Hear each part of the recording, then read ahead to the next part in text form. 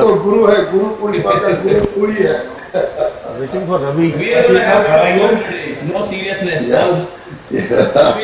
Sir, we are live. Apologize in case मैं कुछ बोल के Sir, इधर उधर. sir, we are live. Don't be Please start. sensitive. Sir, we are live. Waiting for Ravi. Sir, we are live. Any guy who is sensitive, Sir, we are live. Can Sun Pharma can start? Hi, Ashif. Sir, Hi. First class. एकदम first class. hi, sir. That is Dr. Al-Hamadi from Dubai. अच्छा. Yeah, hi, sir. We are live. Kindly, Ashish, can we we are start? live. Sun Pharma, we I are live, think we sir. are live now. And अरे Rajiv पचूरे is the Rahul Dravid. बेचारा कितना webinar में बैठ के शादी अभी तक है, बरकरार है. so everything is fine, sir. सब कुछ है. Deepak, we are live now. So we are live now, Oh, sorry, and sorry, I welcome all of you to this 21st webinar of our Explore the Legend. And today is the different. We have come with different format, and this would be unique in the history of any medical or surgical field. That we are operating from three different places with different cases, and thousands of the viewers will be there. And you all know that who are the legends today. So I welcome again, and I will request Sun Pharma, Mr. Varmanji, to start the procedure.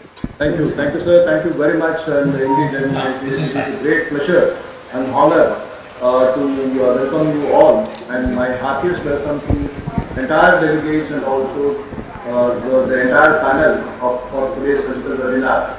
And it is, I would say that as it has been discussed earlier, it is clean webinar, and Dr. Satish Jain and you have proposed this, and we felt that whether it can be done from 3 different places simultaneously on a single day at a single location, whether it can be transmitted across the world. Actually, then the technical team has given the support, and thanks to Dinesh, and thanks for the ideas given by you and Dr. Satish Jain for organizing this program.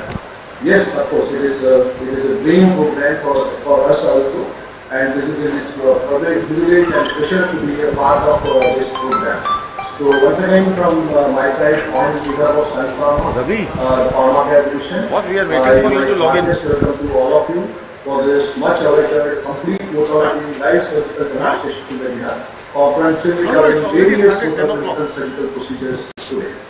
And we have the stardom of operating faculty, while starting from Dr. Satish Jain, Dr. Rajiv Pachuri, Dr. Ashif Jain, Dr. Ashwin Desai. But again, the galaxy of stars as moderators with Dr. Deepak Halipur and my friend Dr. Ravi Ramanathan, with the co-host of Dr. Robert Mittal.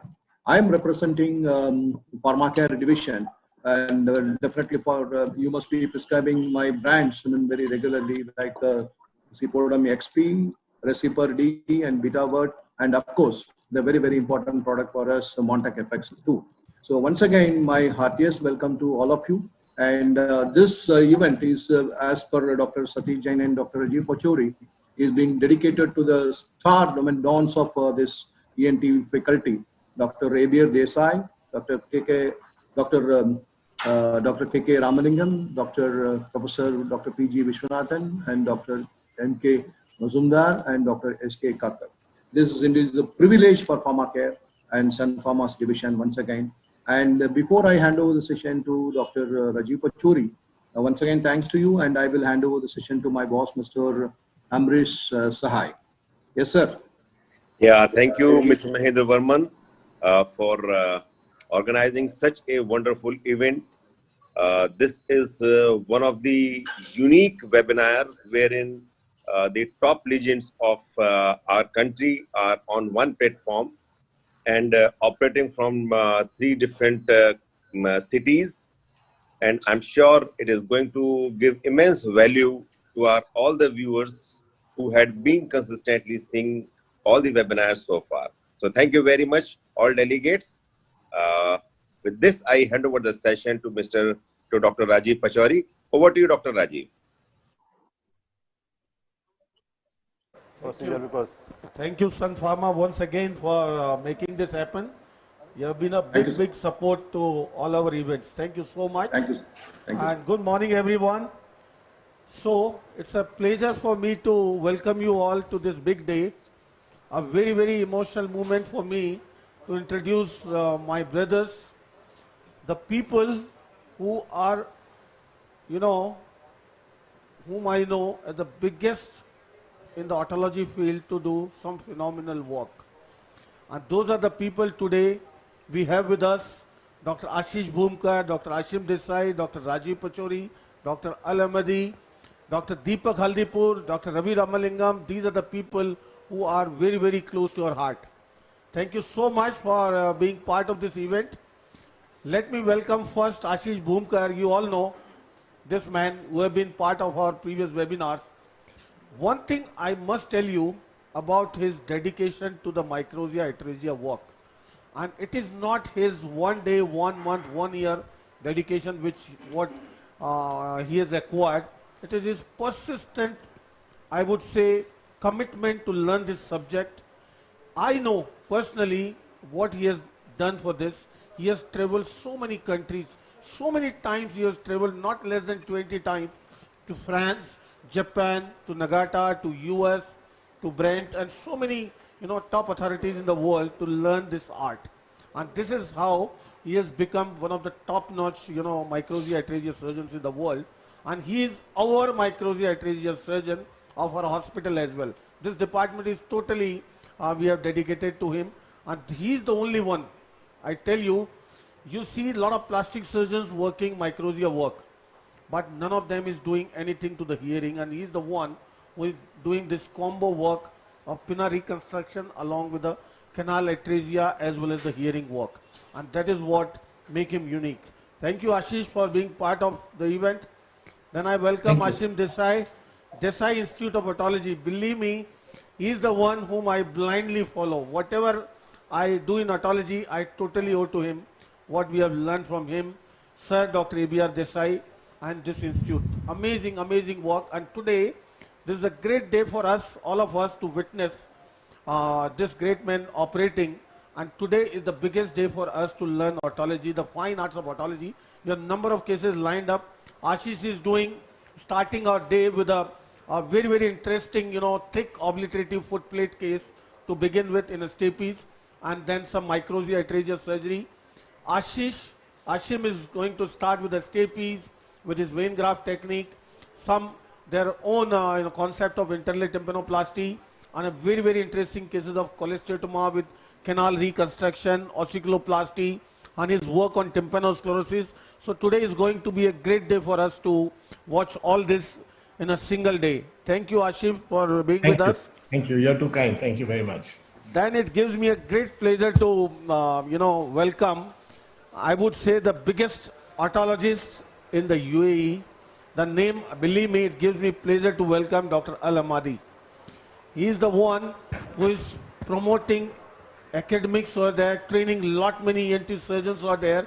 One of his trainees, let me tell you something which I heard from him, Dr. Manish Patankar, our own.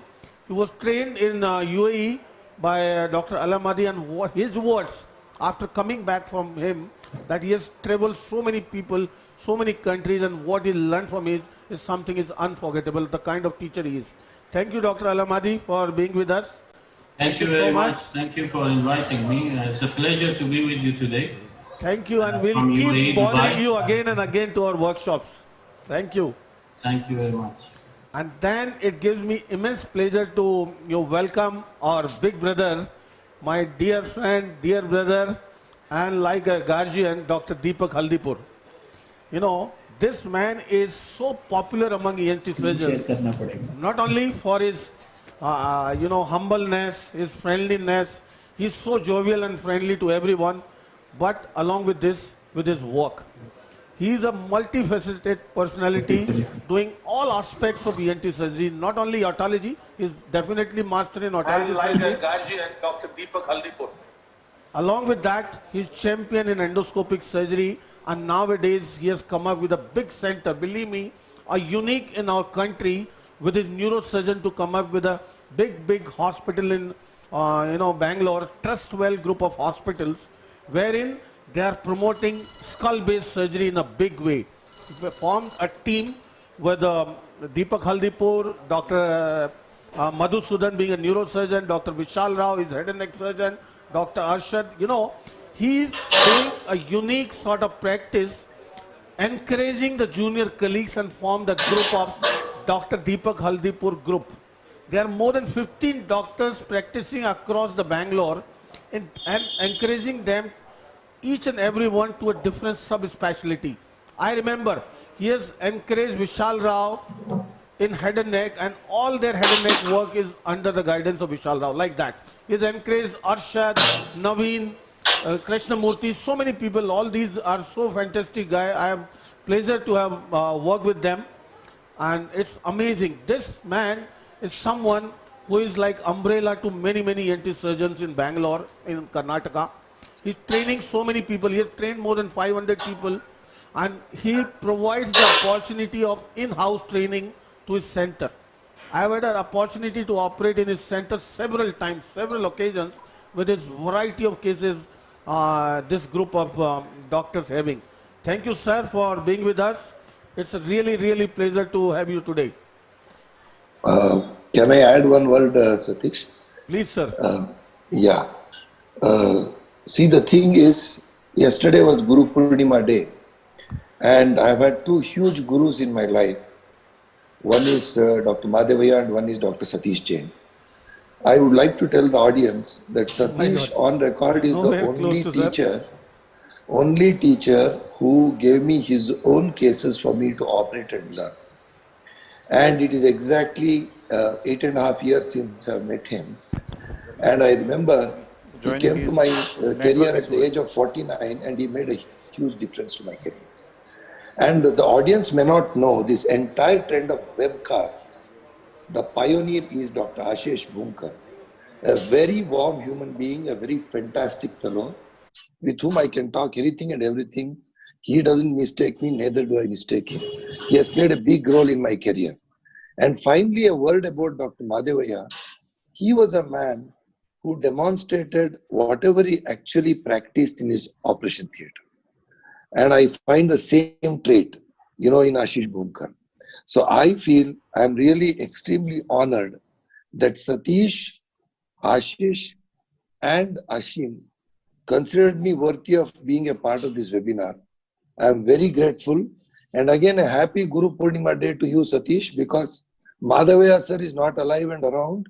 So you are the biggest living guru I have right now. Thank you very much. Every respect. Thank you. And then today, let me take the pleasure to introduce someone who is the mastermind behind all these webinars. And it's a pleasure to have Dr. Rajiv Pachori today. He has brought down from, Agra for this event to Jaipur today. Welcome, boss. It is his hard work. It is his pursuance because of which we are all today on this webinar. It's a teamwork. Teamwork. He is a very, very committed person. Yes. And this man, I've been doing many workshops at Agra. Those are my most favorite workshops, wherein we have been doing a lot of surgical cases to demonstrate there. And he's the one who has a very, very, deep interest in the cochlear implantation. And today, he is going to demonstrate one of the case of cochlear implant over here in Jaipur as well. Thank you, boss. Thank you for being with us. Thank you. We are waiting for our brother, Dr. Ravi Ramalingam, to join. He is trying to log in. Probably he'll be here with us in a couple of minutes. So, thank you all. Thank you, Paramita and Udbhav, for being with us. And I'm sure they are going to, again, they have a difficult task to bring up good questions from people to all the faculty today. Thank you, and over to Ashish Bhunkar. And I think we should say... over to me? Yes, Ashish. Yeah. Okay. So, which one? देखो खोल के 1 minute. I think we are a little lost on the which one. Take your time, Ashish. No problem. Yeah, it's your day. Yeah. It's good. Yes, we can see now. You can see. Yes. Chota. Thank you, boss. Thank you for being with us. We are waiting for our brother, Dr. Ravi Ramalingam, to join. He is Slide share. You can see me? Yeah, We we can see can see you. your slides as well. So there is, We can see your slides. We can see you as Ashish well. Bhumkar sir, you have logged in from two different PCs or two yeah. different phones, so you have to log out from one. So So I'm on my Zoom because I need my computer. So sorry, I'm the little technologically challenged. Don't worry, same here, Uh, same here. Take your time, Ashish, no problem. yeah. It's your day. So now I have put, like, from my home I do Zoom, and now from here they have Dinesh's team. Paramita, is that a problem? Am I audible or not audible? yeah, sir, you are audible. You are audible, but there is some echoing coming. So I think you can log out from one device.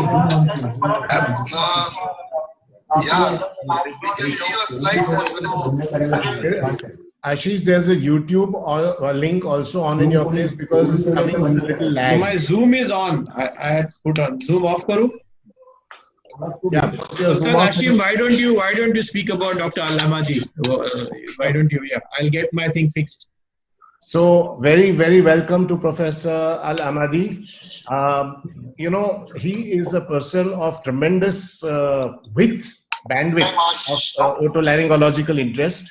He is a phenomenal otologist, and anybody who's even slightly familiar with otology and ENT surgery in the Middle East will know that Professor Al-Hamadi is a legend amongst the otologists and ENT surgeons there. We are indeed privileged and happy to have him here with us today. In fact, there are so many wide varieties of interest. I had the privilege of talking to him in the month of January, and we had a discussion regarding even allergy, for example, allergy and immunology. He was kind enough to give me some time, and he was very open in his thinking. In my short interaction with him, I found that he is extremely open to new concepts, to new thoughts, and it's really, really an honor, pleasure, and privilege to have him here today. And I'm sure that with his inputs, this entire webinar is going to be grossly enriched. He is also responsible for a lot of teaching programs in the UAE. And indeed, Professor, we are very, very, very honored to have you here with us today. Thank you for joining us. It is my pleasure, Ashim. Thank you very much for inviting me. It's a great pleasure. Thank you. Thank you. Over to you, Ashish. Unmute yourself. Thank you so much, Ashim Desai sir and Bhumkar sir and Satish Jain sir, Pachori sir, for organizing such a 360-degree otology program for all of us.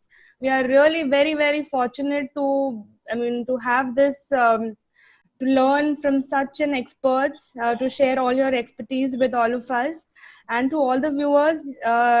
Dr. Uddhav is there, and you're very free to ask as many questions as you want. And today we have also asked Dr. Satish Jain that we are going to send some question link to him as well. So even you can ask as many questions as you want to him. Today he'll be a little free. Yes. Am I on? Yes. We can see your screen. Satish, you can see the screen? Yeah. Yes, absolutely. Okay, so next few minutes. Let's have fun, folks. I think today the whole idea is to enjoy. To enjoy our surgery, enjoy the whole experience. Today is actually a surgical history in the making. Paramita, you said. And two things I want to say. Satish kept saying the dream team or the dream workshop does not mean that you should fall asleep. And it is our responsibility to make sure you don't fall asleep, because you to dream with open eyes. This is the first time ever, arguably, or as per as what we know, that in a single day, the surgeries for external ear, microtia atresia, then the middle ear, stepidotomy, cholesteatoma, maybe a tympanoscopy or whatever, and the inner ear with the cochlear implant, all in one single day. I don't think ever there has been a workshop where in a single day the entire ear has been addressed. And all this under the very, very watchful eyes of the Royal Grandmaster, Dr. Al-Hamadi of Dubai, about whom Ashim has already mentioned, Satish. And I shall allude to a little bit more of his skills from what I have know from his students. And of course, our very own Deepak Hardipur and Dr. Ravi Ramalingam. So the sun is rising in the east, and in fact it is not even setting now. And how? So it was just providence that Sun Pharma was to meet this demi-sun god of ENT, who is radiating so much with knowledge and, you know, enriching the world of ENT with his tremendous knowledge and his ability to share, the demigod of ENT, Satish Jain.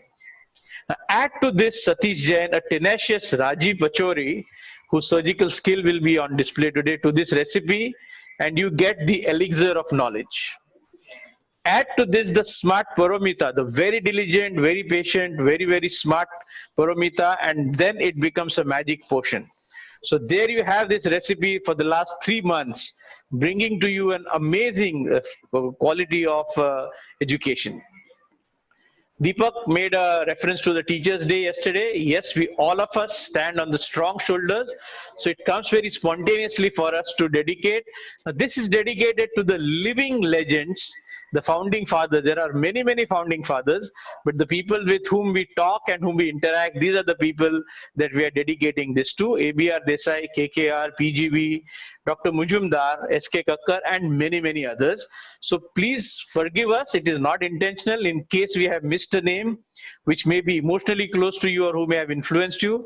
But these are the people with whom we have had the privilege to interact on very personal levels. So ABR Desai, a few words about this. He truly is the ambassador of precision and meticulous. If there were few words that I would associate with him, precision and meticulous, the no nonsense, and more importantly, no compromise person. He would not keep an OPD in the pre-lunch session or pre-surgical, not wanting to finish the surgery and rush to see an OPD. That is a lesson I learned from him. Never be in a hurry to finish your surgery. Your commitment has to be 100%. And even today, he still remains the face of excellence in all of the middle ear surgery. A man of Satish Jain's caliber says he blindly follows the Desai Institute of Otology. That is a very big statement and a very big compliment of what all ABR and now Ashim have been practicing and propagating. PG Vishwanathan, another very, very favorite of mine. He is really the ambassador of enthusiasm and utter modesty. Incredible surgeon, but still very, very enthusiastic. Even now, occasionally he will call me, but Ashish, what about this atresia? What about this flap? That send me this, send me that. Still wants to buy instruments, even if they cost 90 lakhs, 80 lakhs. He still is so enthusiastic about ENT.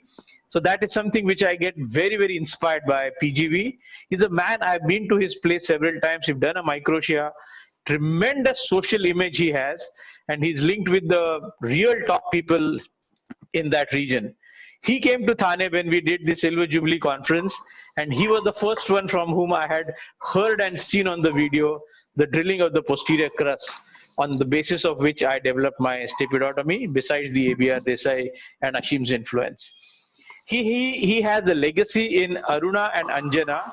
Both are surgical volcanoes. But being women, unfortunately, in the societal and the family, this thing, currently they are a little dormant, but when they explode, they are going to shake the ENT world in India. Now, KK Ramlingam, another favorite, he's the ambassador of gifting and education. And I choose my word gifting in a very, very calculated way, because we know more about him through the ISO, and the ISO actually represents the soul of KKR. It is designed to unconditionally gift knowledge to thousands of Indians, including me, Ashim Satish. Satish Jain is more or less doing the same thing. Gifting is a very non-transactional. He's not giving. I give you something, you give me something. A gift is an unconditional, non-transactional gesture, and that is what a KK Ramlingam has been doing very, very successfully for so many years now.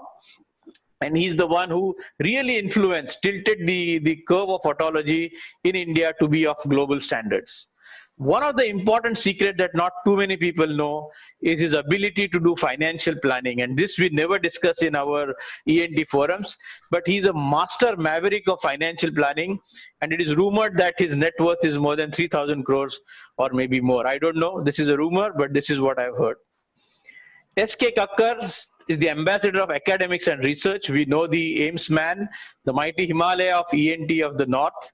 He has influenced the entire north of India for many, many decades, trained many people, and he has been also a great follower of the state-based surgery that we've been evolving.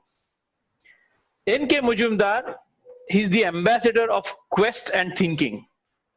He's a great philosopher, Socrates plus Darwin of ENT is how I would label him. He's the only living legend who regularly watches the Satish Jain avalanche of knowledge and gives his comment. It is incredible how deeply he is still interested and how he will make a very strong observation on something that Satish has done, said, or shown. So Dr. Majumdar, thank you for watching the entire 3 months of the Satish Jain avalanche of knowledge. With us, I have to make a special mention, with us in spirit forever, the legend whose words still echo and resonate in many hearts. Ashish, I am telling you, not to worry. No, do this. The father of TMJ, actually lesser known for that, the great Mahadevaya. He's the only exception I'm making here. And to me, and Deepak made a comment about him, the ambassador of innocence and grace. Absolutely graceful in his heart, very, very giving, and very, very innocent human being, a childlike person in disguise as a brilliant surgeon. When Deepak said that what he did in the operating theater is what he told the world, was like the childlike innocence with which he would not try to mask and project. A little bit about our esteemed special guest of honor, Dr. Al-Ahmadi, the brightest shining star of otology in the entire UAE and the entire region there. He's actually very, very revered and called the master of masters because he has trained many a renowned otologist coming out of that region. He's legendary. He, of course, took his training in Glasgow. He did his fellowships there, but then came to Dubai. There's a legendary fact that his training involves not just academics and surgical skills, but he has the ability to generate or create love for the subject in his student. Now, this is a great hallmark of a teacher. To create love of the subject is something very important rather than just the technical skills. In fact, it is said that he has no students. He only has disciples. They respect, love, and adore him like a messiah. Besides his sterling mastery over all the middle ear, why he is here today is because he does the middle ear, but also rules the inner ear, both the cochlea and the labyrinth. He runs the largest cochlear implant surgery in UAE. He conducts an incredible fellowship program. What Satish mentioned, that our very dear, our own Dr. Manish Patankar has done a fellowship in Vertigo, that training program, and Manish keeps praising about it so much. It's so well structured, so well detailed, that it was something that the first time Manish actually understood and got a grasp over Vertigo. But above all else, all the people that I know, the seniors and the juniors, they say Al-Ahmadi is the royal, large-hearted, well-meaning Imarati, the Arab with a heart in the right place. So thank you, Dr. Al-Ahmadi, for being here with us today. I will speak a little bit about the two moderators, Ravi Ramalingam, the ambassador of charm, that smile itself, and skills. He simply proves Darwin was right. And KKR happily and proudly introduces himself nowadays as, I am father of Ravi Ramalingam.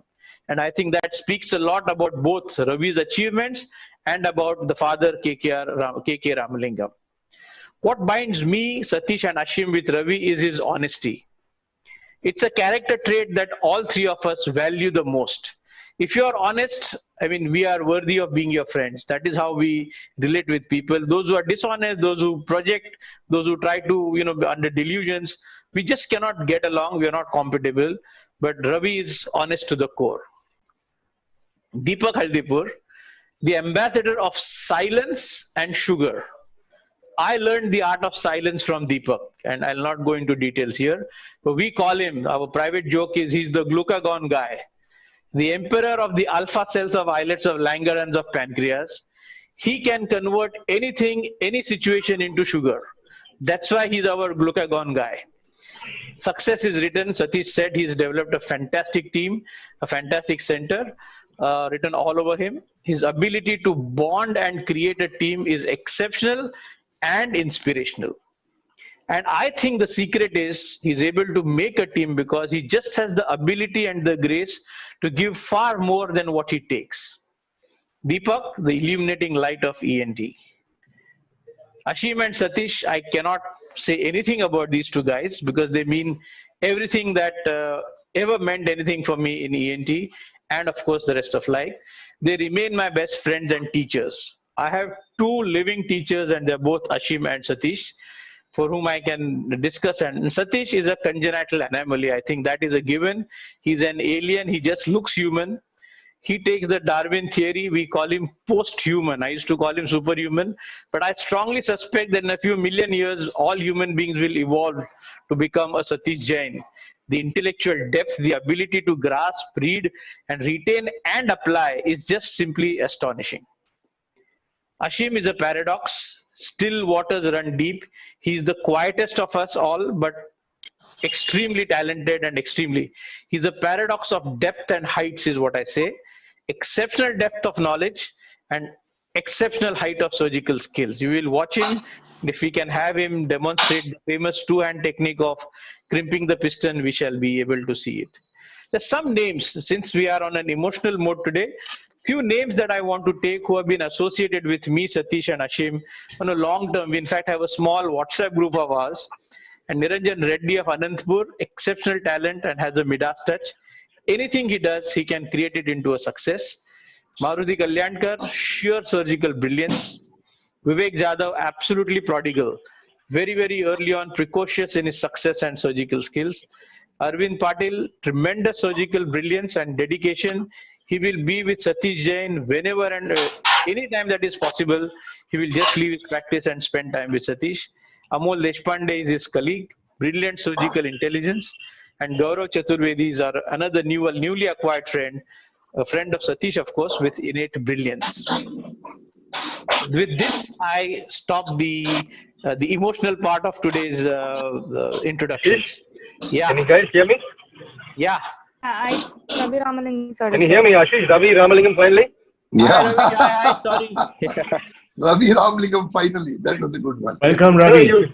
If you look at the background, I'm sitting in my car driving around for a better signal. I'm so sorry I was a little late. There was some problem with the network. What property are you buying or selling? Why? One more hospital. I took my car, drove looking at the phone for the best signal. And anyway, now I found a spot and I'm parked and I'm with you guys. So thank you for having me. Cool. I'm sorry again, Satish, and all of you for being a little late. So it's always good to be back with you guys. Yeah. Okay. So now we get going, Satish, with your permission. Yes, we have already heard Ashish saying Satish about Ravi. Can you hear me? So if you may allow me, I'm in my OR now. Yes, you can go ahead. Yeah, go ahead. Go ahead. Gayatri, you can say hi. This is Dr. Gayatri Patankar, our teammate. Hi. She's the one who will be doing the sculpting. That is Santosh, our OT manager.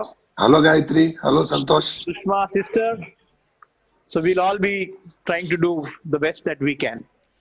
Thank you, Ashish. Yeah. Satish, you are muted. Yeah, we'll discuss about the first case. Ashish.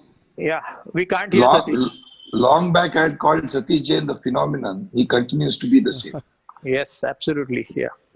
And you forgot the detail. I was the link between you and Satish. So before no, you have the link for me for everything, man. And Dhanraj was the link between you and me.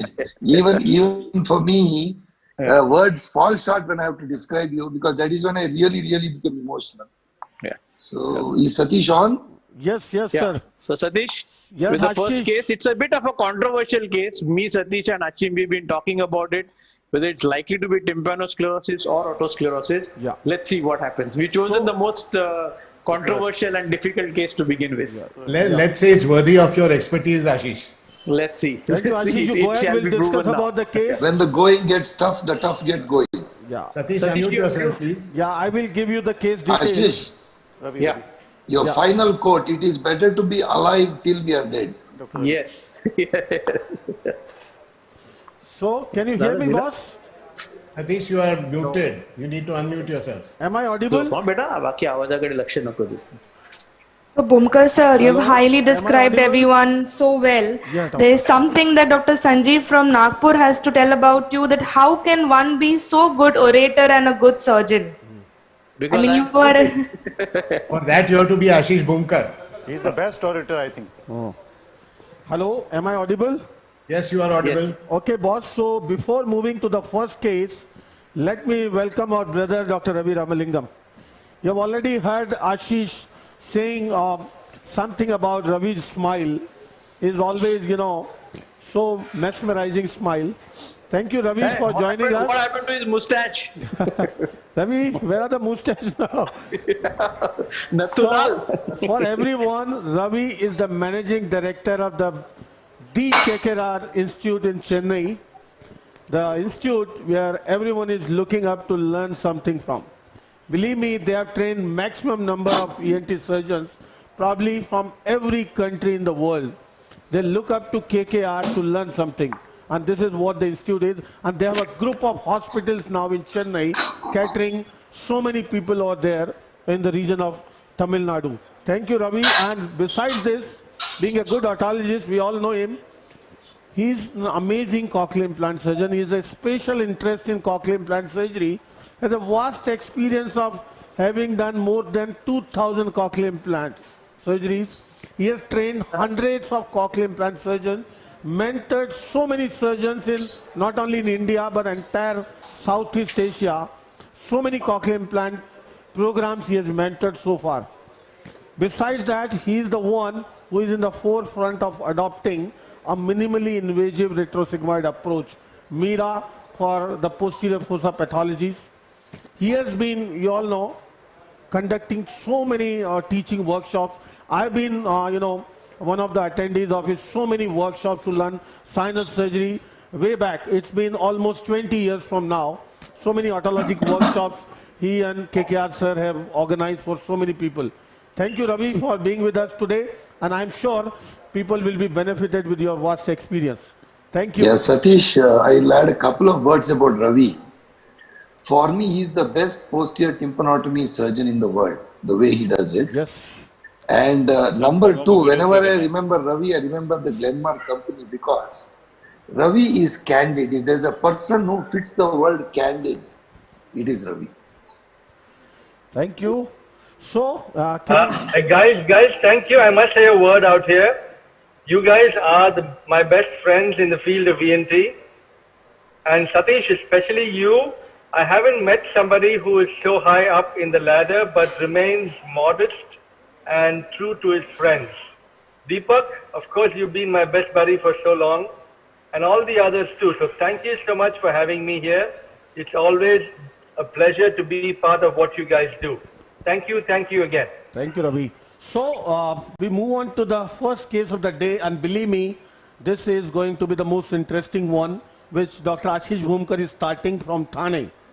So let me give some details about this case. This patient has a bilateral conductive hearing loss. You can see the audiogram on the screen.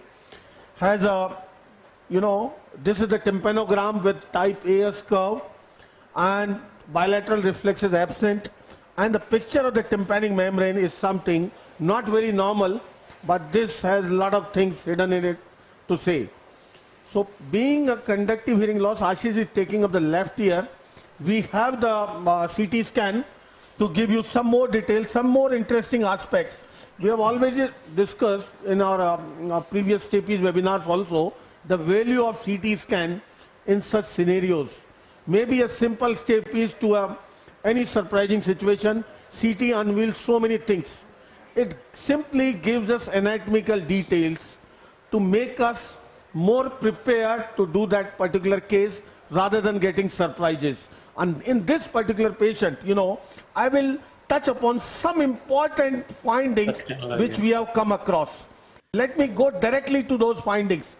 See this, on the left side, though we have seen in our otosclerosis webinar earlier what all to see in a CT scan in a patient with a conductive hearing loss when you suspect otosclerosis. Many things you can see on CT scan. Here, I'll just touch upon those issues, but highlight only the positive aspect. And see what we see here on the footplate on this side. Let me show you from above. This is a horizontal facial nerve. Horizontal part of the facial nerve you can see, and as I go below, this is the genu of the facial nerve. This is the vestibule. This is the region of the foot plate, and what you see this hyperdensity anterior to the foot plate and over the foot plate as well. Can you see very well? Ashim, can you see clearly? Very well, very well. This gives you a good clue of the kind of foot plate Ashish is going to get. We have seen so many stapes surgery that we have done, and today we have variety of stapes cases. Probably we'll be showing at least 3 cases with 3 different techniques, and this first one is full of surprises which Ashish is going to start. And what we look up here is the kind of foot plate. This is not a thin blue foot plate generally we get. What I observe here is a thick focus anteriorly and over the foot plate as well. You see on the opposite side, even more dense. Can you see almost the entire foot plate is, obliterated on the opposite side? Can you see?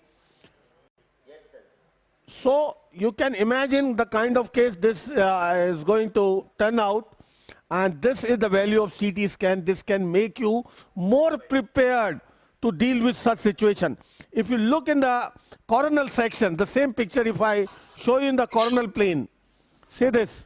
What we see in the coronal plane mostly for the otosclerosis, first is the level of the facial nerve. This is my oval window and this is the facial nerve, and what we can see over here, the facial nerve is looking normal, not looking dehiscent, not falling upon the oval window, and that is what we want to ensure before. Secondly, the ossicular chain. See the malleus, the incus, the stapes, suprastructure, and heading towards the foot plate, and foot plate is looking little thicker than the usual one. On the opposite side, the situation is pretty, more difficult, more tough situation where you see the thick focus lateral to the vestibule in the region of the foot plate. So Satish, that is the value of would you consider tympanosclerosis in this, Satish? Can be. Looking at the condition of the tympanic membrane, yeah, it could be it's a thin scarred drum, and also yes, the anterior malleal ligament, there's foreshortening of the handle of the malleus. Yes. Satish. Yes, sir. In this case, would you have preferred a cone beam CT? Yes, 100%. Cone beam gives you much better detail in terms of more finer sections. I could have got 0.05 mm section through the cone beam, number one. Number two, with the cone beam, like this, you can reconstruct in all planes, all multiple planes, whatever you want to reconstruct, but with a more finer picture of thickness of the foot plate. With the cone beam, I can ascertain the thickness of the foot plate in some millimeters. If my cone beam shows my foot plate thickness is 0.3 millimeter, it has to be 0.3, like that. So cone beam is more precise, you can say. You're right, sir. The cone beam is I've been lucky, Deepak and Satish, that I have a cone beam CT in the hospital now for about 8-9 months now. Yes. And I completely agree. The pictures that you get for detail inside the middle ear and mastoid are amazing. So, and sitting position, doesn't space, it's not space occupying, sitting position, 17 times less radiation. Yeah. Pardon me?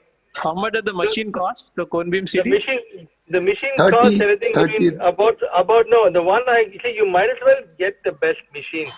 The one I got cost between 45 and 50 lakhs. It depends on the software that you decide to take along with it. But you have cheaper machines, but I would recommend that you get the new one. It helps with your depreciation taxes. The quality is good. It lasts longer. The support is longer. So yes, you could get for 25, 30, but the one I got is a little more expensive, but I'm very happy. See, it takes 10 minutes to do it. You can do it in your own hospital. It's there in the next room. It goes into the same room where I have the X-ray machine, and I get good pictures. I can get in the computer immediately by the packs. The images are zoomed as much as you want, and the quality is really amazing. It's very good. And if Ravi says 45 to 50 lakhs, that is the best price, because Ravi is the Bania of South India. Professor Alamadi, what is your opinion? Do you do scanning in each and every case of otosclerosis? I personally don't, but I agree that we should look into it. Medical legally speaking, we are not, at the moment, it's not the standard of practice in UAE to do CT scan.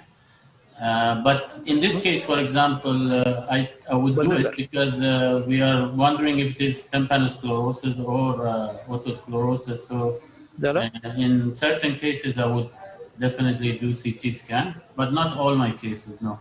So how do you decide, Professor, how you do a Prime CT few. scan? I Tell don't the criteria. we have few cone beam CTs. I don't have it in my hospital, but I do a normal thin cut CT scan. Yeah. Thank you. Biggest value is it prepares you with the kind of anatomy you are going to encounter.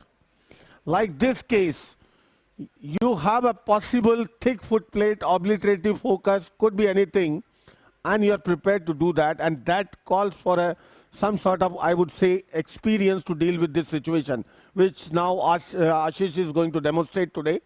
Ravi, can I ask you one thing? Now you have a cone beam, you must be getting CT scan done for all otosclerosis patient. You are amazingly, experienced person.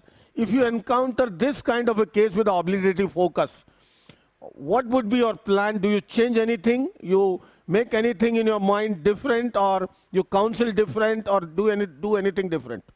Or you don't operate such cases? Definitely operate in this particular patient. Can you hear me? Yes, yes. Yeah. So I will definitely operate on this patient. But then my surgery name for starters would change from stepidotomy to tympanotomy and proceed. So that itself will change the tone of what I talk to the patient, what I tell the patient. Because now I also have to look at the mobility of the other ossicles. So you have a thick foot plate which is not going to be mobile. That much we can deduce from the scan finding. But I also would be careful about the mobility of the other ossicles, and that would lead me to be a little more circumspect when I talk to the patient. But to answer the question, I will have the scan. I will go on with this operation, hoping it to be a routine stepidotomy, and that's what I expect it to finally be with a thick foot plate. But my counseling of the patient would be slightly different. Okay. So what is the company name of the cone beam? Which company it will be? The machine I have is called Carestream 9600. Okay. They've been extremely supportive, and because we were novices and we didn't have too many people to talk to, they were very helpful in helping us get the protocols together. Cochlear implant imaging, routine otology, endoscopic sinus surgery. I've been extremely happy. The pictures are something that I can control. When they come back from the routine CT scan center, the pictures are often not what we want. I've been able to control them. At some point of time, if you send me a message or email, I would be happy to share with you the details, the company and the pictures, and I'm very happy. But remember, that's only for two purposes. It's for the sinuses and for the temporal bones. It cannot be used for anything below the neck. And it's more of a dental machine by definition. You can't use it for the neck. That's for the temporal bone and PNS. Correct, that's all. Non-contrast CT scan. You can't and do a contrast with the Satish, I would like to add a point. Yeah. In a time when everybody is coming up with some dental implants and all that, it's going to become more common in future. CBCT has more and more value. Because so many people are going into implantology now and so many patients come up with implants. See, in implantology, the biggest advantage of CBCT, besides the other advantage, it has no artifacts. You know, in the post-op, when you place an implant and want to ensure the location of the implant, want to see exactly where implant is going, in the scala tympani, vestibuli, you don't want the artifact to intervene, the cone beam is the choice. Cone beam is the choice for the CT scan post-cochlear implantation. Besides the other advantages, like Ravi has already enumerated, it is so quick, so fast a scan you can do even in a sitting position. It is so, convenient to the patient. Otherwise, To get an axial CT scan done, you have to lie down prone, and that is not convenient to many of the patients, particularly elderly patients. It is relatively much radiation free. You know, the overall radiation as compared to the multi-slide CT scan is almost 17 times less in a cone beam. Besides, you can have the finest slices you want. We have got 0.05 mm slices with the cone beam, as good as, you know, in terms of picture quality, as good as multi-slide CT scan. So these are the distinct advantages of the cone beam. Obviously, there are certain disadvantages. I would say it's not a versatile tool in terms of, like Ravi said, you can't do entire body scan for this. For otolaryngologists, it's good for, ideal for non-contrast CT of the temporal bone and PNS. You can't give a contrast study with a cone beam. You can't do angiogram and all. It is best to prevent artifacts, and that is why it was developed. That is how it was developed for the dentist when they plan, you know, dental implant, and they don't want an artifact, dental artifact, before planning that implantation. And that's how it has come under widespread use, and what we are doing today, using this only for that purpose it was developed for. So coming to this... Can I add one thing, Satish? Sorry. Yes, yes, please. Just one word to add. When anybody in the audience is looking to purchase CBCT, there are a couple of technical factors to keep in mind. It's the size of the image that you get. They call it the voxel size. And ideally, you want the largest voxel size. Now, if anybody is interested, the one I've got has got 16 by 18 inches. So it covers the entire head in one shot. If you compromise on that, the bigger you acquire, more costlier it is. But then the point is that, correct, that's true. That's why I said it's good to invest in this better machine rather than to compromise the beginning. I mean, see, in my hospital, we convert all our x-rays now to the CBCT. It's the same time, and the machine pays for itself very quickly, if that's what you're trying to consider. The pictures are non-comparable. These are really, really good. So a good addition to your armamentarium. People want to see the local anesthesia Ashish is giving in this Scapies case. Yeah, Ashish, can you hear us? Yeah, I can hear you. Maybe know at what stage you are. Can you go ahead? I'm only cleaning the canal. Y'all can discuss. Sir, you also tell us about the infiltration part. Since you're there now, you can just tell us about the infiltration part. Let them do the discussion. Let me get the whole thing right. A lot of requisitions for the infiltration, flap, all this. We will see in the next case when Dr. Ashim Desai demonstrate. We'll go right from the beginning, from the infiltration. We'll see a different approach today from Dr. Ashim Desai. His own creation, the mini endoral approach for the cholesteatoma case, and see many more new things. Now, coming to this, obliterative focus, there are certain facts where we need to know. First of all, when it comes to work at the level of the foot plate, it calls for the highest level of diligence. The reason is you need to drill away this entire focus to make the foot plate flushed. You have to uncover the foot plate underneath the focus if it is otosclerosis. As Dr. Ashim Desai mentioned, it could be tympanosclerosis also. The CT scan cannot differentiate truly between a tympanosclerosis and otosclerosis. Why he is suspicious? Because of the condition of the tympanic membrane. But the thing which goes in favor of otosclerosis is the foci at the level of the fissula anterfenestrum. Yes, whatever there it is, very prominent foci and focus at the fissula anterfenestrum.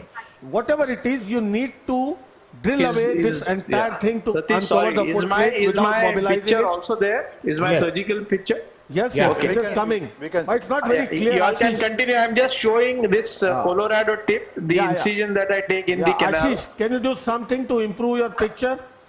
There is a lot of glare. I think you need to change the speculum or do something else. Can you do reduce something the light. to reduce the glare?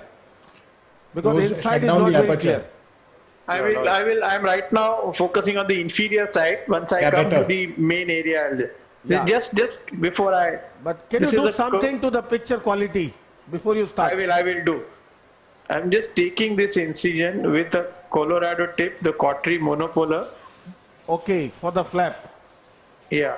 So inferiorly that tends to ooze, and now here. Yeah, that is very important point. Once it comes to stapes surgery, once you work at the level of the foot plate, literally you don't want even a micro drop of blood coming over there. And this inferior incision, sometimes it's so bothersome, it keeps on oozing and making your life very, very difficult and frustrating.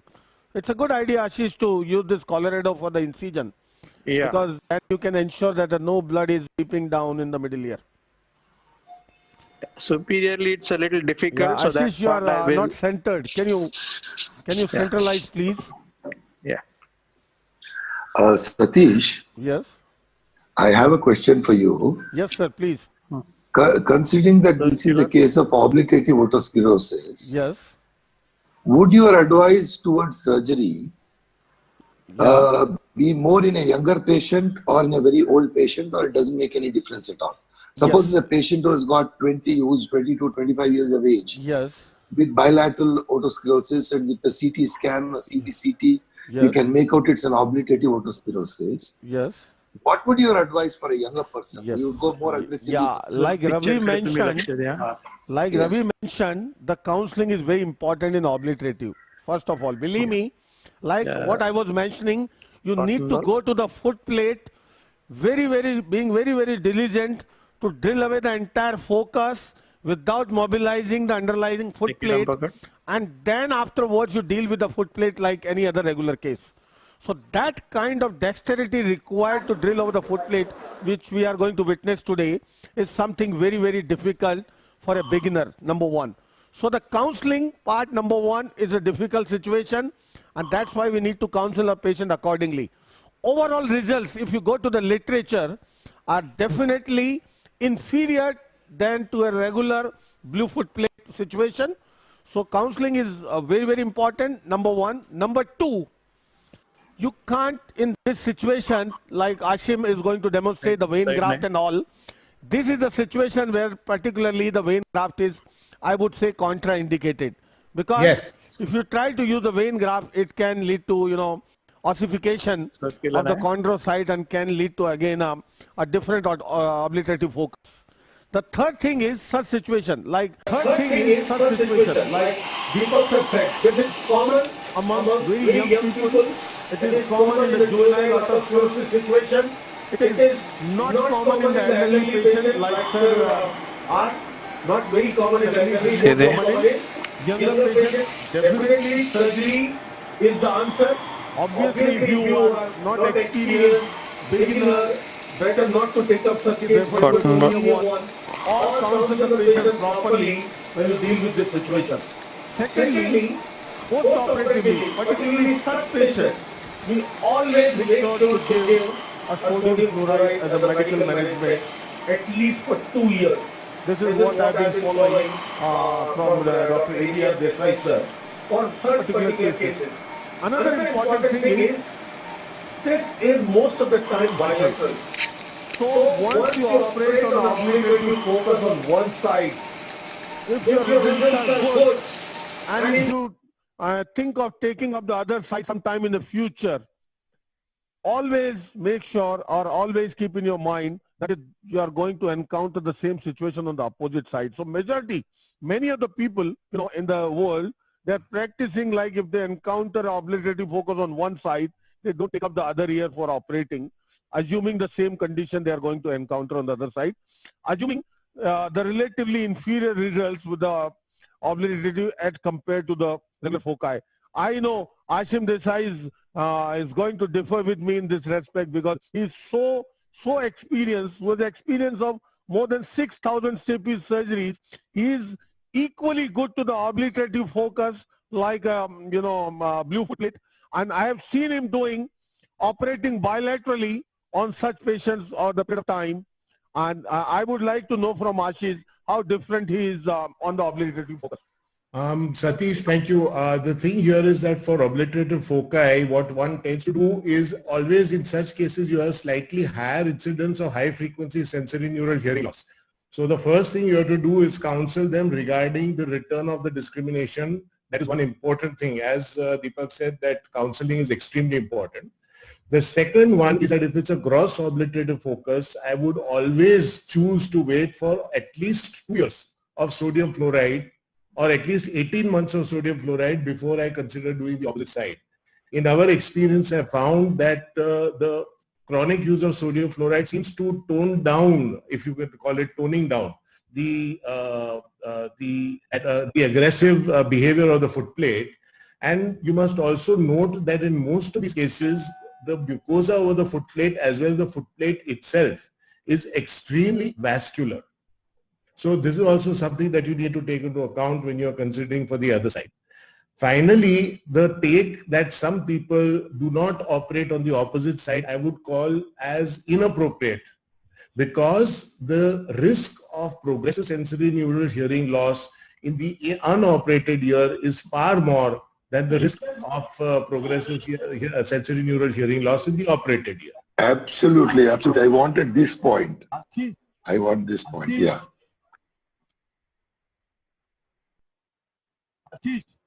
Ashish, can I interrupt you?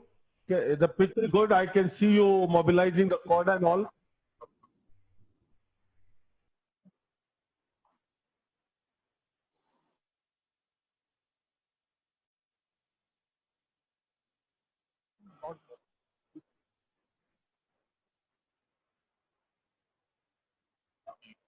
Yes.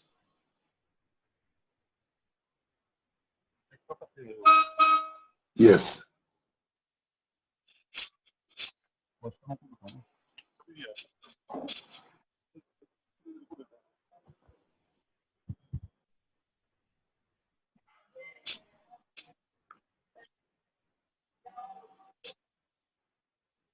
Fantastic. Yeah.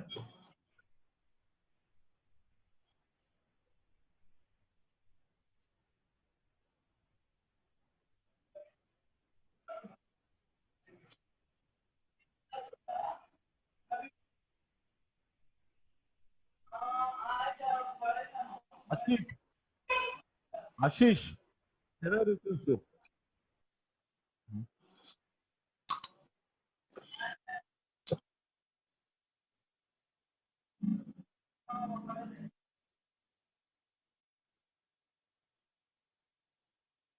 Yeah. So can you focus a little more, sir? And Ashish, that's much better picture. In Yeah. higher magnification, the picture is better. The only request is, can you reduce your glare a little bit? And secondly, probably it is because of the speculum. If you can try to change the speculum, I'm sure the picture will improve.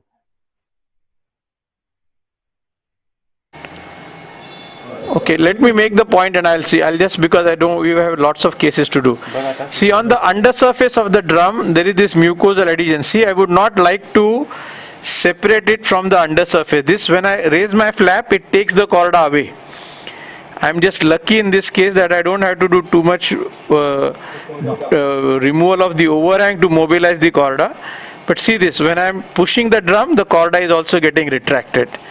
So this is something which we need to keep in mind. Sorry, I just wanted to make this before I proceed. Yeah, now you all can go ahead with your discussions.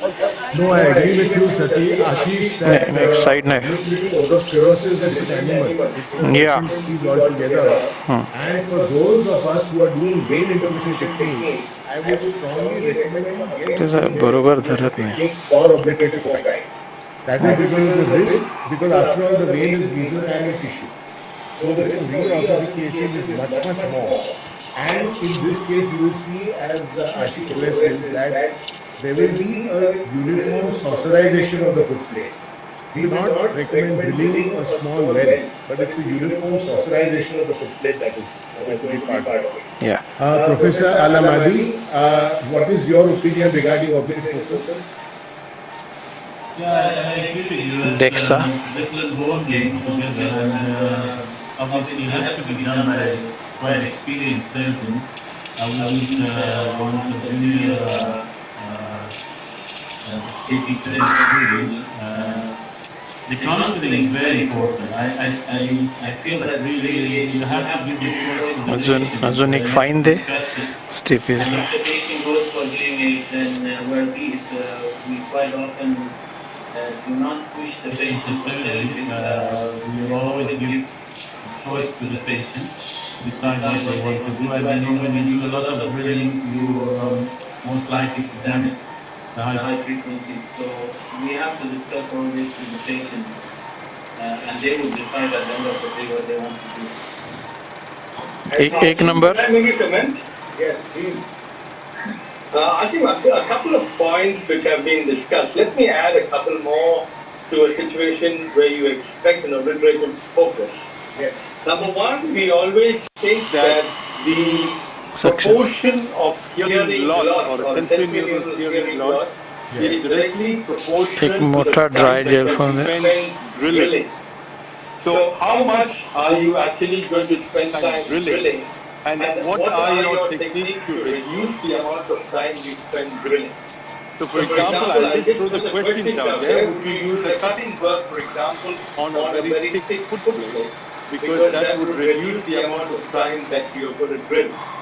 Second, would you stop drilling every few seconds to let the whole area cool down? Because the heat tends to build up very quickly, and that could cause problems. Side में And how do you kind of reconcile the fact that you want a well-saucerized area with the need to reduce the time that you spend drilling?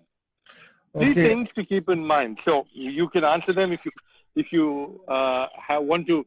But then I just threw the questions out there. And the last question is the obliterative. Yes, intermittent drilling is most important, and I tend to use. So this is a gouge and hammer. Sorry, I'll address that. This thing Ashim can take. This is the gouge and hammer technique which I have learned from Ashim to remove the overhang. See, we have seen in our previous webinar the curetage of this part to expose this area properly. Yes, sir. You can use the curate, a simple good curate. You can use a micro Section. And what here he is using is a micro gouge. You know. It's a 2 millimeter, Ashim. Yeah, it's a 1.5 and 2.2 millimeters. Yeah. Less than 2 millimeters, rather, I would say. A 1.5 millimeter gouge. Yeah. See this? He's removing this overhang so quickly, so fast. This is so safe. It saves time, a lot of time. And see, it is so quick. And he's removing this entire overhang in one piece, preserving everything. And that is simple elegance, that movement of the hammer, a very, very micro movement over this micro gouge, and you can remove this entire thing one piece. I've seen in one of our cases in the Staples Carnival, when we had a case of anterior malleolar ligament fixation, and Ashish removed this overhang far anteriorly to mobilize the anterior malleolar ligament. I remember that. Yeah. Can you point out what can be done for the anterior malleolar ligament while removing this overhang? Absolutely. Now, before that, I'm going to answer Ravi's question. Then one is, as Ashish correctly said, intermittent drilling. B, I would irrigate sufficiently. And C, I have a study, Ravi, of many cases.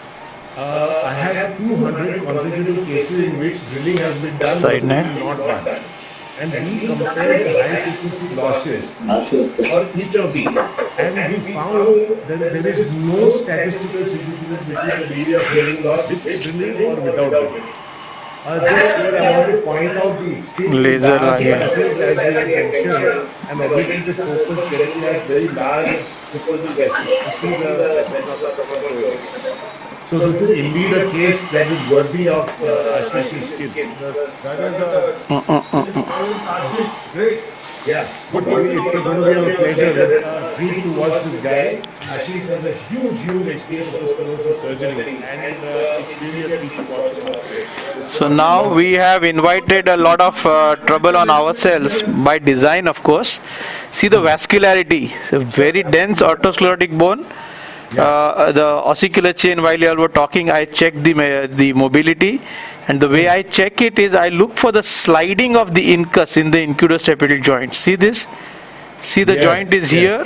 This is sliding very well.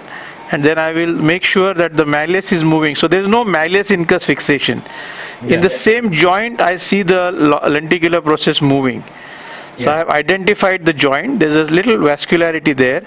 But most autosclerosis. Yes, that confirms your diagnosis. See, and there's such a big vascularity there. That is what I wanted to mention. See, Pathognomonic. few points to learn here. Number one, he kept the chorda attached to the mucous hole to the other surface of the tympanic membrane. That is the secret behind preservation of the chorda. And he puts the chorda along with the flap to protect it. Number two, Sorry, Satish. The other thing I do is I keep putting DEXA injection in the middle ear, also to keep the chorda wet with DEXA. And if I am going to take longer time, I will keep a gel foam soaked in DEXA to keep the chorda moist. Sorry, desiccation because of the heat. Heat and exposure. So now laser. Whenever you have to differentiate the temporal sclerosis from otosclerosis, in such a situation, see the distinguishing feature is vascularity. In such thick obliquity focus which we could pick up by means of a CT scan preoperatively very well. He was much more prepared to deal with this situation. Being an experienced person, he was so straightforward in his approach and see now the diagnosis is confirmed. Curate there. This is expected to have this kind of a vascularity in an obliquity focus. Second point, like we discussed, his exposure. In one shot with a micro gauge, the entire area is so clear. We can see the fallopian canal above. We can see the length of the long process of the incus.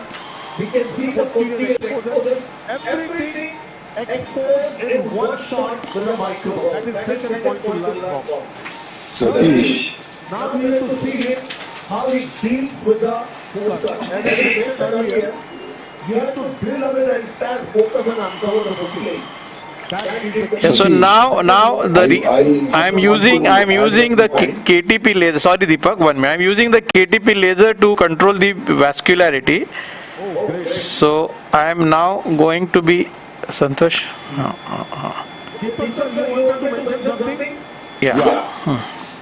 See, this removing the gouge in one shot should be done by the expert because it's all this noise. We forgot how nicely Ashish dissected the loosened piece from the chorda. When a beginner is doing this, one of the risks is when the piece hangs loose and is attached to the chorda. If you are not careful, you can damage the chorda. Yeah, so the trick to that is to make your first stroke at that junction where the chorda is. Yes. Can I make a point here? That is a very important point we discussed in our previous webinar. I've been using, carbon dioxide lasers, and we have demonstrated almost 10 cases before. Or as a before laser, suction. And everything.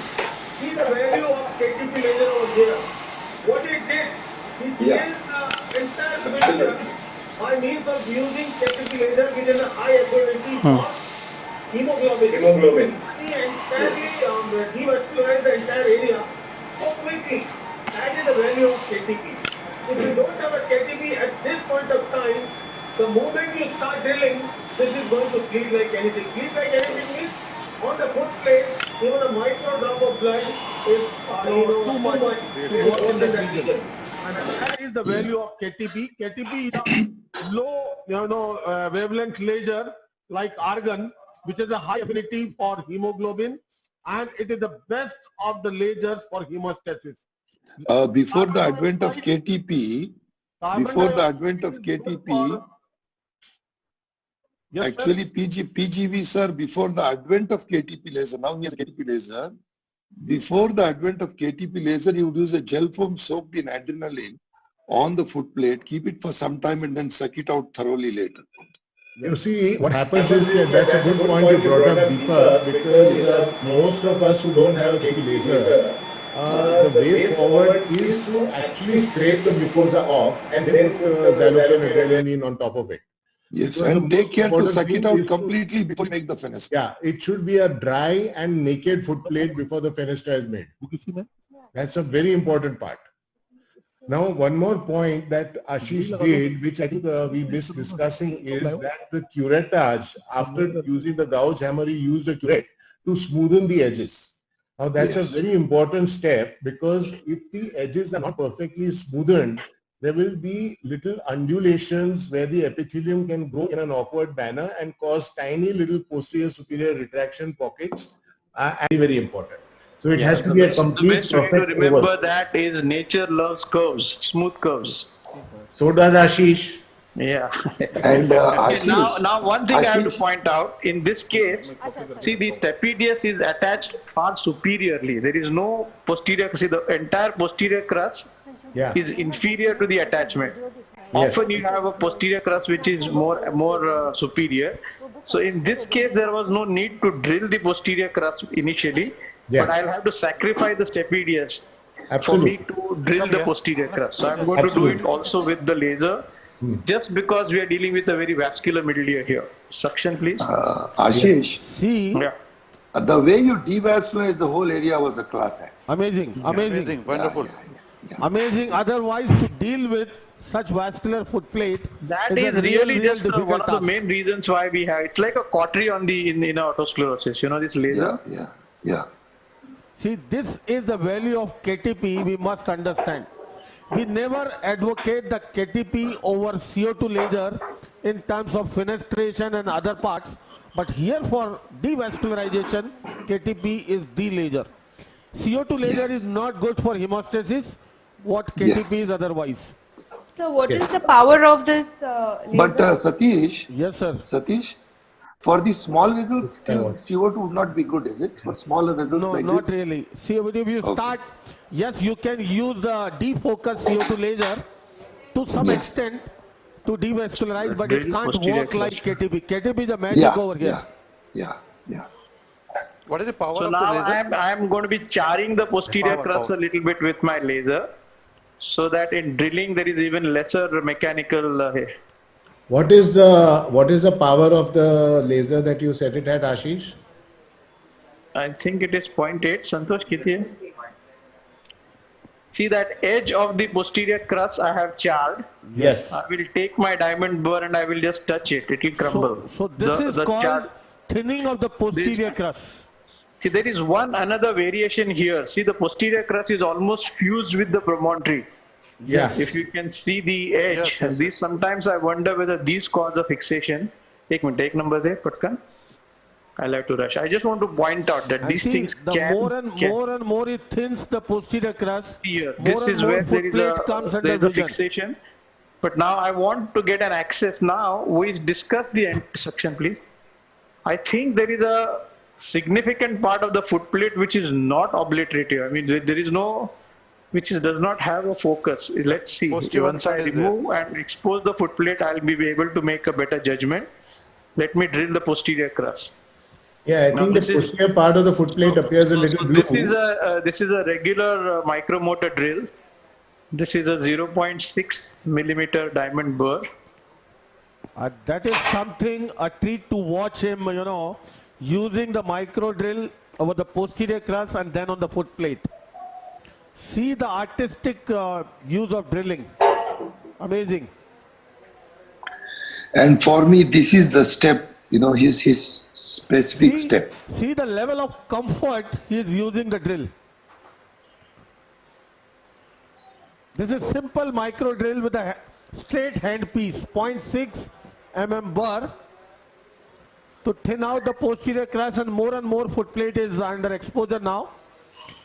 At this point, I'll would like to apprise you with one of the classification proposed by a surgeon, Melafronte, and that is very clinical. What it defined, and that is very practical, the way he is distributing the otosclerotic work to his residents. He categorized the foot plate into 3 categories. The first one is a blue foot plate. Blue foot plate, which is fixed one, is the ideal one where the foot plate is better, fix to the annular ligament all around. And that is the ideal one where the foot plate is adequately fixed and you can make a fenestra, you can do the carotmy and all these things which much more, comfort level without mobilizing the foot plate. And that is the foot plate he would give to his residents in their training to do the stapes surgery, because in those cases the foot plate is much better welded to the annular ligament all around. The chances of dislocation are less. Satish, may I make a point? See how gradually I'm drilling the posterior crust? Yes, I can see. Very also well. a little bit of the head of the stapes I drilled. Yeah. See here. Ashish, can you focus a little bit, please? What is the speed of the micromotor? Speed of the micromotor? Amazing. The best thing is to see the hand movements. Yeah. She's so precise. He's at the high magnification using this 0.6 mm drill right at the posterior crest with the foot plate under exposure is something a treat to watch. Ashish, can you little bit centralize the picture? Yeah, so this guy, what is that thing called here? Bajuga? What is the speed, Ashish, of the micromotor? You're out of focus. Yes. Now this perfect, is best. perfect. This is better. Speed I think is 900, but I'm just controlling it with my foot. Now I see a little bit of the vascularity again of the foot plate. Ashish, at this point of time, can you focus on the foot plate? Yeah, It looks like you're focused on the posterior crest. Yeah, I'm just going this to the foot magnification, plate. yes. Yeah. Now, see, almost like 40% of the foot plate has been drilled. Yes, sir. I'm getting a better access. Now, this foot plate, actually what you're seeing is not an obliterative. There's a very dense focus anteriorly. Thick foot plate, thick one. I mentioned on the opposite side was a huge focus as compared to this side. Laser. Satish wanted me to do the other side because it was more thicker, but unfortunately in the counseling we had already spoken about the left. It's great. So the patient wanted the left. So would you recommend CO2 laser or KTB laser for the stapes? Which means? See now, as the more foot plate is uncovered with vascularity over it, he is now using the KTP again to take care of that vessels. I think KTP is better. KTP is ideal for the stapes. to control. So, sir, here Professor N.K. Mojumdar has a point. He's asking that when you're talking about the vascularity in otosclerosis focus, don't you feel that this physiological change also involves the stria vascularis to affecting the nutrition of outer hair cells in basal turn? Not really. Believe me, the reason for this vascularity is the disease focus. What is otosclerosis? Where the otic capsule thick bone is turned into a more vascular, more spongy bone. Yes. And this is what the active focus is, which we are dealing with. So this is the true vascularity of the otosclerotic focus, not anything else.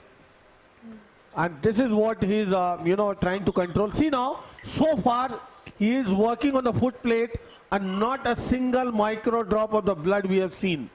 Yes, and that the credit goes to the KTP, and the way he is using KTP in between. He first used the KTP. Drilling the head of the stapes because it is coming in the way of that is the overhang. So see that? Yes, I have drilled a part of the head of the stapes. See, like Ashish. he's taking this surgery as a mission. He first mobilized the cauda, he devascularized the area, then a little bit, thinning of the posterior crust to more and more expose the foot plate.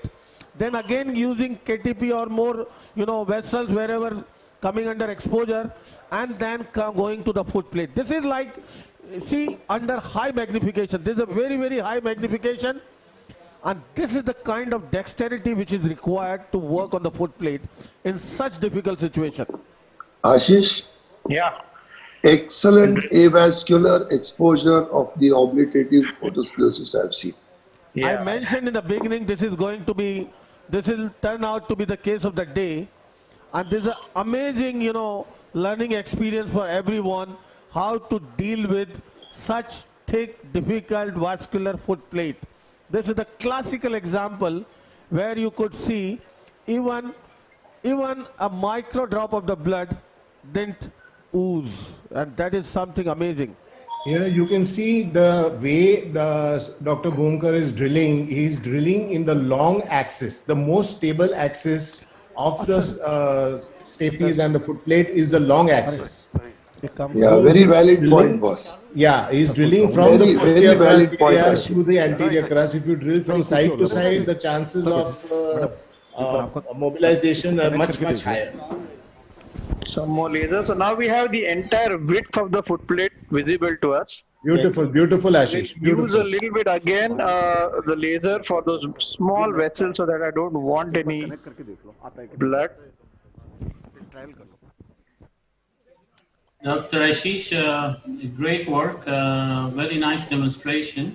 Thank you, sir. I just want to add that so many people have different ways of doing this, and you have demonstrated a very elegant method with a drill. I usually use a CO2 laser to remove the posterior crust, but I just want to mention for the people who are in training and people who already have established way of doing the stapes, Dr. Ashish make this look very easy, but in the wrong hand, the drill can be very dangerous if you're not actually familiar with it. So try to use a technique that you are familiar with, and I think this is a very elegant way of doing it, but you have to be careful. So amazing to see how he has simplified such a difficult situation. Now you can see the exposure. So, Dr. Ahmadi, I did it myself 20 years back. To train myself to drill on a raw egg, you start making the eggshell thin, keep it raw. The membrane inside the shell allows you like the endosteal membrane. This is like your drill on a cover slip without pushing at all, without any pressure. It's just a rotatory movement of the drill without any pressure over it. So there are few queries on this part, that if there is no laser, then how will we deal the vascular footplate? You have to keep drilling, you have to keep using, like Ashim said, until you open the labyrinth, you can use in between the adrenaline soaked material. You keep washing, you have to wait, you can put gel form in between. So that is something difficult, frustrating a situation, I can say. One more thing I will add on here, what Ashish is doing. For anybody who's dealing with obliterative focus, never ever try to make a fenestra without removing the, the thick foot plate, without removing the obliterative focus. If you try to make the fenestra through a obliterative or a thick foot plate, it's never going to work. You have to drill away. You have to drill away everything over the flush foot plate, make it completely flush, and then make a fenestra. Now I will mop and I will start blue lining. Now this is all panelists and everybody, you agree this is not technically an obliterative. Yes, it is a little thick foot plate. Yeah, because there is, you can see. So, but I will blue line this before I make my measurement. Yes. I think where the you're right. There is an area which is not obliterative. Yeah, this is a thick foot plate. Ashish, the opposite side is definitely obliterative. Yeah, we will do it after 3 months in the next course. 3 months? This is always a discussion when to take up the second year. We'll have everyone's opinion on this later on. Yes, you carry on at this point of time. We want to concentrate on this. How you blue line this foot plate. I'll blue line. I will take a 0.7 millimeter burr now. This, everyone focus on this point. This is the most important step of the surgery. Without mobilizing the foot plate, how you can drill away by this focus, how you can thin the foot plate to the level of blue lining with your micro drill without using any undue pressure. And this is something, a treat to watch. See, the idea is to use it like a sandpaper. You are Ashim, sanding can I the ask foot a plate, question to literally. Ashim Desai? No pressure. Ashim, yeah. Can I ask a question? Please, brother. Had this been tympanoid sclerosis, yes. Had it turned out to be tympanoid sclerosis, how differently would you go? See, there are two things. One is that if it had been pure tympanoid sclerosis, one is that the long in this process particular of case, suppose, just imagine this could be a tympanoid sclerosis. Yeah. How would you go differently?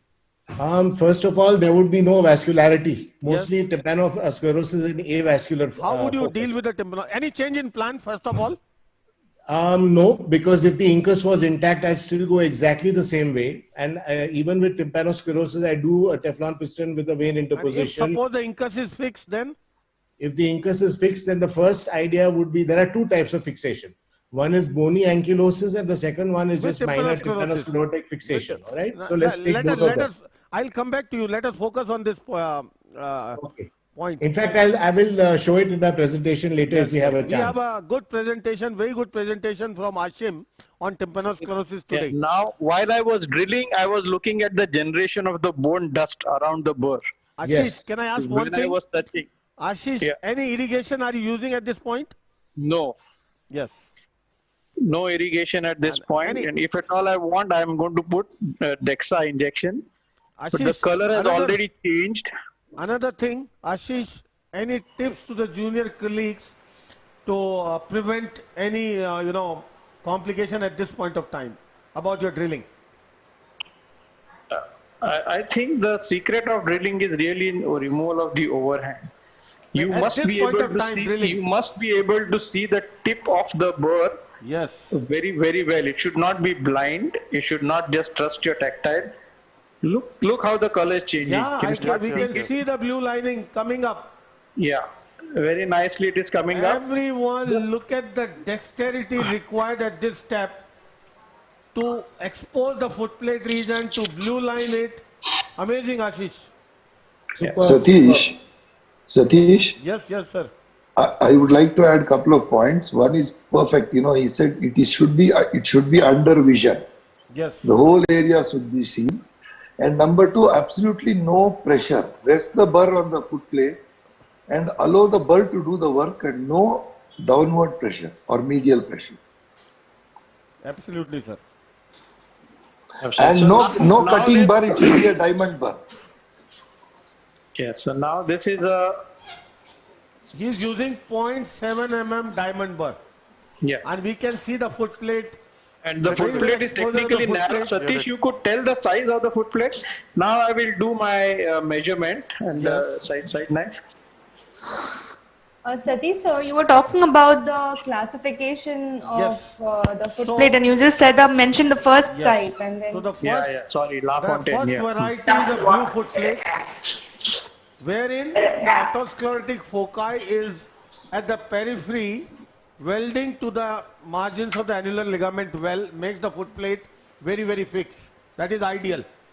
So that when you make a fenestra or do carotid or anything, it doesn't mobilize so easily. So that is the type 1 footplate which he would give to his residents to work with. Type 2 is the footplate. Sorry, very Yes. sorry. Paramita, excuse me. Yes, Sorry. please. I am making a little bit point. See, the head of the stapes is jutting more towards the footplate. Can you see this? Yes. So when I put my piston here, which is about 1.5 millimeters up, this is going to come in the way of my shaft. So I'm going to drill. This is also a bit of the overhang. A part of the head of the stape is remaining. I'm just going to drill that away. So Ashish, are you trying to do like a sort of reverse stepedotomy? Reverse only, yeah, always, yeah. Okay. So this Melafronte, what I'm talking about, is very, very relevant to this reverse stepedotomy also, because he published after the Yugo fish came out with the reverse stepedotomy concept. So what he said, in a type 1 footplate, where the footplate is completely fixed, is ideal for the reverse stepedotomy. In type 2 footplate, the otosclerotic foci covers the footplate partially, and it doesn't weld to the annular ligament margin so well. So when you try to make the fenestra, the footplate may break. The reason is the blue footplate is a good elastic footplate, and whatever the foci come over the footplate is brittle. It is not so strong a bone. So when you try to make a fenestra in a type 2 kind of footplate, you may have a chance of breaking the footplate. You may have a chance of, mobilizing the footplate, and that is a difficult scenario. He would never advocate a reverse stepedotomy in type 2 footplate. He would never go to the beginners at type 2 footplate. Type 3, is a biscuit foot plate where the foci completely covers the foot plate and it is not very well welded to the margins. So chances of mobilization are much more difficult.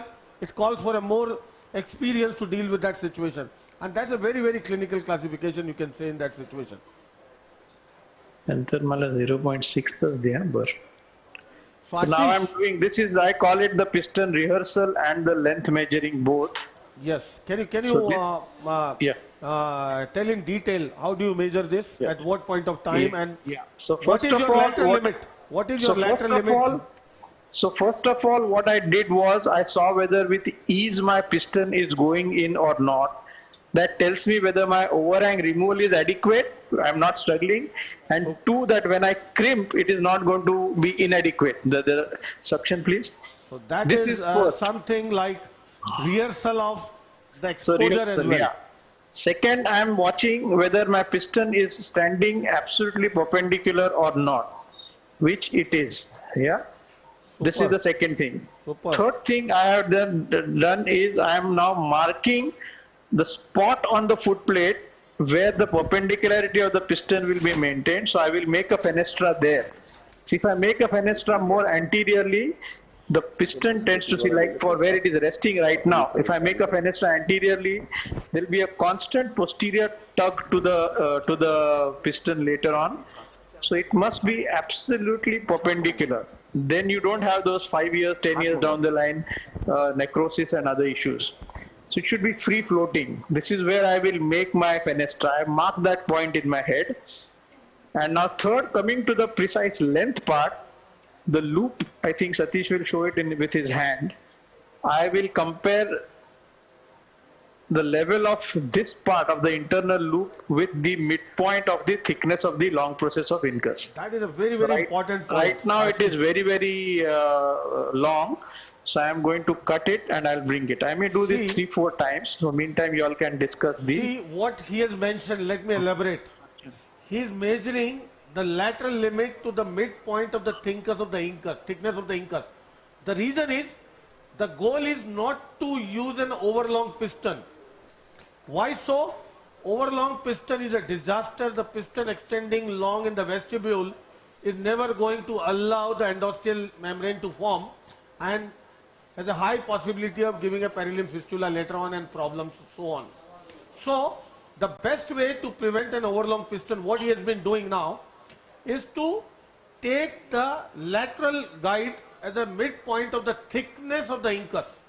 The thickness of the incus is roughly, 0.6 millimeter, you can say 1.5 millimeter from the lenticular process. So midpoint of the thickness means he is going to glide the loop of the piston 0.3 mm below the incus. Got my point? Try to understand. Midpoint means half of the thickness of the incus, 0.6 millimeter. Midpoint is 0.3 millimeter where the loop of the incus is coming. So he is going to glide 0.3 millimeter piston medially into the vestibule. So the piston can never be an overlong piston. This piston is not going to extend more than 0.2 to 0.3 mm in the vestibule, and that is the biggest way at the blue line. At the blue line. See, I did not do this measurement before I blue lined. Yes. In Otherwise, my piston would have fallen short. Yes. See, the best important, I would say, this is an important message. Whenever you make a measurement of the piston, it should be right on the foot plate which you are going to perforate. Not on the thick foot plate, not on the obliterative foci, otherwise your piston is going to fall short. So after this measurement, he is going to make the fenestra. See, this is piston rehearsal. It tells you so many things. Your exposure is adequate. Your perpendicularity to the exposure is adequate on the foot plate for the piston. This rehearsal is so important once you are doing a Teflon piston. This is the most important determinant for a successful stapes surgery because long piston is a recipe for disaster. It's a disaster. Absolutely. For all the juniors, your focus should be on only one thing, making sure the piston is not too long. And the second one, that you have a discrete fenestra and not a irregular fenestra. These are the two most important things that all the juniors should learn as far as TP surgery is concerned. See why he's saying? Because of I want to make a controversial point here. I know a lot of argument about the measurement. Yeah. I actually learned my technique during my fellowship with Professor Jerry Halleck in Toronto. Yeah. And he's done thousands of cases and he never measures the piston. He just cuts it blindly, like 1 millimeter off for every single patient.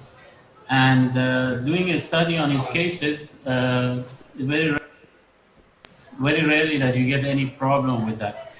And I've been following that myself. I usually use a 6 millimeter piston and cut off 1 millimeter, and I use that for every single patient. And I've done more than now about 340 patients. I've never had any problem with the patient. So it is a controversial thing, and a lot of people are in a lot of conferences say, no, this is taboo, you should always measure. And I've been doing that, and I can tell you that I've not faced any problem with any patients. So that but that, Professor, is with your experience, you're able to judge more appropriately without the measurement. So that's your experience speaking, sir. Bottom line is, you have to measure the piston length required in every case. It cannot be like the same length of the piston you put in for every patient. You have to measure a fraction of millimeter make a difference. Here in the length of the piston. The discussion is how much of a piston inside the vestibule cause a problem. That's the issue. Millimeter. I think there hasn't been a scientific paper blindly done with a strong evidence that different lengths of piston inside the vestibule makes a big difference. So I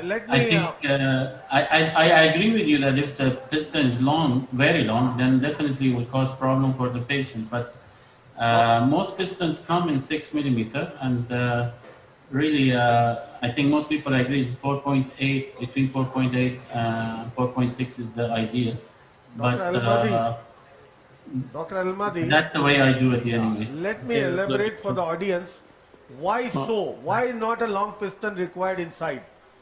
There are a lot of studies done, if you see the landmark publication from Hugo Fish, regarding the relationship of the structures in the vestibule, the membranous labyrinth, to the undersurface of the foot plate. And in his publication, in his paper, they did study more than 300 temporal bones and measure the distance from the undersurface of the foot plate to the membranous vestibular structures. And they found the farthest of the place where you can make a fenestra to put a piston is the central part of the foot plate inferiorly, wherein the saccule and the utricle are farthest from the piston. Why it is so needed? Because once you make the fenestra, once you remove the suprastructure, your piston is more free to go in and out. And in the extreme pressure situations, it may move in up to 0.5 millimeter inside the vestibule. So if your piston is overlong, say if your piston is more than 0.5 millimeter inside, it can sometimes in the extreme pressure situation can hit the membranous vestibular structures and can lead to a disaster. It can lead to rupture of the saccule or utricle or whatever, can lead to a hydrops, can lead to sensorineural hearing loss, and that is something which we never want in a situation when we are dealing with a conductive hearing loss. So this length of the piston going inside the vestibule should be such that it should not hit the membranous labyrinthine structures, and it comes from the experience of the studies done showing the relationship of the undersurface of the foot plate to the membranous labyrinthine structures. And in order to stay on the safer side, we should not push the piston more than 0.3 millimeter inside the vestibule. That is to stay on the safer side. I think the position of the fenestra is more important than the... Yes, that is what he is saying. Yes, absolutely. See, the piston is perpendicular. He has been, rehearsing again and again. That rehearsal is showing the piston should be perpendicular in the central part of the foot plate, And once you remove the suprastructure, you will see it will be falling inferiorly as well.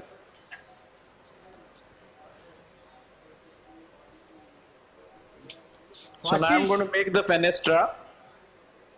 Yes.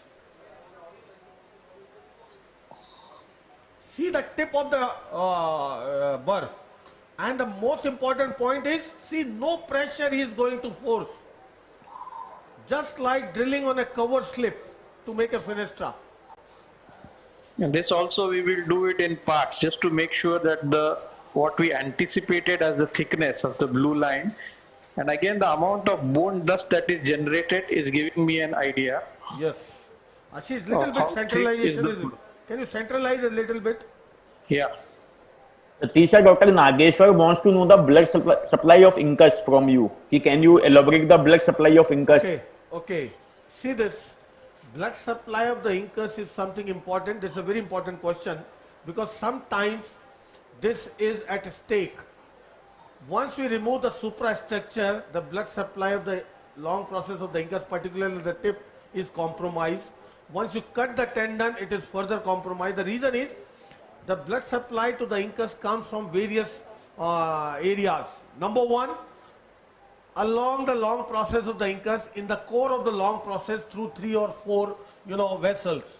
Number two, posteriorly from the facial artery branches along the tendon of the stapedius.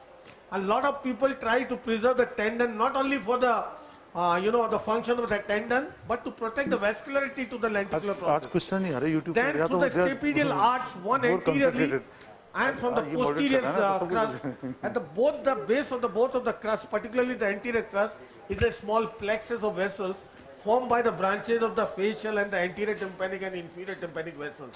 And all these small capillaries run along the stapedial arch going towards the tip of the incus.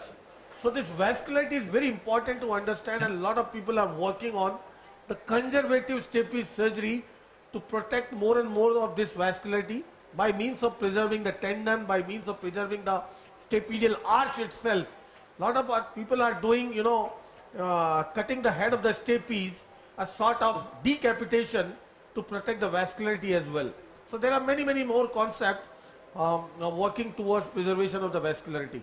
Ashish, we are with you. See, he is coming again and again without using the pressure. His guide is the bone dust which is generated. Smallest bone dust generated, he will come again with the fine suction and see. This is a very, very high, magnification what we are watching. This is also, at some point I'll make a very, very micro opening. The gusher thing, that I look for. Of course, we have a CT scan here, so no. And here, let me tell you, once it comes to fenestration of the foot plate, in terms of hearing preservation, the best of the lasers, if you compare all, is the CO2. CO2 has the ability to pass through the fluid. It has the ability to get absorbed by the fluid. So whatever laser energy going beyond the foot plate, when it cuts the foot plate, the remaining energy, laser energy, is absorbed by the fluid. So fluid acts as a shock absorber of the energy to prevent the energy dissipating to the membranous labyrinth. That is how the CO2 is considered to be best. Ashish, can we see my it as a my trick. opening? Now look at this. How I have made it very, very eggshell thin. There's just a matrix of bone lying there. Is it a micro opening, Ashish? No, very, very micro opening. So if there was a gusher at this point, I don't have a large 0.7 millimeter fenestra. See, I have something.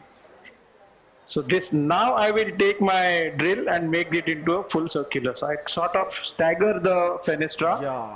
So it's a sort of, control hole. It's a control hole. Yes, control hole to see any possibility of gusher or anything. The other trick is to, when you want to clean the tip of your, sometimes the burr, is to push it into gel foam.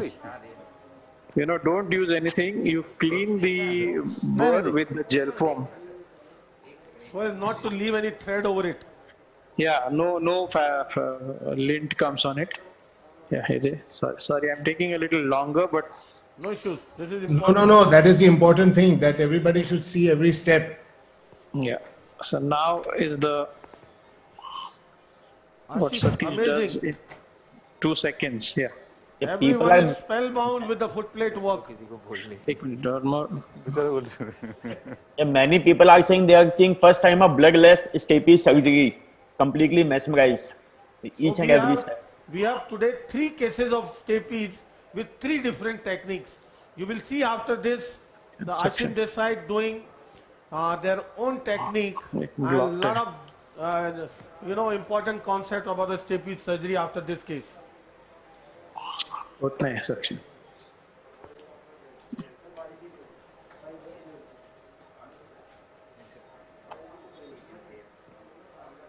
The most important part here is that you are using the drill as a sandpaper. There is no direct perforation. Yes.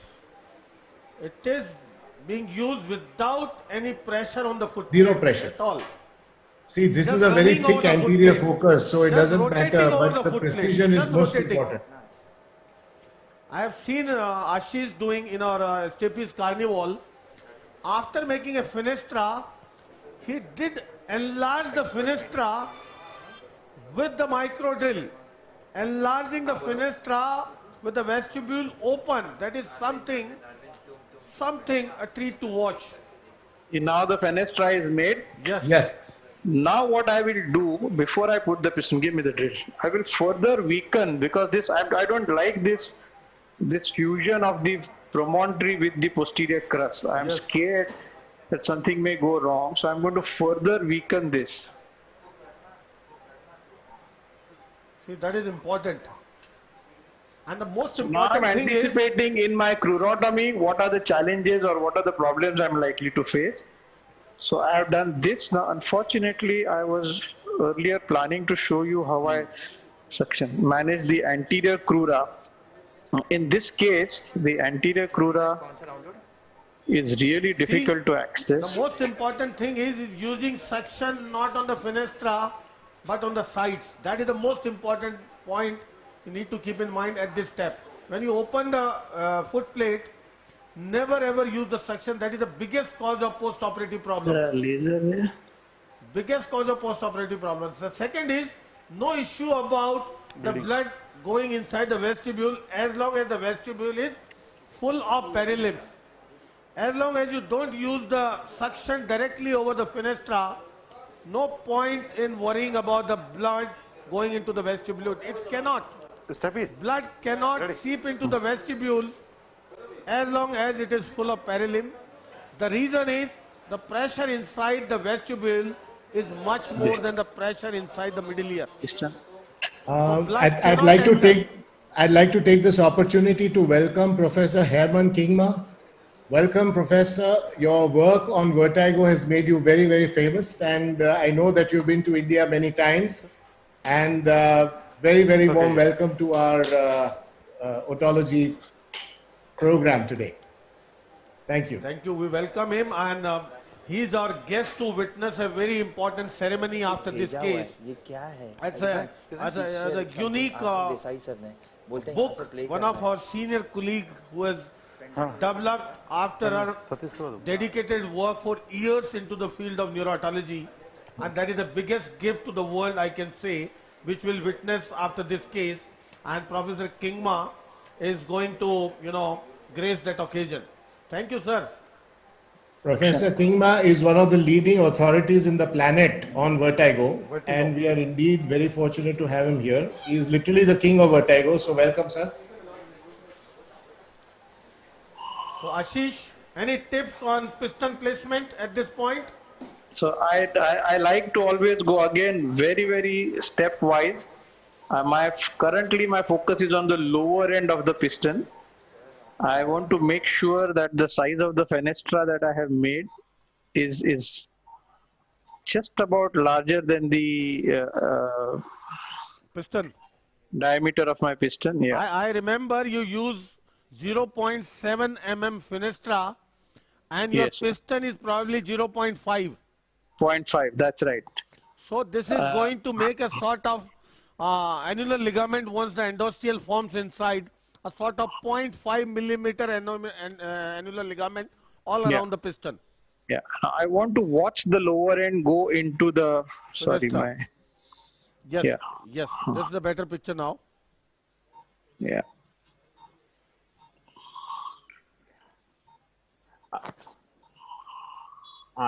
Ashim sir? Yes, boss. Sir, Dr. Nageshwar wants to know what are the indications for vein graft in stapes. You That see, we are it is going a to personal discuss, boss. philosophy. Next case. It's a personal philosophy of mine in which you get an immediate closure of the immediate formation of the stapediovestibular ligament membrane. You know, the intercostal membrane is automatically formed. I'm going to borrow some time. Ashim. 1 minute. Now there are many things that are going through my head. See, it has now gone into the fenestra. Yes. I am seeing it is a perfect fit. Now I'm going to look at the ease with which my piston is feeling to the touch. When I dip it inside a little bit, is it snug or not snug? One, I have attained the perpendicularity. See, I was saying it should be perfectly perpendicular. That we have. We now touch the lower end of the loop. See, it went in easily. And then I turn and I see how easy this is turning and going. If the lower end is very snug, Ashish, then can you it does not. little bit? We want to see It the does not. Yes. Yes. It does not turn by 90 degree, and there it is. So now I'm seeing. See, everything is perfect. So the lower end is very nice. It is not snug. It is at the right point for the perpendicularity of the footplate of the piston. Absolutely. Then you see that it is nicely in. Now this entire assembly is still completely fixed, crimp. For crimping, you go a little lower in magnification. Again, you should be able to see both the tips of your, see, just a simple alligator, and then you crimp. 1 minute suction. Now, because the entire incudostapedial joint and everything is all still fixed, I cannot subluxate or move the incus at all. So I can crimp to my heart's content the way I want, absolutely tight at a spot that I want to. Fabulous. Yeah, Ashish, so this is now. Yeah. Ashish, a word over the crimping the way you do. Can you emphasize? So first of all, go lower in your magnification side knife. Yes. Make sure that the flap is away, and you are able to see both the ends here. Yes. And now we take the crimping, both the tips of the blade you should be able to see, and then you go and you crimp. Sometimes Amazing. what Ashim does when there is a crowding between the malleus and incus, you turn the forceps 180 degrees, and now you take the mobile blade. See, one blade is fixed, the other is mobile. We would like to show is then I go reverse. Then I go reverse. So then I'll have the mobile blade posteriorly instead of the two-hand technique. In a crowded malleus incus situation, this is how I will crimp. Yeah. Now, right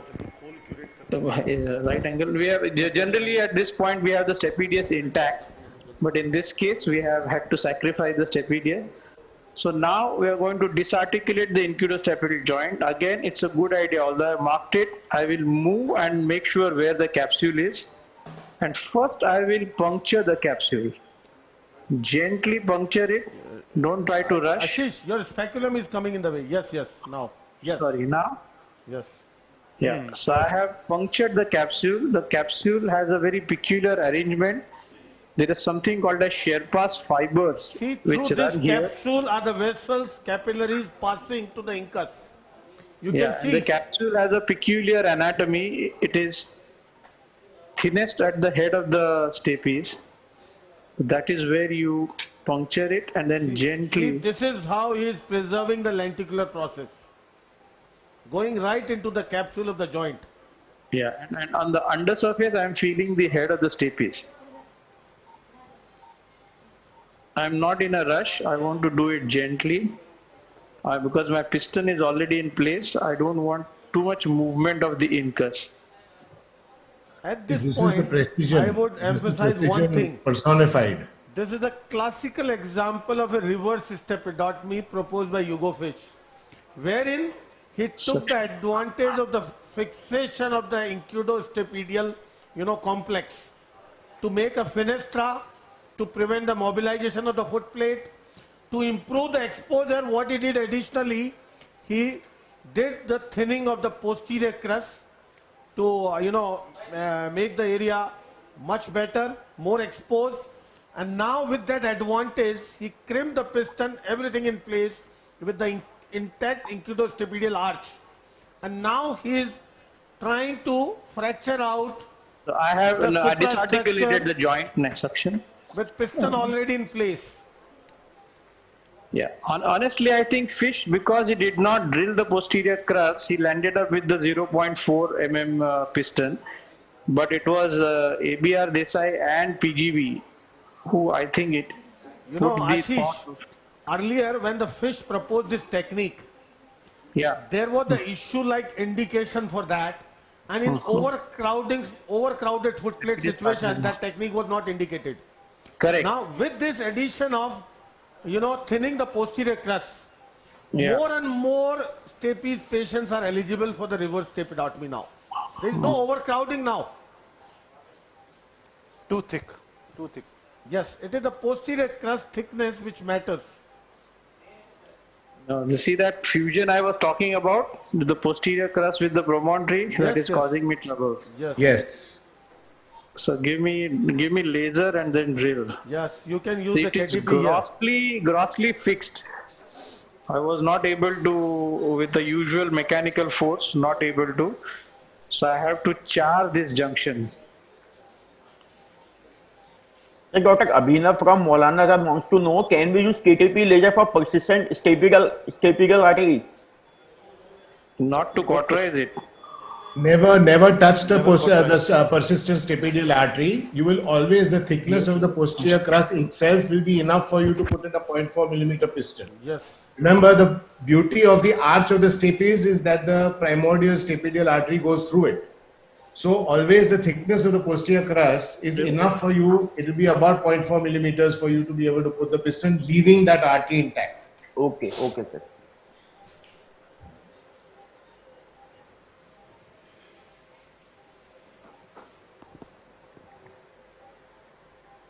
This is a complete bony fusion. It's unbelievable. It's a different variation we got. It's rarely seen. It's a good thing. Is Ravi online? Ravi? Wait. Drill.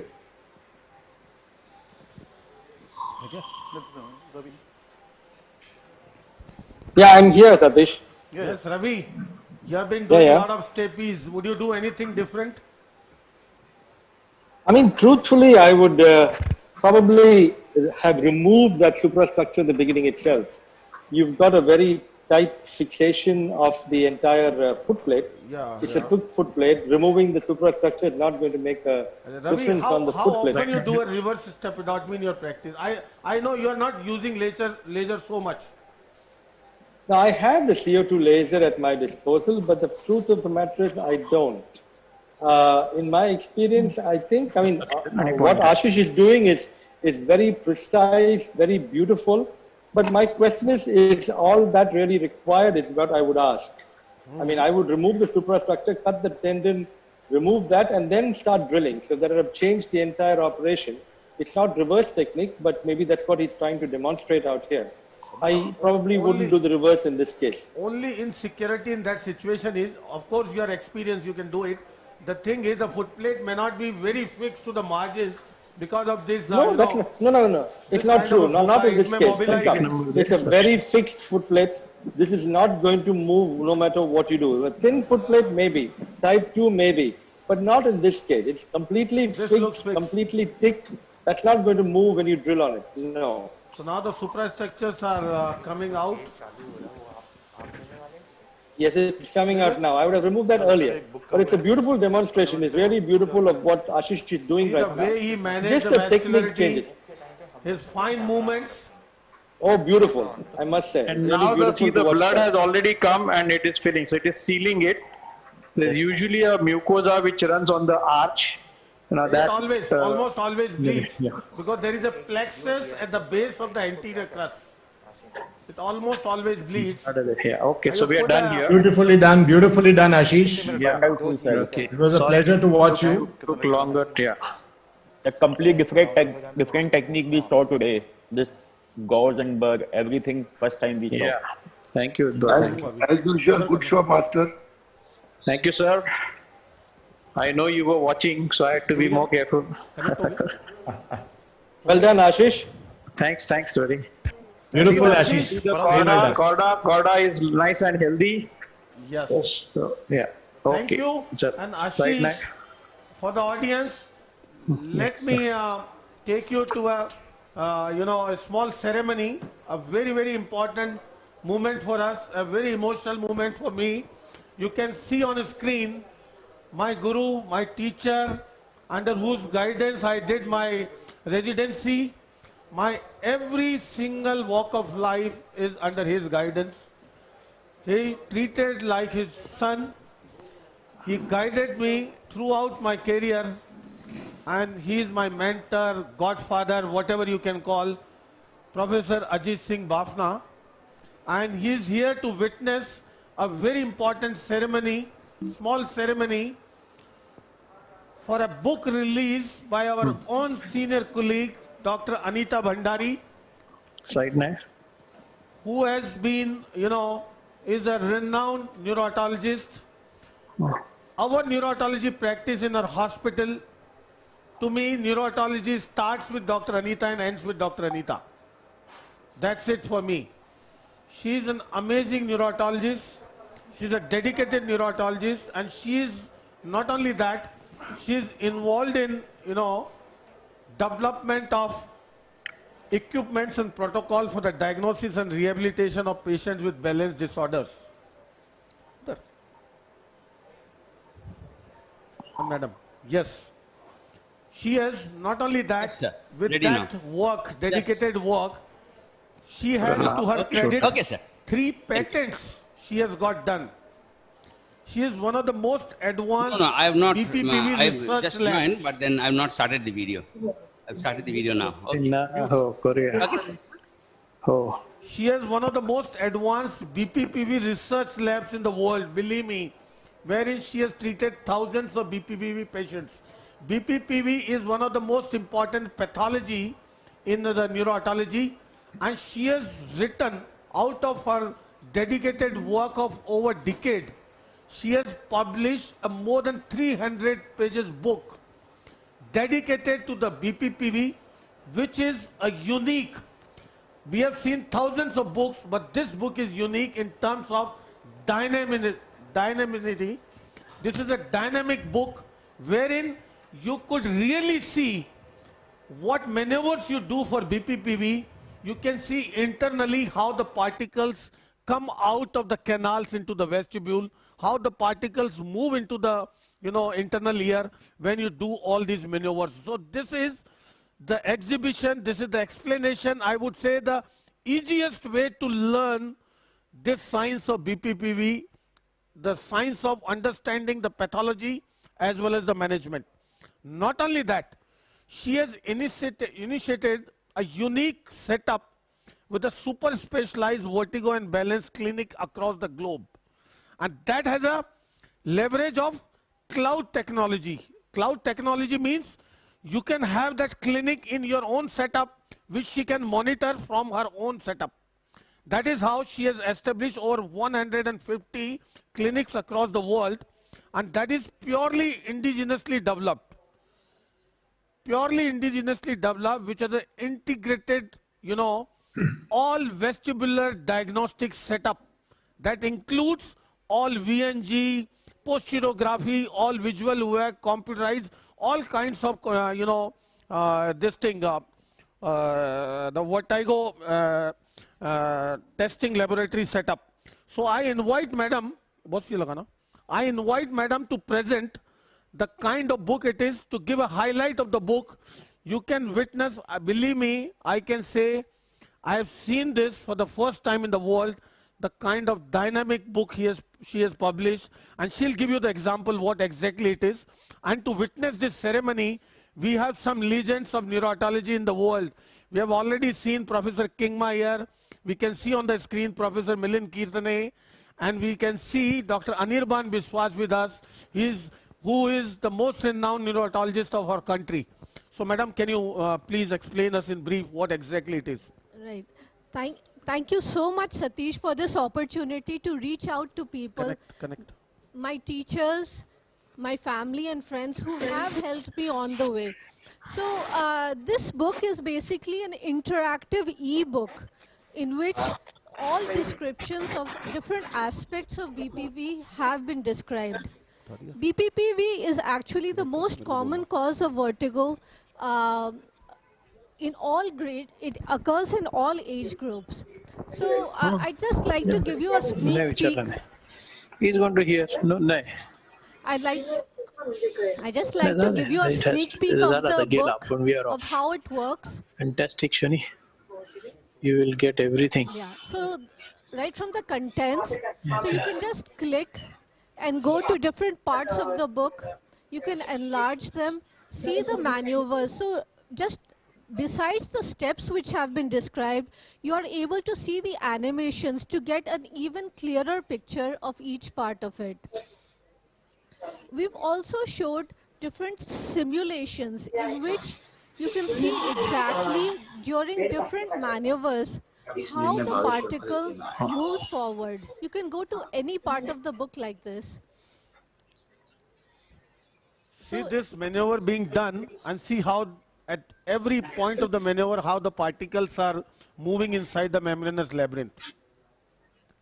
So this really gives us an idea of the position, the angulation, the time required at each step to be able to give the desired result of moving the otolith back into the utricle.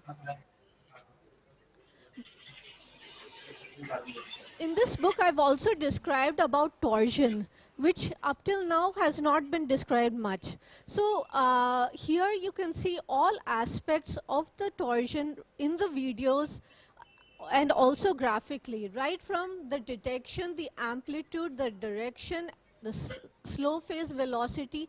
Each part of torsion can be analyzed, which is such an important part of BPPV diagnosis and understanding where the otolith is there. So I'd just like to talk about how BPPV has changed right from being equated with just Eppleys. Now we understand that according to the position of the particle in different parts and in different canals, we now have over 14 variants of BPPV. And if I go specifically to the posterior canal, you can see that the nystagmus patterns of a long arm posterior canal BPPV, which shows as torsion, upbeat torsion, nystagmus, is very different from BPPV, which affects the posterior canal at the non-ampullary end or crus commune. So we see the downbeat nystagmus here. So all the nystagmus patterns have been described in the book, which will give us a clearer idea of how to manage it. We have simulations, and we've given different modifications of the simulation. So here you can see that not just plain Simonds, a Simonds plus maneuver in which we increase the angulation during different positions will give an even better result when we do this for our patients.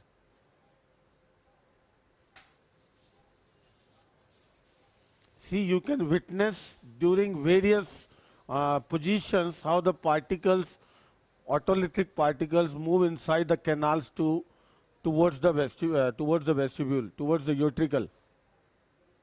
We can easily learn in which variant of BPPV what kind of a maneuver is benefiting, how the maneuver is going to benefit. This is so easy to understand.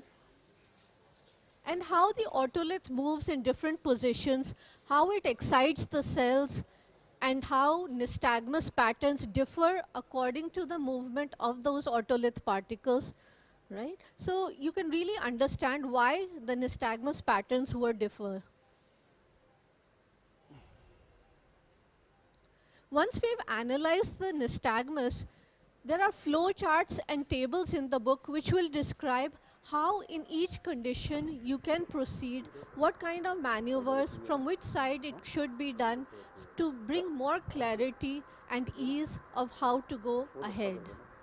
So this is the book. So I'd like you and invite you to take a look at this. It's available on Amazon, presently available on all Android services, and very soon will be available on Apple devices as well. Thank you so much. Thank you, madam. I believe this is a big gift to the people who want to learn this vestibular science, who really want to learn this BPPV. BPPV is just not a posterior canal BPPV. As you have heard, there are 14 variants of BPPV, and you can learn from this book. It's a more than 300 pages book, dynamic book with so many flow charts and these animations to understand this science better.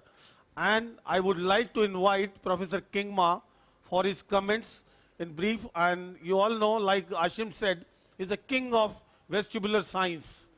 He is, the emeritus professor of clinical vestibulology in Netherlands. He is doing the biggest or the highest level of work towards developing the vestibular implants. Thank you, Professor Kingma, for joining us.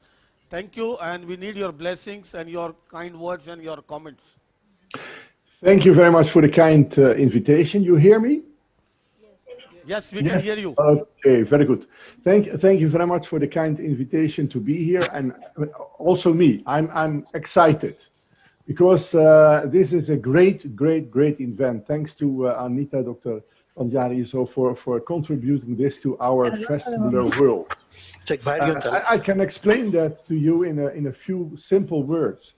If you attend lectures worldwide about BPPV, many teachers are giving all kinds of movements, and you have to move your head like this, and you have to move your head like this. And we all know that you are listening to it, and you think, oh yes, but how precisely do I have to do this? This is a common feeling that you have. I have attended also in the past quite some lectures from BPPV experts, and all the time you think, yeah, but now I come in the practice, I see the patient, and how am I going to do this? And that is exactly what this book does. So it explains the basic physiology with a clear focus on BPPV. The next step is that it shows you how everything works, the physiology, the things that I like to talk myself always about it, you know that. And then the final part, an important part, is all visualization and explanations of the different types of BPPV that we know now. And you really can see how everything works, and you can go to your patient with the book beside you on your iPhone or on your phone and say, okay, this is this situation, this is how I can solve it. So it is amazing. So I'm really extremely happy and extremely grateful to Dr. Madari for making this possible, together with his whole family, because I was a little bit involved in it, and I saw all the people, her husband, her daughters, everybody contributing to making this combination of clinical expert knowledge with ICT and bring it in a way that everybody can just look at it on the tablet or the iPhone. It is amazing, and it's a big step forward in education and clinical applications in the world. So on behalf of the International Society of Patients with Vascular Disorders, I really thank you, Anita Bandari, for making this possible. This is a huge step forward. Thank you very much. Thank you, Professor Kingma. Thank you for the kind words and appreciation. And now we have Professor Kirtner sir with us. He doesn't need any introduction. He is like father figure for us. He is innovative. He has propagated so many things in our country. Sir, we need your few comments, your blessings. Yeah, first of all, my regards to Bhishma Pitama sitting there in that armchair, Ajit Singh Bapnaji. You know, we go back, I don't know, 45, 50 years. We've grown up together. And he has really been encouraging a lot of his students, Satish being one of them, as Satish said, and the effect just passes on. And now we have Anita coming out with something so valuable. Neurotology, the management of vertigo, if you see from the time that we were students, was always very complex to understand. You read the book, and by the time you got to the second or third chapter, you were all confused. I remember, sir, you published a book on ENG long back. 1981. Yes. And the idea was to make it simple, like Anita has done. And as Dr. Kingma said, when you listen to a lecture, you think you understood it. And then when you get a patient and you try to apply it, I've seen people doing so-called maneuvers in so many different ways. You know, about understanding something, getting the knowledge is one thing, but being able to pass it on to somebody in such a format that the other person really understands what's going on. It's not just that I know so much and I show off what I know. It's I'm telling you how you can learn it and how you can apply it to your patients in the correct way. I watched Anita for the past so many years. I've had a talk in many of the conferences, workshops, and with her, it's not just neurotology as a profession. I think it's a passion. I saw how hard she worked with her husband to develop the VNG machine and how they went and developing it. But more than just neurotology as a passion, it's her passion for teaching. I think this book, as she showed us now and as we went through, is something that's really going to make people understand how this one aspect of peripheral vertigo really works, and hopefully they will be able to pass on the benefit of what they learn to their patients, because ultimately it's about the patients getting the right treatment. And I think she has made it so simple for people to understand that all over the world, as Dr. Kingma said, this is not something that will stick only to this subcontinent, but this is something that will help a lot of people understand BPPV all over the world. So Anita, hats off to you. My compliments. I'm sure the book will be a great success, but more importantly, it will make people give better treatment to their patients, and you will be responsible for that treatment reaching patients all over the world. So congratulations and my hats off to you. Thank you, sir. Thank Satish, you. I want to make a comment, Satish. Yes, yes, Ashish. I have, Anita, I have a very, very big complaint. Finally, I may be able to understand vertigo. All the books on vertigo were my sedatives. I've never needed a pill ever. All I had to do was don't read dig your head into it. No, I will not. But this eventually, this may be the first book that actually explains to me. Otherwise, most of the books and most of the maneuvers in vertigo were the Kama Sutras of the neck. I never really understood which position does what and nothing. But the way you are trying to explain what little clip I saw, I think it will make sense to dummies like me. Thank you very much. So, before we move on to the next case, in the last but not the least, I would invite a phenomenal person who is considered as a, uncrowned king of neurotology in our country, Dr. Anirban Biswas, who has done most extensive work in neurotology in propagating the concept of this science, who published so many books. He did maximum number of workshops across the country, not only the country but everywhere in the world. I believe he is the father figure of neurotology in our country. I request sir to have his comments in brief and his opinion and his blessing, sir. Well, in front of Professor Kingma, Professor Bapna and Kirtane sir, in front of them you are calling me the father figure, so that Sir, is something you have done phenomenal work in this field, sir. a little difficult to swallow. See, no secret. Nothing like that. See, the march of positional vertigo, BPPV, has had several milestones. It started with 1952, Dix and Hallpike coming out with the testing processes.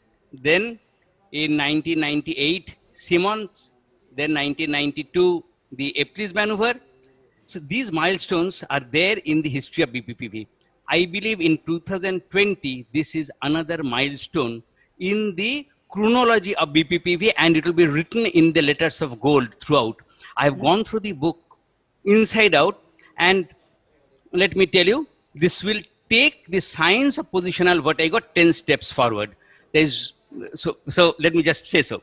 And as the author says in the preface of the book, the book is a gift of technology and an example of how technology like artificial intelligence, augmented reality can help in the diagnosis and treatment of medical disorders.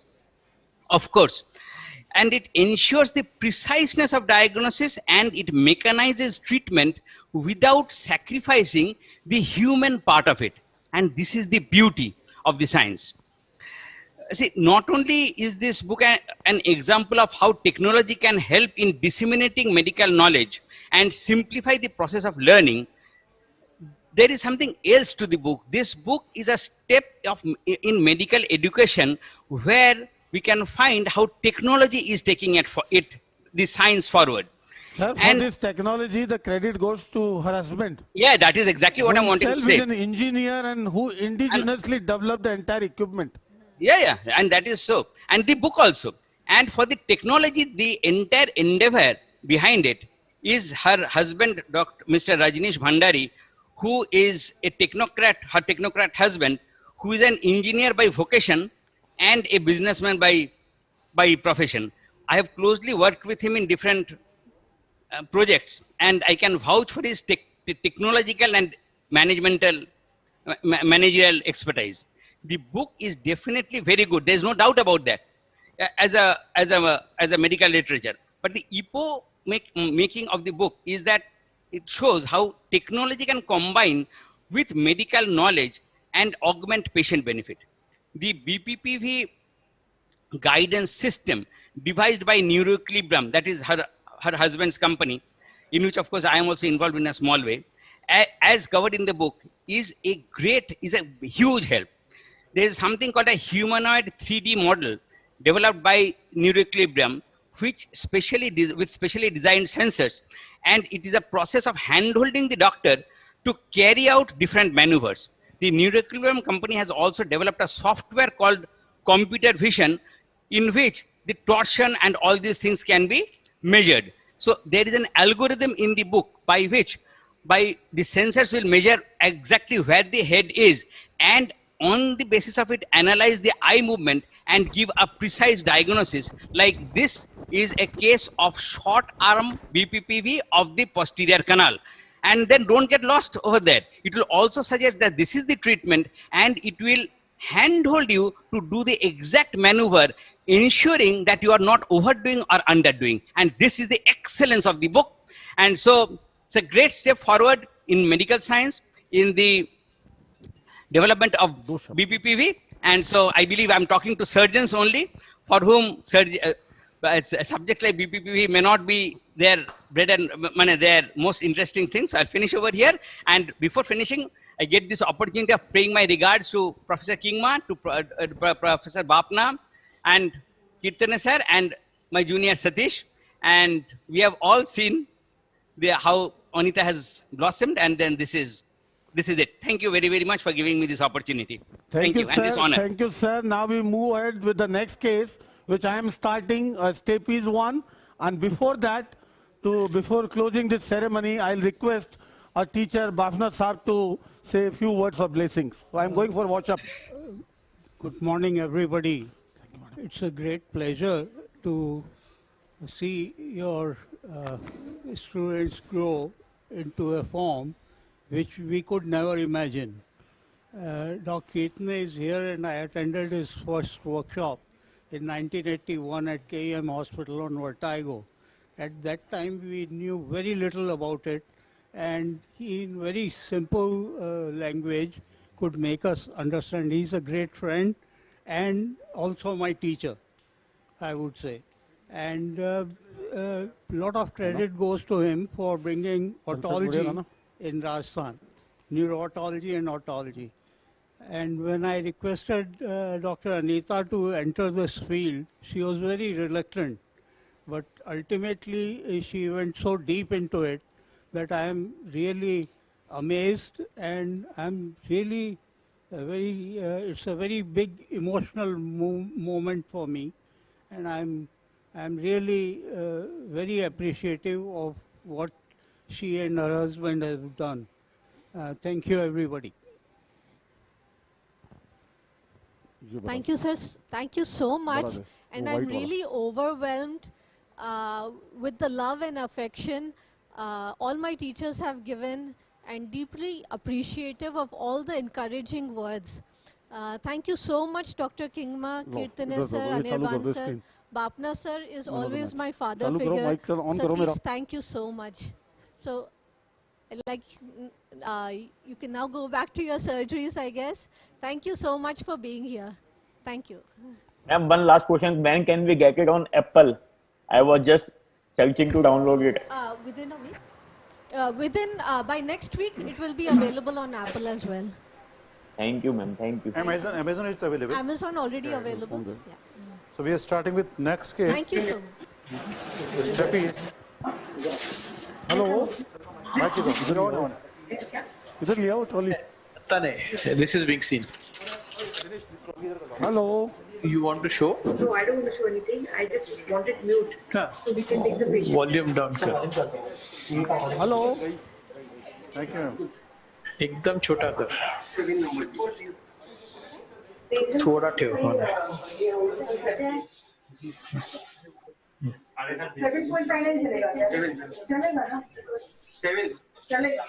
Hello. तो देखा patient? Yes sir, yes sir. Focus करना. एक जना focus करो. Ajay, focus करना. Hello, can you hear me? Yes sir, we can hear you.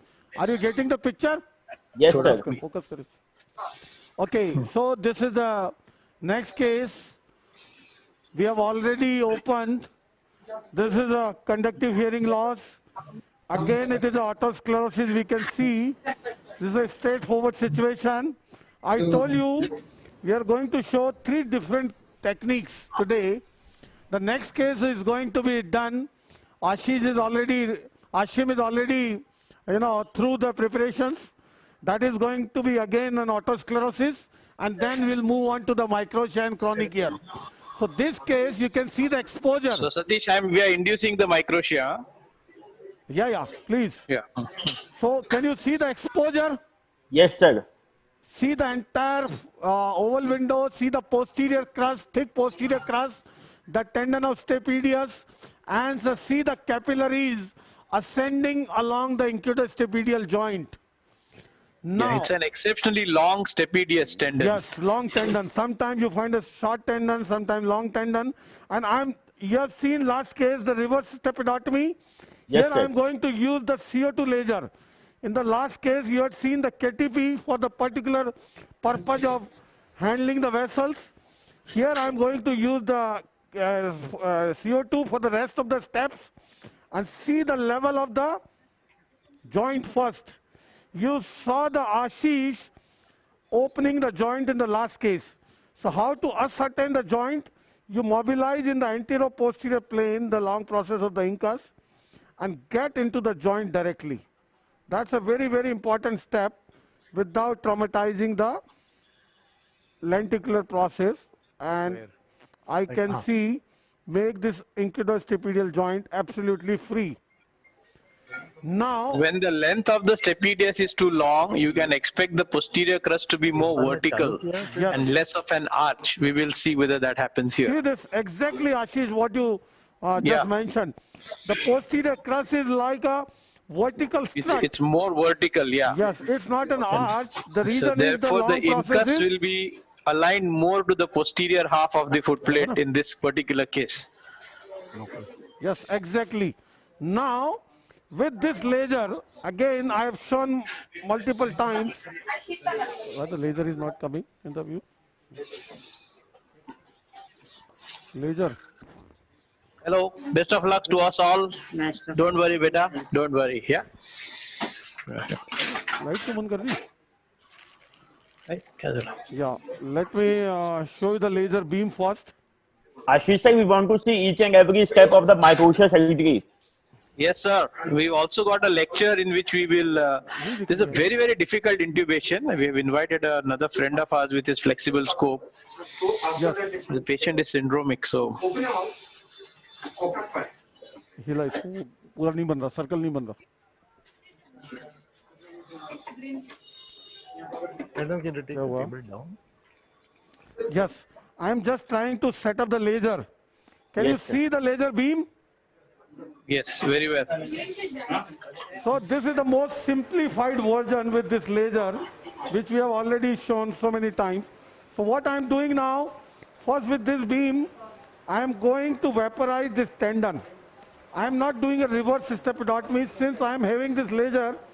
So now I have no insecurity regarding mobilization of the foot plate or anything. See this? Yes, sir. And couple of, shots, our tendon is vaporized. Now my next step, you can see the posterior crust like Ashish mentioned. Absolutely vertical. It is not giving appearance of an arch. Now what I'm doing is I'm using the laser to vaporize the posterior crust. Can you see this? Yes, sir. करना on कर नहीं चल रहा. Yeah, I am getting the laser beam ready. See this? Yes. Vaporizing the posterior crust. This is, I would say, the most simplifying version of the stapes surgery if you have this laser. This is luminous. See, I have already thinned out the posterior crust. See this? It is already broken. Yes. Anterior crust is fragile, we know.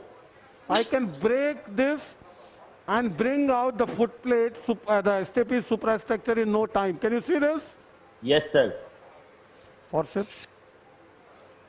See, it is like a video game, you can say. That noise. It is like a video game. And now we have the foot plate in view. Can you see? Yes, sir. The part of the superior part of the foot plate is thick. But inferiorly in the central part where we have to make the fenestra is very good. Can you see very clear? Yes, sir. Yes, sir. At this point, I will measure the required size of the piston. Why have you not given me the proper circular, the diameter? Ashim? Yes? Any comments? No, it's perfect. Very good. Are you ready? Yes, I am ready. Okay, I'll be through in a couple of minutes. I know. And see what I'm seeing is the required length of the piston. And the piston I'm going to be using is I've used a couple of times the Kurz piston. Yes, sir. Yes. And the length I'm looking at is, I'll start with the 4.5 first. I will place this thing. It should coincide with the incus. Can you see?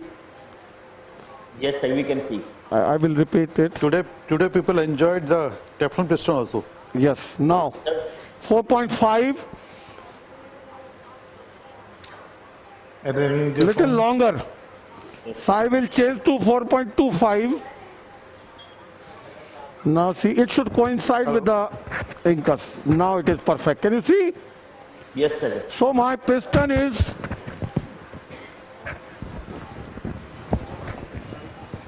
so 4.25. Okay? Yes, sir. Hello. Now, as I told you, this is like a video game. This is the safest in the beginner's hand, I would tell you, because using this laser is ruled out the possibility of mobilizing the foot plate. Ashish, sir. Yes. Sir, I have a question. Ashish sir mentioned that the piston has to be perpendicular. So there is no particular side for stepidotomy. We need to have a perpendicular piston irrespective of the size of the site of the stepidotomy. Is it true? No, but generally you have to make sure that it is in the posterior part, because as Satish earlier mentioned, the problem here is that you want to stay as far from the utricle and sacule as you possibly can. Yes. Okay. Now see with my beam, it's a single shot, 20 watt, and it didn't go through. Can you see? Yes, yes. Now, what are the options with me to fire again, which I am not going to? Yes, I can fire because it had already thinned out. It is already thinned out.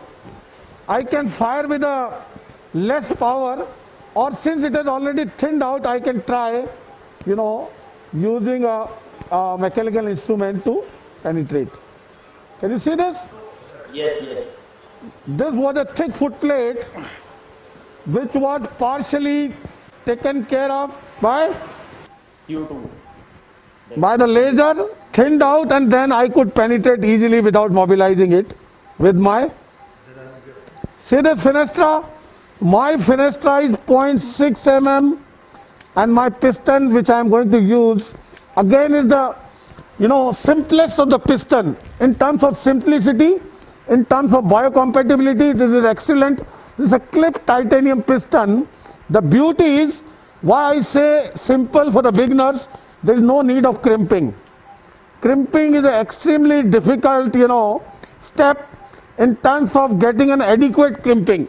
It should not be over crimping, it should not be under crimping. And in the next case, Dr. Ashim Desai is going to demonstrate you with his superhuman two-handed efforts of his techniques of crimping.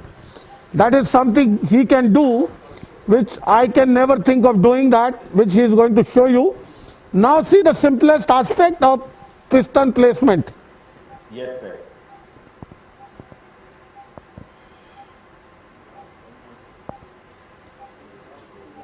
Oh, just a minute.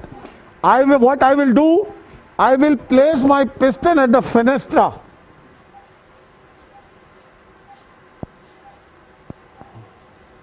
See the piston at the fenestra? Yes, sir. And this is the piston which is going to take on the long process of the incus. See this? Yes. I will ascend roughly, it should be 1.5 millimeter from the edge of the lenticular process. You just simply push. See that? Yes, yes. The middle slot of the piston is going to take the long process of the incus. So simple. The best thing is the simplicity of the stapes surgery you can think of. Can you see? Yes. Last case we saw a difficult situation of thick foot plate, which Ashish simplified by means of his wonderful, technique of drilling, his expertise. This is a simple situation which is made further simple by the laser.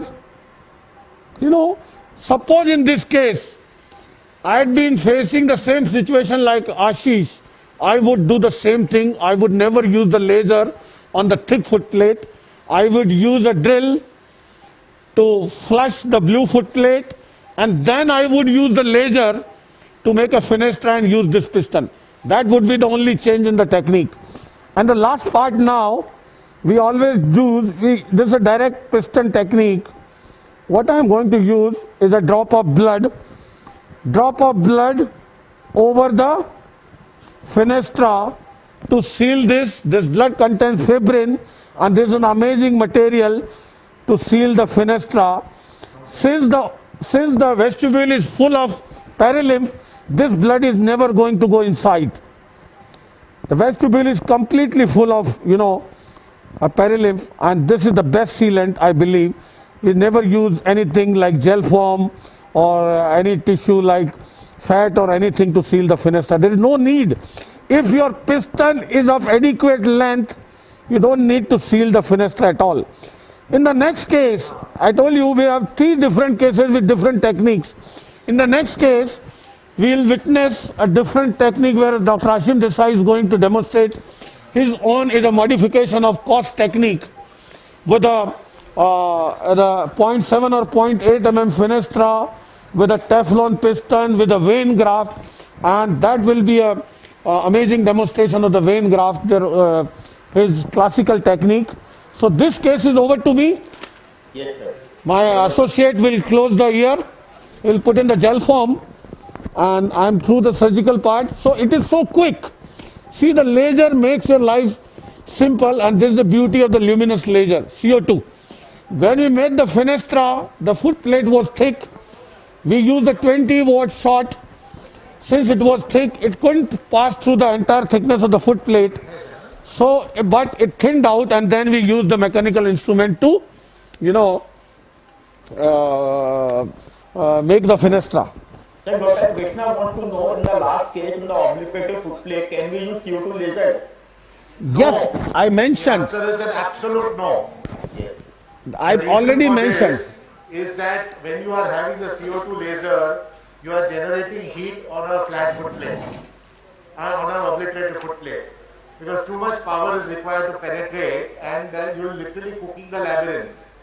Yes, sir. The best way, not only labyrinth, you can endanger the facial nerve as well.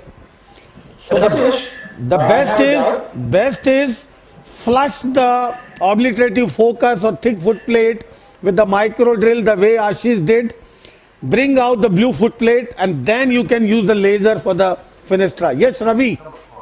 No, I was just inquiring about the doubt about you using 20 watts on a 20 watts. 20 watts. And then you used mechanical. In this case, yeah, Ravi, I tell you, that's a very important thing. Majority of the patients, when you have a blue foot plate, not a thick foot plate, you get through with a single shot 20 watt into the vestibule. It takes up the the foot plate thickness completely in one shot. If you have a thick foot plate, suppose this was, my 20 watt shot was not adequate. I didn't want to use more laser energy to endanger the facial nerve to produce more heat. There could be micro dehiscence in the facial nerve where the heat can dissipate. So never use over 20 watt. Now the question was, couldn't I use the another 20 watt shot to go through the foot plate? I could. But since I have already thinned out the foot plate, my purpose was solved. And I could easily, make the fenestra with my the mechanical instrument with my perforator rather than going through the laser shot again. So the beauty of the laser was once the fenestra is made, you never shoot the CO2 laser again. never. Once the fenestra is made, however small. That's a disaster. If you laserize the open fenestra, open vestibule, then you are gone, completely gone. Never ever do it. So our philosophy is never use a second shot once you have used the 20 watt. You have made the foot plate enough thin to be, passed through completely by a mechanical instrument, that is perforator. Ashish, sorry to interrupt you 1 second. I'm just showing the gouge hammer technique. Yes, Ashish, Ashim, we are with you. Can you tell us, before you go, what is this case, which year is this, and what is your plan? What is your plan? This is a right-sided otosclerosis. It's a bilateral otosclerosis case. She's a 37-year-old lady, and she has high-frequency sensory neural hearing loss. So in this kind of a case, I'm anticipating some degree of different foot plate, probably some degree of active focus like Ashish experienced a while ago. Now, when we opened her, this is a standard endomeatal incision but we always take an anterior limb which is slightly more extended for the endomeatal incision so that we can see at the end of the day the anterior mallear ligament also. In many cases of long-standing otosclerosis and long-standing ossicular issues, you find a hyalinization of the anterior mallear ligament. And sometimes where we have a habit of doing intraoperative audiometry.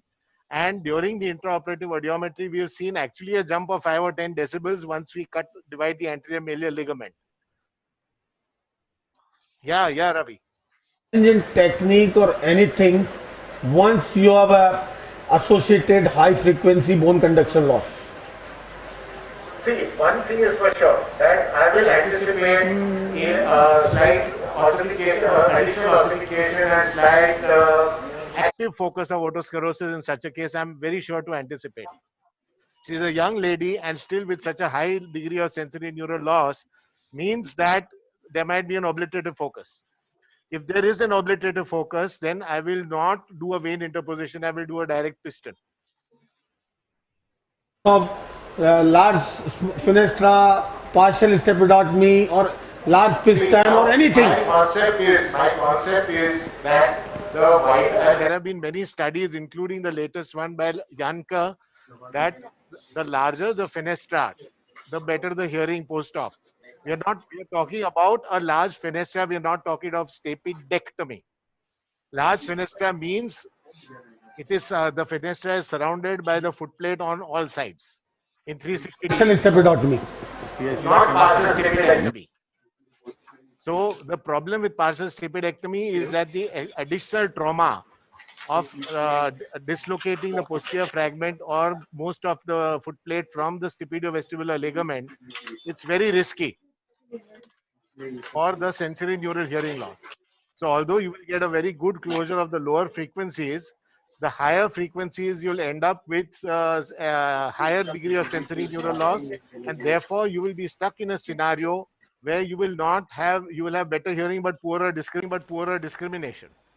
Because for me, discrimination is a more important indicator than hearing alone. Any problems? Okay. Great, boss. And I congratulate you for the very good picture we are getting. Yes, wonderful. Amazing picture. Thank you. How do you use this gauge? Okay, so this is a 2 millimeter gouge, 1.5 millimeter gouge, sorry. Can you see the gouge? Yeah, there's a question. See this. Sorry. I want to make. Deepak had asked about the chorda, the bone around the chorda. See, his first stroke was at the junction of the chorda and the bone. Yeah. And now he's going superiorly. Yeah. Correct. The idea is to create a fracture line. It's like scoring a piece of glass. Ashish. Yeah. Can you tell again how to protect the chorda? Sorry, you asking me or Ashim? Yeah, anybody. During this step of hammering, yeah. So first, if there is too much of a bone over the chorda, you have to curate it out of. Which I have done. I've done exactly that. Then you take a micro fracture around the chorda so that the big chunk of bone does not get entangled, like it gets fished into the chorda. That was what Deepak was pointing out. This is an important step. So that is exactly what I had done. You saw. Initially, I curated around this area, then I removed the mucosa, and now you can see that with a couple of hammer shots, you got a very good exposure. You're getting a very good exposure. Learning this technique, no, Satish, I find it in those very thin pockets that form in the posterior superior. You know, if you use the drill, you sort of break into the pocket, the epithelial pockets that we see. This technique of removing the bone without damaging the epithelium in those cases, not of otosclerosis, I find it very, very useful. Yeah, you will see that maybe in the next case of cholesteatoma that I'm proposing to do, curate. Yeah. And this, honestly, in every tympanoplasty case, one can practice this overhang removal of some degree, so you develop your tactile feel. Asim, yeah. Tell me how to control, how to prevent over removal of the bone. How do you control? See, you have to see where is the overhang, for example. Now, in this case, the overhang was such that I was not able to see any part of the ossicular chain. Thank you, buddy. Thank you so much. Thank you. Because every time I see you, now the issue here is that you have to make sure that you do not see too much of the incus. The long process should be seen. It's blocked. See, we can see the fallopian canal. The fallopian canal is there. It appears to be dehiscent. How to get this gauge?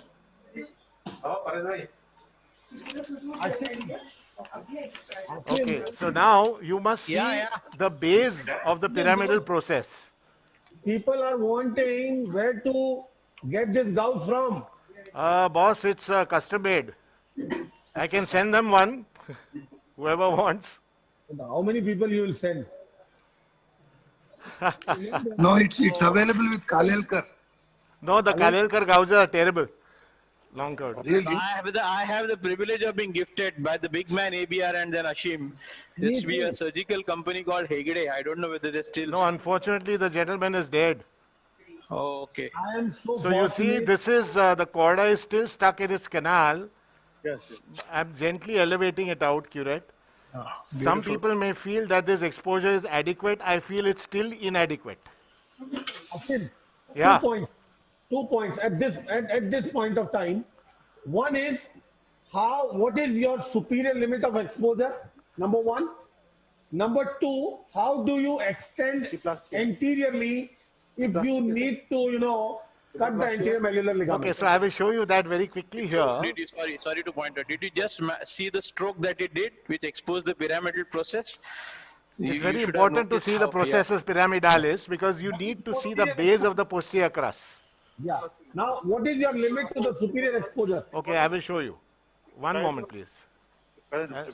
See, what I've kept is a piece of gel foam, so all the curated and fragments of bone will adhere to that gel foam and they'll come out. Now, I don't know if you can see properly, but long curve, please.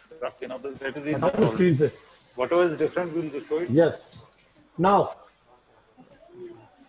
you see this piece of gel foam. Yeah. I will just remove it and we will then So reveal please center the picture. The picture is going. Okay. Yeah, fine. Ashim, how do you extend towards, anterior malleolar ligament exposure? See, what happens is that when you are doing a 12 and 6 o'clock incision, Boss, at this point of time, can you reduce the magnification a little bit? yeah, I'll do that. One sec. And so is the anterior exposure. Now it is perfect. Okay, so now you can see that this is the malleus. Okay, this is a lateral process. This would be your extent of elevation from 12 o'clock, all right? Yes. Now I need to see the anterior malleolar ligament. Give me 1 second, right there. Show us today. So I just extend this. Give me a circular knife. Cut it for us today, whether required or not. It is not going to harm. See, the idea is that you want to do it. I told you clip this down. The idea is that you have to make sure that you are able to see it if you want to. So can you see? I'm going up to 2 o'clock. You go more anteriorly like this? Exactly. So I'm going up to 2 o'clock. If necessary, I'll take away part of the canal. Yeah. Because I want very good exposure before I start my work on the foot plate. Because after everything, if I find I need to do it, then a lot of oozing happens. Boss, yeah. So many people are asking, they're sending requests to show the anterior malleolar ligament. I'm sorry? So many people are sending requests to see the anterior malleolar ligament. Yeah, I will show you. I will show you by and by. And cut for us today. See, I'm moving forward more and more. Super. Can you see here? Yes. So I have reached the level. I will not expose it further until I need to, okay?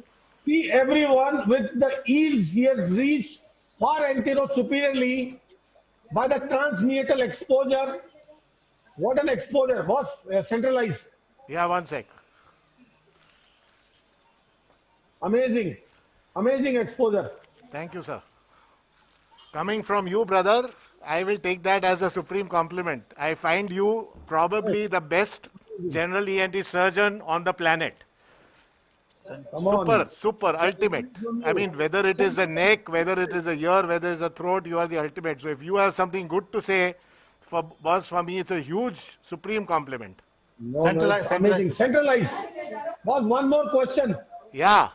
When you cut the superior anterior malleolar ligament, first of all, how to expose the ligament per se, and then when you cut, how to protect the chorda. Yes. Can you see now I have reached the annulus anterior to the head of the malleus? Yes, very clear.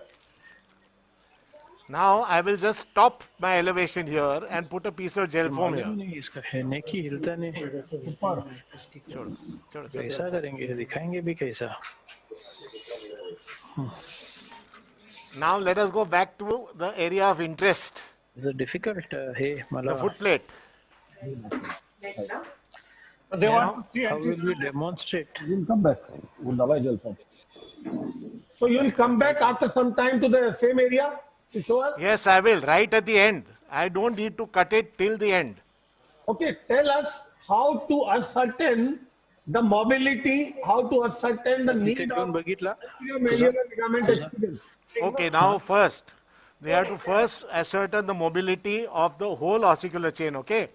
Okay, can you show how to do? So now I'm going to go high magnification. Okay? Yes. Wrong curved. But it is going off center. Yes, yes. Now. One moment.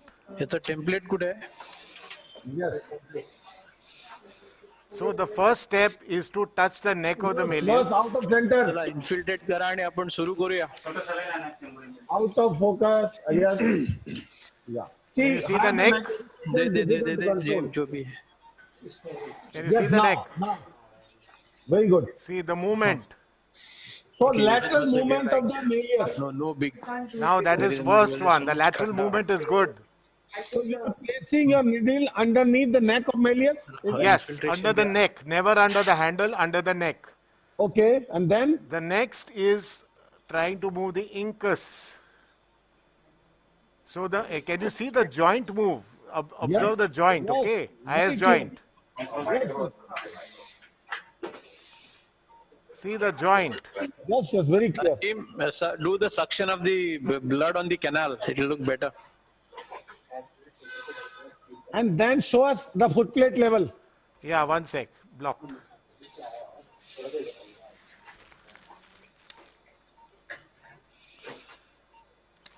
We need a vein, huh?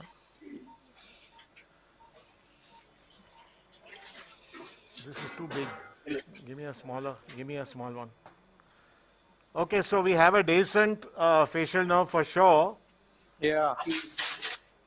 Yeah, little bit of the bulge of the facial nerve means decent. Okay, so this is a blue foot plate. But nice thin blue foot plate, yeah. Yes. So I am a little luckier than you, Ashish. But I like Ashish had. You can see the posterior crus is wedged and locked onto the promontory. Promontory, yeah. Yes.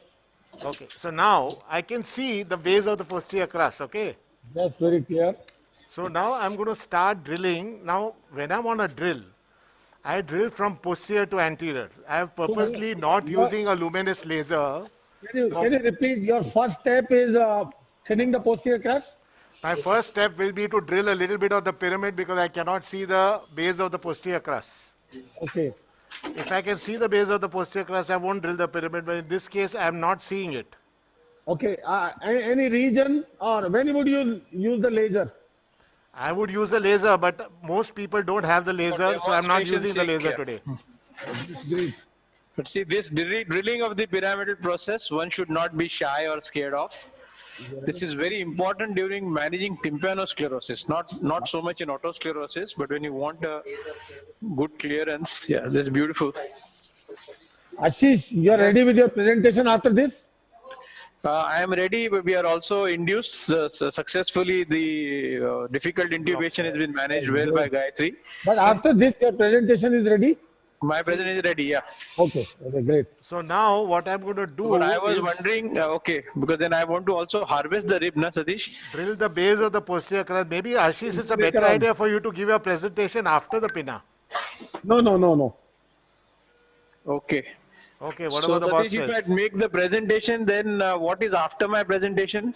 Yeah, we'll do some tympanoplasty, we'll do something, and then meantime you harvest. Why don't you harvest now? I'm doing, but this I will finish. No, I'm starting actually. I'm starting meaning we're doing the printing, draping. No, you're doing it. So this is thinning the posterior crus, is it? Yes, I'm drilling off the posterior crus. In this case, it's a blue foot plate, so I will do a vein interposition, okay? See, this one step for everyone who is watching, this one step of thinning the posterior crus can make the surgeon's life so easy. It improves the exposure of the entire foot plate like anything. So now for Satish, for Ashim, this drilling is because he has to flush the posterior crus and the foot plate. His vein has to be flat. The vein has to lie flat. Yeah, that is why his drilling was exactly in the opposite direction of mine. He drilled posterior to anterior. I go from anterior of the posterior crus and come backwards. Okay, now in this case, you can see that the stapedial tendon is parked lower than the incudostapedial joint. So I'm not going to be in a position to preserve it. So the next step I'm going to do is cut the stapedial tendon. Scissors. Scissors. Micro.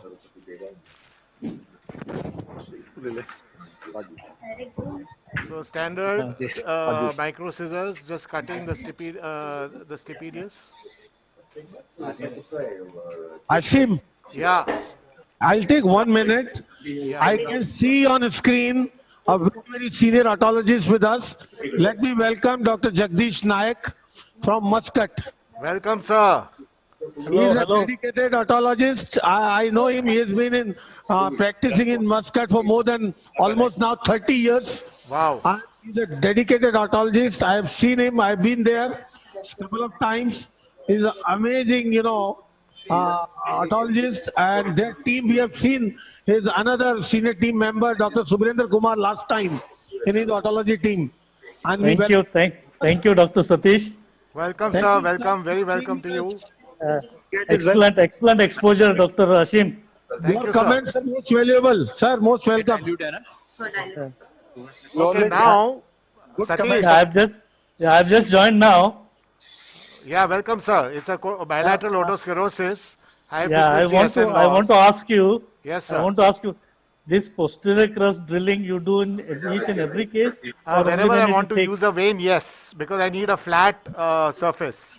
Ashim, just a moment, stop here. Okay. See the exposure of the foot plate, sir, after the posterior crust drilling. Yeah. The foot plate is fully exposed, you can see. Yeah. This single step of posterior crust drilling has changed the entire scenario. See the exposure level now. Okay. Satish. Yeah. Boss, I want to show you my slightly different technique of breaking the anterior crust, okay? Please. Now what happens is that when you look into the physics of the whole story, always the least force is exerted around the axis about the structure that you want to break.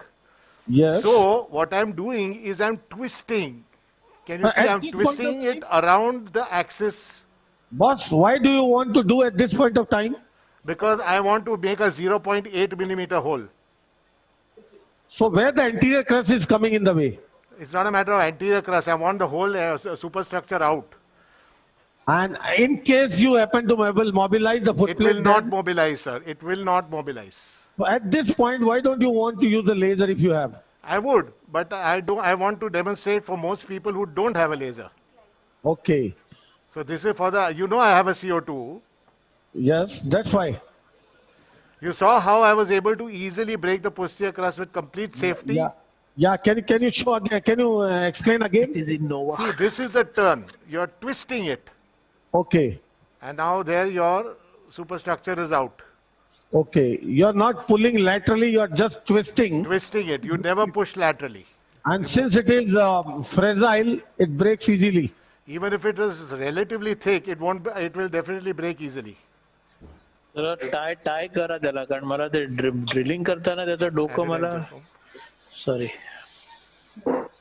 Now we can see the foot plate exposure. Foot plate exposure is complete. Yes. Now for the audience, Dr. Ashim Desai is going to show you his technique of vein graft use. Yes, Sealing of fenestra with a vein graft. So Ashim, for vein graft, when you use the vein graft, what additionally you need to do about removal of the mucosa or anything? Yes, I will demucosify the surface of the foot plate. Foot plate and? No, that's it. Just the foot plate and a little bit surrounding. Can you see? This is a otosclerotic focus on the promontory. Yes. So I'm going to remove he needs the crura remnants not to be attached to the foot plate. So he needs to, one is the mucosa has to go because he doesn't want to bury the mucosa under the vein. And two is the crura has to be completely flushed, drilled and flushed to the foot plate. Yeah. Two prerequisites. So that makes the, things complicated sometimes. Sometimes you have ridges on the foot plate that you need to flush completely. Absolutely, yeah. And the width of the fenestra should be minimum. If it's a very narrow foot plate, then he can't fit his vein in there. If it's a narrow foot plate, you cannot do it. Yes. And secondly, this demucosalization sometimes leads to bleeding as well. You need I would rather bleed first. See, if I had a laser, I would have burnt it. Yes, I know. But if I would rather let it bleed first, can you see? Before the fenestra is made. Before the fenestration. Many Let it people bleed as want much to as know, the water. So give me a very small adrenaline injection. sir, how to harvest vein graft. Many people are I asking. will show. I will show. That's why, I am very fortunate to have with me a junior colleague of mine, Dr. Priyank Talati. He's a very dynamic young guy. And, those of you know me will relate to him. He knows a little bit of everything on this planet. So I'm very fortunate to have him with me. And I'll take this opportunity to introduce my team. Very old, very venerable team. I have Rashmi, both Ashish and Satish know Rashmi. She's been with me since I started my practice. Dr. Rashmi is an Sonal. asset for you. Rashmi, say hi to Rashmi. Camera here. Okay, so she's she's Rashmi. She knows as much of otology as I do probably. This is Dr. Sonal here. Sonal's our anesthetist for the last 20 years. How long? I know. Amazing. It's amazing. I mean, Satish has done cases with me. All sorts of cases have been done without any let or hindrance. Sunil has been here with me for the last 20 years. Well, 25 years actually. So it's a very old and venerable team. And this is Dr. Priyank Talati. He is up and coming ENT surgeon. He is an awesome guy as a person as well as a focused guy. Very, very fortunate to have all of these guys. So I'm delighted to have them as part of my team. Thank you, sir. So Sir, the next step now, what I have done is I have scraped the mucosa on the promontory. I have put a piece of adrenaline gel foam to decongest the mucosa on the promontory. And now I'm going to go and harvest the vein. Vein, please. Yes. I will need external camera on the vein. I need light here. So have you demucosalized the footplate surface as well? Yes, yes. You saw me do it. Okay, done. So after that, you have put a gel foam. Yeah. Control for the hemostasis, you can say. Control the chota mota oozing, capillary oozing, and all that we are likely to find. And now you are going to the vein graft harvesting. That is right. From the wrist? From the dorsum of the wrist. Okay. Can you show? Yes, of course. I don't know. I'm trying to get the external camera going here. Can you show with the microscope? Now we are getting the picture. Yeah, it is good. It is good. Can you see something? Yeah, we can see. Okay. And also, Ashish sir, people want to see each and every step of microtia surgery. So please don't start. People want to see each and every step. I'm going to cover most of it in the lecture. Okay. So don't worry, we have to also manage more cases. So I will tell every small detail, don't worry at all. Yeah, Udbhav, he'll explain every point, what he is doing. So the rib harvesting, unfortunately can't be demonstrated. There is no need. Because rib harvesting is a standard procedure. Standard, yeah, just like the rhinoplasty guys and, Yes, when we do rhinoplasty or many other purpose, we need rib.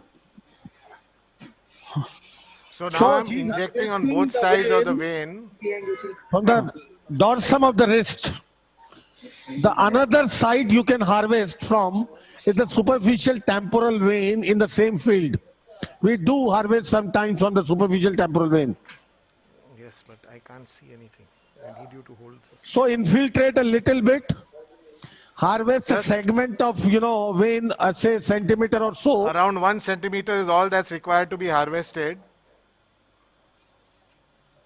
Yes. See, that's a horizontal incision. Yes. Then he'll open up vertically. See this? You can see the vein deep down. I don't know if it's visible. हाँ सतीश बोल.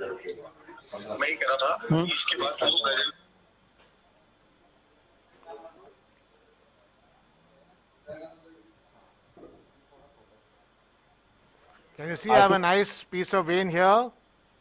Yes, sir. Yes, wonderful. Priyank? Beautiful, sir. Suture this.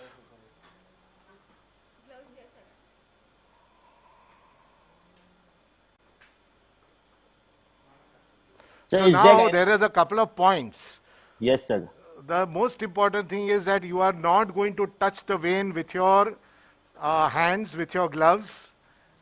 Okay. And I am going to ensure that This is now, you see, remember there is some xylocaine adrenaline on this. All right? Yes. So what happens is that I need to wash it off. So the next step is that I'm going to put it in saline. Okay, okay.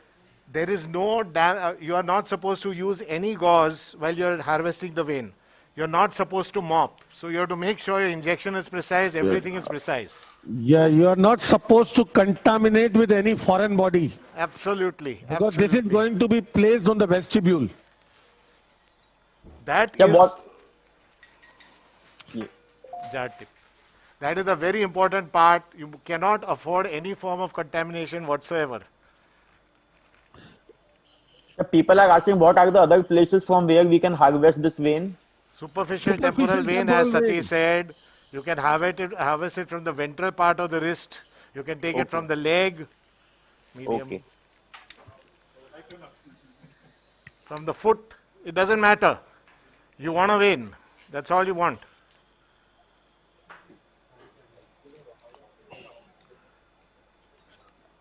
Okay? Yes. So now the oozing also has come down a bit. Tip. Any special precautions when you have a decent facial now at this point? Yeah, you have to make sure if it's a very narrow niche, you don't fool around too much with it. It's as simple as that. Suppose you don't have a decent facial now. Do you demucosalize the facial canal as well? No, never. Because then there are sometimes very large vessels on them. Yes. And when you try to demucosalize, they start oozing and you can't do anything about it. What are you doing exactly? Okay, now I'm just widening. There's a little bit of otosclerotic focus on the promontory. You can see that yellowish focus. Yes. I'm just going to drill it out a little bit and flattening the last bit of the posterior crust. Okay. So now, there's going to be a lot of discussion whether to use a vein or not to use a vein. According to me, it's a philosophic decision. If this was your year, what would you want? Ashim, Yeah. would you use the vein in the last case which Ashish did?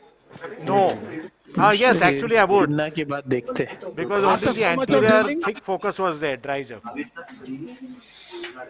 I could have used a vein in that one. It had a good access and only an anterior focus was extremely thick and vascular, as you saw. Yeah. I want to narrate a very interesting story about the Dyson facial now. Yeah. 2 cases I've had. I used to take the drill inside, that same drill that you saw, and the patient used to get facial twitches. This was under local anesthesia I was doing this case. First time it happened, I'm not even touching it. The burr is just going past the long process of incus and tuck, tuck, tuck, tuck, tuck, it starts. First time it happened, I got scared. I closed the patient. It happened the second time. There was actually a electrical short circuit. There was a current flowing through the handpiece of my this thing. Awesome. And that was enough for the Dyson facial nerve to get stimulated. Oh. So there was a short, like the earthing problem was there with the micromotor. Amazing exposure, Ashim. Amazing. Yeah. Thank you. You saw that little bit of drilling, how it made a difference? The best thing is, the beauty is, the foot plate is completely exposed, completely flush to the surface. There is no undue, elevation, depression anywhere. Absolutely flat. Is it a relatively short, long process, Ashim? Slightly, but I don't see a problem with the perpendicularity. So I'm using a measuring gauge and I'm seeing that around 425 is the length that I will like. So this was the measuring gauge which he uses. Between 4 and 425. Now remember, all the lengths are very relative to the manufacturer of the measuring gauge. Yes, we should use the same measuring gauge which the piston belongs to, the same company. Same company, exactly. And I think we forgot to ask Dr. Al-Ahmadi also the 6 millimeter he said. Probably we did not ask him the make of the piston that he uses. What I'm piston are you going to use, Ashim? Sorry? What piston are you going to use? I am going to use a standard long curve Teflon piston made by our Indian company, so nothing fancy. Indian Audio. Indian Audio Center. Jindabad. I've done almost 5,000 cases with that. Chandigarh. Out of If he 6,000 uses cases, the I've done imported one, 5,000 then cases his out that. patients is from it? Surat will start speaking. What are you doing now? Now just a little bit more of the More mucosa. mucosa drill. संतोष मेरा दूसरा चश्मा. The same Indian audio. Centralize. One sec. I'm just removing the gel hey form. करतो काय ribs काढायला सुरुवात करतो.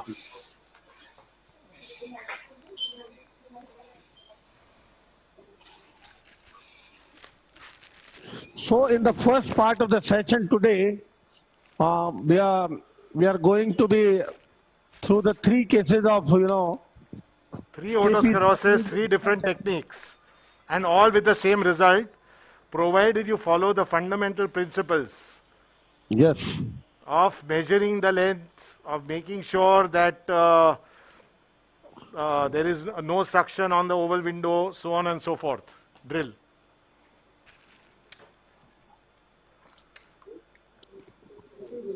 Biggest reason of the post-operative problems is suctioning over the oval window.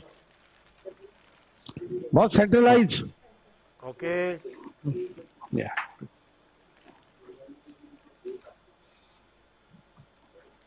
तुला काय प्रश्न आले तर मी उत्तर देईन. Don't worry. In fact, I'll make enough noise. Hello. Yes, Udbhav. Sir, Dr. Grish wants to know if a patient with otosclerosis is having complaint of tinnitus. How do you counsel him before? You tell him that we can't guarantee the tinnitus, but when the relative hearing moves up, the volume of tinnitus will move down. Yeah, Udbhav. Yes. Majority So of the now low can you see I'm just through. Oh. Hey, क्या हुआ? It's a light and matching. Disc. Now I have a set of measuring discs. हे बरोबर नाही लागलं.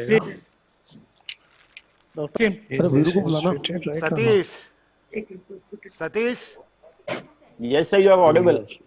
Okay, so now these are measuring discs. I am measuring the diameter of the foot plate. Okay, sir. What size is this now? Now this is a 0.4 disc. Okay. And I also use it to remove the bone dust. लोकांपासून सांभाळून राहा.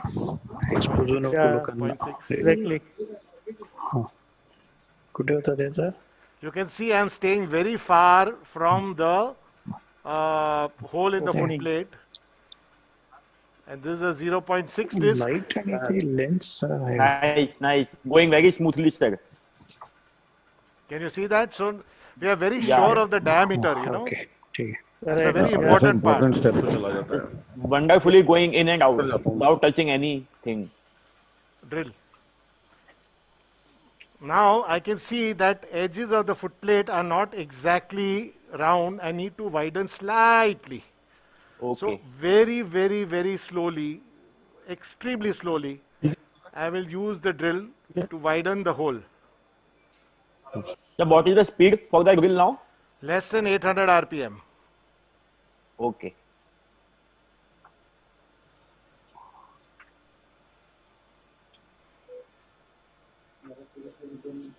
You saw how slowly we did it? Yes, sir. 0.4 disc. A little bit of bone dust out there. I will go ahead and remove it. हाँ case तू देख रहा था? अच्छा. This is another thing which I forgot to mention. He removed the bits of the foot plate that were dangling inside because he does not have a mucosa which holds them. We do not demucosify, so the mucosa actually holds them, so they don't become free-floating particles in the vestibule. It's not a matter of free-floating, Ashish. My problem is, give me a pistol. Yeah, with your vein. My problem is that the vein, they will sort of stick to the undersurface of the vein and create ossification. Yeah. Now I was trying to make a point that when you use the vein, you are obliged to remove them. Yeah. So it's technically slightly more atpata. Yeah. Hello. Yeah. So this is 425, okay? This 4.4 and 1/4. This is a Richards cutting jig, ideal for Teflon piston. Now I will measure this in position. So what I have done, I've measured the diameter of the fenestra, I have measured the length of the piston. So measure. काढल्यानंतर तो ऐकत नाही ना, तो हे संपल्यावर you give the talk. So you have to keep measuring, my friends. Machine will. I think so. Ashish, you need to carry on. Please go ahead. Down चलता है इधर can. Oh, Ashim. Yeah. What size fenestra is exactly? Can't hear you. What size the fenestra is? 0.7 millimeters. And your piston size? 425, but I'm not final on it yet. No, piston diameter. 0.4. माझा microphone बरोबर आहे? आहे बाहेर. Medium. The best thing is the exposure of the whole window. Complete exposure. You see this?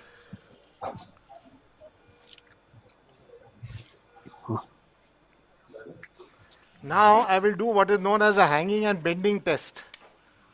So you do all these things before placing the vein graft? Yes, the measuring is done before placing the vein graft.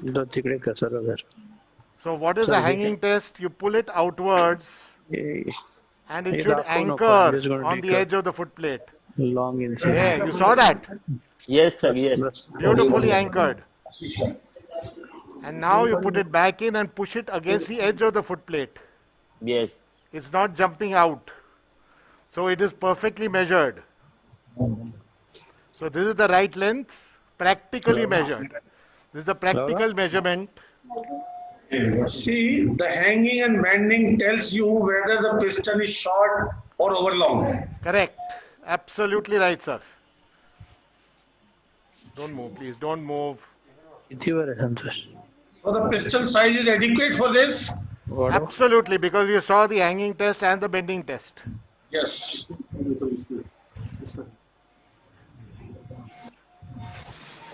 Now the entire area is so receptive for the vein graft. Yes. See, all around the fenestra is completely raw, very well exposed. It's not like a deep well. Dry. What an amazing exposure. Boss, thank you. But I'm lucky, the exposure was good. My YouTube videos are bad exposure. I don't know if you've seen it. Okay, can you tell the contraindication when you don't use the vein graft? Obliterative focus, too narrow a foot plate.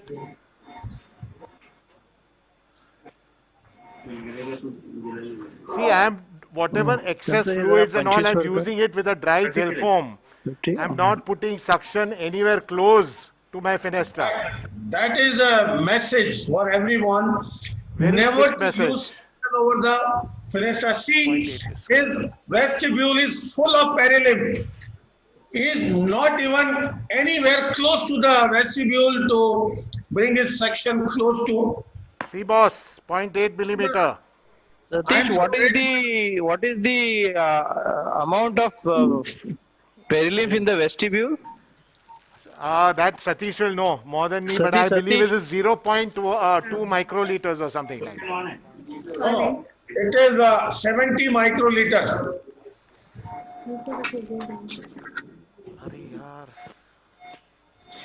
See, this was the measuring gauge, measuring the size of the fenestra. And I'm so fortunate to have this gift from Dr. A.B.R. Desai long back. Which you never use because you got a perfect laser. I do use sometime. Yeah, when you don't have laser, you can use that. This is the only tool by means of which you can exactly measure the size of fenestra. Okay, so now what have I done? Can you show in a, yes. See? Forceps. This is the vein graft, the intima is inside, this is outside, which is, yes, cleaned up. This is the adventitia outside. It's the side is very, very important. Clean. How do you decide the side? Intima should face the surgeon. Yes. And A smooth adventitia should surface. face the labyrinth, not the Yes, other way around. Yes, he has made the surface of the footplate raw, wherein the raw surface is going to sit. That is outside. And this intima, which is a smooth surface, is going to face the surgeon laterally, so that it doesn't make any adhesions with anything, any structures laterally. Because it's very important to prevent the vein has to lie flat. It's very important to prevent any form of adhesions. Yes, see what he is doing gently and gently, stripping off the excess tissue. He is removing the excess tissue, only the vein wall is left behind. You see, what happened is what you saw, which was slightly narrow. I mean, you felt the lumen of the vein was narrow, was because of the adrenaline. Now you can see that this is adequate. Yes. Super. Scissors. Now are you going to cut it? Yes, sir. See now. See, there's a junction here. Center. Yes. So it's opened up. And see the intima. That is the most important part. The adventitia should face the surgeon. I mean, intima should face the surgeon. Yes.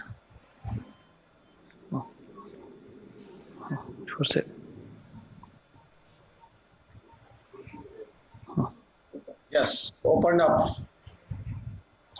So the tube is opened up and this is intima. You allow it to dry or use as a wet or roll in some. Boss, wet. You will be happy to know that I use wet. So will you roll in something to introduce? I will show you how I do it. Give me 1 minute. Yes. Give me a measure. So now I measure this also. I need around 4.5 by 4.5.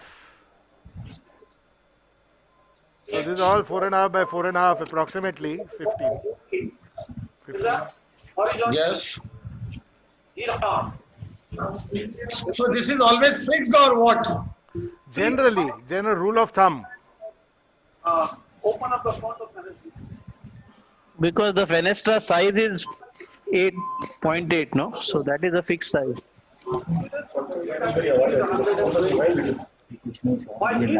Actually not cutting, Hari Om. I don't care, it's not cutting, the blade is bad. Okay, so now 15, measurement. Let's measure it once again.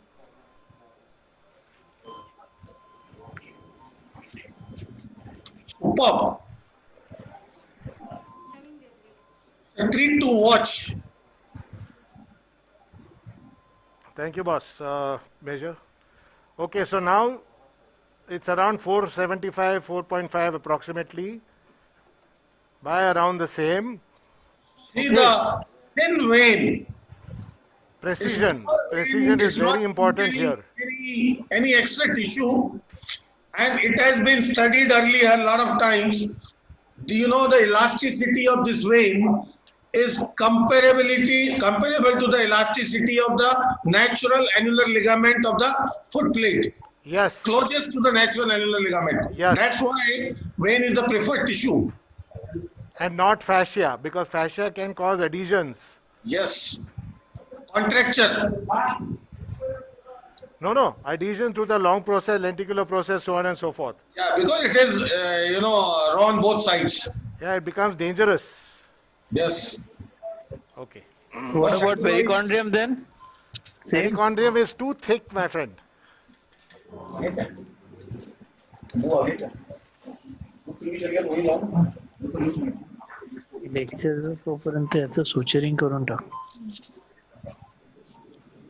Boss, we want to see how you introduce.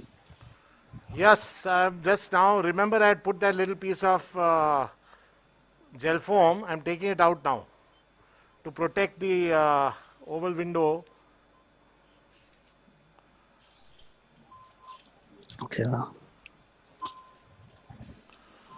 All right. So that's your fenestra. Super. Okay. What a view. Vein.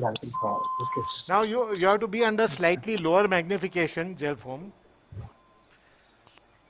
The best thing is the vestibule full of parallels. I will take.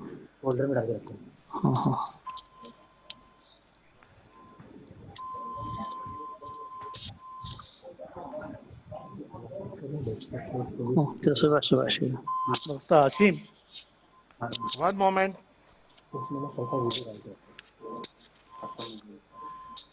So now I'm introducing the vein. It's wrapped on a piece of gel foam. Ashim. Yeah.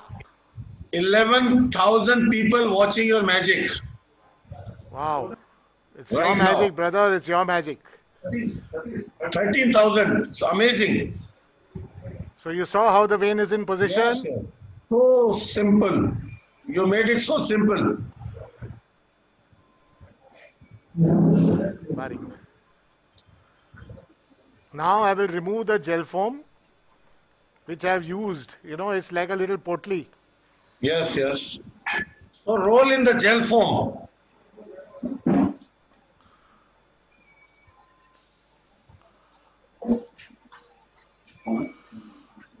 Rashmi is blocked, please.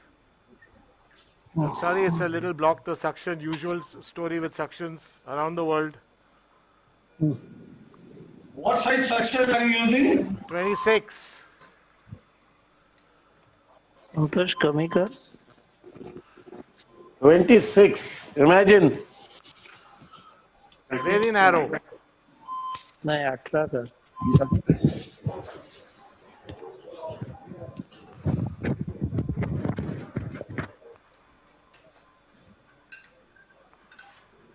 This is a very, very important step. And see how gently is unrolling the vein. Can you see how the vein is unrolled? Amazing. And I can see through the vein the site of fenestra.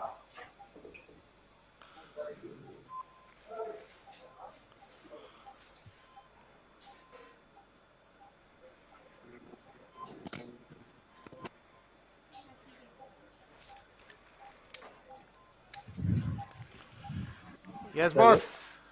Yes. दिखा रहे हो कौन सी technique Asim. Superb. Asim. Yeah. Are you using foot pedal suction? No. So how much is the power pressure of the suction now? I can't see actually. It's on that little gauge which is a little bit far away, but it's not a very high pressure medium. Asim centralized. See the amazing way he unrolled the vein. The vein is beyond the margins of the oval window all around.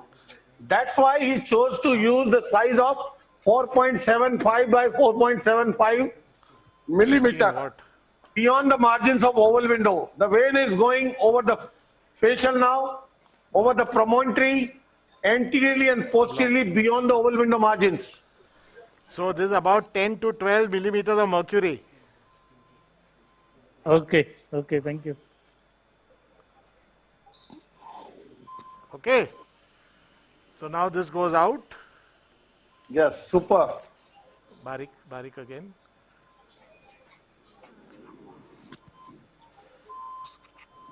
And the piston will now go in. मोटी है. छोटी दाखवली होती. See this? Hook लगे. Ashim sir, please explain again what is the direction of intima, medially, laterally, how you place the vein. The intima faces the surgeon. Okay. See, this And is the adventitia faces the promontory. Okay. Always, that is a sacred thing, so you have to be very careful not to change that order. Yes. The surgeon has to be intimate with the vein. Absolutely. If it helps you remember. Ultimate. Trust Ashish to come up with the perfect statement. Now no one will forget this. So, like when you you know, when you open up the vein, the intimal surface, you have to keep an eye all the time until you place over there. Because once it dries up, you cannot differentiate. Medium. Yeah, so we always use it wet. Medium. That's why he uses the wet. Once it dries up, you cannot make out which surface is what. Long curve. To me, the biggest advantage of the vein, besides the, you know, sealing the inner ear, is it prevents you from using an overlong piston. The reason is, the moment you try to use an overlong piston, your vein will be invaginated deep inside, and that will warn you that your piston is overlong. That is something can easily be prevented by using a vein graft. It warns you from using an overlong piston. Number 5. You know. Ashim. Yeah. Just like to see your crimping using 2 hands. Let us see if that's going to be feasible. Everything to be adjusted as per patient. But boss, you have to adjust for the audience. Yes, sir. It's like a showstopper. Okay. All yes. set? All set. Okay, now give me right, number 5. See the now, crimping is one see step. now, this is one very important step. See how free it is.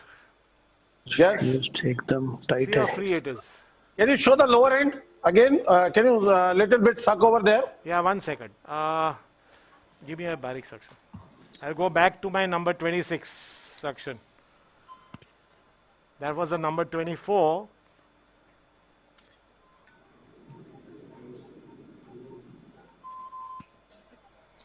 See how well it is sitting inside.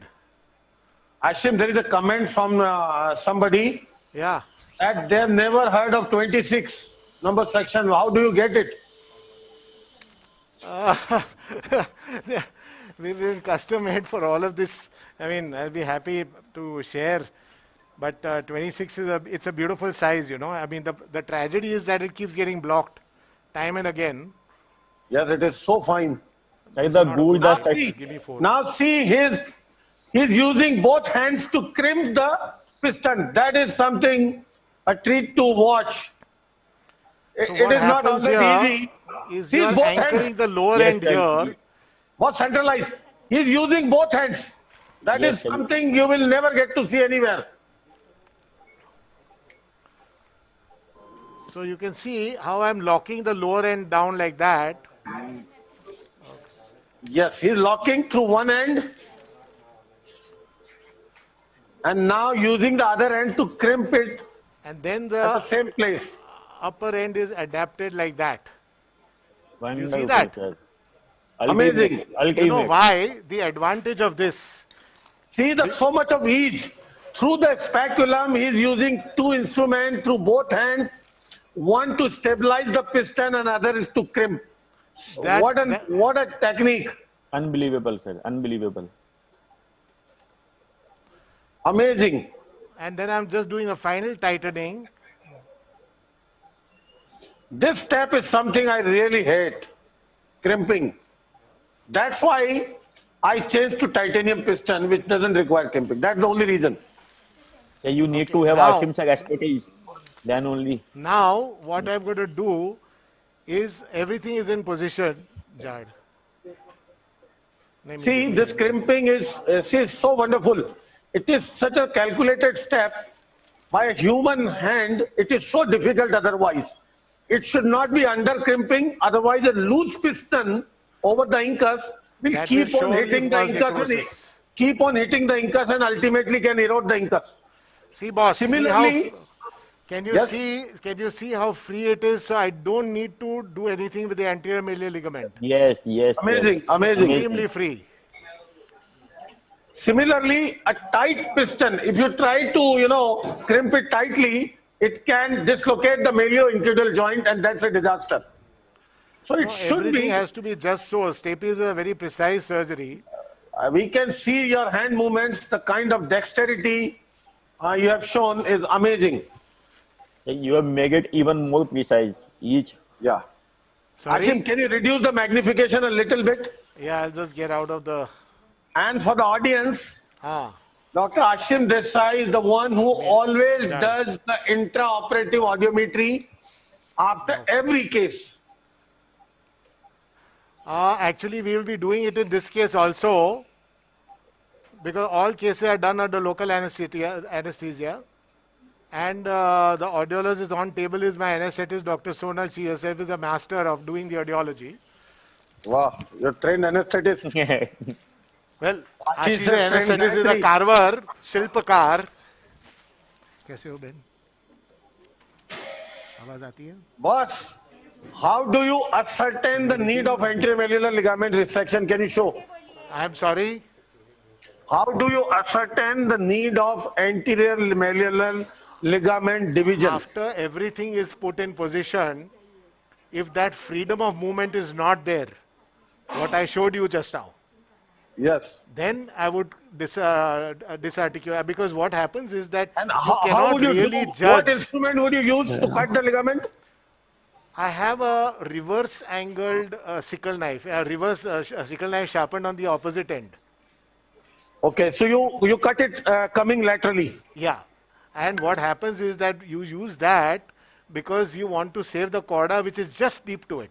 Yes, just underneath that is chorda. Just That's underneath right. is the chorda. So it's better to shred the fibers bit by bit rather than just go right through with one single movement, you know.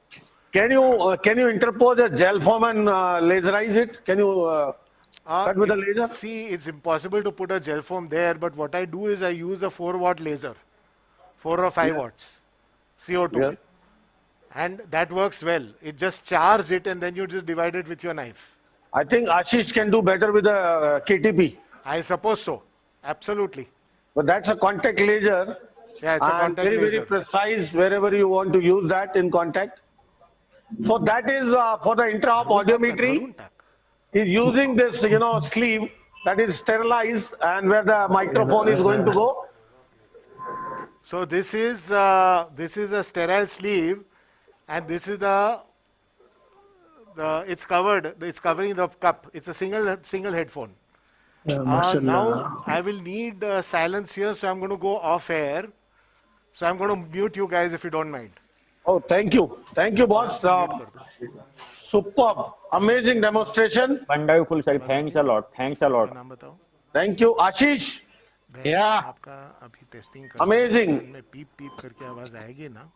So, for the audience, this is for the first time that how this technology has made us, able to demonstrate from 3 places. You have seen from 3 places together. And I'm so grateful to Mr. Dinesh for making this happen. He's the man behind this, technology of which we could do it.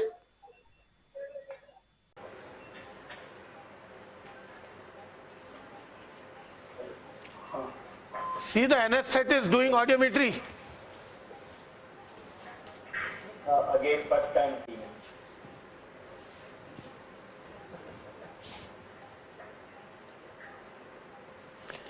After some time, you will see another anesthetist doing some other action.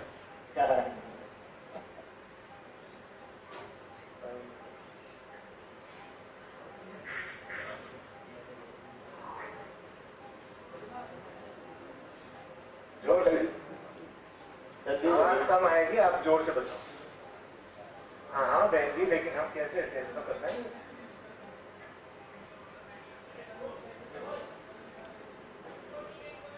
Ashish, Ashim, you continue. Can we move on to the Ashish?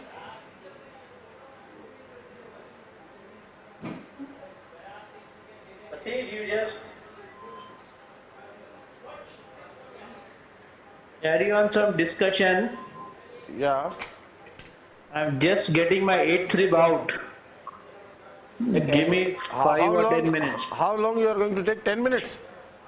5 or 10 minutes. If for the 8th to come out, if you give me 20 minutes, my 6 and 7 will be out also. Can you show that also from the central camera? I can. 2 minute में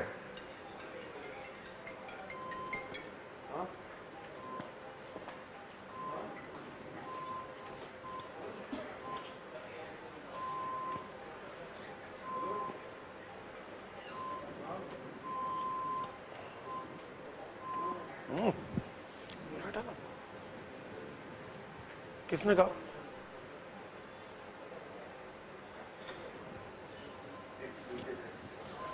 This is the other case going on, the graph being harvested.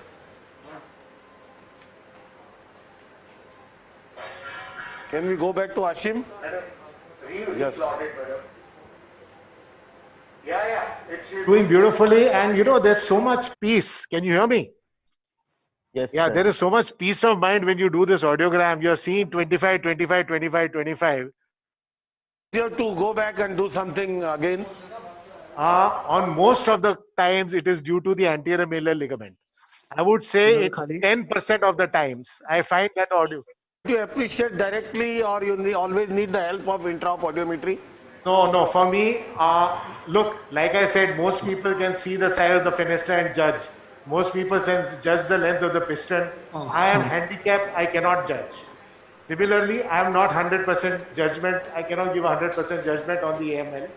To my eyes, it appears mobile, but if the intraoperative audiometry does not come up, then I will definitely go and section it.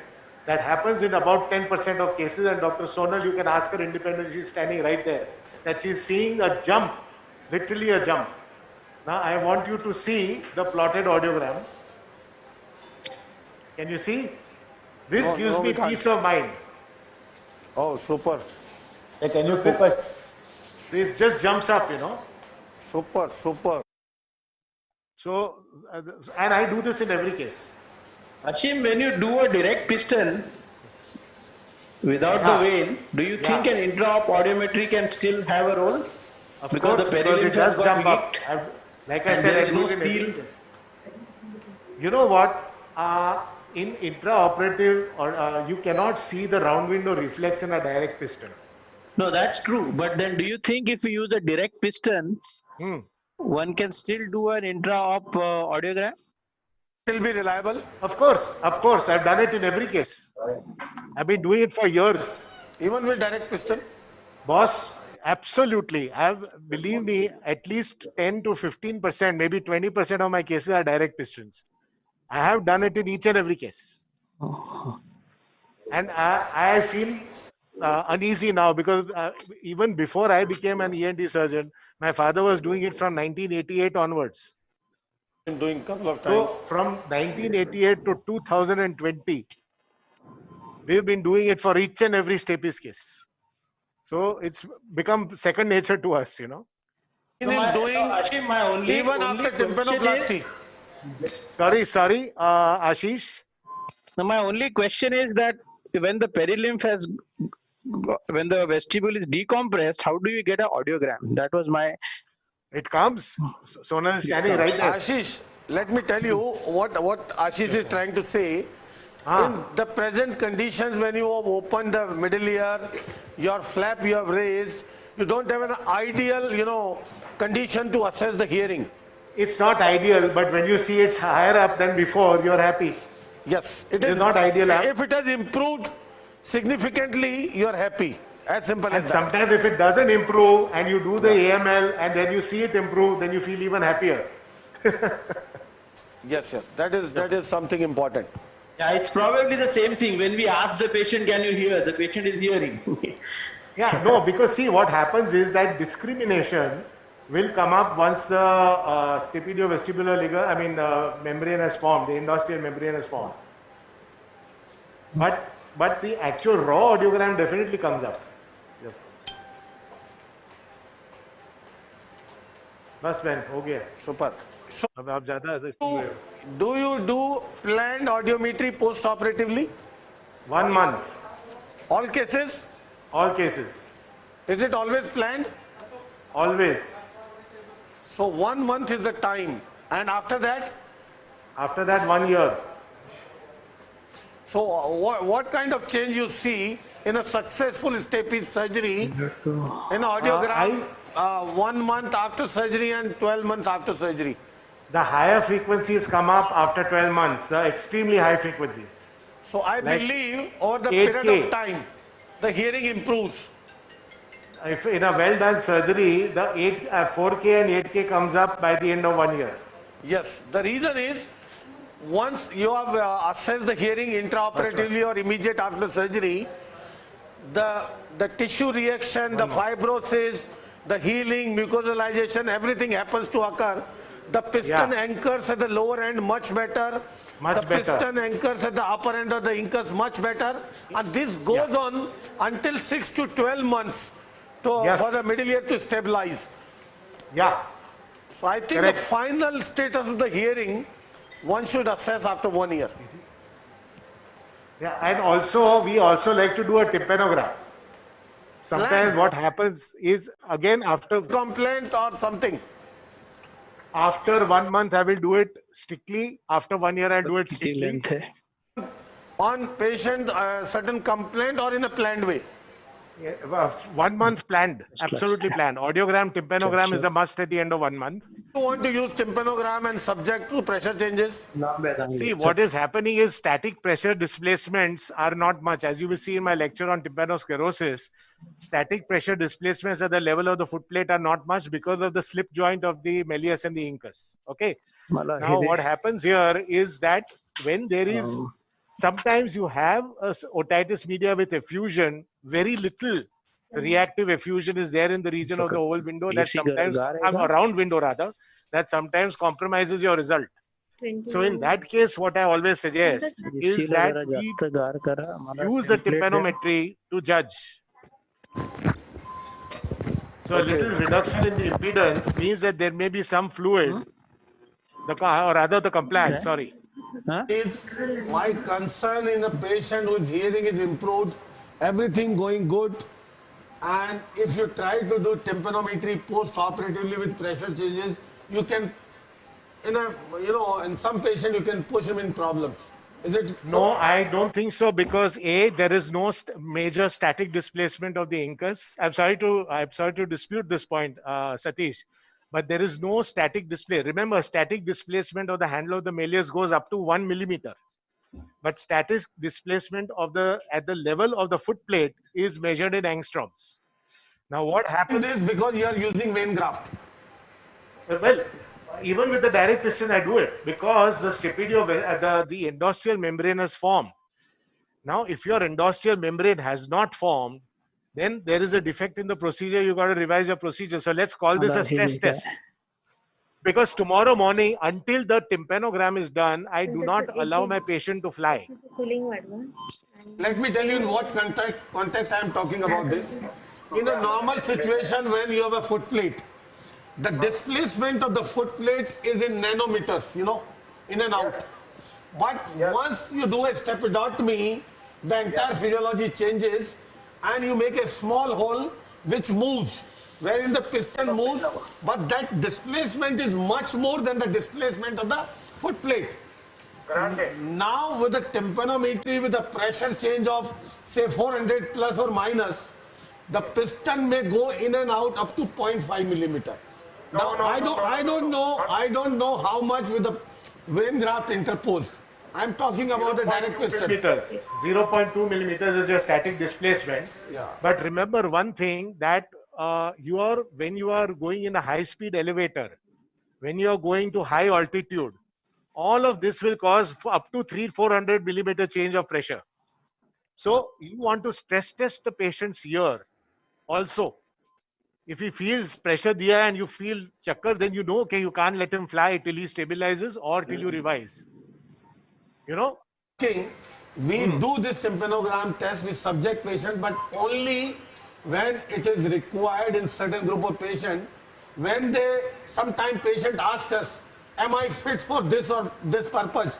Can I fly? Can I dive? Can I do this or that?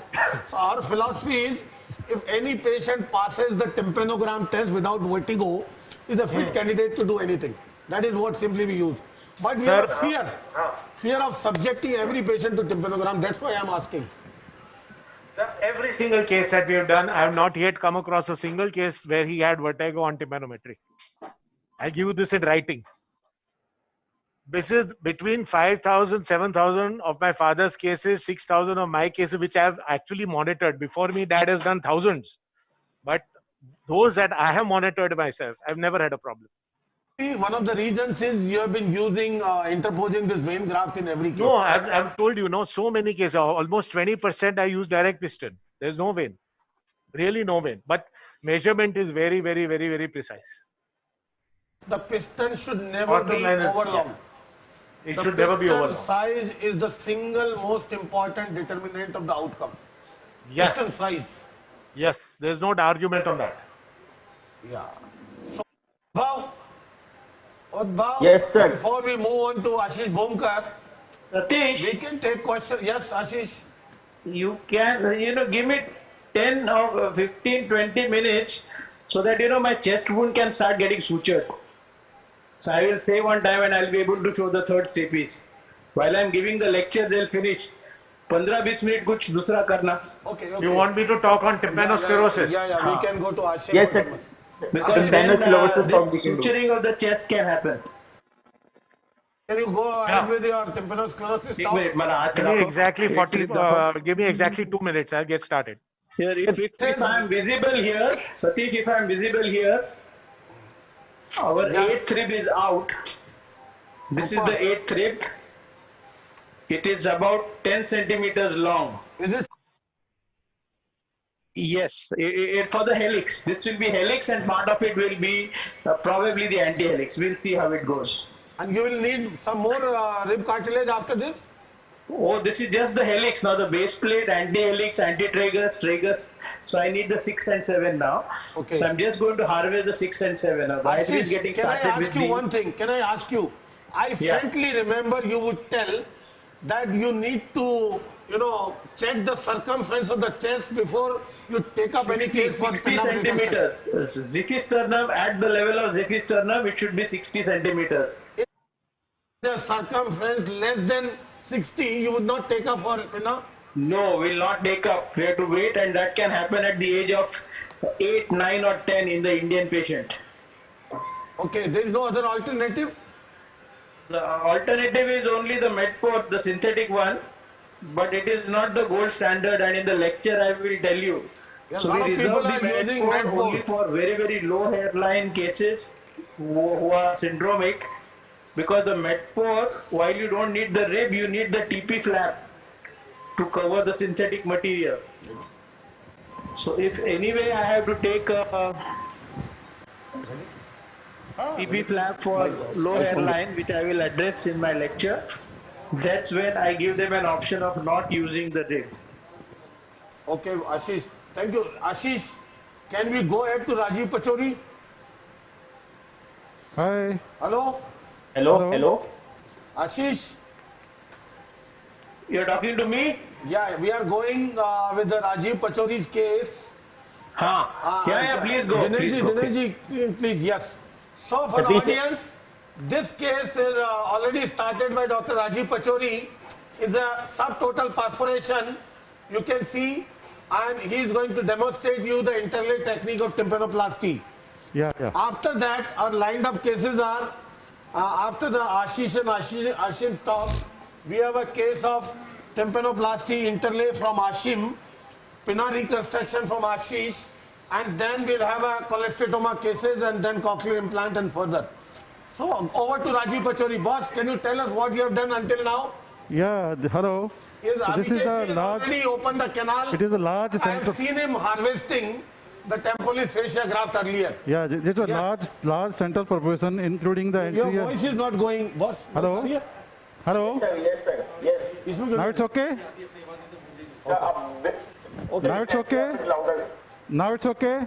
Yes, sir. Yes. Well, I cannot, because Satish's voice is totally different. He can, his GB is very high. Okay, so it is a large central perforation, more on the anterior side. You can see over there, I have not, you can present the margin because we are going to do interlay technique. And the patient has almost 35 decibel gap. I have already harvested the graft from the temporalis fascia.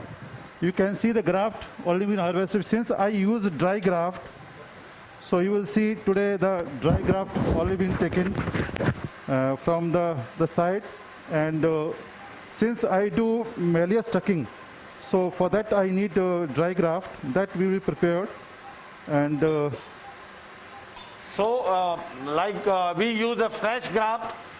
Some people use dry graft, though it doesn't make that much of a difference. Yeah, it doesn't make a big difference. This is how you are used to. You can go ahead. You can see, and I have elevated the flap. Table one thing. Yeah, right now. Satish sir. Yeah. So there was a question before, can we differentiate autosclerosis from tympanoclerosis on MRI? Not really. Not really. The reason is MRI doesn't appreciate sclerosis, number one. Any bone, any overgrowth of the bone and MRI is loss of signal. MRI doesn't pick up the air and the bone. So MRI is not useful. Even radiology cannot differentiate the tympanoclerosis from autosclerosis on a, I would say, reliably. Only thing we could suspect the autosclerosis in the previous case, which Ashish was doing, the reason was the focus at the fistula antefenestrum. That gave us the clue that it is most likely to be autosclerosis. Otherwise, it is difficult to differentiate. Here I have to compliment our Dr. Subhash. He and Hitesh, they can smell an autosclerosis in our OPD. He had said, sir, aa gaya case. So he had actually suspected. Yes, this is important. You can pick up. Yeah, he can tell from the way the patient talks. Yes. And when you put the tuning fork, there's a certain glow of happiness is what we call it. See, this is a very important point Ashish has raised. Autosclerosis patient, you will see, they are very soft-spoken. You can pick up the patient who has a hearing loss, very soft-spoken, you can smell this could be autosclerosis. Another one observation, Satish, I don't know. Reasonably dark-skinned Indians with light-colored eyes, we find them to be prone to autosclerosis. That is another observation. I don't know what is the reason or what, but... One question was there asked by someone, can we assess radiologically which length of piston we have to use? Yes. Yeah, some people, there are a lot of papers regarding assessment of the required length of the piston by means of a CT scan. Yes, but that cannot be accurate. The CT scan overestimates, to some extent by 10 or 15%. So you cannot rely on the CT scan to estimate the required length of the piston. Rather, you should do your own way intraoperatively, like Ashish has shown differently by rehearsal of the piston. Ashim has shown differently using a measuring gauge. Even I had shown with the same company measuring jig from the since this piston has titanium piston. Little bit tympanoclerosis, I have to take it out. And best instrument to take out this tympanoclerosis is right angle pick. There's been a lot of controversy on whether to remove myelosclerosis or not, and I agree that you should remove it. Yes, sir. The reason being that myelosclerosis in a situation, why? Because the undersurface is avascular. Yeah. So what happens is that you will have patchy take of the graft and patchy epithelialization. So post-operative you will have patchy areas of thinness. So to avoid that, it's always a good idea to remove the myelosclerosis. Even sometimes while removing, you make a larger perforation, no matter. No matter, doesn't make no matter. It doesn't matter, but it's better to remove it. And I've also seen a larger incidence. I would like Ashish's and Satish's opinion on this. I've seen a larger incidence of aseptic meningitis. Yes. In cases where you don't do the myelosclerosis. Ashish, Satish, any opinion on that? Yes. Can I ask one thing? If you have a small tympanoclerotic patch or a meringosclerotic plaque away from the margin of perforation, would you still go on to remove it or leave it? If it's away from the margin of the perforation and a small patch, in the superior quadrant, I would leave it. Okay. And if it is a large patch still away from the margin, you would go in to remove it, huh? I would definitely remove it. Okay, great. Ashim, there are hundreds of compliments coming for you for the last case what you have demonstrated. It was simply mesmerizing. It was wonderful. It's not me, it is the people who have given their feedback. Thank you very much. Whoever has enjoyed the case, thank you. And second Simply point is, amazing. second, for the army person, if suppose if you are doing surgery for the army admission, then you have to take out the patches from all around because they are very much fussy about it. I don't know why it is a big issue for even a smallest 1 or 2 millimeter meningosplerotic plaque. Those patients are rejected in recruitment. So I don't know why they do this. Yeah, I fail to understand. But maybe the association should take it up with whoever the people are there. It is probably the excuse they get because they have to reject in some or other way because they can't select everybody. As per they say, suppose the patient, that person is going for flight or driving, etc., chances of perforation are there at that site. Their explanation is that. See, if the rest of the drum is thin, yes. The varicoclerotic plaque itself is not going to perforate. But if the rest of the drum is thin, yes, certainly. Sometimes you have those circumscribed areas of thin drum with myelosclerosis surrounding them. Yes, that area is definitely prone. And sometimes there is a spontaneous bleeding. Instrument will fix it. Right, yeah, writing is. And second, because they are very fussy about the cone of light and white patch, the annulus being removed or not, annulus is in proper place or not. So many points we have to take care during this procedure while doing surgery on those cases. Just see the mucosa layer is intact. We can see very well. And I am trying to preserve it as much as possible.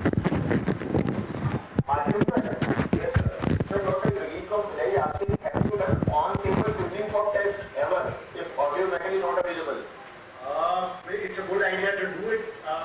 We have not done it for many years, but yes, it's a good idea to do it.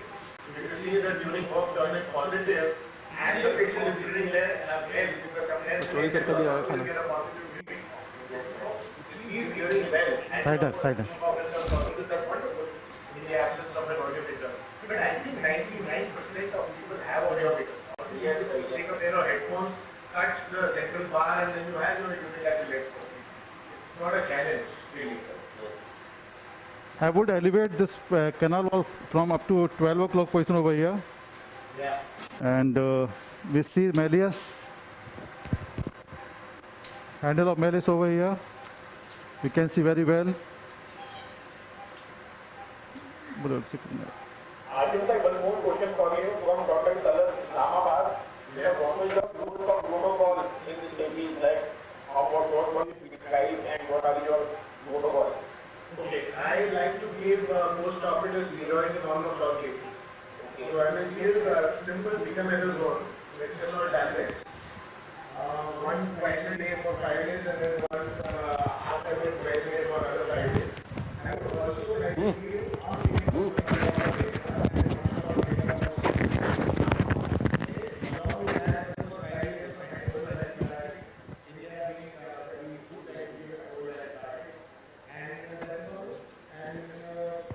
make sure that the patient does not get a hold hair dryer is forbidden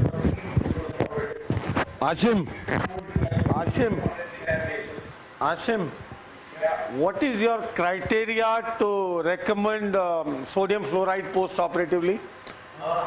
All cases or for certain indications?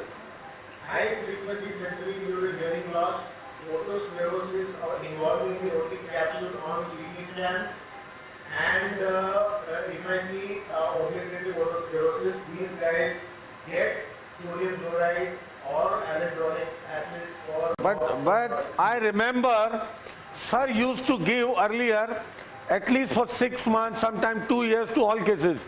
Was it? 2 years. Have you? Now you don't do that?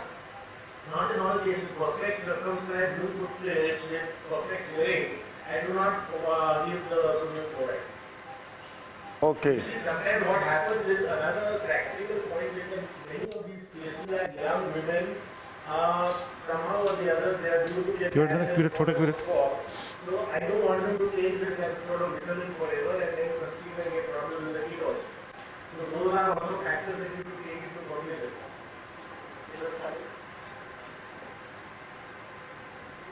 Rajiv, I'm seeing that you have renewed the entire malleus. Yeah, malleus is renewed. This tip part is left. Since I will, I'm just checking it.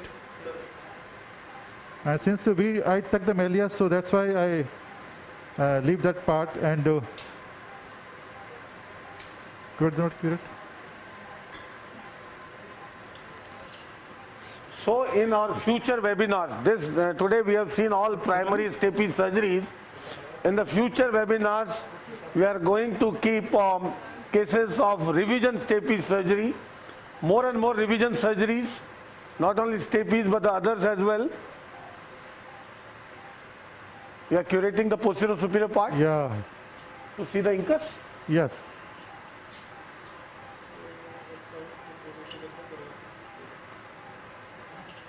See his technique of tympanoplasty. He has denuded the malleus. He is going to use the fascia like a V to take the malleus inside. Yes. It's a mixture of little bit Dr. Indorwala's technique, and because he just make a nick in the graft and put under the through the malleus, just sleeving of the malleus like this. Good.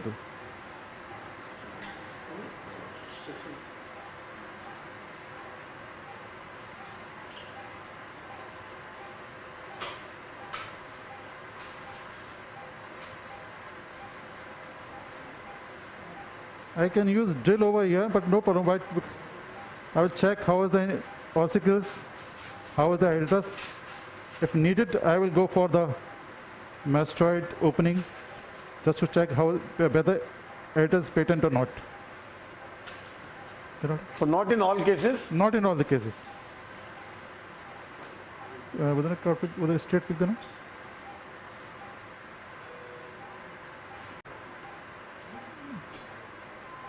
This patient has sclerotic mastoid. So you do in all the cases? Yeah, it doesn't take long. It doesn't take more than a minute or so. So in our practice, we make sure I will open to ensure the patency of the editors in all cases by going from behind. It will take hardly 3 minutes, 3 to 4 minutes. Because in every case, you don't need to go right to the antrum. Yes, yes. Even superficially, you get to, you may get a patency while going through the superficial cells. You don't need to go to the antrum. But yes, until you get the patency, you have to go on. So in certain percentage of cases, even in the dry ear, we have seen editors blockage, and then you have to go right to the level of the editors to clear it, to establish the patency, because that can be one of the biggest reasons for the failure, to an overall failure. So how can you ignore that? It doesn't take more than a minute or so to go and clear that, ensure that. Ashim? Ashim? Hello? I just do this thing in all the cases. Put the... Yes. I'm sure you're following the same protocol, doing, editor's patency check in every case?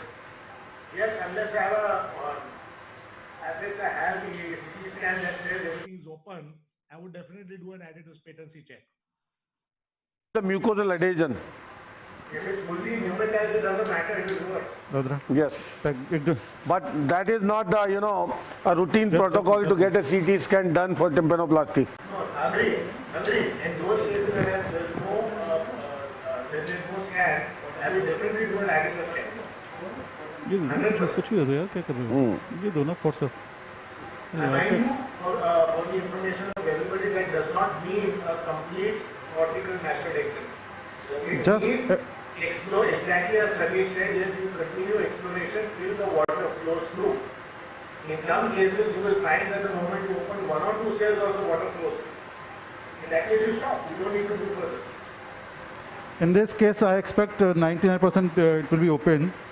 But even though we'll open it, no problem, because I checked from above, the fluid was, I kept the needle from on lateral to the incus, and the fluid was going and coming out from the.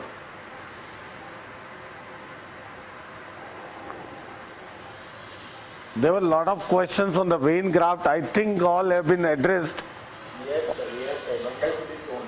Suction, what is it? So people were asking this question for the last 3-4 months about this vein graft technique, how to harvest. Yeah. C is always better. The thing is the length of the piston. That is most important. If you have an adequate length piston, even if you are not using vein graft in a primary stage surgery, it works well.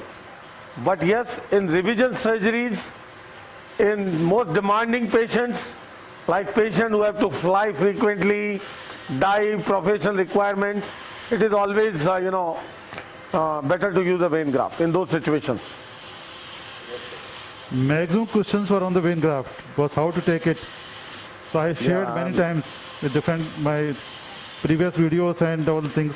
Yeah, today was a wonderful demonstration by Ashim about harvesting the vein graft, introducing the vein graft, placing it, spreading it.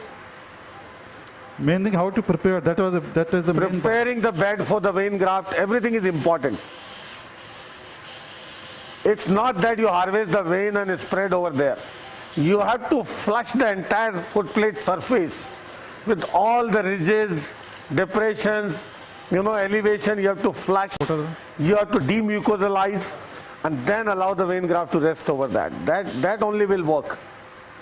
You can see. See now, yes, you got the patency. So the moment you get the patency, stop it. You have to stop. You don't need to go and excentrate all these cells. You don't need to go to the level of the editus in all cases.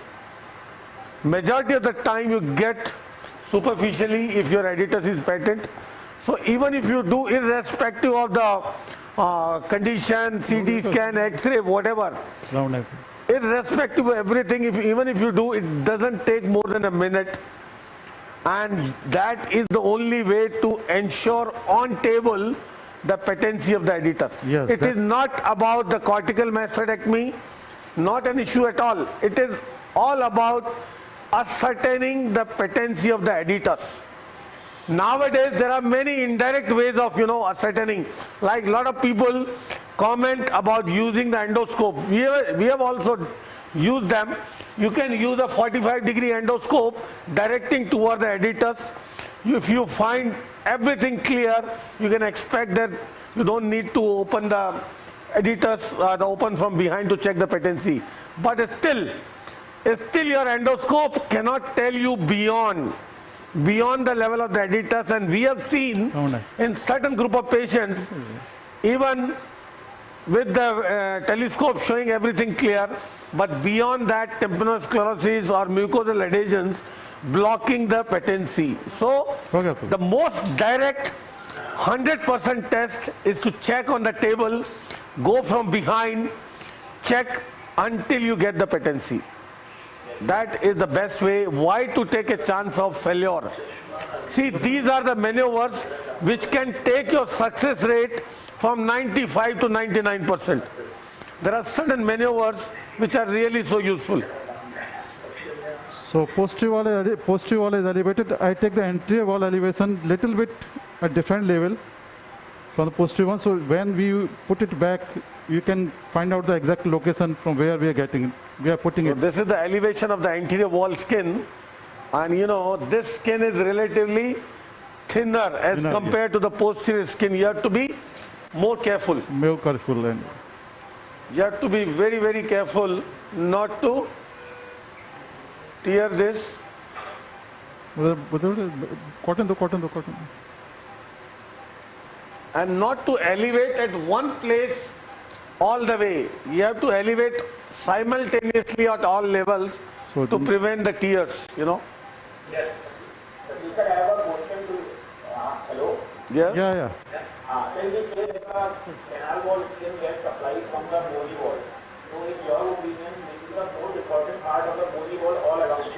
Here we have to keep the flap intact so as to have the bony. Udbhav, this issue has always been discussed. Many times. Let me tell you, There is no concept of a vascular strip or a named vessel going to the tympanomeatal flap. You can make even the entire flap absolutely free, place in the saline outside and place it back. It works. The vascularity comes from the underlying bone to the eversion system of the underlying bone. So even if you make it free, it works.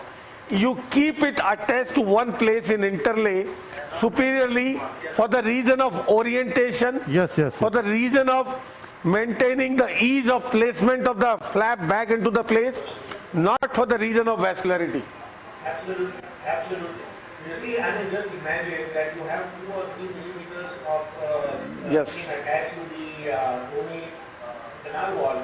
How on earth do you think you're going to have enough blood vessels to block that right here? It's not possible. Yes. It does not follow principle of vascularization. Just to orient yourself. We have discussed in detail in our previous webinar when I demonstrated one interlay tympanoplasty.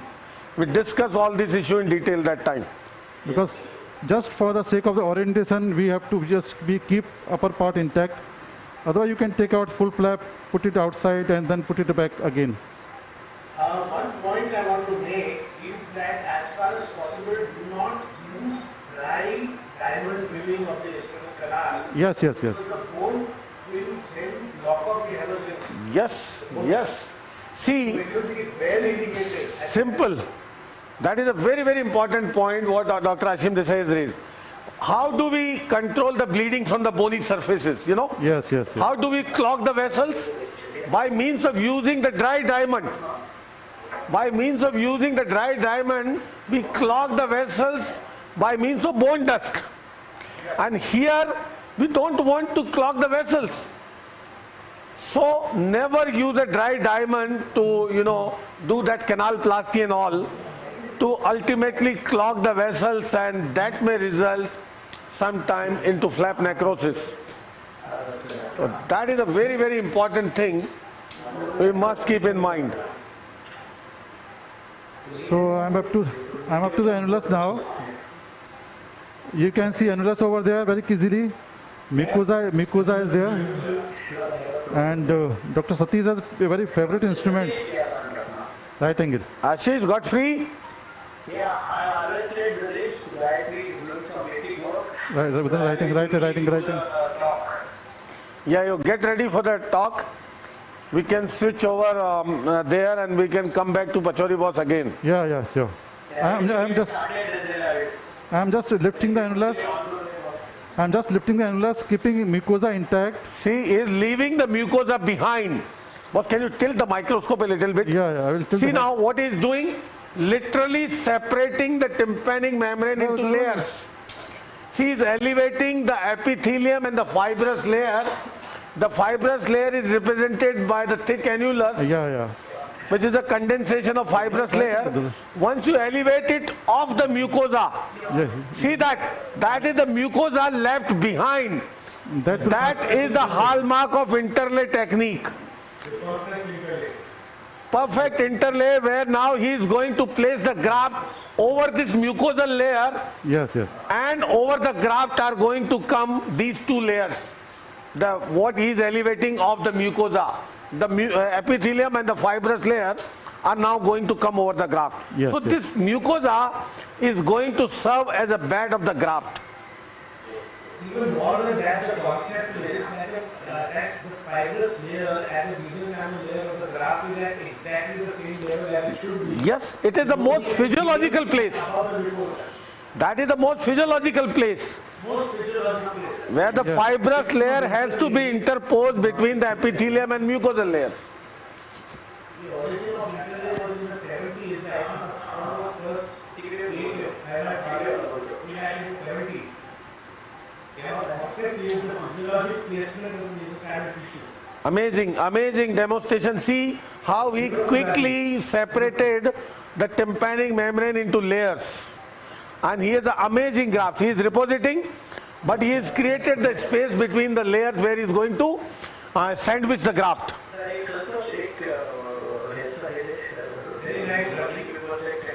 See the perforation below? and the rest of the layers again reposited in the same place. But the plane he created between the fibrous and the mucosal layer is the place for the graft where he is going to interpose. Yeah. So this is the best way of reconstruction of the eardrum. Most physiological in the terms where you are placing the fibrous tissue between the epithelium and the mucosal layers. Secondly, it, prevents all the drawbacks of the overlay and underlay techniques. His graft is going to be well supported all along 360 degree by the mucosal layer below. Yes, you can see. So there is no question of, medialization of the graft. Secondly, since he has elevated the epithelium along with the fibrous layer, there is no question of leaving any epithelium below. This is the biggest drawback of the onlay technique once you elevate the epithelium only. Interlay obviates and prevents all the drawbacks and the complications of onlay and underlay. Your graft is much more secure between the layers of the tympanic membrane. No question of, lateralization, medialization, and no question of mucosa coming over the graft. That is one of the biggest problem. Otherwise, sometimes it may, that mucosa form into granulation. It may start oozing, discharge, infection, and may become as, cause of overall failure. So the entire mucosa is left behind, left medially, and the graft is going to come over it. So these are all fine points, advantages of interlay if it is done properly. This mucosa that he is just now separating, very important that the mucosa does not lie on the bony annulus. Yes, that graft. And your graft should not go over it, otherwise the mucosa keeps growing under the graft into the skin. These are the, after 6 months, the granular laryngitis cases. It's very important that when he puts either a gel foam or whatever, that the graft should come above it. This lip of mucosa should not rest on the bony canal wall. Yeah. Correct. It has to go down. Sometimes, inadvertently, the lip remains there. Yeah. Canaloplasty over here, but I think the exposure is enough, so no need to go for the canaloplasty over here. No, little bit canaloplasty we can do over here, but I think the exposure is more than enough, so no need to go for the canaloplasty in this case. Majority of the time, you don't need canaloplasty, The spine of inlay a little bit, it would probably give you a better. Yeah. Yes. But do you believe in the strictness of the values? Yes, he is going to, cuff this graft like a collar, on both sides of the malleus. I do that, but I don't strip it. Still, you can do with keeping the flap attached. Yeah, you can do, but just see. I will just get time. No, that's good, very good, excellent. But the only fear is lateralization. No, it doesn't happen. That's the only fear. Because the graft is going under the malleus, so there's no question of lateralization. Yes, that was the only fear, that you don't separate otherwise. Yeah. And the graft. 2 minutes, Rajeev, with your permission, just to show a little bit. Yeah, sure. You start it. I will just after 5 minutes I will show something. Okay. Showing some basic thing from the OT. Okay. And then I will go to the eye chart. Or we can keep this in PIP. Let me ask Dinesh. Dinesh, you want to go to presentation? Ashish? Yeah. You carry. You go ahead. Okay. Ashish, you go ahead. We'll put in PIP meantime. Yeah. Okay, you can connect your presentation. Let's have Ashish start sharing his concept of pinna reconstruction before he, demonstrates the case. And what we can see on the screen is Dr. Gayatri, who is doing some sculpturing of the rib which has been harvested. Yeah, unfortunately we've not communicated how we'll decide. Okay, I'll just tell you something. This is the unilateral microtia. So this is a POP mold made by our Santosh Leela Bansali of the normal side. Yeah. Formed a few days before? This was few days before, yeah. It takes And how some do you time. ascertain the size? Looking at the opposite side? So no, this is the actual mold of the normal ear of this patient. Okay, opposite ear. The opposite ear, yeah. The normal ear. He's got this is the right ear. Okay.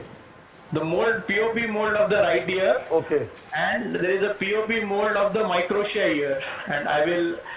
This is of the microtia ear. We do some skin surface measurements. Ek minute, I'll show you that later. Yeah, so this is important. Two is we make a template, and I will deal with all this in the lecture, okay? On an X-ray film, on the X-ray film, we have made the outline of the normal ear, okay?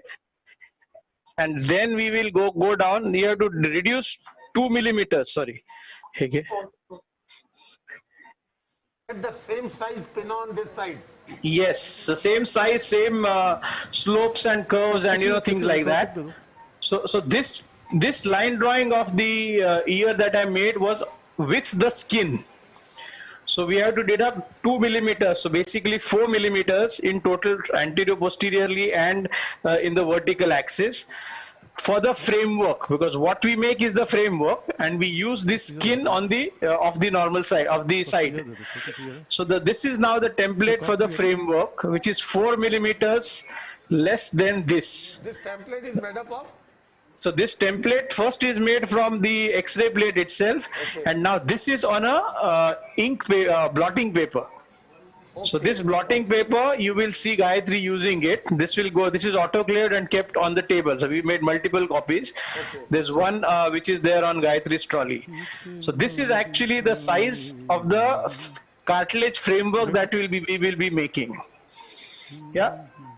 We do a 3D printing of also of the ear, but the POP is as good. We have a 3D printer, but it takes 1 hour of scanning and things like that. This is not compulsory. This is not compulsory, but we're just playing with it, and it's just high tech. So, but the POP is as good because Santosh is very good. Just for yeah. 3D printing really useful in some respect in any case? I think it is a little bit crude right now, the 3D printing, the finishing we don't always get. Some agencies have approached us to give, this is a 3D printing from a company from Bangalore of the actual ribs of the patient. The CT, the same imaging, we transfer it to the Bangalore company, and they give you actually the 3D model of the patient's ribs. So we know the thickness, we know the size, so we can do a virtual surgery. See, this must be useful. Yeah, this is useful, but now with experience in the early curve, I recommend you do all this, so that when you do a virtual surgery, size of the rib which you are going to get. Correct. Size of the rib, we know where to fit it in, how much to harvest. We know the thickness of the ribs, the contours in different forms. This I wanted to show. And the most important, Satish, the real challenge of this surgery is really understanding the skin. So we have this grid cloth which Santosh has also printed, and this tells us the size and the square millimeters of the skin that is going to be required to this tells us the square millimeters. There's a particular way in the lecture I will show you. So this is what I wanted to show you before I go down to the lecture in a comprehensive way. Yeah, Ashish. Yeah. Can you go to your computer? Meantime, Dr. Pachori is going to show the graph. Yeah. Yes, can you enlarge the PIP? Gayatri just wants to show before she cuts the rib. Hello, now it's okay? So I have just made a graft, all four. After this grafting, we'll move on to the Ashish's lecture, which I believe is very, very informative in understanding the concept of pinna reconstruction and this atresia surgery. So a graft is prepared and all the four corners been cut just to make it in fit position, and I made a nick over here just to house this handle of malleus. So once it go inside, and you can see very clearly.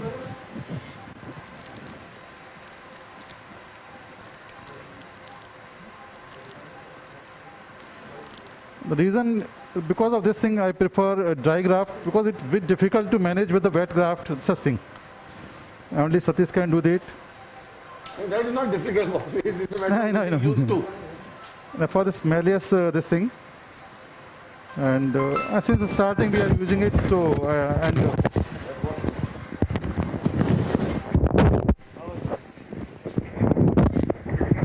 I think you can just tuck it inside.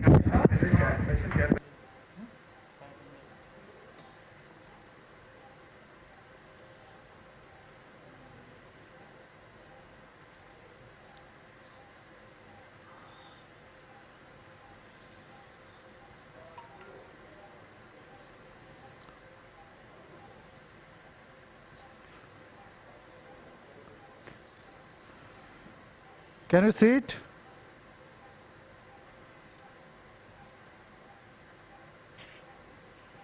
I think that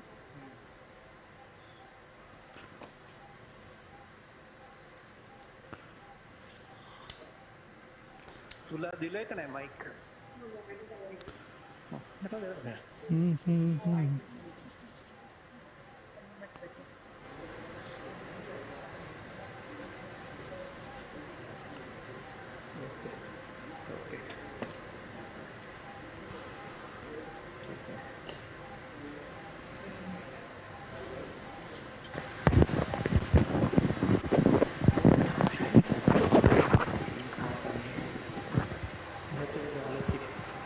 writing को तो fix कर रहा है.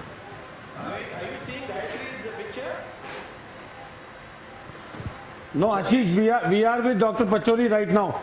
Oh, okay.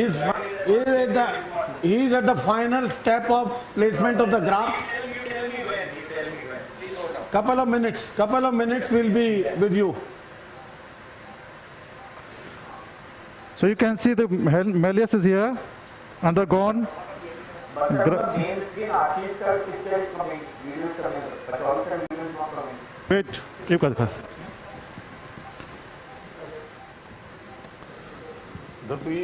My video is on now, Udbhav? Yeah, we can see. So not on the main screen. Main screen, Ashish, now it's coming. So I have taken up that neck I have used to tuck this malleus.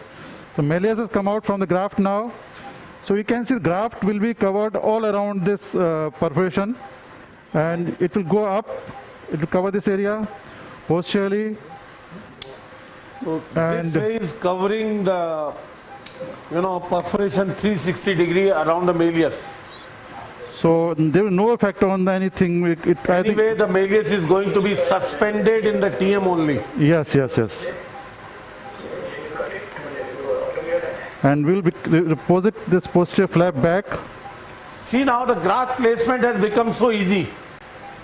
With this kind of exposure, with this kind of bed. He has all around bed for the graft. That is mucosa and the canal wall. And now the antecanal wall. Wrapped around the malleus and reposited the flap back. This is our mucosa, and now we are just taking it up like this. And you can see it will just move around it. This is a very important point. There can be too much of an overlap. So what Rajiv is doing is a very good thing, making sure that only 2-3 millimeters overlap is there, so that the skin can take properly. Yes. Skin should maximum. Much overlap, and Rajiv is making sure that to make sure that there is not excessive overlap. I can see that. And we'll deposit this. It is important that the skin should fall on the canal wall directly. Yes. Not on the graft all the way. So otherwise, how will it acquire the vascularity? We have enough skin to cover the bone actually. Yes, perfect, very good. And once it goes back, it will take a normal cone of light after 6 weeks, 10-15 days. Once the patient after 6 weeks, you will have a normal cone of light with graft all around it. Yeah. I just put a small, tugged in. And a small gel foam can put over there, just press it, just check whether... There is no gel foam placed underneath the graft. Yeah, not needed in this case. And the middle layer is, left ventilated. The air cells that he has operated, you see the fluid is moving in those air cells. Yeah. So it's an airtight compartment. Airtight compartment. So you see the movement of the fluid there. Yeah. So that is, I used to call it the ice gola. Yes. So after... So that is the final placement of the gel foam, and I think we can move on. Yes. Boss? Thank you. Wonderful Yes. job, Rajiv. Yeah, thank you. Thank you. Welcome to the club. Thank you, boss. Thank you so much. Okay. Wonderful. Well done, Rajiv. Nicely demonstrated. We are declaring next course Gauravida is going to demonstrate. Acha, okay, say dakho. Just one step, Gayatri. Yeah, sure. Just one step, yeah. Just Satish, I showed you the blotting paper template that we had made. Yes. So that is soaked in the ink, methylene blue. Okay. That blotting paper is.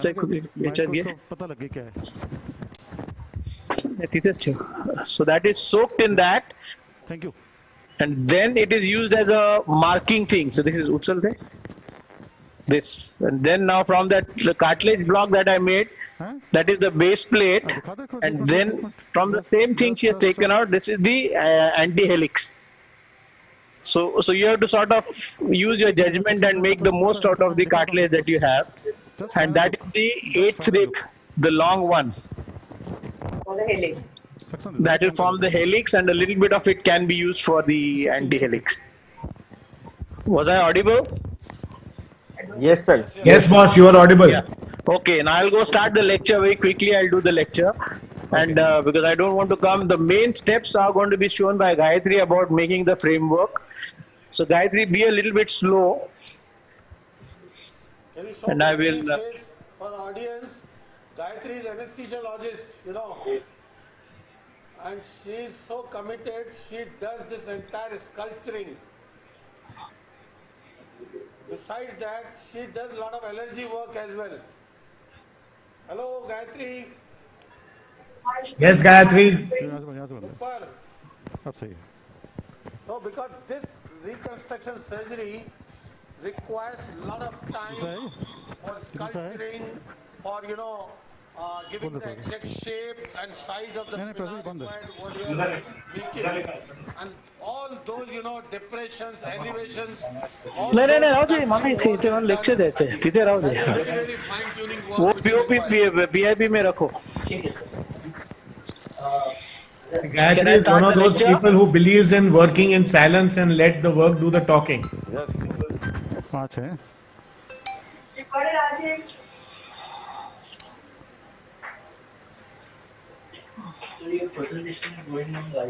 Live, should I start? Hello?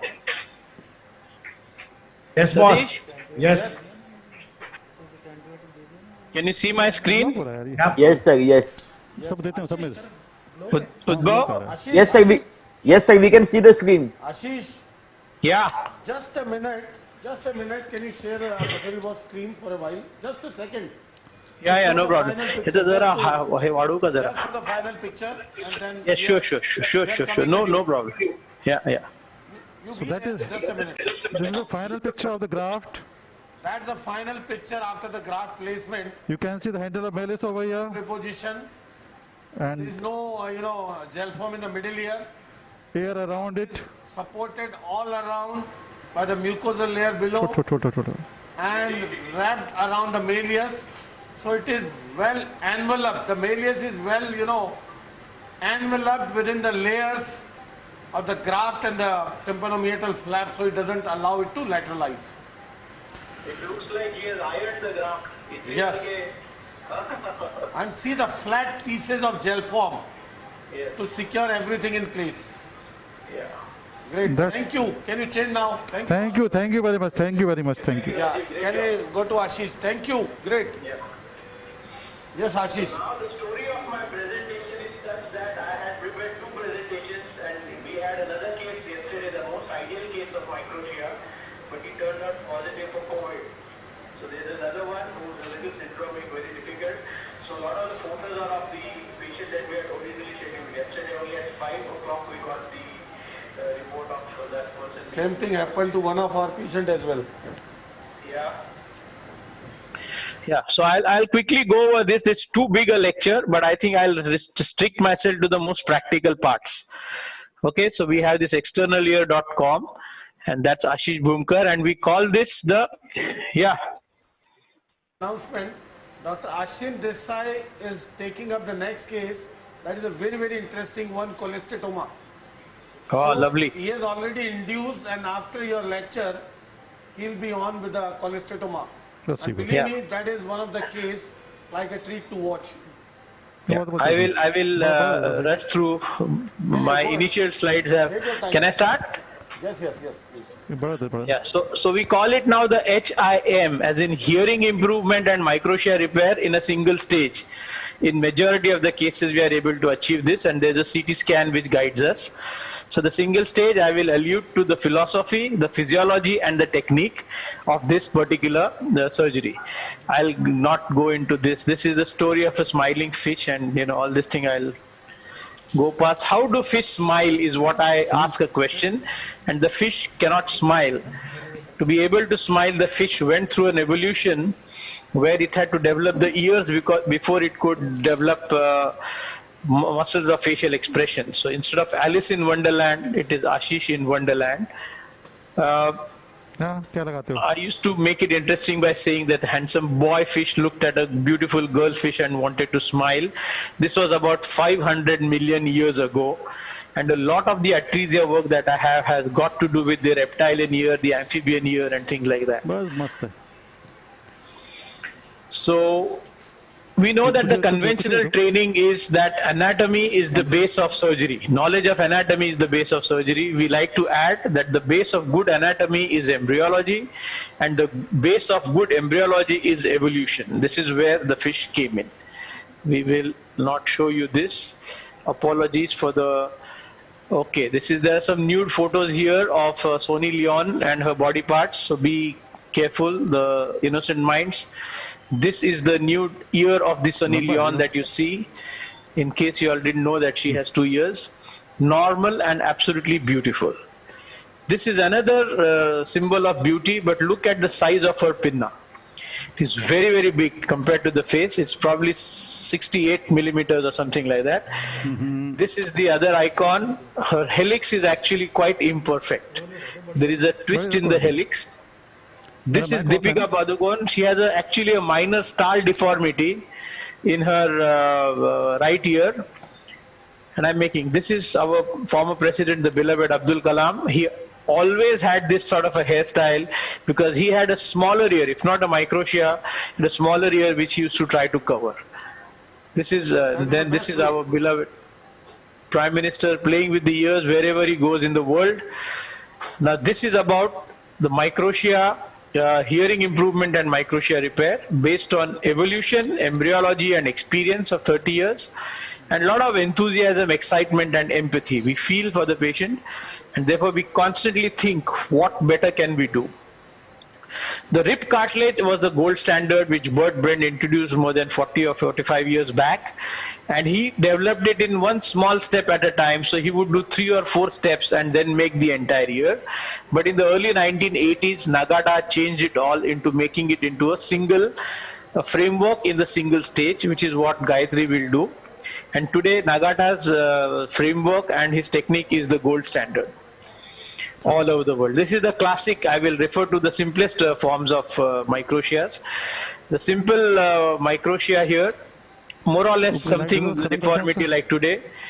From the cartilage, eventually Gayatri will make a framework which looks like this.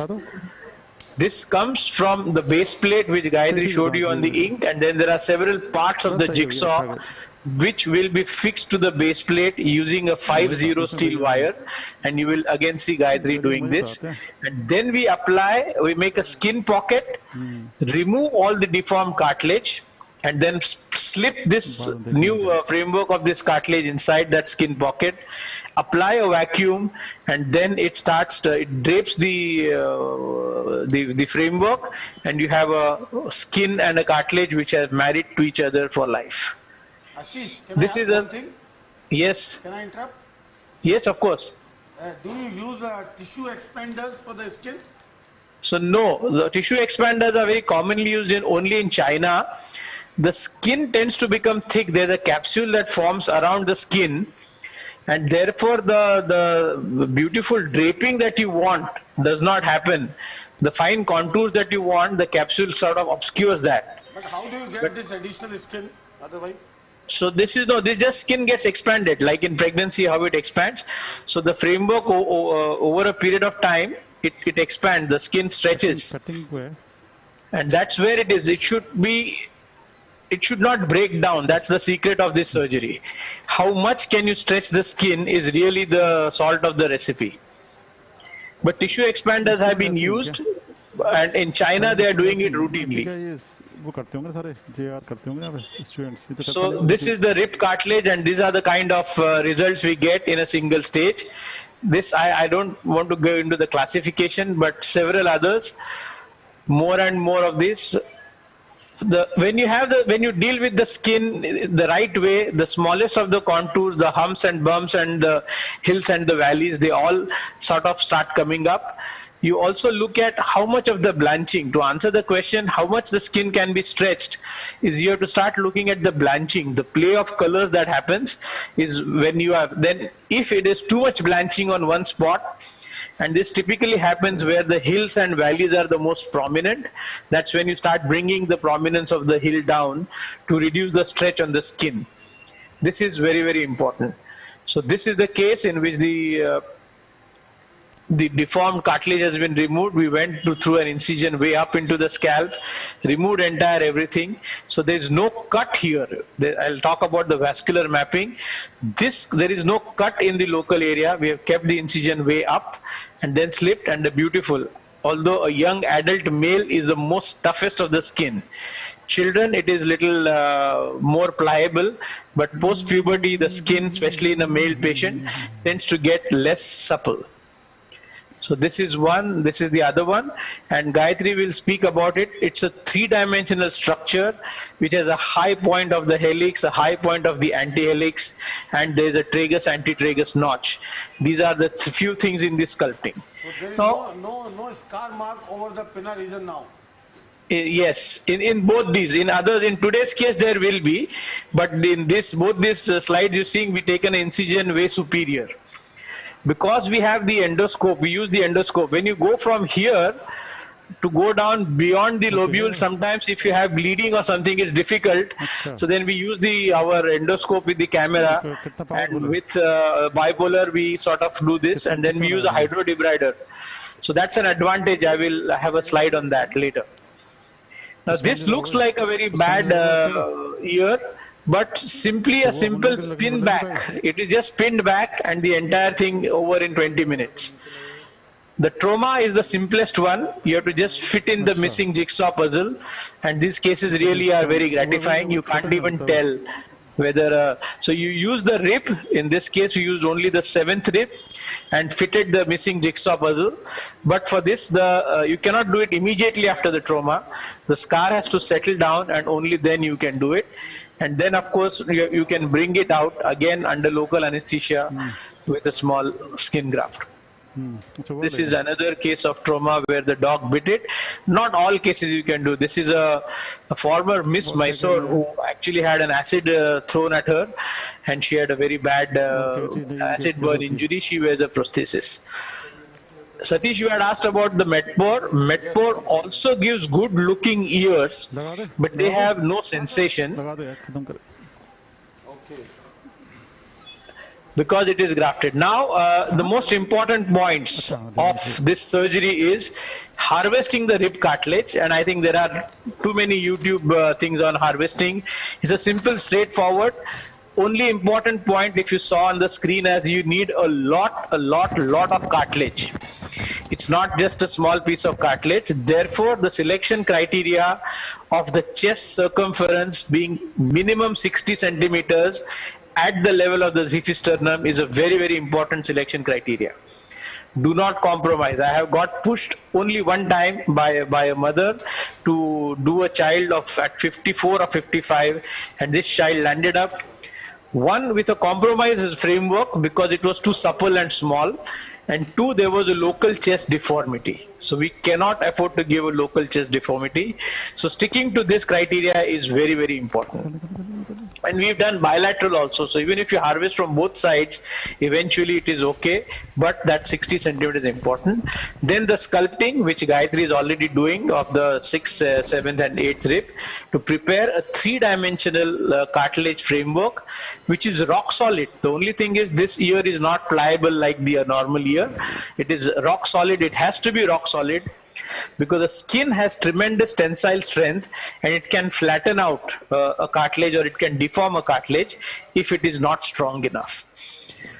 Third is creating the skin pocket. The skin pocket is created in the subacute plane. About 2 millimeter thickness of the skin is kept, and all the deformed cartilage is removed. A very meticulous hemostasis has to be achieved. The skin pocket has to be washed thoroughly. There are these fat globules which in the subacute space which remain here and there, and in the post-op when you apply the suction, they block the suction, and then if the suction goes away, then the skin and the cartilage, they separate from each other. There's a hematoma or a seroma, and if the skin separates from the cartilage, the result suffers. The cartilage starts to get resorbed because the cartilage gets its nutrition only from the contact with the skin. Now the hearing part, after having done the skin pocket, you started drilling away the bone, the atretic bone, right up to the ossicular chain, and always the malleus is underdeveloped. The part of the handle of the malleus is completely engulfed in the atretic plate, and this is where the surgery is all about, drilling away and mobilizing the malleus from the atretic plate to make the ossicular chain completely mobile. And I will tell you the physics and the basis of that, but maybe not today, at some other time we'll do.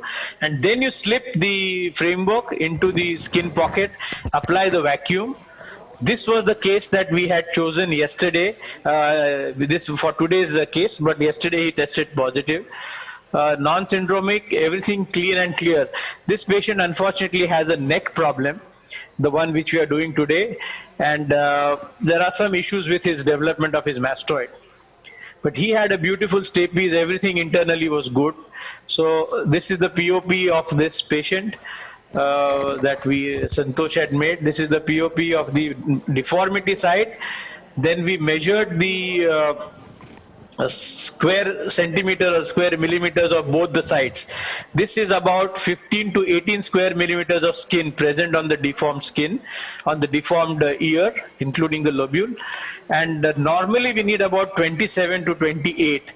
The total area of a normal pinna is about 47 to 49 square centimeters, 47 being in females and 49 being in males. Interestingly, the tragus of a female on an average is little longer than that of a male, about 11 millimeters versus 9 millimeters in a male. That's the comparative differences between the two. But nonetheless, this entire skin is about 15 square millimeters, 15 square centimeters. This is what we measure. This has a bearing because now we drill, in every single case we drill, at least to give a beautiful conchal bowl. We begin with actually documenting that the facial nerve function, is good, and I maybe not show it. How do I? Yeah, always document, because since we drill now, although we have a facial nerve monitor, we keep this as a record. The facial nerve function is normal. Then we locate the TM joint. We make sure, because that is the most important landmark for us during surgery. That's the anterior limit of our, and almost always the TM joint and the canal is going to be at the junction of the deformed cartilage and the lobule. So I actually leave a small piece of the cartilage there as a marker to help me later on to identify the precise region of the canal. There's a vascular mapping that happens with a simple handheld Doppler. So you look for the superficial temporal artery. This is, you do a bit of a vascular mapping, because then you can decide your skin incision. which will not cut the main vascularity there. The posterior auricular and the superficial temporal artery, they are the ones which this posteriorly also one needs to see. Many times the blood vessel runs through, not in such only in hemifacial microsomia cases the blood vessels tend to run in a crazy way, sometimes directly in the surgical field. At that time you have to meticulously map them and plan your incision to cause a minimal vascular compromise. The basic measurements and dimensions. So this is usually the ear is 6/3, even in a child of 8 years old. It is 6/3, and it very rarely will grow about 1 millimeter or 2 millimeters later on in life. So 6/3 is the standard grid on which it goes. Then we do on the normal side, we highlight the borders of the ear with a sketch pen. So just to make sure that we don't miss out. So this is just highlighted, and then we use a X-ray film on which we make a tracing of the normal side. And this is what we call the template on an X-ray. So all the fine features of the tragus, antitragus notch, helix, antihelix, triangular fossa, the Simba, everything is the scaphoid fossa, everything is marked here. But this, like I was making a point, this is the ear, complete ear with the skin. What we are doing surgically is creating a cartilage framework, and then that is going to be draped with the skin. So we have to minus 4 millimeters from there to like make the size of the framework smaller than the actual size. Because then when the skin drapes it, you get a normal size of the ear. The axis and the position is important in patients who don't have a hemifacial microsomia. We mark the eyebrow, the lateral canthus of the eye. We used to mark the nose, but now with the mask it's difficult. Basically 2 fixed points or 3 fixed points, and draw the normal side here on a transparent sheet of paper and simply flip that piece of paper on the opposite side, so you have the precise coordinates of the ear on the microtia side. Yeah, this is what so you cut the ear, the transparent sheet, and then you simply flip it to the opposite side and make a drawing. This line drawing is the most important drawing of this surgery, because everything is around this. Where the placement of the ear is, where the vascularity is, where the canal is going to come, this is how you now flip it. It is stuck in the middle on the dorsum of the nose and the forehead, and then you match the eyebrow to the eyebrow, the lateral canthus to the lateral canthus, and then draw it. This is very important. Then you draw.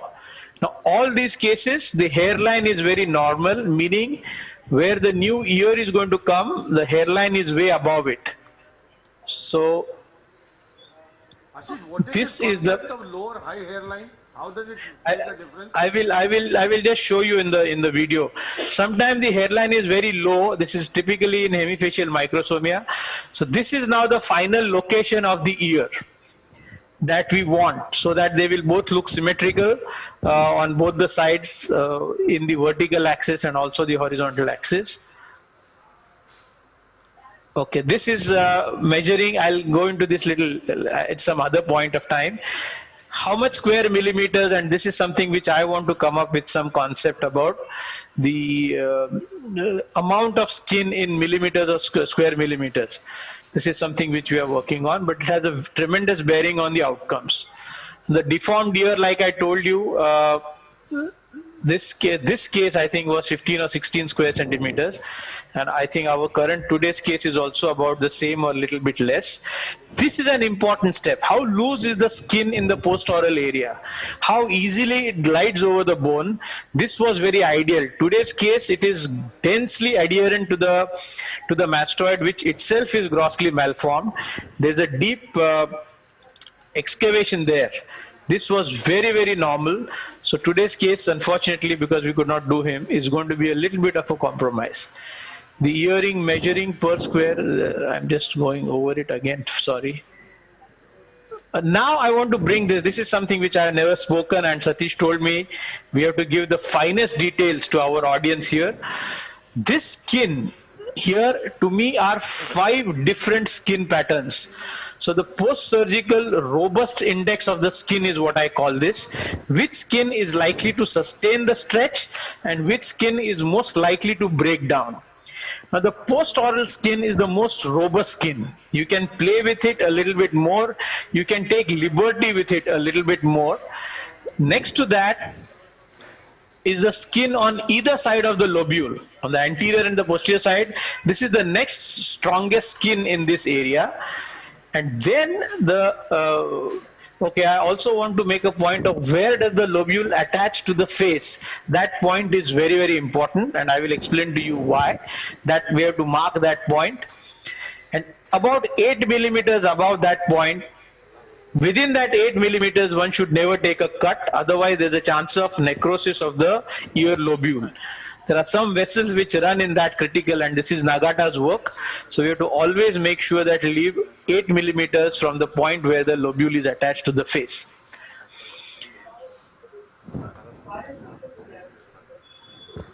So this is the point of attachment that I'm talking about compared to the other side, and 8 millimeters above is the... So the skin on I said the most robust is the post-oral skin, then the second and the third is the skin anterior and posterior to the lobular part, and then the deformed cartilage, the posterior aspect of the skin is thicker and more robust, and the one which is anterior is the thinnest, is the most delicate. So we have 5 different skins is how I see when I'm dealing with the skin. 1, the post-oral, 2, posterior lobular, anterior lobular, posterior to the deformity and anterior to the deformity, and all the pits that you have generally are in the anterior part. This skin is very, very thin. The surgical relevance is when you're dissecting and making a skin pocket there, you have to be very careful. This is like the foot plate of the stapes. You have to deal with it very delicately. If possible, you have to keep a layer of the perichondrium attached to the skin rather than making the skin completely thin and nude. Keep a part of the perichondrium. So dissect the deformed cartilage dry. Don't keep any soft tissue on it. That is the surgical tip to make sure the skin does not break down in this area. We have done a lot of hydrodissection, very dilute xylocaine adrenaline with 5 cc of xylocaine adrenaline with 20 cc of saline. We have done hydrodissection, already dissected the surgical field with that. This is important. The chest marking is very simple. We always do a CT scan of the chest, but you mark the inferior border of the costal cartilage, then you can actually with time start marking the ribs and take an incision. It is not such a big deal. This is also another, from the X-ray plate we go to the grid plate, and in this precise in millimeters, what Ashim was mentioning, Satish, in millimeters as otosclerosis surgeons we are trained. We measure things in millimeters and try bringing them down. Now this is all the paperwork, but the cartilage has to be also matching what we want. So then depending on the cartilage and depending upon the skin, one has to start modifying, if not cheating, on the framework that you do. So the skin, it should, see there is a, that was yesterday's case, sorry. There are too many skin pits, and one should include the skin pits into the skin, into the incision, and sacrifice the bad skin which invaginates the skin pits. This is something very important so that they don't show up on the framework at a later point. So the skin incision has 2 or 3 other factors besides vascularity about the skin pits and other things to be got into. This is the mold that I showed you already, and this is Sakshi Bhalerao, one patient that we did earlier with the same thing. This is the outlined, I think maybe this is the template, and I will quickly run over. Now I don't know how to go ahead in this. Yeah, how do I do a forward? Because Ashish, is there a way to, will you show any point of time how to make the pocket? How to make the pocket? The incision is what decides the pocket. This is what we do. Sorry, this is the chest, CT chest. I will show you the pictures of the pocket, Satish. I don't have a video of the pocket, but I'll show you one which will explain basically what. So this is the 6th, 7th and the 8th rib. This is going to form the base plate, and this was the 8th rib which Gayatri showed you. In this case we have 10 centimeters, which is good, and the base plate is this. This was just the 3D printed ones. This is how we mark the 6, 7, 8. I take a slightly longer incision. I have no problem with that. Rather than retracting the tissue too much and causing pain, I would rather have a clean cut, a good exposure and no injury to the pleura. That's what you have to make sure. So this is the cartilage that we need to take out. Again, to tell you, it's quite a lot of cartilage that we need. So this is the base plate, as we call it, the 6 and 7, the synchondrosis. This is the 8th. This is a part of the 6th from superiorly here, which will become the tragus, and this is the part of the 7 which will become the antitragus, the antihelix, sorry. Now all this will be sculpted by Gayatri, and you will see them getting wired. This is where our thing as otosclerosis surgeon comes in, precise in millimeters. In our early first 50-60 cases, we did this precise planning, color coding into millimeters, everything. We tried to do this, and these were the types of frameworks which we were able to achieve following this precise thing. And Nagata has actually figured out every square millimeter, like the ABR Desai, about 1/8 of a millimeter precision. There is a lot that Nagata, there really no need for anybody to apply their mind. We have a set of Nagata frameworks with us. Gayatri has developed her own formula now, which case will need which size of a framework of Nagata, and we just sort of replicate that. 6, 7, 8 and 9. In this case we got a long 9. This is the anti-helix and a part of the antitragus in this. And then every step she will measure the thickness, the width, the length. Everything is precise, precise and precise. This was the blotting paper that I showed you, and this is the ink mark made here, and then she will cut this anti-helix from here and use the other part of the cartilage, so that all this is one jigsaw puzzle. This is the ink mark which is left on it, and then she will cut that. This is already the... All these separate rib cartilages which you sculpt, you suture together with a... with a 5-0 steel wire, double needled 5-0 steel wire, and this is how this is the 8th rib now. This is little short. This must be 8 or 9 centimeters, but this is now the anti-helix is already fixed to the base plate, and now she is fixing this to the base plate to make it into this. This patient already had a tragus, so the tragus was not required to be made, but everything else, all other parts were made. And look at the precision that she has achieved, exactly to the template that we made.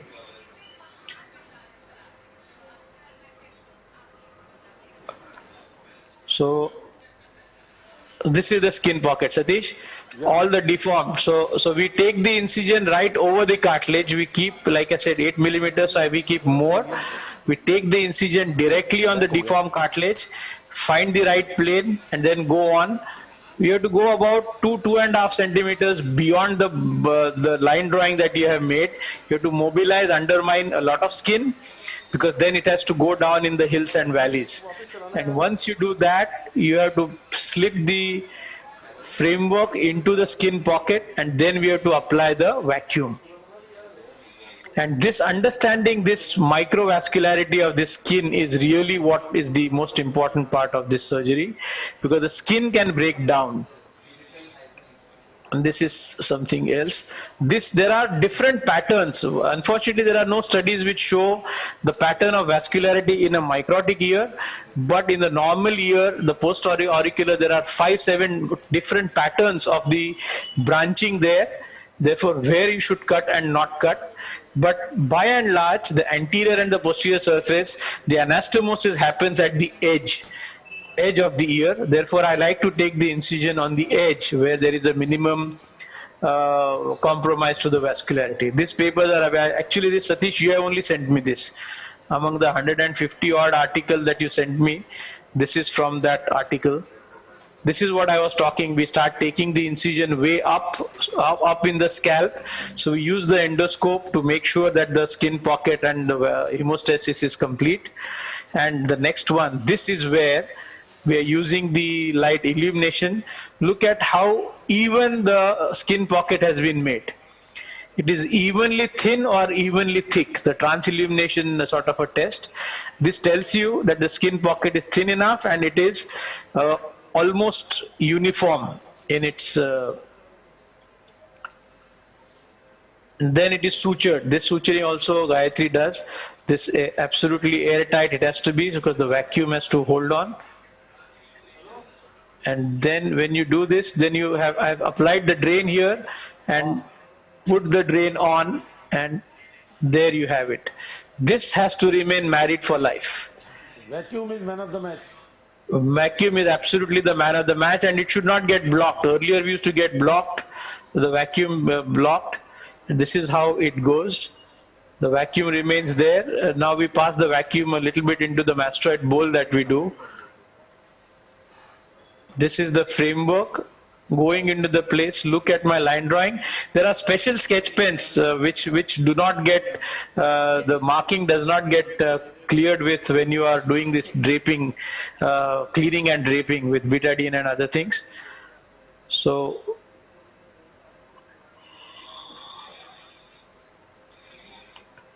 I think I will, after this I think I should stop, Satish, and go back to show if we have time. Yeah.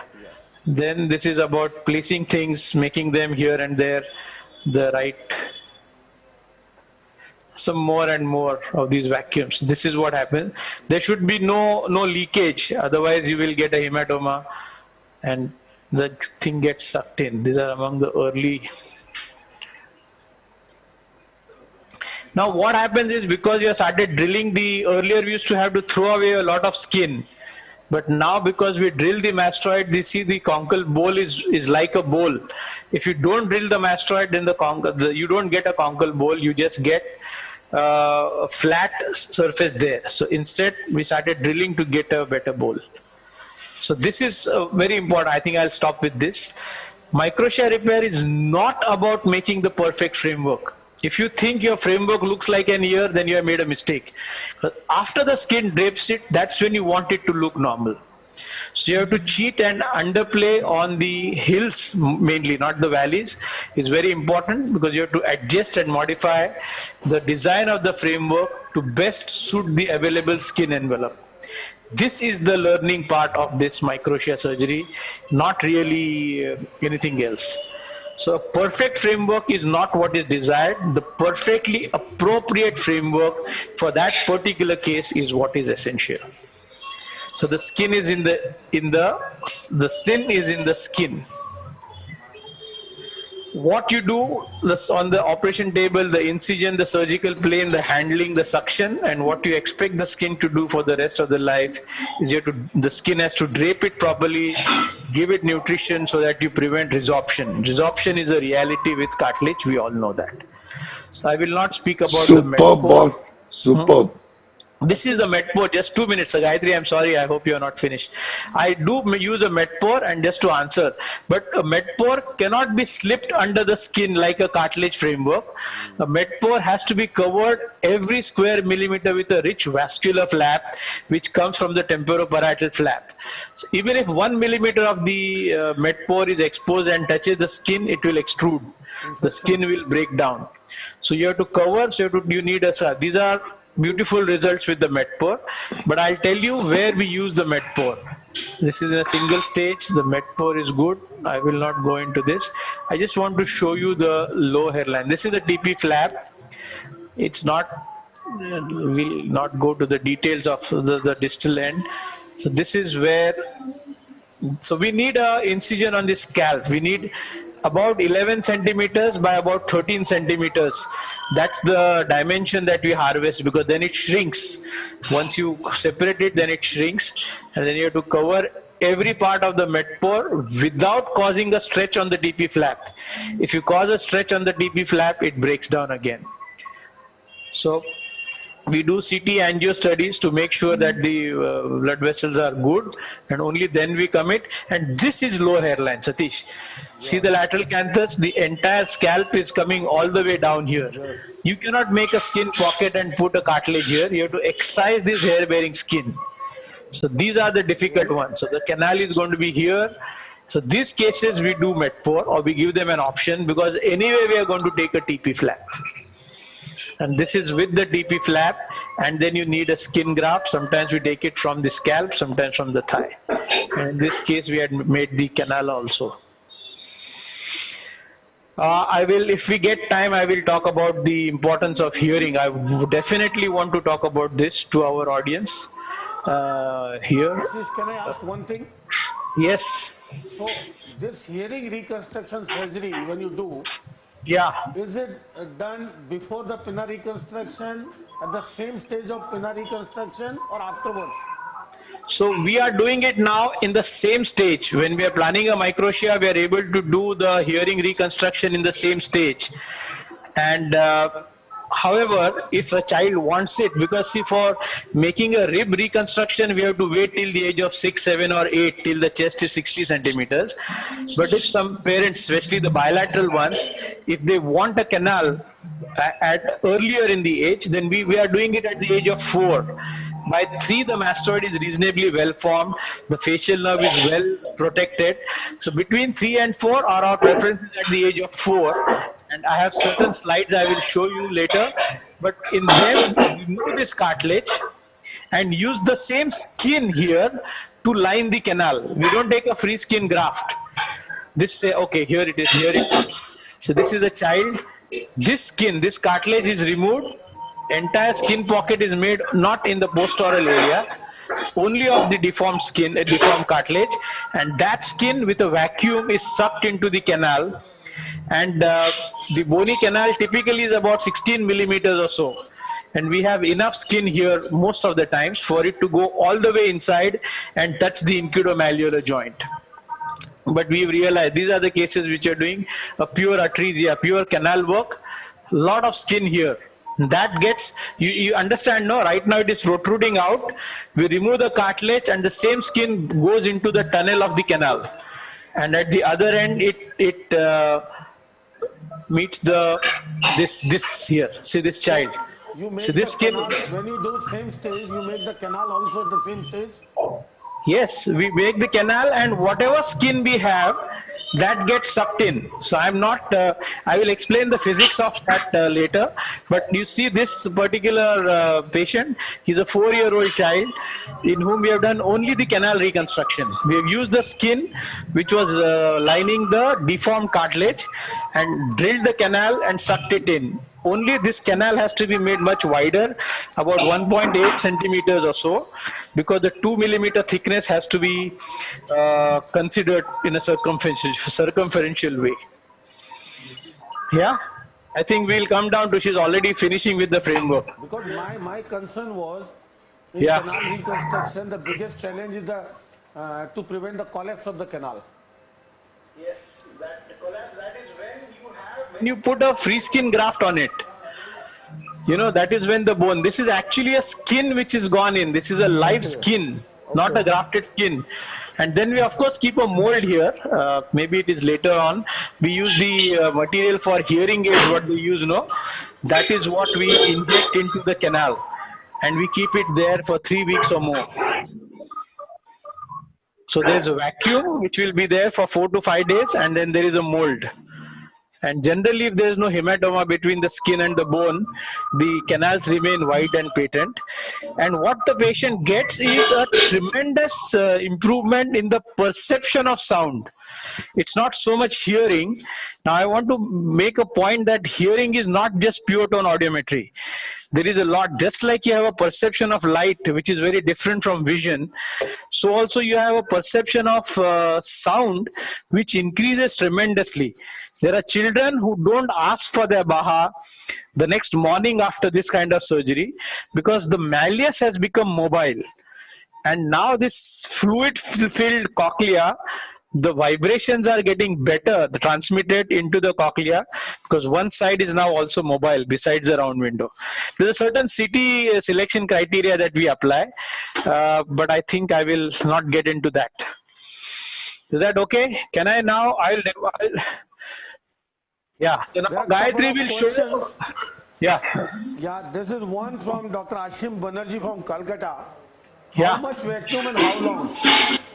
So now we went through a tremendous painful thing of discovering the ideal vacuum, but now we have come down to the most basic Romson vacuum. I have spent tremendous amount of money and energy on these vacuums, but if you wash the pocket very well, and the standard, the one which you use for thyroid surgery or any head and neck, when we put the drain, that drain is good enough. We'll show you the drain that we use. Operated for something in this region. Huh? Some patient is operated in this region for something, maybe some hearing surgery or anything. Does it make the difference in your surgical planning? Yes, if there is a scar there, see the skin, the condition of the skin in that area is the most important defining factor. अभी वो computer का जाने दो, madam का दिखाओ. We'll see the sculpting thing in progress now. If there is a scar, either from an injury or from a surgery, then you have to see how pliable, how old is the scar. Is the skin still malleable and drapeable? If it is not, we have to excise that skin, and then very often you have to use a TP flap, because you have to have a good vascular. Gayatri, Dakho, you want to speak something?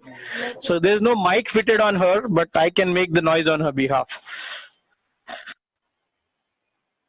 Zoom in, beta, zoom in, yeah. So she's had the base plate. Her thickness, I think, is not going to be more than 5. Yeah. So this shows. Yeah, too much of glare. Yeah, Satish, this is the suture material. It is by B. Brown. It is called as an ear set, a 5-0 steel wire, and they have double-ended wires. The double-ended. See, this is the needle, and they. Yes. So these sometimes can extrude, but it's okay. We just pull them out in the OPD. And then the cartilage gets fibrosed. Over a period of time, it gets fibrosed. The pieces get fibrosed and it becomes one end block. There are minor but very important details of how to put the wires and how you have to dig them in. Unfortunately, Gayatrila he मिळेल का? So the sutures are all on the undersurface. The sutures are on the undersurface of the framework, not on the top, because this is not going to touch the skin, at least in the first stage. Yeah, this is the anti-helix that she has already fitted here, and now she will fit the helix. In this case, we were lucky that she's already kept the helix, the root of the helix, attached to the base plate. En block, she has made it beautiful. Stitched together with a 5-0. Gayatri deserves equally important credit out of this. More than you. There's no question. Super. And you know, I used to use one suture for one wire for one suture. She's able to do 3 sutures from one wire. She's a very not thrifty, but she's a wise person. Now, another problem I have in this patient, Satish, is this patient has no neck here. It's a rigid bloody thing which directly is thorax is attached to his head. So he can't even move his neck. I'm not able to turn his neck right to left. What is next? So making what is next on it? The neck, I cannot turn it. It just remains straight. What is the next structure she is applying on it? What is the what? On this, what she that's a silicone block that these people, some people use for rhinoplasty. It's a silicone block on which she is using, keeping the framework. See, one more cartilage you are going to, suture on it? Yes. Yeah, 2 more cartilages. One will be the helix, and then there's a tragus and antitragus still remaining. Okay. Mala headlight, so please. What I have understood, Ashish, Yeah. This surgery requires a lot of planning. Yes, pre-op planning, just like your angiofibroma, just like your everything. Yeah. No, that is altogether different. This requires a lot of artistic work, planning, 3D printing, templates. You need to have a Doppler. You need to have 3D printer. Yeah, and there is lot that. Of time, lot of time. Yeah. Ashish. Yeah. That Alexander Shefalian, he was growing that cartilage. What happened to that? So that, unfortunately, they could not make the framework, the nanotech here, they could not make it strong. Okay. So they are waiting for the right polymer. They are able to do a printing of the ear, but the framework does not have the strength. Okay. So under the skin, it is flattening out, even in animal studies. Mm-hmm. So they are waiting for that. Yeah. There's a comment from Dr. Prakash Muka, who wishes to organize an autoplasty workshop with you in Bokaro. Most definitely. All I need is the Tata Airline charter plane to come there. No, and we were very keen on seeing your canal work today. Yeah. Maybe some other time, because... because, I don't think if I go on my talk, then the surgery will take time in the other cases. But if there's time, at the end of it, I'll show you about the canal. Yeah, because we are keen to see that. I'm hoping to do some drilling, although this is not the most ideal case. Yeah. And I'm going to have a problem with the neck position. So Yeah. So he's One more comment for Gayatri. One more comment for Gayatri. So finally, a lady's acumen is needed for final success. Do you admit it? Of course. Satish, there was one player in the England team called Gladstone Small. You remember, he had no neck. A fast bowler. Probably this patient is more like that. Without the neck. That's why you mentioned you had a difficult intubation and all that. Correct. Ashish, we'll come to you in between whenever you want. We want you to show us all critical steps in between. Meantime, we move on to Dr. Ashim Desai, who is ready with the cholesteatoma case. Yes, sir. Am I audible? First of all, Ashish, that was a brilliant presentation. Amazing. Thanks, buddy. Awesome. Thanks. Absolutely awesome, boss. I mean, Ashish shows the canal work at some point of But time. I have to let me be on record. All these friends, they have supported me. I have had terrible complications. All these people, the voices you're hearing, Satish, Ashim, Deepak, and so many others, in my early curve, they have supported me unconditionally. Although, everything has a learning curve, boss. But in this case, Satish, you cannot get cases. The challenge here is cases. Two big challenges is getting a critical mass for learning, and there are no teaching programs of this surgery. How much you put into learn all this art? Put years together. I know, going to Nagata, going to Francois Fermin, all of those people. 1 week affair to learn everything. But Ashish is open to train anybody who is committed to learn this art. For the love of it, a lot of people are wanting to learn for wrong reasons. Ashish, Yeah. this is more like the hangman's work, not too many cases. But it has to be done precisely. Yes, absolutely. We've done so many Deepak with you in Quad Road, and now waiting for the new center to be. You will be doing even in Trustwell once this corona goes away. Mahadevaya sir used to sit there like a little child watching the surgery. Correct, yeah. In his place, yeah. Yes, Satish. I'm telling you, those patients are so fortunate to have got their work done by this master. This is really That's true. Every single case of mine also will be done by Ashish. Sometimes it takes all of you all have 6 to 7 supported. hours for the entire surgery. It really calls for a commitment. Amazing. Ashish, Satish, we've come down to now 4 hours. Oh, really? You will see, including doing the canal. Ashish, Gayatri. Yeah, you can go to Ashim. That's the average time we take for a good cholesterol. That's because of Gayatri, yes, of course. And in fact, my time has become 1.5 hours now because the skin suturing, everything she only does. Boss, So she's so good. I have not seen you doing anything so far. I really Yeah. want to see what you are going to do.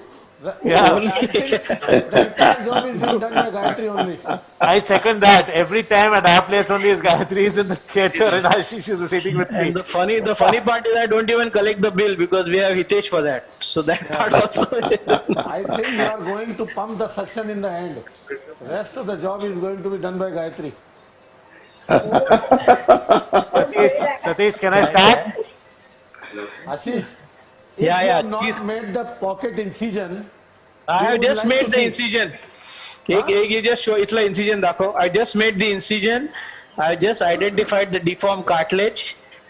And like I said, I start with the number 5 skin first. The anterior part, I want to first concentrate when I'm at my freshest in my head. Can you show quickly and then we move on to Ashim? Here. So I've taken the incision right on the cartilage. And here is the... Cannot see. Can you turn around? Yes. Turn the camera, please. We cannot see. Ashish, can you ask the cameraman to come behind you?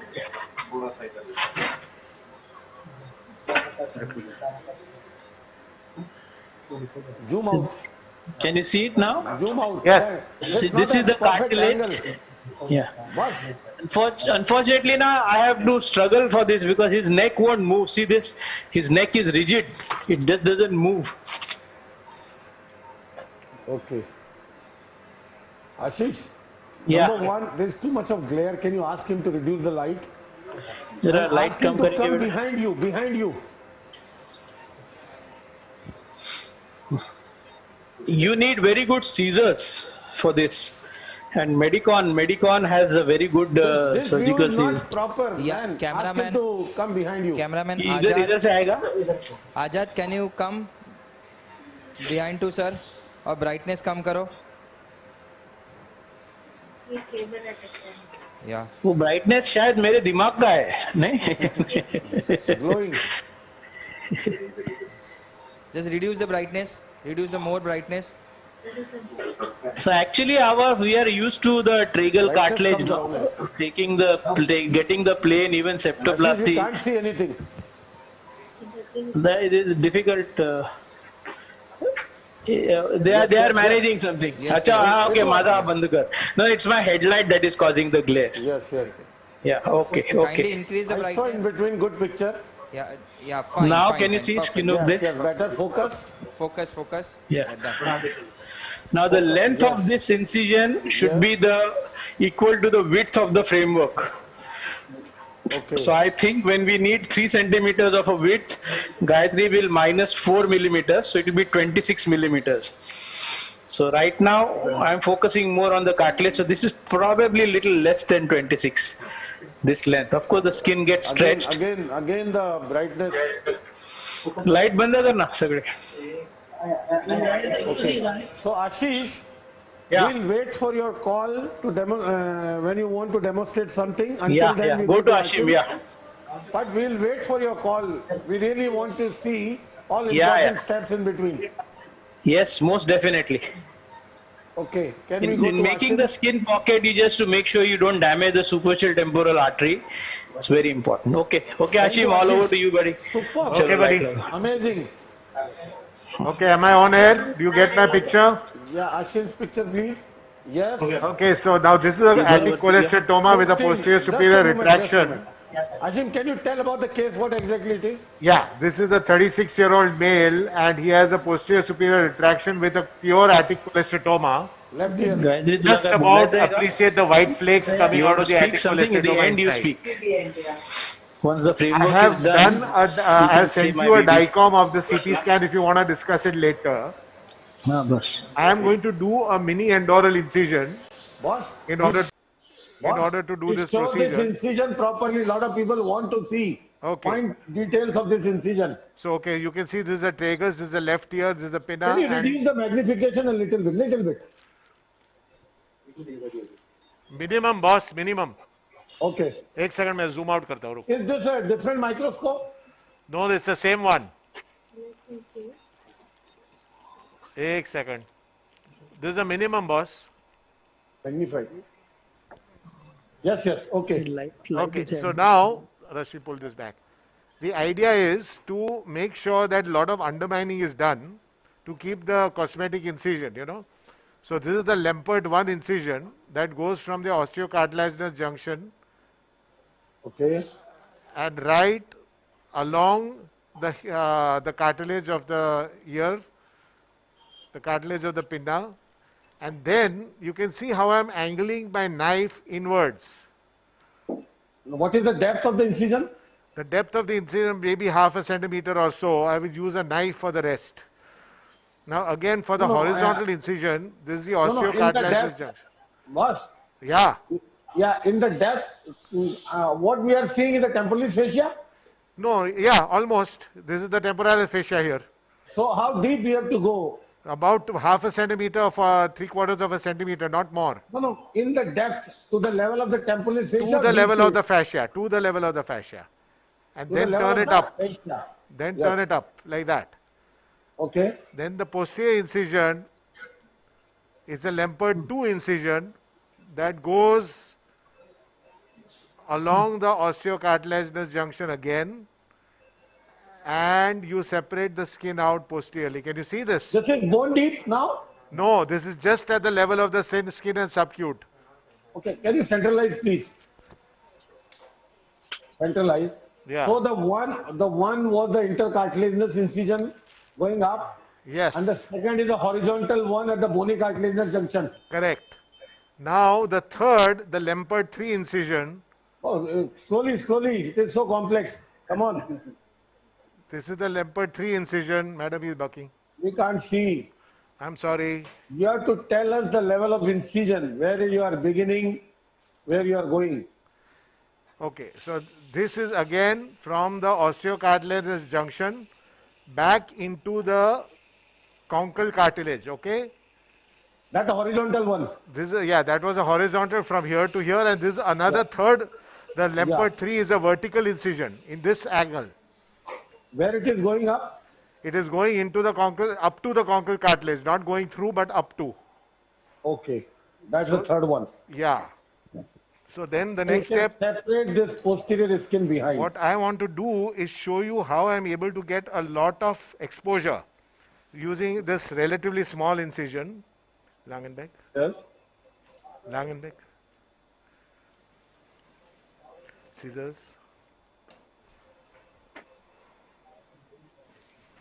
So now I'm going to the level of the fascia and spreading. Okay, so you are harvesting fascia now? No, I don't know how much fascia I will need. I have not done the complete surgery yet. So I'm just going to expose it. Can you see the fascia? Yes, yes. So very beautifully, within 2 seconds, you can come to the fascia. Center the picture a little better, Ashim. Yes, boss. Is that better? Yeah. Yes, sir. Now I'm going to follow the line of the fascia posteriorly. Can you see this? Yes. Center it a little bit. Yeah. Okay, that is the plane of the fascia. That's the plane of the fascia and the subcute. Posteriorly as well. Yes. Music background too. Now, how far do I go down? Up to the floor of the external canal. Can you see? Can you see this? Yes. Okay. 15. So you go with the scissor itself, is it? You don't use the knife. I'm sorry? You go with the scissors, not with the I go knife. with the scissors. That way you are able to spare the cartilage. He is not going bone deep. Yeah, yeah.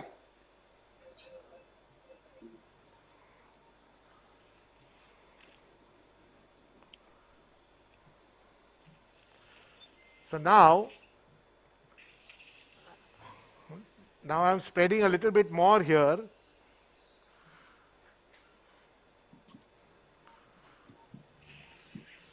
Up forceps. And you can see that you can remain in the avascular plane and you hardly have any oozing. Touch. Yeah. I will do it scissors. By this mini endural incision, is able to do all mastoid surgery. Even if you want to go to the level of the mastoid tip, you can easily go with this. The only thing I Very, cannot very do with small this incision. incision is a subtotal petrosectomy. Yes.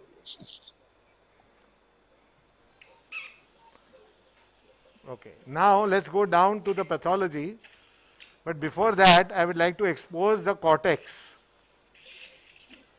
15. So I'm just going to take an oblique incision right here. On the? This is up to the bone. This is in the... This is through the muscle?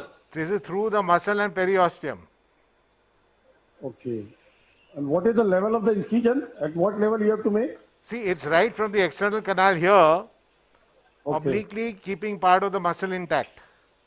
Periosteum. Okay. So that you can expose the cortex. For exposure of the cortex. And this muscle also becomes a flap later. So now you see how much space I have achieved through a ½ centimeter mini endoral incision. Yes, sir. Yes, the outer incision is very small. Now, the most important incision here. Center the picture. The most important incision here is the anterior release. So this is a bone, this is a tracheal cartilage. At the junction, I'll take a horizontal incision. Madam, Center, please. Center it a little bit. Still more? Yeah, that's better. Give me a mastoid retractor. Periosteum, first periosteum. Ashim. Yeah. At the end of the surgery, we would like to see the closure also. Closure, one stitch, boss. Center karo na picture. One stitch where? Right here. That's it? That's it. And what about the inner flaps? Don't worry about it. We don't take a suture there. Tip. Okay, now the pinna is coming in the way a little bit. Do you want me to take it out? That's, if it's compatible with your HLA, compatible with your patient, yes, why not? Ashish. Super exposure. Ashim. Yes, boss. These two pin retractors are slightly longer than the usual ones, is it? This is not two pins. Two pins anteriorly and a flat posteriorly. See this? Okay. So this is specially made for us for this particular technique. Okay, now what I have already done is, let's go deeper down. There is a request. Yeah. Can you clean the lens of the microscope? Maybe the picture becomes better. You know, that's a very funny thing because it's exactly the same microscope and I've cleaned the lens a minute ago. You I can think just there is clean the some lens of the condensation microscope. within the camera because I'm getting a perfect picture. See, this is the cholesterol. Can you see? Yes, yes, very clear. Yeah. Nice exposure. Superb exposure. Ashim sir, Dr. Anup is asking what is the difference between mini endoral and classical endoral incision? The classical endoral goes above the root of the helix. Mini endoral stays up to the root of the helix. It's the same as the difference between a skirt and a mini skirt. Trust Ashish to come up with that. Okay, so now next step. With this mini endoral, the outside scar is not visible. You see the inferior mesotympanum is beautiful. Yes. So what I'm going to do is now I'm going to take a stapes type of incision right here. Superb exposure, superb. Exactly, thank you sir. This is a standard stapes incision. Sorry, on a serious note, I want to tell you that the mini endoral, it's a mobile hole. It's not equal to the mastoid, but he keeps moving that exposure everywhere he wants. Yeah. That I think is the secret of that mini endoral. So I can take it posterior, anterior, wherever I want. Outer incision is smaller with a lot of undermining underneath. Yeah, so he can move it. You saw how I was undermining the skin. I hope I'm visible. 50. Yes, sir. Yeah, yeah. Okay, 50. Yes. The next now step. raising the skin. The next step is to thin the canal skin. Just taking an incision. Simple step, thinning the skin. Circular.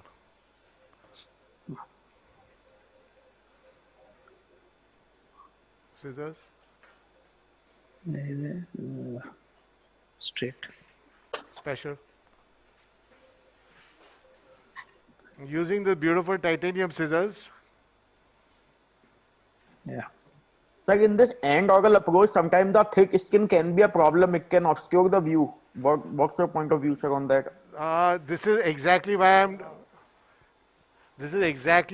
I am elevating. I mean, I'm thinning out the skin. Okay.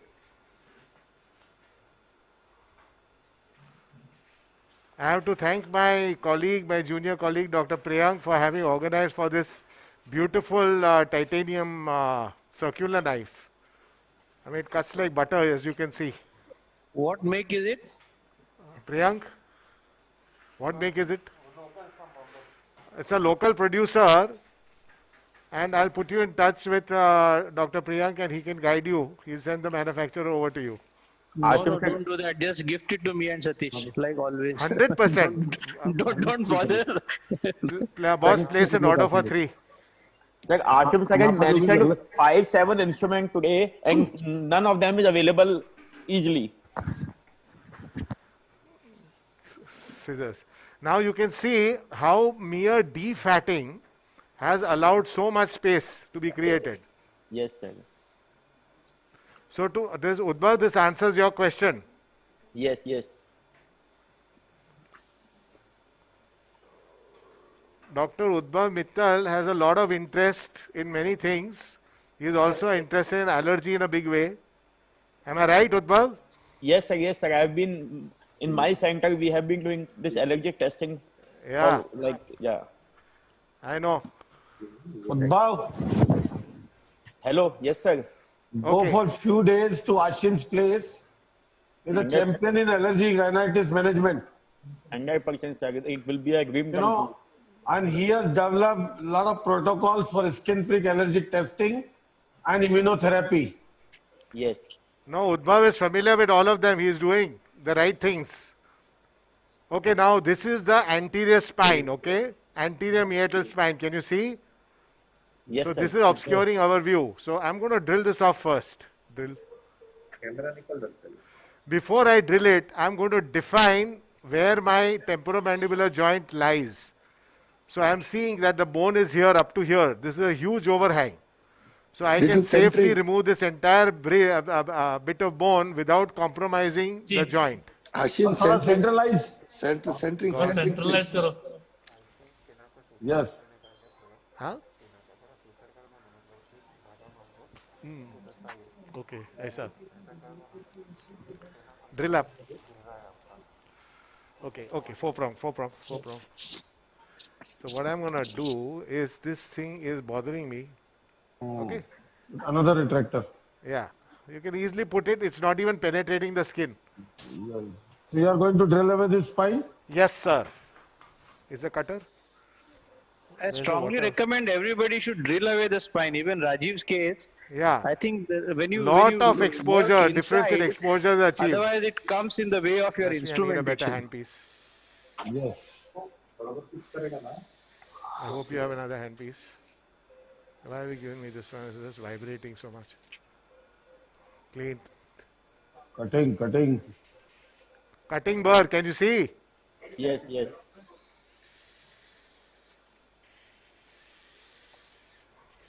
And adequate irrigation. See the amount of space you have created. Yes. Okay.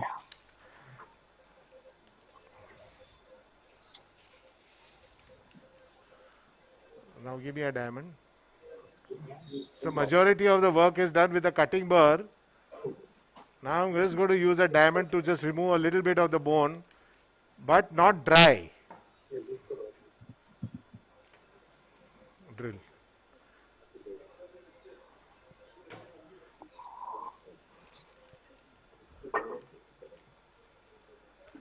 I'm just waiting for my burr to come in.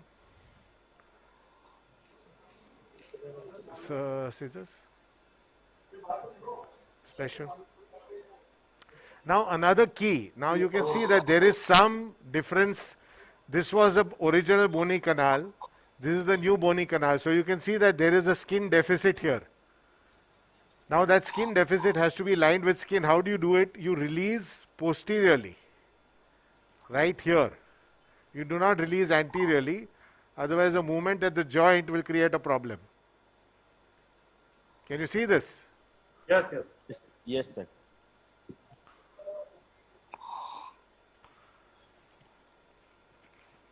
Circular.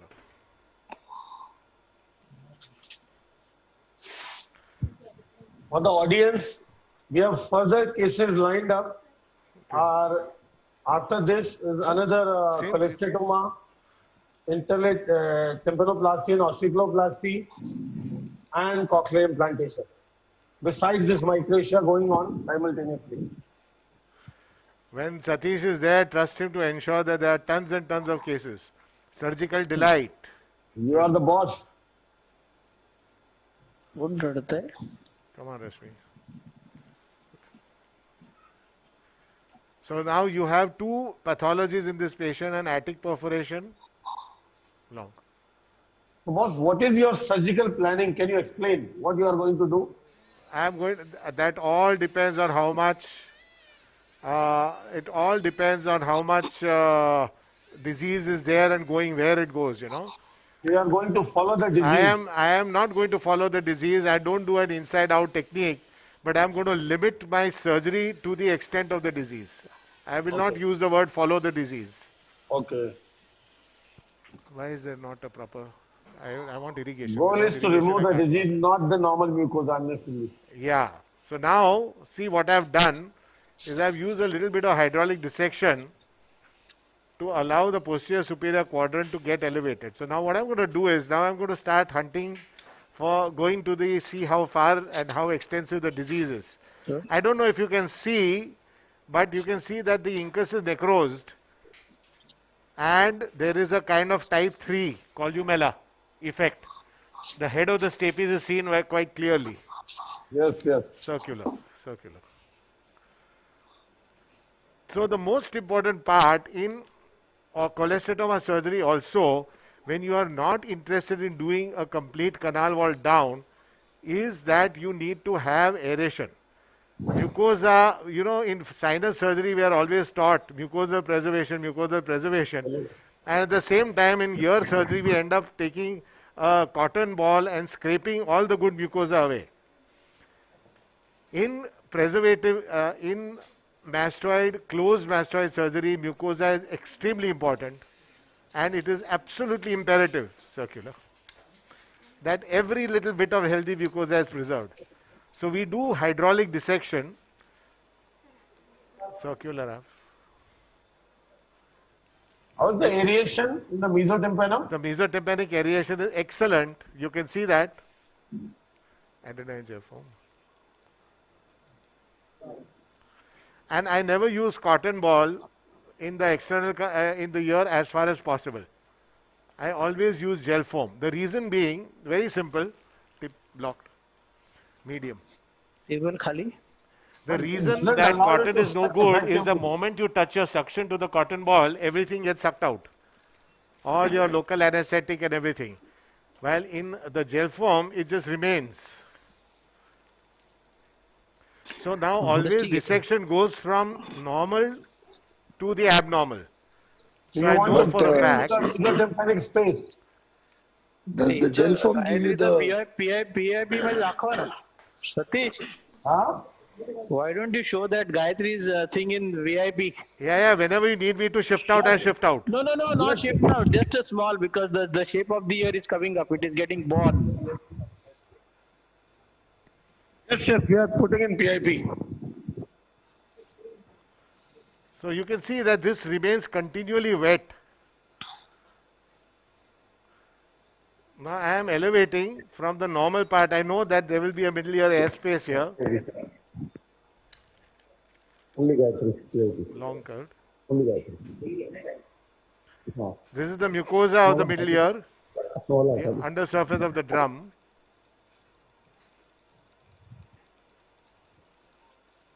long curved.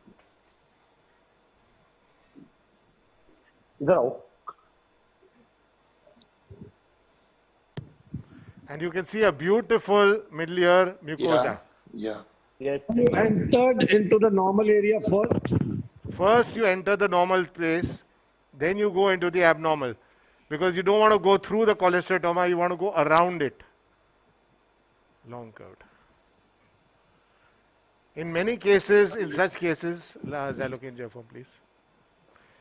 I may even use an endoscope. In case it's a very deep sinus tympana or something, I can use an endoscope. So the concept of using otoendoscope is, it's a tool, it's a means to an end, not an end in itself. Satish, comment? Pardon, can you repeat? Endoscope is a tool to be used for your convenience and not a be-all and end-all of surgery. Yes, 100%. Gouge hammer. Now you will see how I will use gouge hammer. This is the line I need to open up, because I can see the epithelium going towards the sinus tympana. Can you see that? I'm around it. Gouge hammer.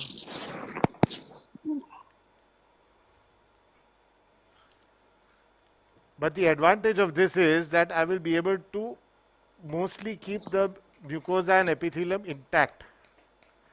The key to this hammering is that you are not going deep inside, you are just cracking the bone. See, this mesotympanum, well aerated mesotympanum signifies a good eustachian tube function. Absolutely. So this is the ideal case for interiorization. Means the mucosa has to be in continuation, the mucosa of the mastoid has to be in continuation with the eustachian tube. So now our goal is to remove the cholesteatoma from everywhere and preserve the maximum mucosa. Yes. That can never happen when you suddenly start drilling, you know, full speed. Forceps.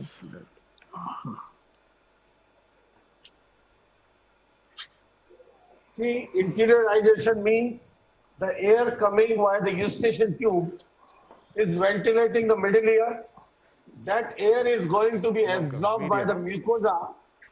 So more air comes intermittently via the eustachian tube opening. And the air is constantly being absorbed by the mucosa in the middle ear and mastoid. So you see how beautifully, I'm sorry to interrupt Satish, but you can see how I'm able to preserve the mucosa. Yes. The perimatrix, so to speak. See. Super. We have to be a little bit slow. To preserve the mucosa. I want to preserve it as best I can. Already done some hydraulic dissection.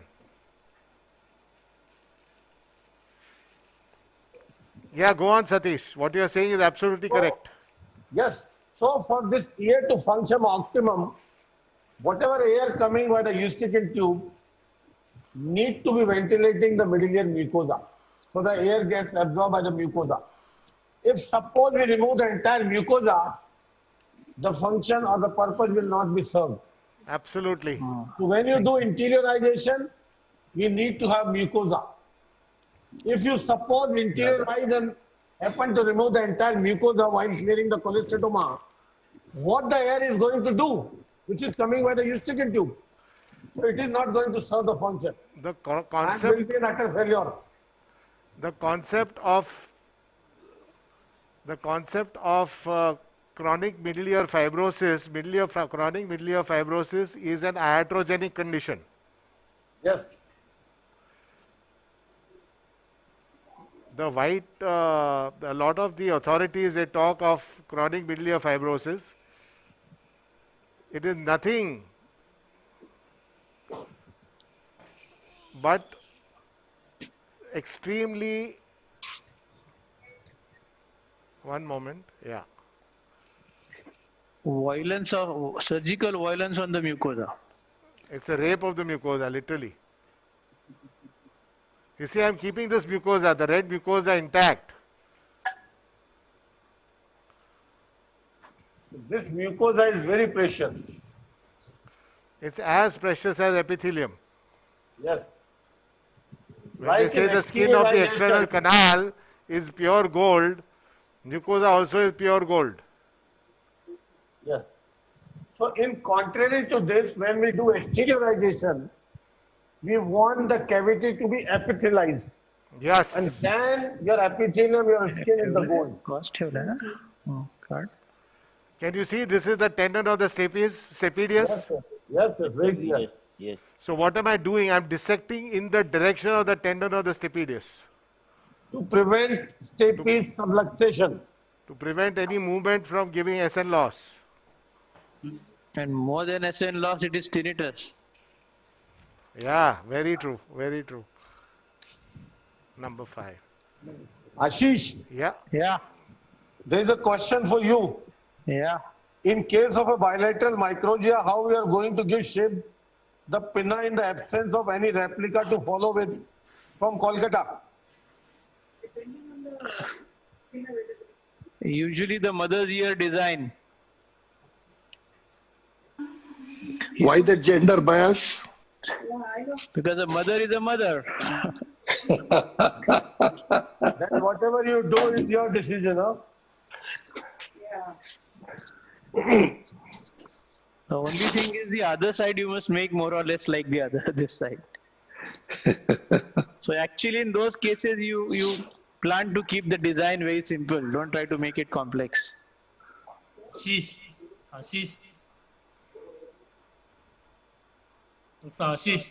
What are the incidence of this bilateral microtia as compared to unilateral? Male patient, the template should be from the father, from the mother. Ashish, Yeah, bilateral. Bilateral is not even 10%, Satish, in our experience. Okay, that's good. So can you see? Ashim. Boss. Are you irrigating something in between? No. It's just a wet gel foam that I'm using. Okay. Okay, so now what I'm doing, the first and most important thing is to make sure that the stapes is isolated. I don't want any push and pulls on it. Yes, we can see the head of stapes. Yeah, I'm attacking the stapes first.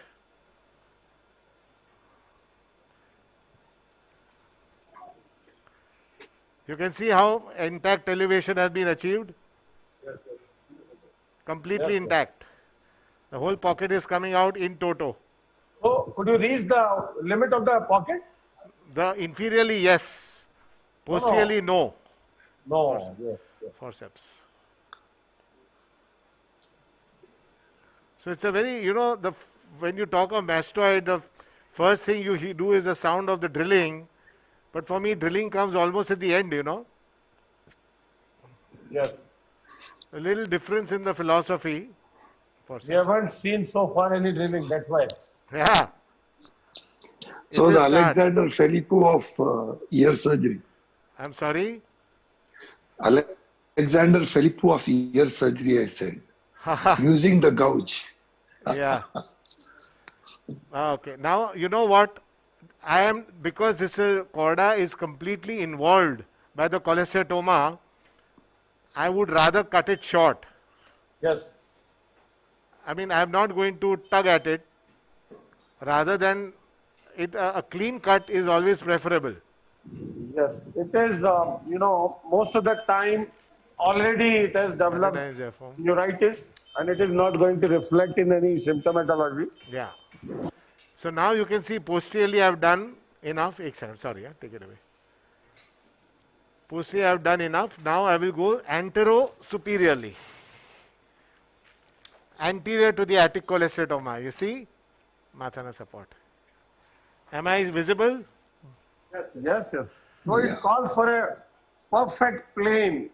You are not supposed to leave the skin below. You are not supposed to elevate the mucosa unnecessarily. You have to be in the proper plane. Circular.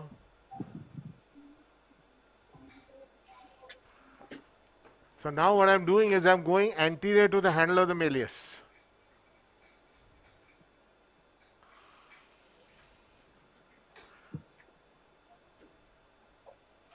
See, the most important part is isolating the normal from the abnormal.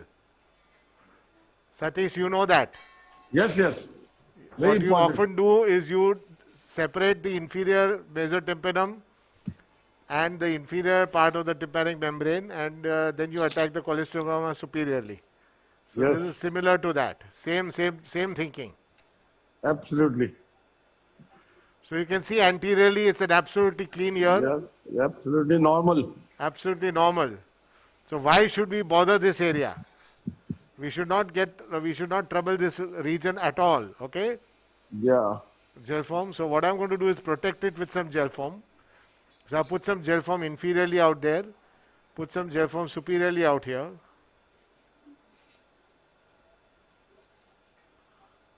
You can see I'm trying to save the, because soon drilling will start. I'm trying to make sure that too much bone dust does not go into the mesotympanum as far as I can help it.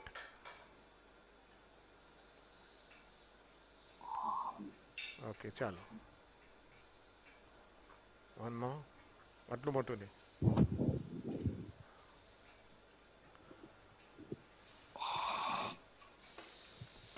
Drill.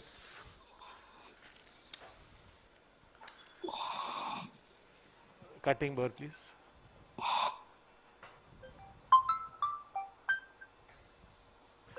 So I have a very nice irrigating drill that I can control the flow of saline, which is very important. Removing the spine of Henle.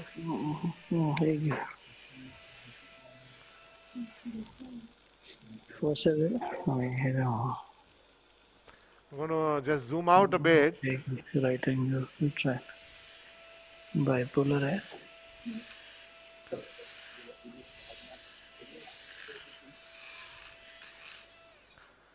Blocked. छोटे-छोटे like this.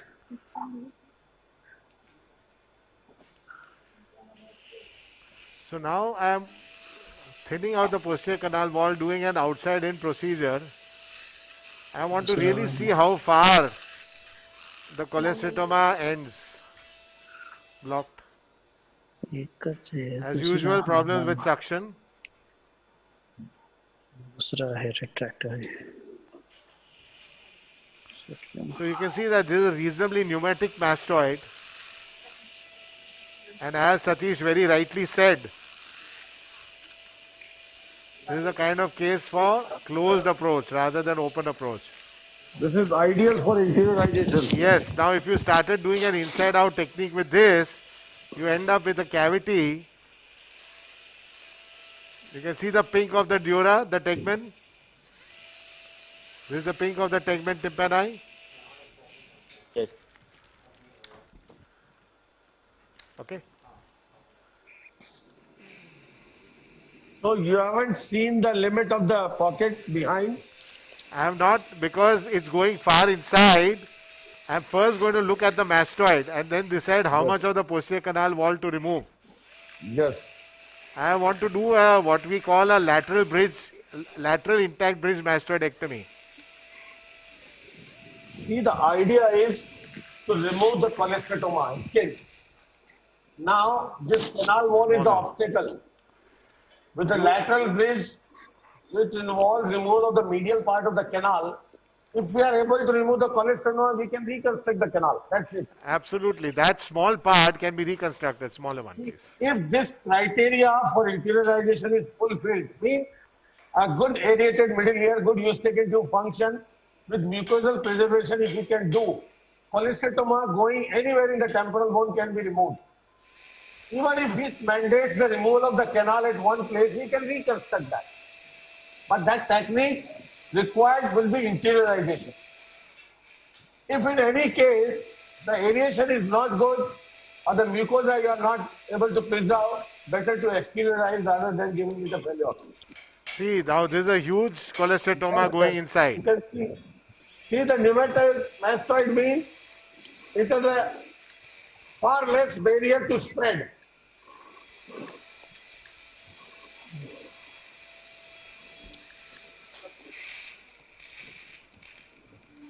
Now the task is to remove this cholecystoma, lift it off preserving the mucosa below. Absolutely. So now you can see here, blocked, that although it's a reasonably pneumatic mastoid,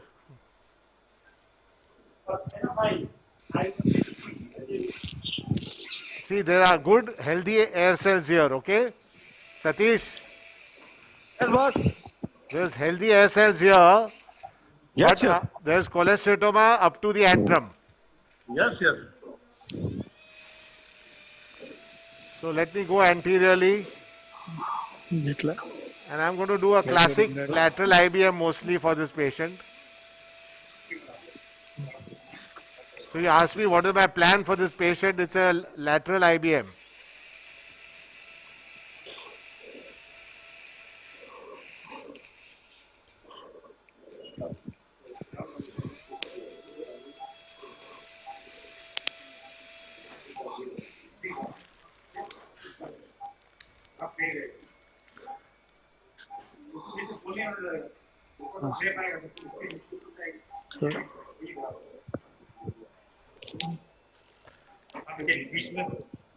Ashish, while I'm drilling, if you want to demonstrate something, please go ahead.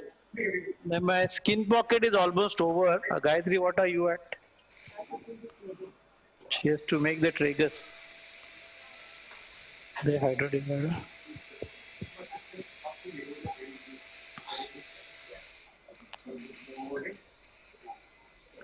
एक minute वाला है 15 number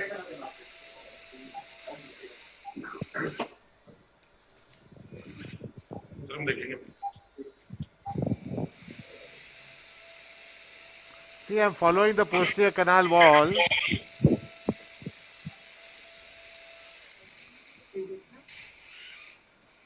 No, I'll do. नहीं मला drill करायचं आहे ना. You can see how the Satish.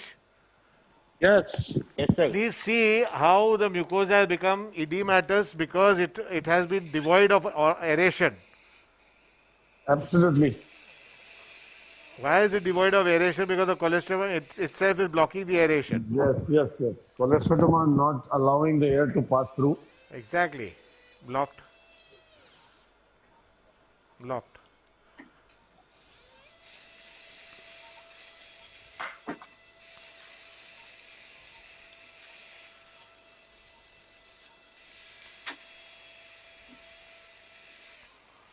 Center, Making the please. posterior canal wall absolutely paper thin. Center the picture a little bit, Ashif. All right, sorry.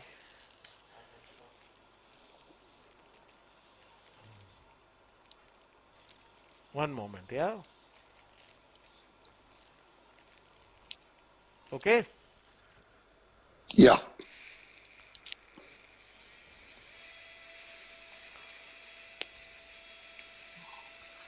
See, I'm on the cutting board only for most of my surgery. Diamond burr comes at the end.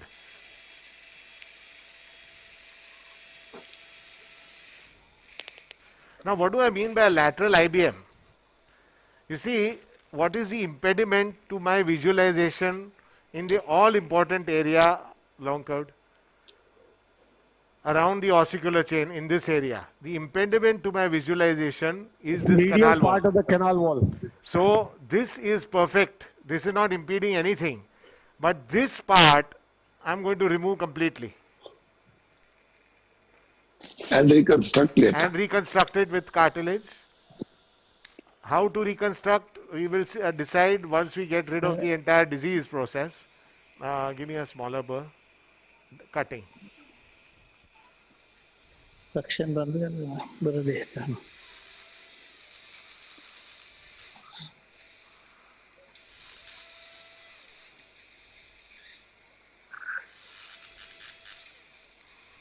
Diamond.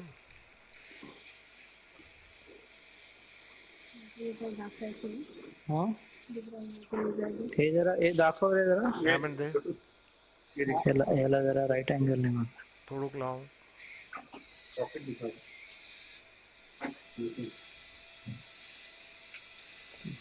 इथे light बंद करायला लागली मला.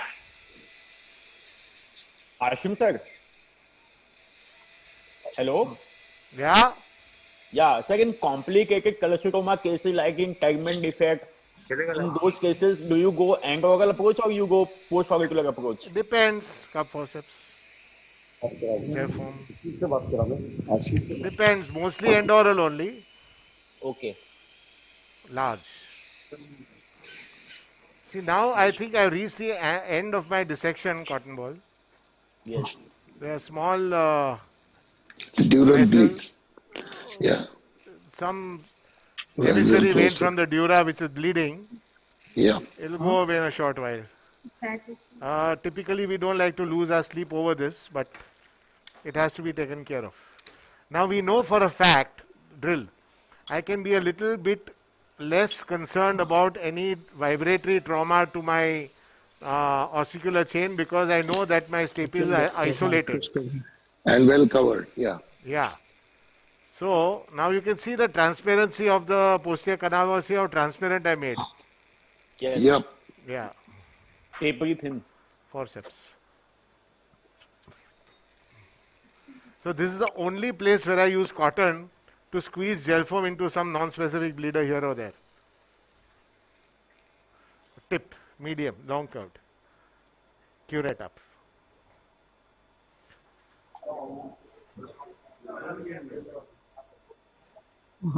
याला काय फायदा नाही God Curate.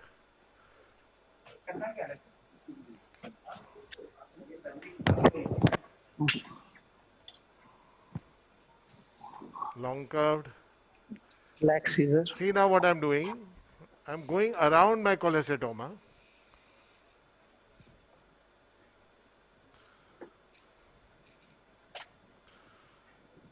This is important to develop the plane. Yes. And keeping intact the mucosa. Yes. Can you see I'm not scraping on the mucosa?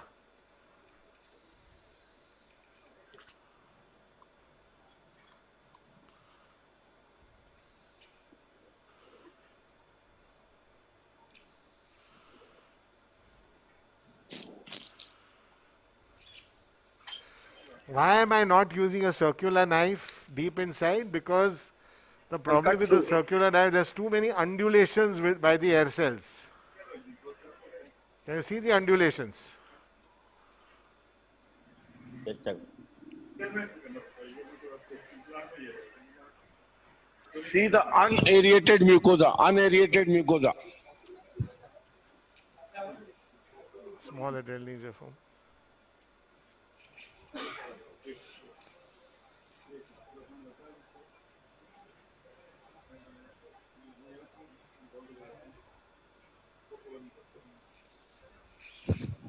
See, at this step, one has to be very, very careful not to leave the cholesteatoma behind. Circular. Stay in the same plane between the cholesteatoma and the mucosa, and not to strip off the mucosa also at the same time. Yeah, stripping of the mucosa is never a good idea, especially when you want to do an intact canal technique.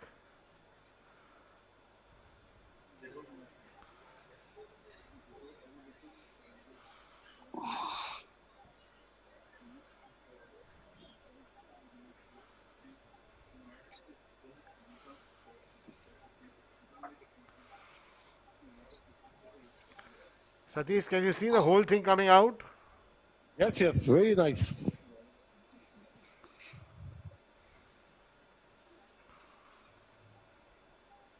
Ultimate. See the mucosa below. That is the important part. Yes. Removal of the cholesteatoma is easy. Leaving the mucosa behind is difficult. Yes, yes. See, what he is removing is not leaving the bare bone below. It is all draped by mucosa. That concept only was not there earlier, Satish. Yes, yes.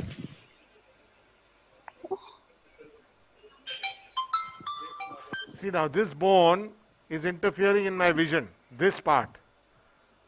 So I'm going to get rid of it. Draw. मेरे से Drill. Clean. Take the tip off. Hello, hi Satish.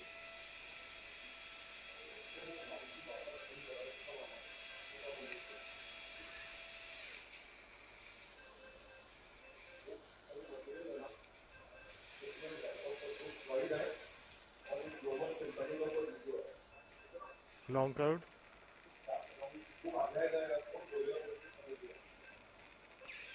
So you can see I'm around the perimatrix.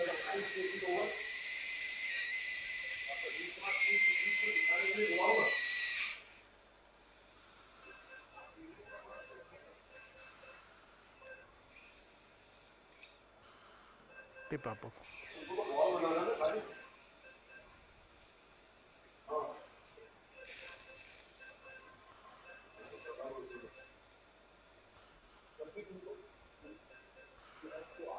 So now this is the fossa incudis. I'm going to remove the incus. You saw that it was necrotic anyways, serving no useful purpose to us.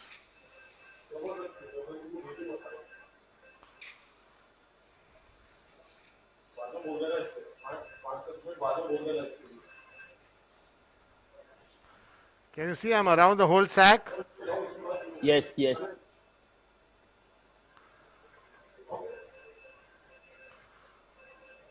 Centering करो थोड़ा सा. Yes, boss.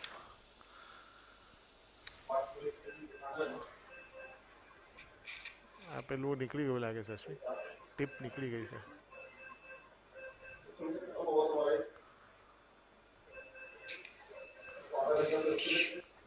क्या गई? पड़ी गई Pasi?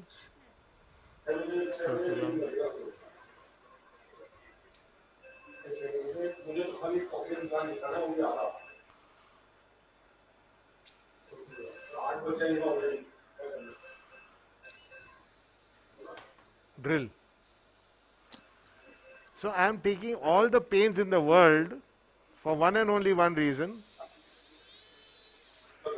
Does the pre-op CQ tells you how much you have to go behind? Absolutely, absolutely. Yeah. In fact, if you want, I have sent the CT to Satish to discuss. Yes. He's got the dicoms. Priyank, he's got the dicom, no? Yeah, maybe sir, if you ask Satish, he can talk about it. Okay, sir. Okay.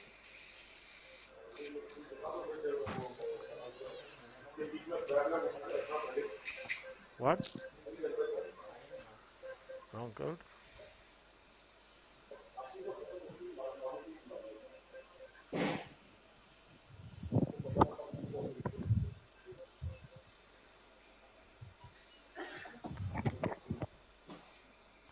See, there are two ways of tackling this kind of a patient. One is to do a classic inside out and put an end to it very quickly. But the surgery ends faster, but the patient remains unhappy for a long period of time. The second way, of course, is to ensure that each and every ASL is well aerated. And I use gel film. I don't use elastic in the middle here. Cochlear implant भी लेना है time देखो इतने से साफ कर 7 बजे तक चला लेंगे स्टार्टिंग के तो दिखाना ही नहीं आप कौन सा दिखाएंगे refractor they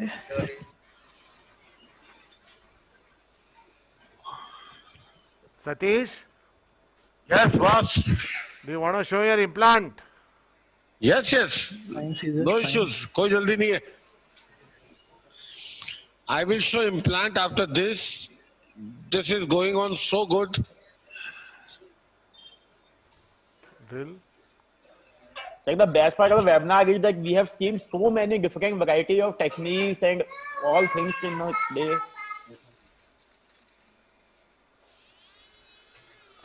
That's the beauty, no? Yes, sir. We have seen variety of things. And the idea is not to promote one particular technique. The idea is to promote the thinking behind each technique and let the viewer interpret it in the light of his own experiences. or her own experiences and then take a call as to what they find better in their hands. Yes, sir. We are not here to promote technique A or technique B or technique C. We are here to promote one thing, and that is the right thinking. Yes, sir. Yes, sir. Absolutely. Long card.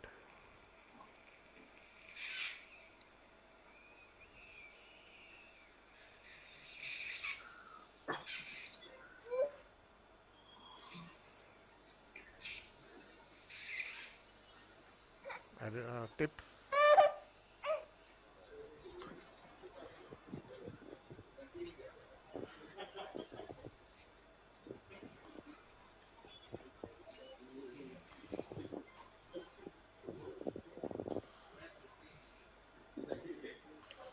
You see, this mucosa is the most critical one.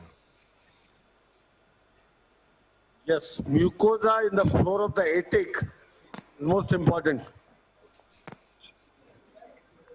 Now what I'm going to do, Satish, is I'm going to, this is all coming in the way. You can elevated it. You can remove partly. And I will just truncate it off after complete elevation of this, Yes, So the idea is not to elevate piecemeal, but it is to remove once it's fully elevated, so that we get more space. Take it out. Okay, what I want to show you, Satish, is if you see very carefully, see the mucosa of the floor. Yes. Of the adductus ad antrum. Yes. Can you see it's completely intact? Yes, sir. Yes. Yes. That is the crux of our surgery here. Drill. That is most important. Now, what I'm going to do is do the classic lateral IBM. That is remove this part. Can you see coming out through the middle ear? Yes.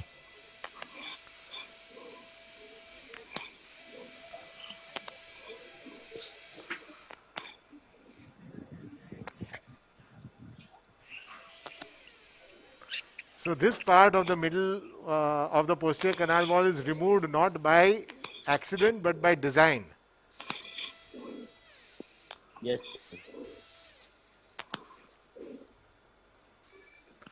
Long card. Now let us go from behind and in front. The reason I removed it here is that I can see behind and in front. Everything.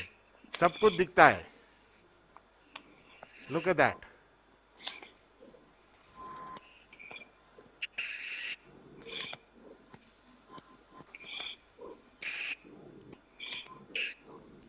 You're right.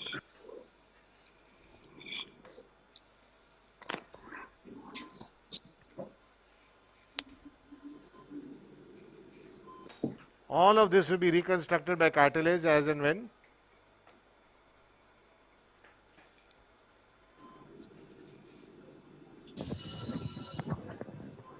This is the fossa incudis.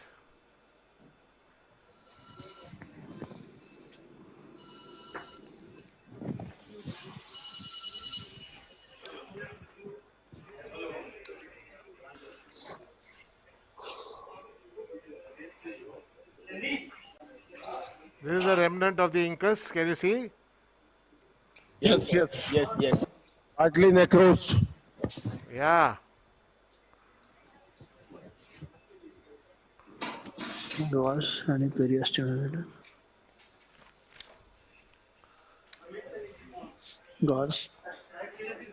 At this point, how to take care about the facial nerve? Like what? But your facial nerve is deep inside. precaution See we where need the to facial nerve take? is, so far away. You are, see, even the mucosa on the facial nerve. See, you have to, in such cases, you have to imagine that the facial nerve is dehiscent till proved otherwise. We are going to assume dehiscence. You're not going to assume intactness. You're going to assume dehiscence. Uddhav, Yes, sir. wherever the stapedius tendon is intact, Yes. if you remain lateral to that, you are unlikely to damage the facial nerve. Wonderful point, sir. Thank you. I like your word unlikely, Deepak. Yes. I appreciate that unlikely word. It's not a Yes. guarantee, but yes, it's unlikely. Yeah, because a decent nerve can always It bulge a can be little too much. bulged anywhere, In occasional anywhere. case, then you know what, Uddhav? Don't Yes, sir. use the needle like Ashim uses. He's a master. You use a ball probe or a Yes, participant. yes, absolutely. What he is using is a curved blunt probe, needle, curved blunt needle.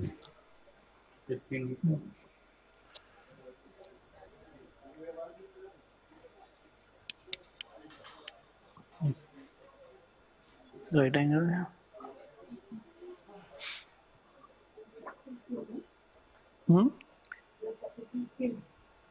खूप जास्त मोठं नको ठेव. Triggers नको ठेवू जास्त prominent. See the plane. Look at the plane. Yes, sir. Makeup Absolutely. Excellent elevation. See the amazing plane of the mucosa everywhere. See the entire bed from where he has removed the cholesteatoma. It is not bare bone, it is all mucosa. Suppose you happen to remove the entire mucosa, where the gas exchange is going to take place. Yes, the gas exchange is very, very important. The air coming through the Eustachian tube is constantly being absorbed by the mucosa. If you happen to remove the mucosa, that function is not going to happen. And it will be like, in spite of doing an interiorization where the Eustachian tube function is intact, it will be like blowing in the bony trumpet, Only bony cavity, blowing the air in the bony cavity is not going to serve any function. And that will ultimately lead to retraction and a failure. That's how the majority of the failures of the intact canal technique, happen to occur, and that's how this technique has gone to disrepute. Many of the surgeons who had been doing this technique have given up. The reason is not understanding this concept of aeration. If you are doing intact canal interiorization, you have to leave the mucosa intact. Without that, it is an utter failure. Okay, now you can see the rest of the mesotympanomeum is fine. Yes, sir. Yes. Now what I'm going to do is cut the head of the malleus. Yeah, I'm just going to go 5 minutes, Ashim. Yeah, please go ahead. If you don't mind, Please, microscope please. picture दाखवू शकतो whenever possible. 5. Because this is not the most ideal case for. Yes, Ashish, what we can do, we can have Ashish's picture in a PIP में करो, yeah. So this is unfortunately not the most ideal case. The one which Ashish. Yeah. Just a minute, Ashim. Yeah. We are going to keep your picture in PIP. In case you want to show some important step, you can wait for 5 minutes. Satish, show mine in PIP. Okay, yours is already on. Acha. On in PIP means. So now in this case, later on with the CT, you can explain to them what was my challenge. Here is the DM joint, here is the middle fossa dura that I am trying to see. Now both pictures are coming equal. Acha, okay. Ashish, we can see you very well. Yeah. So this is a very dense bone. Unfortunately, yesterday's case there was a very nice bone with a beautiful ossicular chain. So what you are doing, you are making a conchal ball? Yes, so I am drilling this because I want a depth and I want a beautiful bowl. That is my primary aim in this particular case, because you saw the CT scan. There is hardly any stapes and it's a very, very dense. Can you just reorient me with the TM joint, Ashish? Here is the TM joint. Okay. So very, very narrow. This is a deformed bone. See here it ends. There's only this much mastoid. Very narrow. Okay. Okay. So. Scissors. Ashish, Yeah, Satish. how deep you make? As deep as possible. In this case, there is no pneumatization, so I will place it back and see. What happens is I have also sacrificed some of the soft tissue there, so that gives me an additional depth.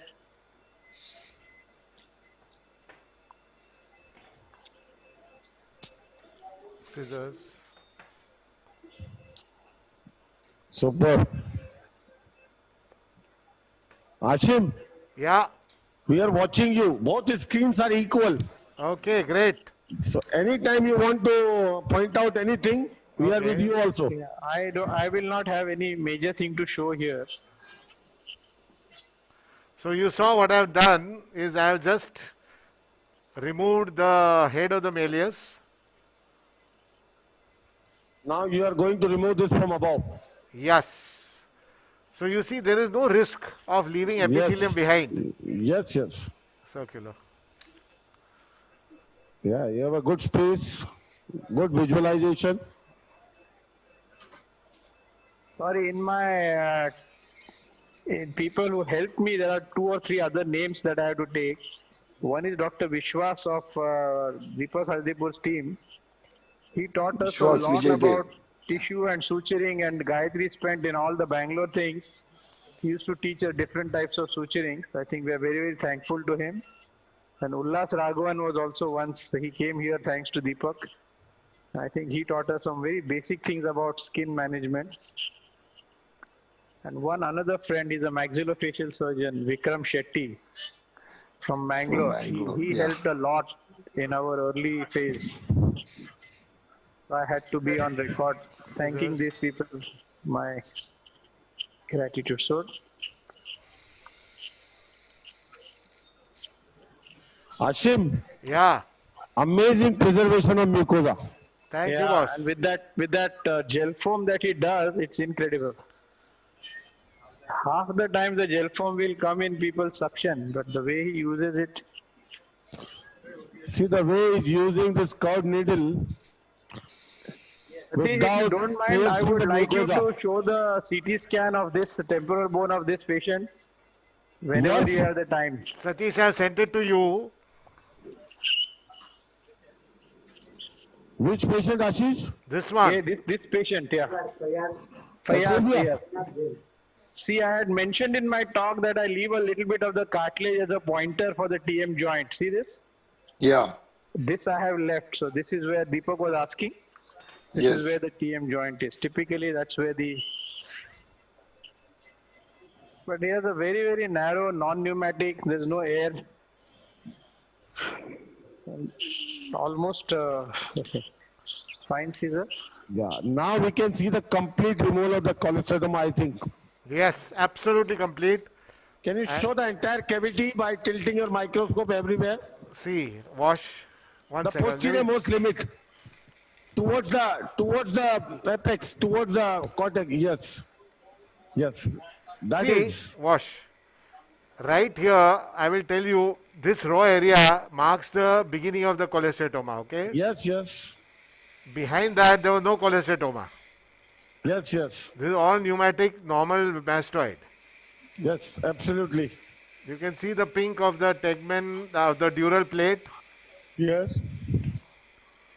And you can see deep down the deep mucosa of the adductus ad antrum is 100% preserved. Super. No words. This to me is the most important part of my surgery. I'm going to take away these sharp edges. Of course, as you've probably seen, I've removed the cholesteatoma completely intact. There's nothing remaining behind. I'll just run a diamond. There's a huge part of aeration medial to your canal wall.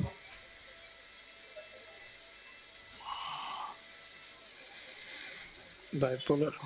See, he has been able to remove the cholesteatoma with this important part of the canal wall keeping intact. Now what all he has to do is reconstruct the part of the canal wall and the ossicular chain and the drum.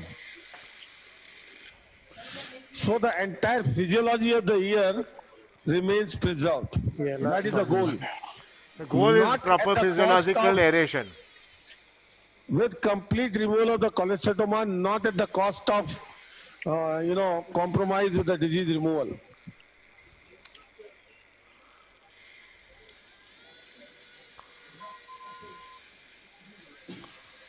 And the healing in this situation is so fast. Yeah, because there's one little suture that I have to take and that's it. Wash. Tip up. So you see the only part of mucosa which has got denuded is only a little bit on the lateral canal. All other mucosa is intact.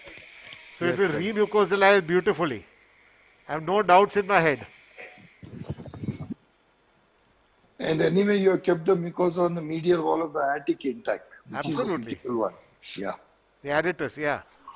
And the attic, you're right. Yes. By taking a small cut on the ear, Ashim and his dad could take a bigger cut on the patient's pocket all these years.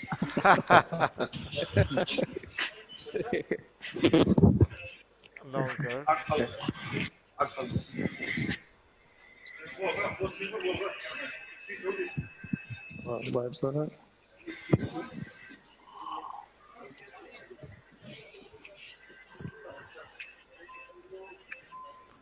See, the last bit of epithelium that is draping the tympanic, the stapes is taking it away now.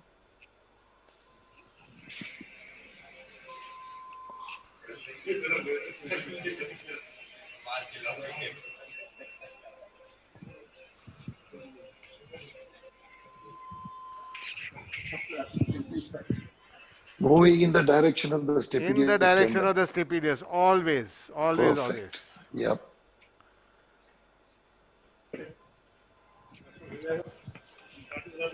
कोई दिक्कत नहीं है आपको भी.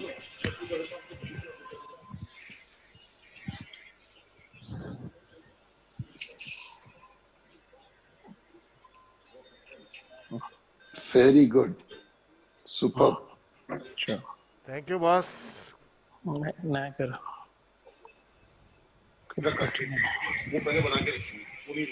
उधर से करने का अर्थ नहीं.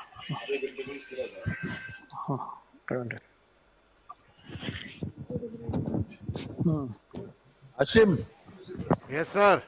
the stapes looks nice It's wonderful. and the facial canal is intact. I see. I've not poked it, but it kind of could be. See, it bulging. Yes. Yes, sir. Yes. Anyway, that is not going to bother now. So now that's not going to compromise either my reconstruction or anything. You Yes. saw how careful I was with dissection here. Yes, yes. Yes. So I have no fears. See what he was doing? He was dissecting antero-posteriorly in the plane of the tendon of stapedius. See this?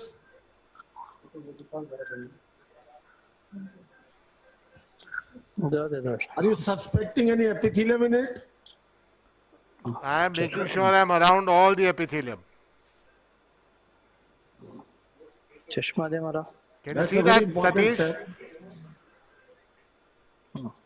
Fantastic. There's no Very question. good, boss.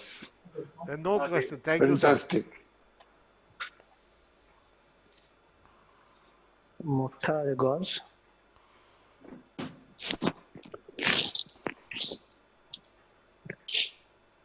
Sir, can we have the Ashim sir picture in the center? I'm sorry, Udbhav.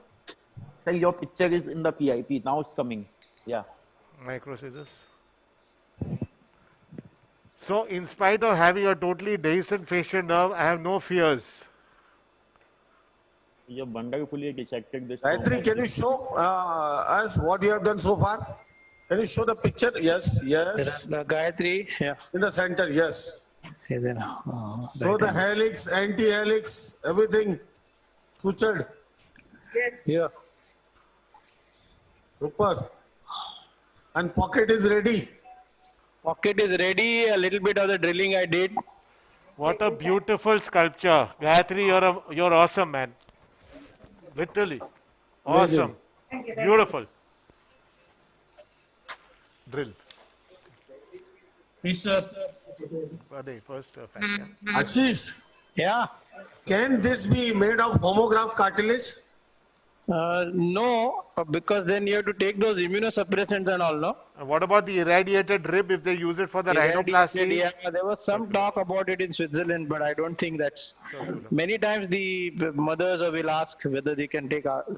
It's not yet. That's not yet established. One guy in Turkey, I think, has tried it. I think 2 cases only. So. No, the reason I'm asking is there's so many people whole. In Korea who use irradiated rib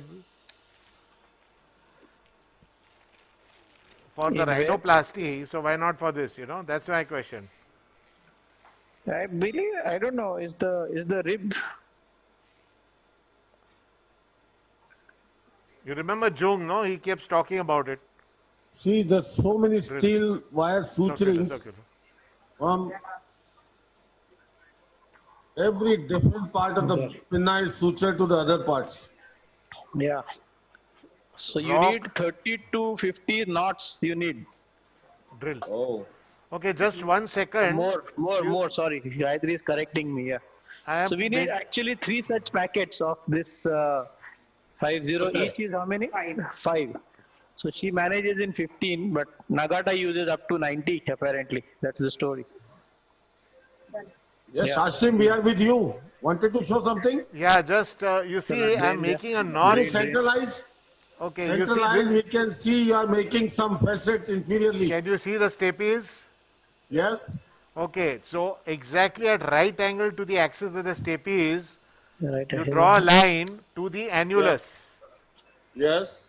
And right at that point, with a 1.8 millimeter burr, you make a facet in the inferior canal wall. To stabilize the cartilage at the other end. Yes, because I will be doing a cartilage ossiculoplasty. Yes. So it's going from here. Can you see the notch here?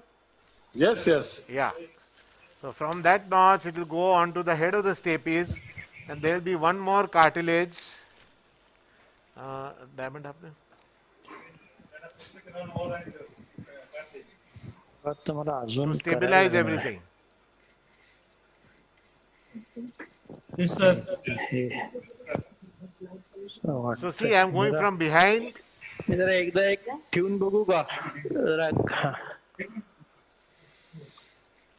Satish. Ashish Graft cartilage. Now I'm going to take my graft. Now I know, Ashish, Satish, you asked me, when are you taking your graft?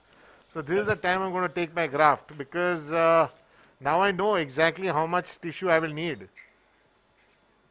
4 pounds. Ashish sir. Yeah.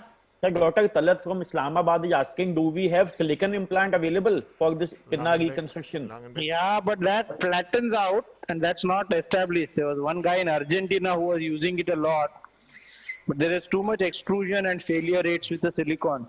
As in an implant, the prosthesis of course is there, but that's a different story. But the Medpor I showed you.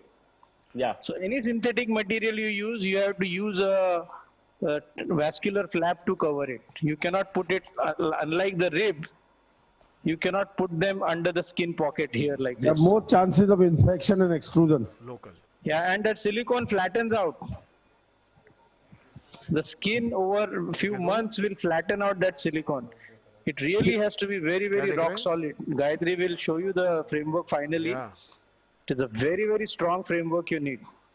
See, this cartilage is an autologous material.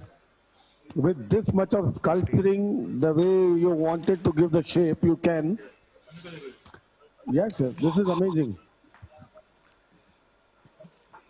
It's unfortunate, Satish, you have to promise me one more a good case we'll keep and show them the canal. Yes, yes. Definitely would like to. Yes, but this COVID has made things very different now for us. We'd like to see the canal as well as hearing reconstruction sometime. Yeah. You please show them the CT of why we did not do hearing in this case. Huh?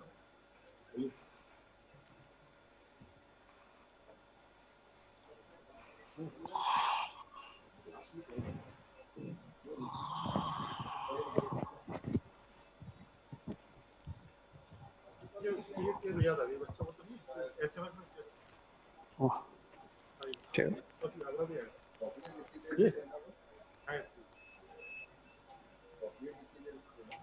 So Satish, Yes. hello.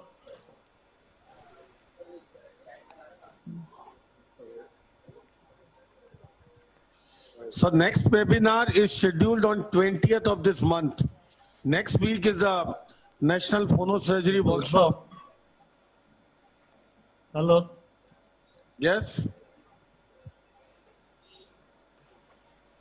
Dr. Udbhav. Oh. इथे एक जरा ते पिट मध्ये cut झालाय. You'll have to manage that. They drill.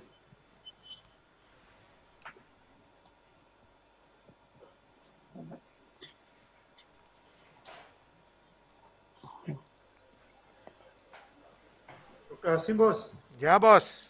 And some Dr. Ridwan was asking, ask Dr. Asim about long-term cartilage osteoporosis and why not so popular. I'm sorry, I did not hear you. Once again, please. Long-term cartilage. Long-term results of the cartilage osteoporosis. Oh, excellent. As long as you keep the perichondrium intact on both sides, the results are excellent and stable, at least for the foreseeable future. The reason being that, remember one thing, that the cartilage is an avascular structure. It gains its nourishment from diffusion. Yes, yes. So, as long as your perichondrium, now the diffusion comes through the perichondrium. Perichondrium has the ability to revascularize. So, as long as you keep perichondrium intact on both the sides, and you will see that in this case, I'm going to do a cartilage ossiculoplasty, you will have persistently good long-term results.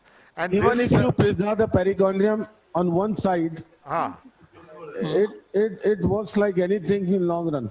Yeah, in fact, in my own group with Satish and Ashish and all that, I've been sharing some results. We are our patients for even 20 years doing so well with the cartilage. Easy, The 20 years. The best answer for that is look at the cartilage. How much cartilage is used here of the framework? What is this as per literature or as per experience? In this case, suppose we use Okay, now as far as the cartilage is concerned, I'm using the superior surface of the tragus. You see, Ashish is going to great pains to reconstruct a pinna. I cannot possibly destroy the shape of the pinna. So I use the superior shape surface of the tragus. So the shape is well maintained. Fix the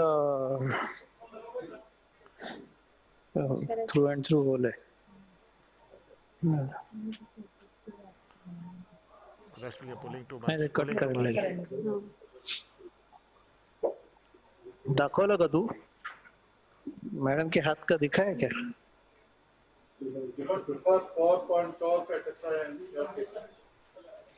Uh, 15. 1 minute. Yeah. See the other thing. Sorry, I'm pointing out. Hello. Yes, Ashish. Yeah. See, there is very little cartilage that we had extra. Is that good? Yes, yes. See, very little cartilage. This is all perichondrium that was stripped. So very little. So, you know that CT scan, pre-planning, all that helps us to remove the bare minimum amount of cartilage. In some centers in the world, they take out a lot and then they make it like that diced cartilage of rhinoplasty and put it back. Because another guy comes and harvests the cartilage and then the main surgeon comes. So there is no sync between them. But this we believe is a better way of doing it. It's beautiful.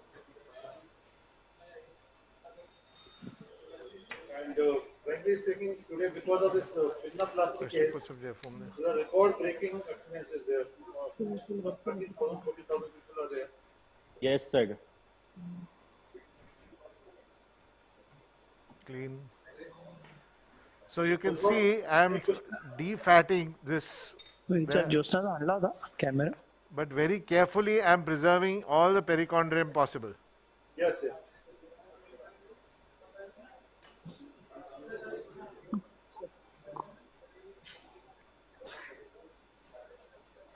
So, Udbhav, Yes, sir. can you get Hashim's in the main frame? Sir, actually, it's not So we have possible to from my compliment side. Dinesh, his team, his people are very, very well behaved, extremely disciplined in the operation theatre. So very thankful. Outstanding. So Dinesh can do it. Keep it for some time. Yes. Now I can see you. Udbhav, you want to say something? Someone is keeping on the changing the main frame.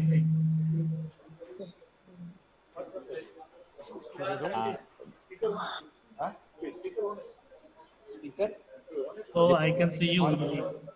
Satish sir का चालू करूँ कि नहीं चालू करूँ? हाँ वही इसीलिए सर इसको बंद कर 1 घंटा लगेगा ना 6 बजेगा ना Dinesh, can you make Ashim sir in the main frame? Local. So this is important step. Dinesh, Yes. please make Ashim sir in the main frame. Yes, Dinesh. Special scissors. Yeah, you can go off my thing. We'll show you the main thing later. Yeah. Now this Ashim and Satish are blessed. I don't know, for some reason, without the judgment is so good about how to make these cartilage length and breadth. It's unbelievable. No, boss, we have to do it 2-3 times. Yeah, so I went through a very laborious process of making again a template out of the suture materials. The thing, I would invariably go wrong, my sense. The beauty of this osteoplasty is the stability. For any osteoplasty to work in long run, the most important factor is stability and of course aeration. Without aeration, it cannot work. Yeah, without Whatever aeration, nothing works. osteoplasty you do, nothing. It cannot. And the cartilage has a beauty. That's the additional advantage that once you put over the stapes to the inferior annulus, it maintains the middle ear space in the aeration. Yes, it gives you the volume. Yes, so it maintains the middle ear volume. So, yeah, this tragal has a natural curve. You can use it. It is not so thick. It is pliable, and this assembly. You will see him making a socket there now. So now this I'm making a little hole to house the head of the stapes. Yes. And it's important how much distance he has kept. Because if you keep too much superiorly, it rests on the fallopian canal. Yeah. So the location of this socket that he's making is very, very important. Now I've turned it around. What is that, Ashim? That is the second socket for my second cartilage. Yeah. But it is not in the same line as the earlier one. It is it has to be a little bit further down. Yeah.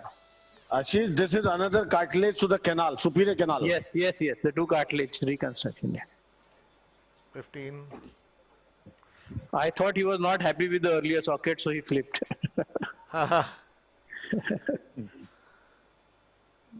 See, this, what Ashish has mentioned about the location of this facet in relation to the fallopian canal is very important. Yes. Sometimes your foot plate, your suprastructure is projecting above the level of the canal. Then no issues. But if your fallopian canal is projecting above the level of the head of the stapes, then it has an issue. Then you have to limit it, otherwise it cannot be placed properly.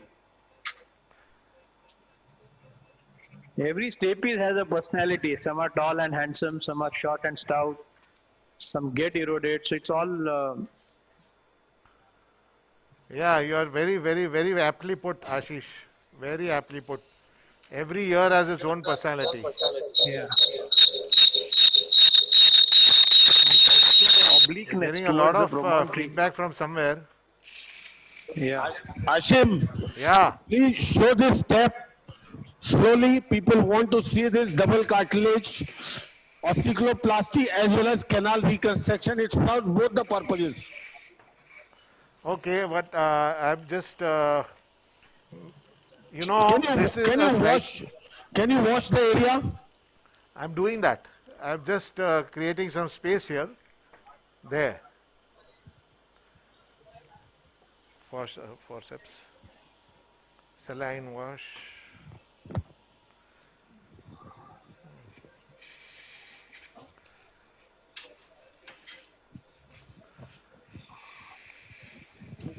When we make this posterior canal wall thin, is there a chance of resorption of this bony canal wall? You see what happens, everything, as I said earlier, depends on the aeration. If the aeration is good, nothing ever goes wrong. If the aeration is bad, you put bloody bone there, it will get resorbed. Yes. No, not about the cartilage. I'm talking about the bony canal wall that you have seen. No, nothing happens. As long as you have good aeration, nothing happens. Yes. If the aeration is at compromise, this canal wall get absorbed.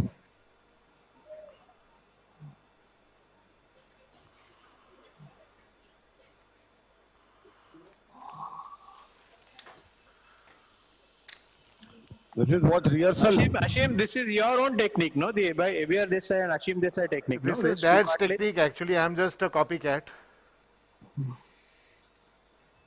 A good one, though. That is only kind of you to say so. Look at this guy's judgment. See how the socket he has made. No. The bad judgment, boss. Appropriate length, Ashish. Yeah. Appropriate length. No need to cut short. No. I need to cut a little bit. It's too short, too long. Generally, I've seen you do it in one shot. So also Satish. I have been so angry when I see you all do it in like such ease.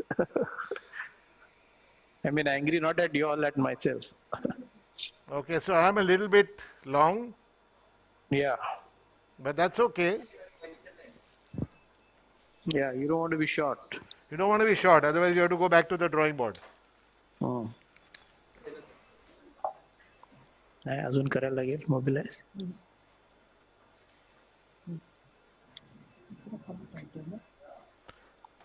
So you can see that I've got lot of perichondrium, both the sides. To me, that's the most important part of this whole procedure. Perichondrium. ते खड्डाच आहे ना त्याला काय करायचं अच्छा skin ते नेक आहे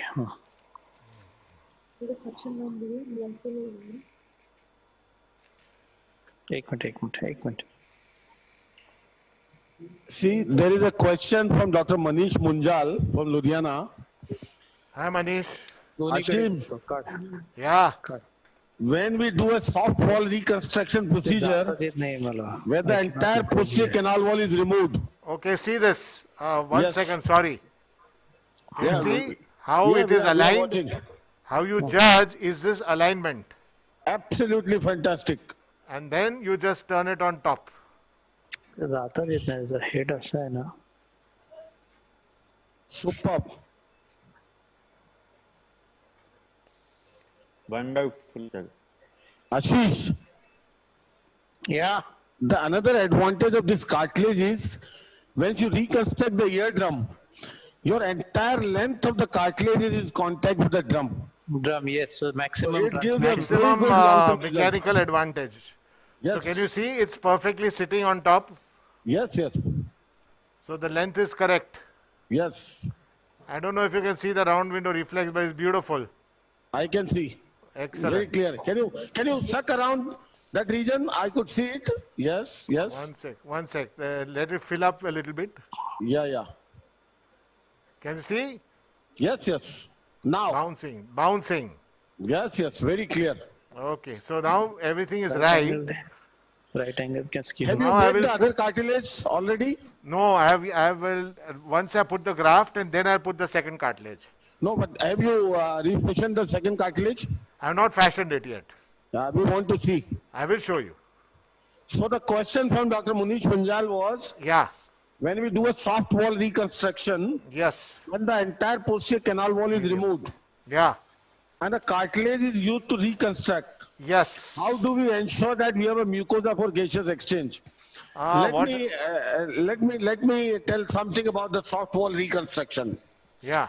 Soft wall is when it's a canal down procedure basically, but it is a procedure to ensure certain areas wherein in canal down you cannot remove the entire cellularity, like perilabyrinthine cells. Graft. Once you cannot remove the perilabyrinthine cells completely, you include that region in the middle ear cavity. Graft. That is what soft wall reconstruction is. And in that scenario, you are preserving the mucosa. That's why it is, working. But you are excluding the rest of the cavity which you have, demucosalized. Yeah. So it's a very good procedure in those scenarios, in a very pneumatized, mastoids, wherein you cannot ensure a complete exentration of the entire cellularity in mucosa. Because once you do a canal down, you have to exentrate all the cells. Yes, so the point here is that your posterior canal reconstruction can be at any level. It does not have to be at the level of your surgically created posterior canal wall. You can have partial reconstruction, total reconstruction. So many permutations, combinations are there. Now what I am doing, I am putting some gel film forceps.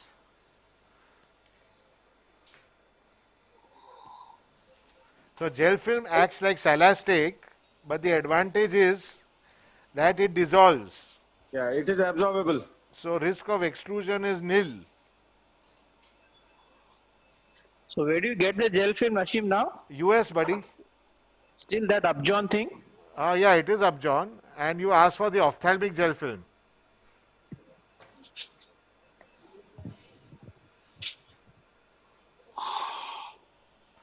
So I've just plonked it in. I'll adjust it in a moment.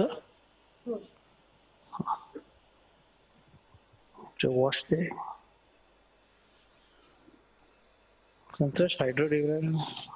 This is gel film. This is gel film, buddy. See, this is like silastic, but it is absorbable. Yes, it behaves like silastic for about between 6 to 8 weeks. Yes, the limiting factor is the availability and the cost. And this I am using it in the to line the anterior path of aeration, the isthmus tympani anticus. Yes. And you have extended behind over the round window as well. That is very Yes, important. this is the second one to preserve the aeration there. Aeration to round window essential for hearing. This will help mucosalize the rest of the areas wherever is the raw area or anything. It helps mucosalize, no? Yes. No. Unlike gel form, this doesn't leave fibrosis. That is the advantage. That's the biggest advantage. Now I'll put my graft in. So the graft is going to come. The ossicular cartilage is already, seen the measurements. The last thing is from that ossicular cartilage to the superior canal wall to maintain the path of variation below it. That is the So it most doesn't important retract. part. That is very important.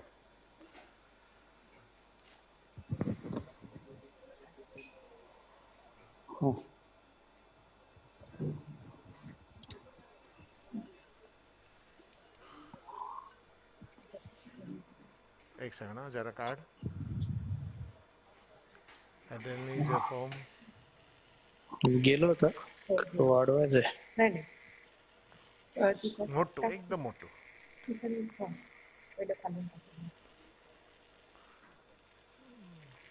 okay tip medium. So now I am putting, you see what had happened, I had not taken the graft to start with. Yeah, you took I in wanted between. to make sure that the length is right. Don't want to overdo it, don't want to underdo it, As we were discussing during Rajiv's case, that you want 2 or 3 millimeters support. In this case, the anterior mesotympanum, anterior-inferior mesotympanum is more or less intact. So I don't need to do a 360-degree elevation. Yes, yes. The key, the take-home message here is that you should not be dogmatic about any one particular technique or system. Should fit your surgery to the patient, not fit the patient to your surgery. Absolutely.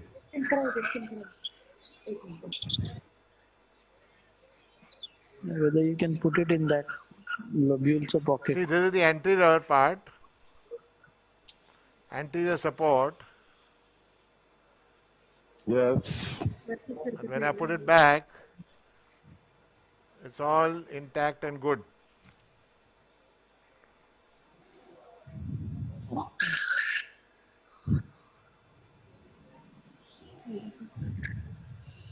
Wait. Super. See, the best part is his tissue handling. The way he handles the, the fascia, the graft, the flap. It's so automatic.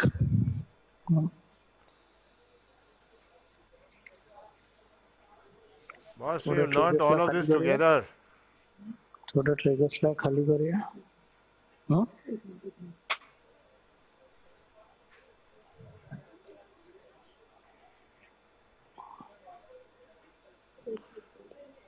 Super. Triggers, anti-triggers में डालना है. In this case, because it's an underlay, I'm going to put a very tiny bit of wet gel foam right here, antero-inferiorly. Inferiorly, below the eustachian tube. No, never in the eustachian tube. Way below the eustachian tube. Below the eustachian tube. No, you see anterior and anterior hypotympanum area. See. Yes, there. yes. Just that one piece. Yes, I understand. No more. Never more. Just to keep this graft opposed to the under surface of the. Yeah, because under there I have not elevated, no? Yes, yes. Okay, now give me the cartridge. Please use gel film. I have gel film. I have a little bit of gel foam. Ashim. Yes, sir. How do you smuggle gel films?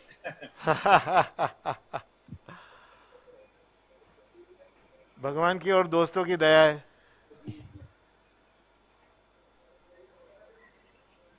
Nation wants to know.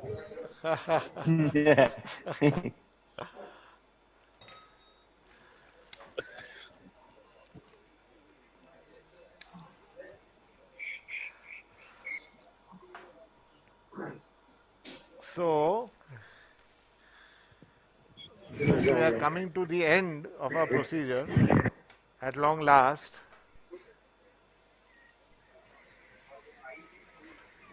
See the way the gel film is taking care of my round window for me. Satish. Yes, boss. See how the round window is taken care of by the gel film. Yes, yes.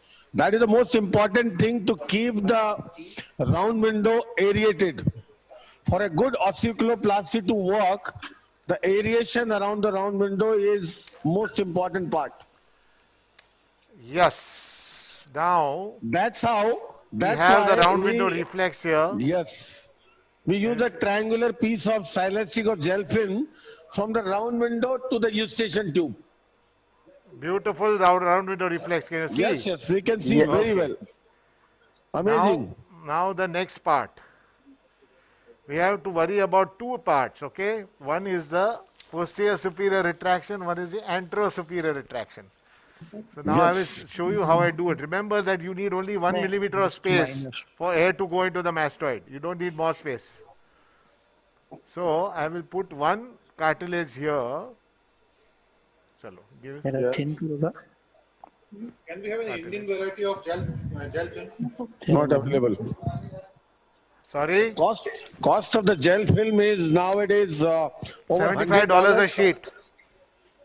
More than $100 now for 1 square inch sheet. Yeah. And you have to acquire it from US. It's not available in India. Madam is bouncing. ते सुझे घेऊन बघ ना, काही easier.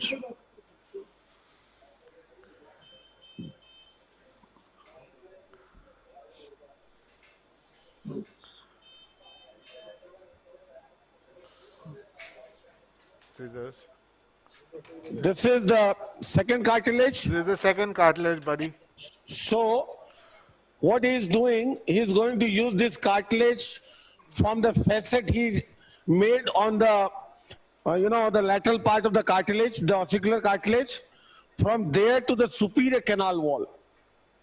That will serve many purposes to stabilize the first cartilage, the ossicular cartilage. At the same time, will reconstruct the canal wall. And not only that, it also creates a little pressure contact. Yes. For more stable hearing. Yes, better hearing, and that will underneath the cartilage will allow the aeration to maintain for long run. Scissors. So that's an amazing concept. This is about a 40-year-old concept. It still works well. Very well. So many patients are doing so well with this. It's amazing. See this, you don't need to reconstruct any part of the canal wall. This itself will serve the purpose of reconstruction. The concept is the maintenance of aeration. You don't need to do anything to the canal wall. Take this.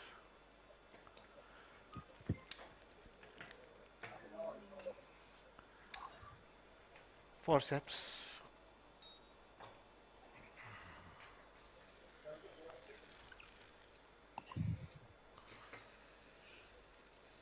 See the measurements from this facet from here to the canal where he is going to split the cartilage. This is taking care of that. No, you know what? Nowadays I'm not splitting the cartilage, guys. Okay. I'm placing it like this on top. Okay, it will stay.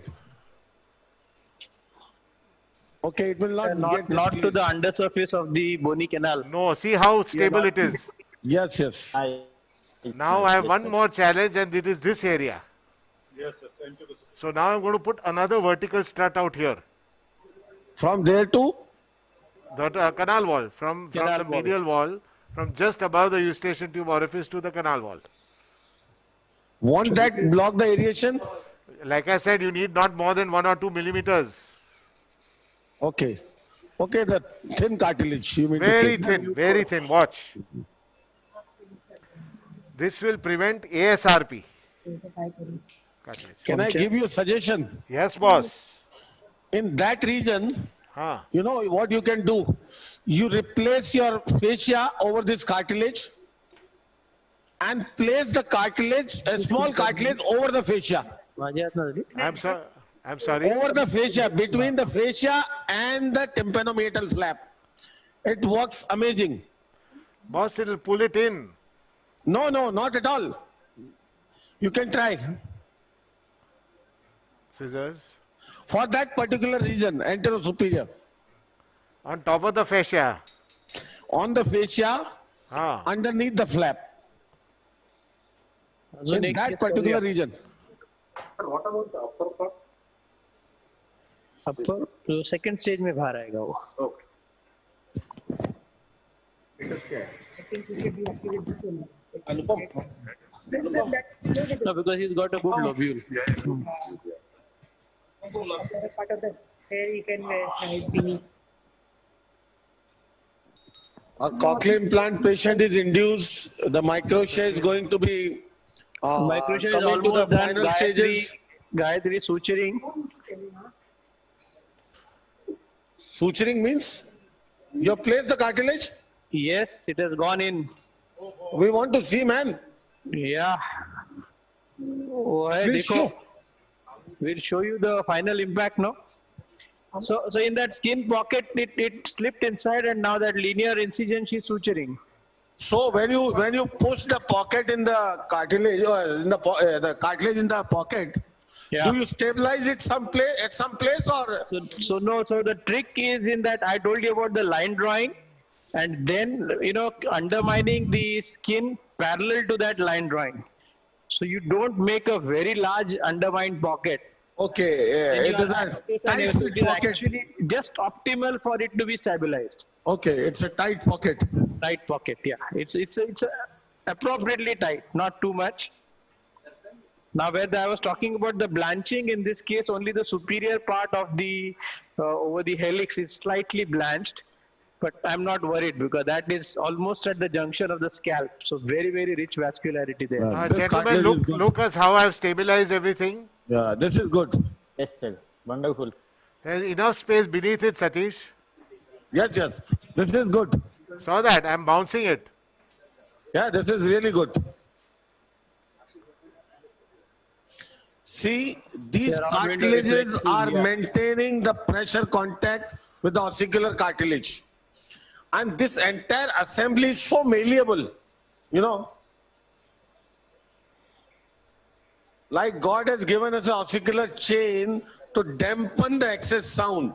Here, any undue pressure you exert over it, this is malleable assembly. This is not going to directly subluxate the stapes into the vestibule. Most important. We can do with... Assembly is malleable. We can do with a conductive loss. We cannot do with sensory neural loss. Yes. So, this is close to the nature's, you know, creation of a malleable assembly. You see, boss, the superior path of variation deep down. Yes, yes, yes. Very nice. So all of us who follow the Desai, we still prefer the cartilage as our preferred ossicular reconstruction. And not those torps and ports which are actually very convenient on table, but they are not good for the patient to carry it for life. See, if you put anything as a mechanical strut. Rigid, yeah. See, God has not created our hearing mechanism ossicular chain like that. We need to be a pigeon for that. Yeah, yes, that is, we are not pigeon to have a columella. Our hearing is not that simple. It is a very, very complex function of an ossicular chain. And anything malleable in terms of assembly you create, it works. The reason is, in the long run, if you put a straight strut from the, you know, the tympanic membrane to the stapes foot plate, it is not going to work in the long run in terms of stability. If it is stable, it will have a lot of, you know, fixations. Even if it is not, it is going to give sensory neural loss in the long run. In long run, that is not the nature's way of hearing in the human beings. But with a malleable assembly to dampen the, you know, unwanted sound, to protect the inner ear is the need which is required in the human being. What I was expecting. So now what I'm doing is recreating the inferior annulus. Annulus, yes. By pressing the gel foam inside, you know. Amazing, Ashim. It is like a normal ear canal you have reconstructed. The middle ear is well aerated. The ossicular chain is well, you know, with a pressure contact. The atic is reconstructed. The aeration to the editors, atic and the antrum is very, very clear, stable, and the mucosa is preserved throughout the cavity. Now, one more point I want to make. Reconstruction close to the nature than this, I believe. Thank you, boss. Thank you, gel foam. Now, one more point I want to make is that you should not use pressure with the gel foam. Gel foam is for support, not pressure. Yes. Wait. So Ashim, what is the thing that you say when the gel foam gets soaked, it becomes what in its volume? How many times? About more 40 times, 40. In volume and weight, or what? In volume and about weight, no, in volume. Volume. So the problem here, buddy, is that when it can actually push your assemblies inwards. Yeah. So even in stapes, and actually Priyank drew my attention that I didn't mention it, only out around the periphery. On the edge of the incision, yeah. It should never be sort of all over the place. Wet. Now see, all of this is dry gel foam. No, small and wet. And now I'll just put a small wet gel foam inside. This is antibiotic. One more, like this. So there's no pressure, buddy. Yeah. Satish, your cochlear implant is induced? Yes, yes. So you should go there. I want to see. I want to see your final. No, wait for 5-10 minutes. We are going to do the magic moment. Okay. The unveiling, the magical unveiling. We have half an hour, no issue. Right. I think, should we end with the cochlear implant, Satish? If you don't mind, I'll not do the stapes.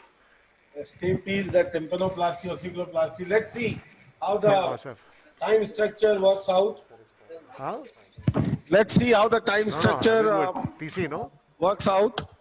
But the other cases are also Tell him that I'm the, huh? What? there in the waiting. That stapes, your stapes, one tympanoplasty with ossiculoplasty. Touch. And we have to listen to the tympanosclerosis. That is a very, So I very think you know important what, part. forget the stapes. Because that's actually a simple one. Just the canal is narrow, but the foot plate is so nice. So nothing to be shown there. Except when the canal is, okay, Ashim, you finish, then I'll make a point about when the canal is narrow, how do I alter my incision and my flap No, endomyotic. go ahead, I want to hear you. Yeah, so when the canal is narrow, the tympanomeatal flap that you raise should be at its bare minimum, not smallest, because then when it rolls up and goes on the anterior wall, the bulk should be less. Agreed, So it doesn't agreed. keep coming in your suction or in your field. So you don't take the usual cuts, you try to make it as slender, and depending upon how much overhang you are anticipating, you go a little bit more closer to the annulus, so that the square millimeters of that flap is much less. And then you have enough place, of course making sure that it's not going to fall short after the overhang has been removed. So I sort of on the posterior canal wall, my incision changes a little bit. During the training, they are. So I'm just extending the flap a little bit posteriorly. You are still to support the posterior canal wall, no? No. Just to close the defect in the mastoid to prevent the meatomastoid fistula. With okay.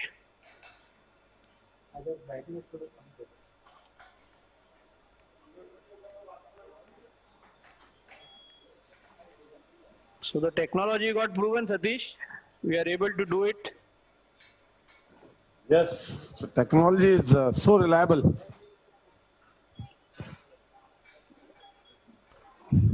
So the next ISO, we are likely to do it like this. Yes, for the audience, on the November 21st and 22nd is a full dedicated otology and lateral skull-based surgery webinar. It's a pure live surgical webinar under the aegis of ISOCON, Indian Society of Otology. Since this year, we were supposed to organize the Indian Society of Otology conference in Jaipur under the mentorship of Dr. Ravi Ramalingam. But because of the COVID situation, this couldn't happen. So we have converted that to a webinar, 2 days live surgical, full 2 days live surgical webinar covering Cup forceps. all important aspects of otology and lateral skull-based surgery in depth. So you are all welcome, invited to that on 21st and 2nd of November. We'll keep informing you, keep updating the program and everything later. Yeah. Ashim, may I do the magic? Yes, please. Wait, Yes, I'm going to sir. watch. Wait. Ashish, Do it. Just 1 minute. We want to see how is what is he doing. Okay. What is he pulling now? I'm wondering why is he Ashim, lost? Ashim. Yeah. Please comment. What are you pulling to close? Okay, so this is the temporal muscle, temporalis muscle. Touch. Can you remove this gauge piece? Yeah. Yes, now. So what is happening, I'm opening like a book to pull it across like this. So you And can you see this see is the investing layer of the temporalis fascia. Partial thickness. Yeah, so this Okay. is a layer of the temporal investing layer, and accordingly I'm taking it down. So you will, the roof of this mastoid opening will be completely covered. Absolutely, it's very important to cover it. Otherwise, you can get a meatomastoid fistula. Yes, that will prevent the meatomastoid fistula. Yes, that is something very, very important. See this, otherwise the canal skin can drop inside the mastoid and grow inside and lead to meatomastoid, cholesteatoma. It can lead to. See, that is. The entire muscle is advanced, released, and he'll put some, stay sutures to it. No stitching.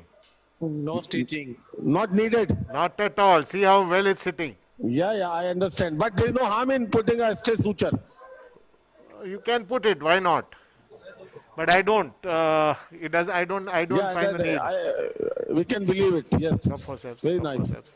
That's it, guys. So let's see Ashish's magic moment. And your lateral skin flap, the skin incision flaps are going to fall over it, and then you'll just put up a suture.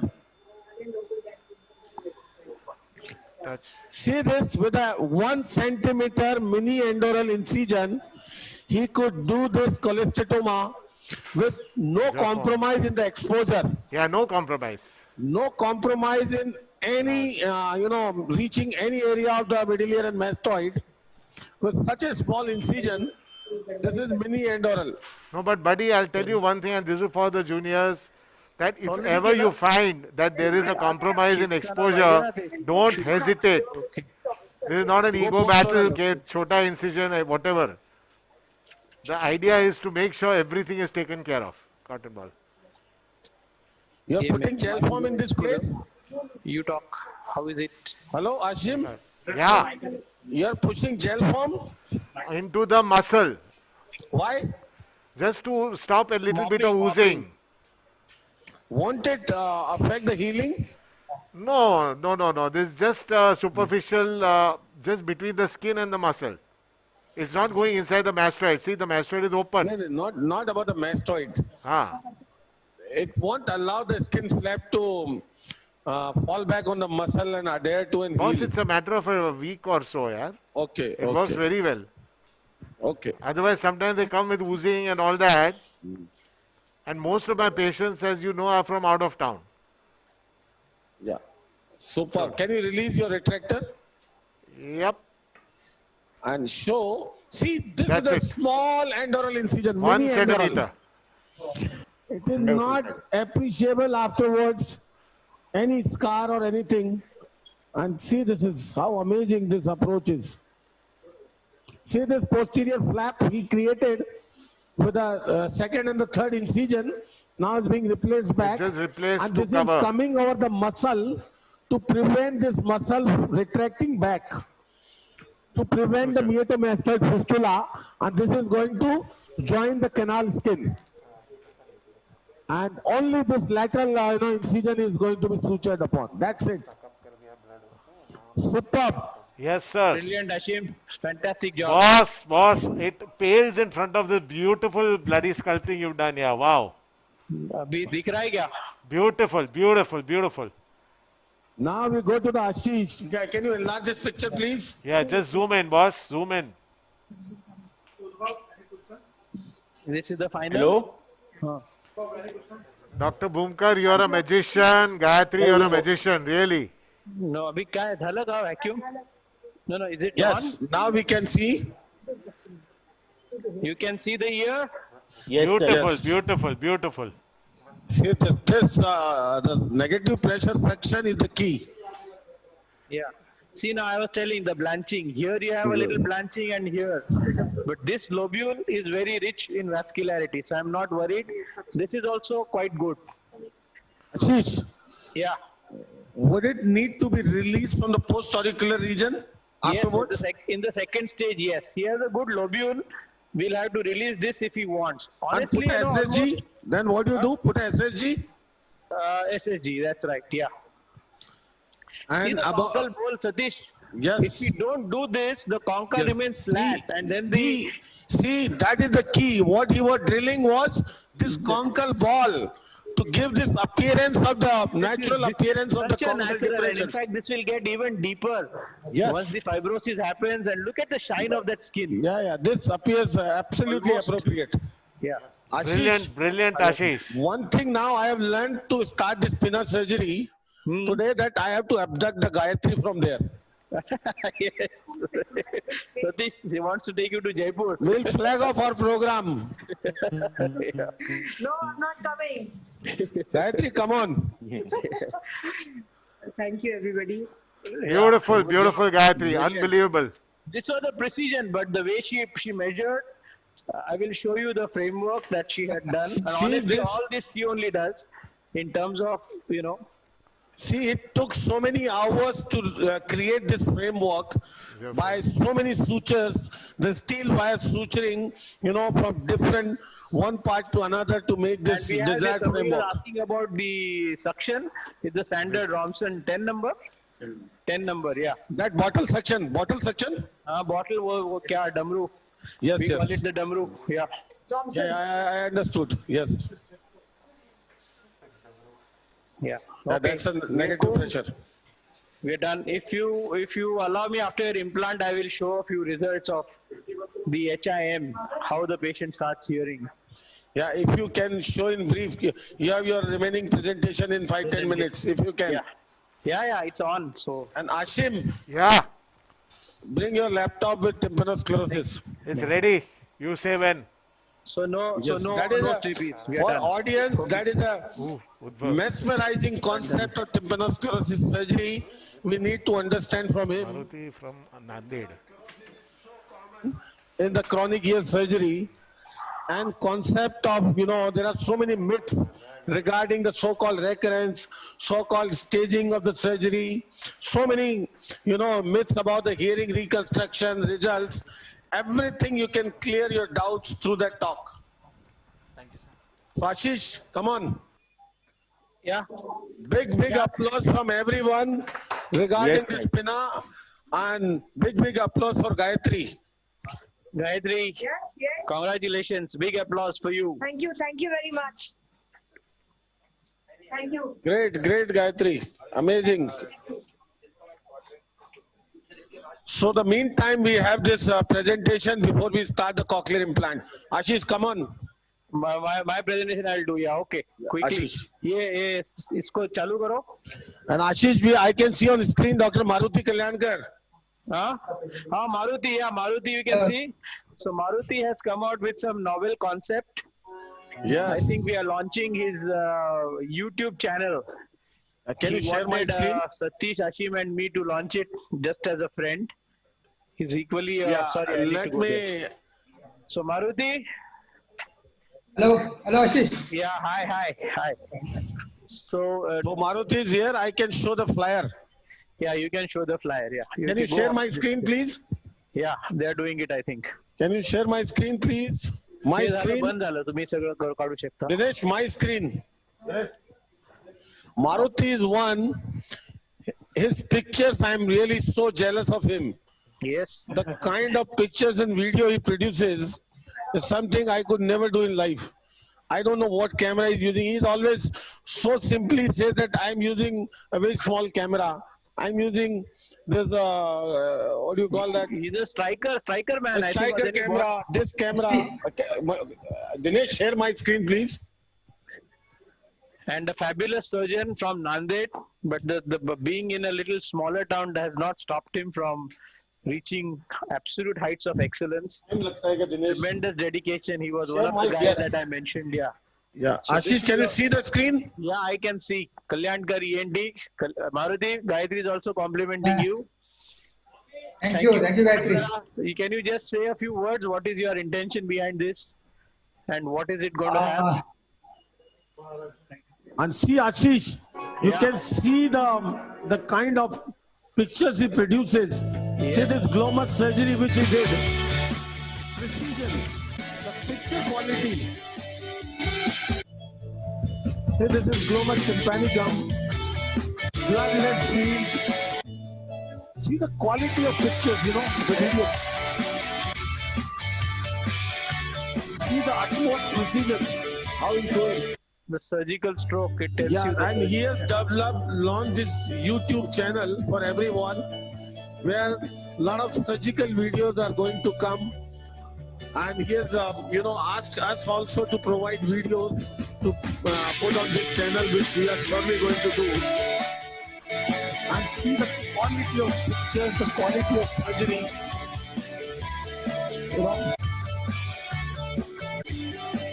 Maruti, this is going to be purely ENT videos, ENT surgical videos. Yes. See the pulsatile glomus. Sorry? Maruti, can you elaborate a little bit in brief? Satish, thank you, Satish, Ashish and Ashim for launching my YouTube video. At the outset, I would like to thank you all. For a very long time, I have been thinking about this launching a channel, and this is in the tip of my bucket list I am very happy. This channel is purely for a educational purpose. I would like to dedicate these videos and the videos coming in future to all my teachers and to my all friends. And at last, I would like to thank Satish, Ashish, Ashim, and all India group for encouraging me and giving a platform for covering the subject. Thank you. Thank you, Maruti. And this is the channel which is launching. Brilliant. If you are really interested in the high quality surgical videos, you can subscribe this. And I'm sure this will add on a different dimension to the academic activities. Thank you, Maruti. Ashish, All the best, share your Maruti. picture. Yeah. Deepak is saying congratulations and so. Ashish, share your screen, please. All the best. My screen is off now. We are dismantling the OT. My lecture. Sorry. Yeah. Okay. ये on करो. 10 minutes. ये on करो जरा. Ashish. Yeah, Satish. May I know the approximate time you are going to take as the Ashim is ready and No, the you surgery? stop me whenever. No, you tell me the approximate time. I will, I mean, it is, I'll like 15 minutes. How much time? Yeah, 10 to 15. 10 to 15. Okay. Because the case is ready and Ashim is also ready. Okay. I'll just, I want to talk about the hearing aspect because I could not show it because of the, so from 4-year-olds, I was mentioning about the three-dimensional orientation in the soundscape. The perception of sound is what improves. This is, I think, a very important dimension which we as ENTs need to understand and propagate. That pure tone audiometry and audiogram is not the be-all and end-all of. So it was just a question of time that I combined microtia with our knowledge of hearing.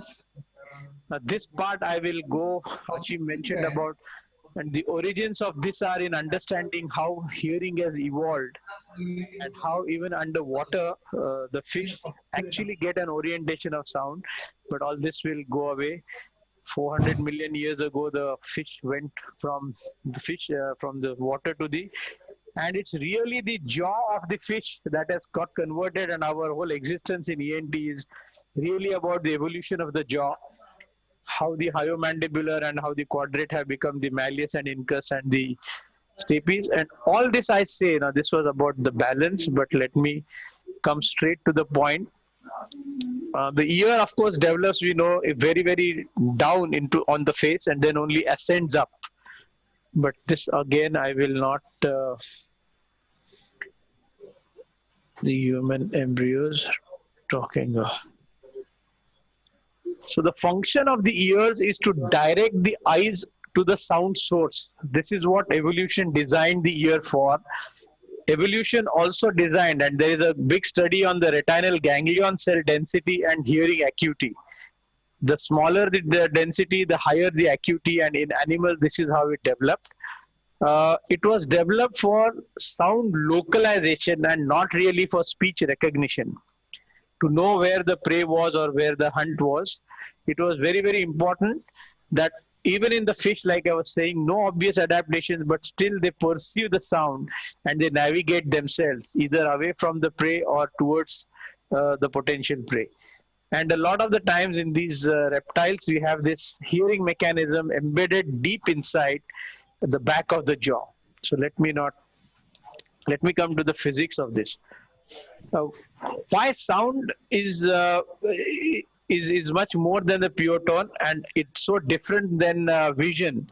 Is when we look at vision, we tend to compare hearing with vision, but nature has given 4 cranial nerves for vision, 1 for the actual vision and 3 for the movement of the eyeball, whereas for sound we have only this one nerve.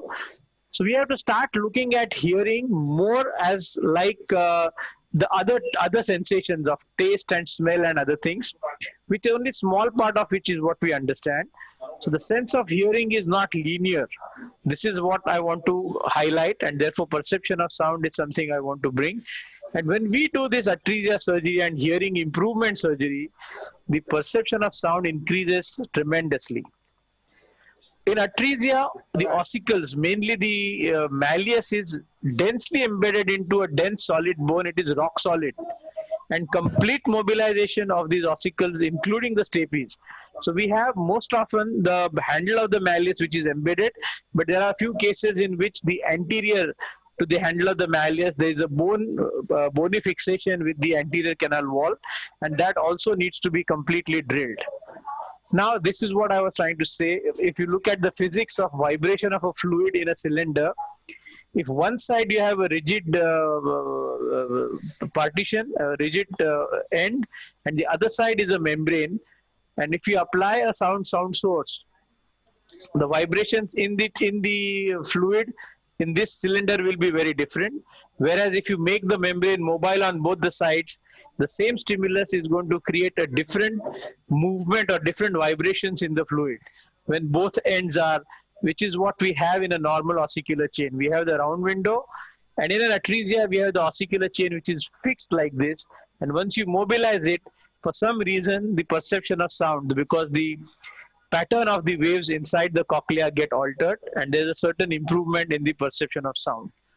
What allowed us to do this was, of course, the fantastic CT scans, which allowed us to look at every small detail now. The fear used to be always of the facial nerve, but almost always when you have an intact ossicular mass, even if it is slightly dysplastic, it always protects the nerve, and any deviation or any thing of the facial nerve is from below the second genu. Very rarely, if the stapes is present, will you have a facial nerve anomaly, which can be potentially dangerous in a surgical situation. So long as we have, in this case that I did just now, the malleus incus is also quite dysplastic, and the stapes is almost not there, and there is no aeration at all. There is completely dense bone. When those criteria are met, in almost all cases we are able to do this. We started cheating on the concha. Initially our surgery started to make the conchal bone look nice, and then I said, wait a minute, why am I drilling only up to a little part of the mastoid? Why don't I just go ahead and drill? And bingo, we started getting excellent improvement in hearing. So then we actually started to make the conchal bowl, even in the framework, we started to make the concha much wider for the skin to go really way deep inside. Before this, our conchas were not as good as what you saw today. Doing the surgery was just a very simple story, nothing really great in doing this. This is where... Ashish. Sorry. Ashish. Yeah. Once you told that even if you drill the cortical bone mastoid, the hearing improves. Yes, you get about 7 dB or 6 dB increase without doing anything to the ossicular chain. Ossicular chain, yeah. So this is the incus, this is the malleus, this is the tip of the malleus. The neck here, incompletely formed, and this gets completely embedded in the atretic plate, and that's what you have to clear. Again, we use the gouge and hammer. This I went through a process of putting a silicone block to connect to the ossicular mass with the skin, but somewhere I have a good video of the drilling. This is a post-op. See, you have the skin has gone up to here, but there's a good air inside. The skin of the deformity, like I told you, it gets sucked in, and you get a canal which is midway.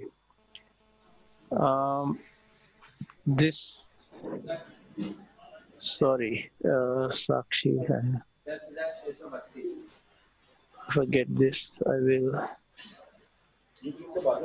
This is a case that we have done. I don't know whether the audio is coming. Is there an audio attached? No. So these are all the patients of HIM who are telling after, sometimes after 1 day, sometimes after. This is a patient from Kazakhstan. And this is actually just 5 or 7, I don't know how many days, 5 days or 4 days after the surgery. And she's able to hear very well after this HIM. This was a bilateral one we operated in Moscow, a bilateral who used to wear a Baha. And the mother wrote to us that he's heard without his hearing aid. It is so amazing. Their sense of sound increases so much that they really relate well with the world. This is also another case, same HIM. Look at this beautiful conchal bowl and a very, very good hearing. This is what Ashish. So in this there is a huge improvement in the perception of sound. No added risk to microtia repair because the skin we are managing it very well, and we are not putting the mastoid retractor directly on the skin. There's a little soft tissue thing that we make and engage the retractor in that. The aesthetics of the conchal bowl improve hugely. Over a period of time, it gets even better. The conchal bowl is now almost natural looking. And the most important part, earlier, I was obsessed with the skin, and when I was not making a deep conchal bowl, there was a lot of skin that I had to sacrifice. There's a redundant skin which used to cut. When we were struggling for the skin, we were actually sacrificing a lot of skin. Most of the skin gets accommodated now in the mastoid bowl and into the canal skin. So all these have become very... Ashish. Yeah. How often you advocate Baha and for which patients? So Baha almost always we have reserved it for the bilateral cases. We do give a soft band Baha for unilateral. What cases where you find that you can't reconstruct anything? What cases are those? No, the truth is that the hearing improvement is not a substitute for Baha. In no way is it the same as a Baha. But it's a Baha is a device. Even if I was to do a Baha on somebody, I would still go ahead and do this HIM technique. Because when the device is not on you, you're still in a better position to relate with the world where the sound is concerned. Do you follow? This will not give you normal speech, but this will improve it. So it's not a substitute. I would do a Baha, but most of the cases are unilateral. So in a unilateral case, it is better to do the microtia along with the hearing improvement surgery. So unilateral cases in India, I don't think are going for a Baha. Very few we have done. The cost is a factor. Bilateral, and no, cost is a factor. The device itself, it has a stigma to it. When you have to wear it, especially children and then girls, it's very different from a cochlear implant where you don't have a choice.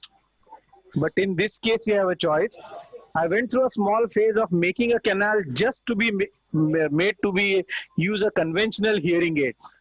But when I was putting the skin graft, the results were really not very encouraging. They're unpredictable. If it goes well, it goes well. If it breaks down, then it's a perpetually discharging ear. But this technique, this trick of using the skin over the deformed ear and sucking it into the canal, I think it has made a big difference. Great. Yeah. Okay. Great, man. Thank you for making us so wiser. That's so many new concepts we heard today, and we'll go on with the discussion later. Let's move on to Dr. Ashim Desai for one of the most important,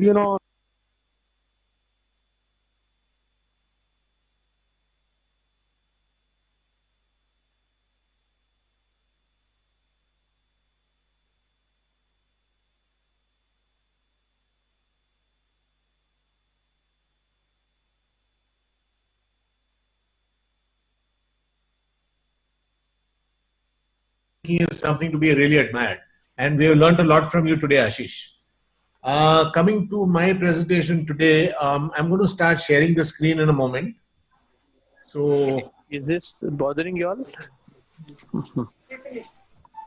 So I've been called upon to speak on tympanosclerosis by Satish, and I think that tympanosclerosis is a pretty important topic as far as we're concerned, because we see this all the time. The reason that we see it all the time is because this is virtually like an end stage of chronic mastoid disease, of chronic tubotympanic mastoid disease, Now, the statistics here are the last 1,442 cases of large central perforation. We found tympanosclerosis was present in 226 cases. Now, how it was distributed, that is 15.7% of all cases of large central perforation had tympanosclerosis.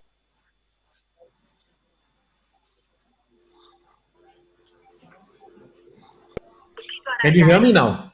Yes, yes. Yes, Okay. sir. Yes.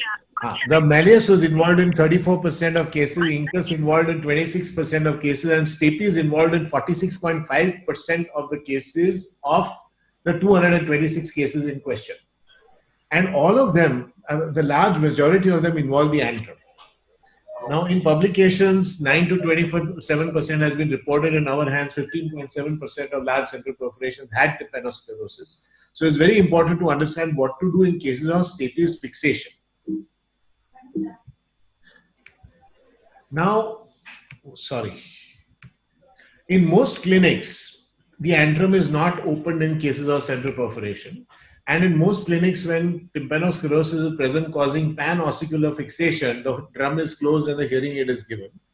In fact, one of the doyens of the small fenestra stapediectomy, Jean Marquet, had a 10% sensory neural hearing loss with stapedial tympanosclerosis.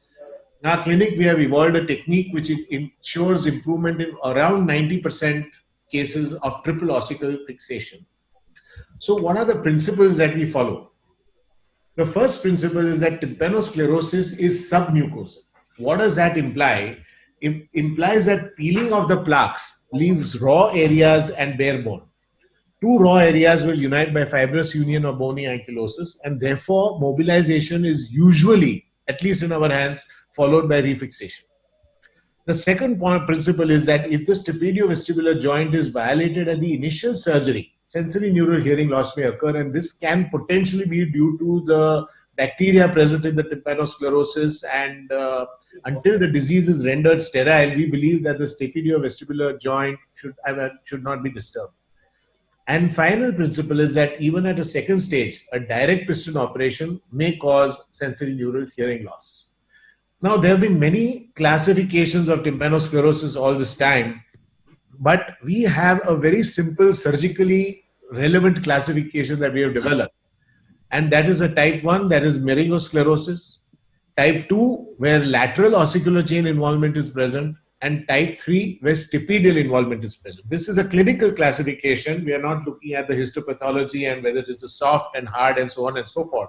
But it Can I interrupt you? Of course. Clinically, when you see a patient with meringosclerosis, how predictive is the ossicular involvement? Can you predict?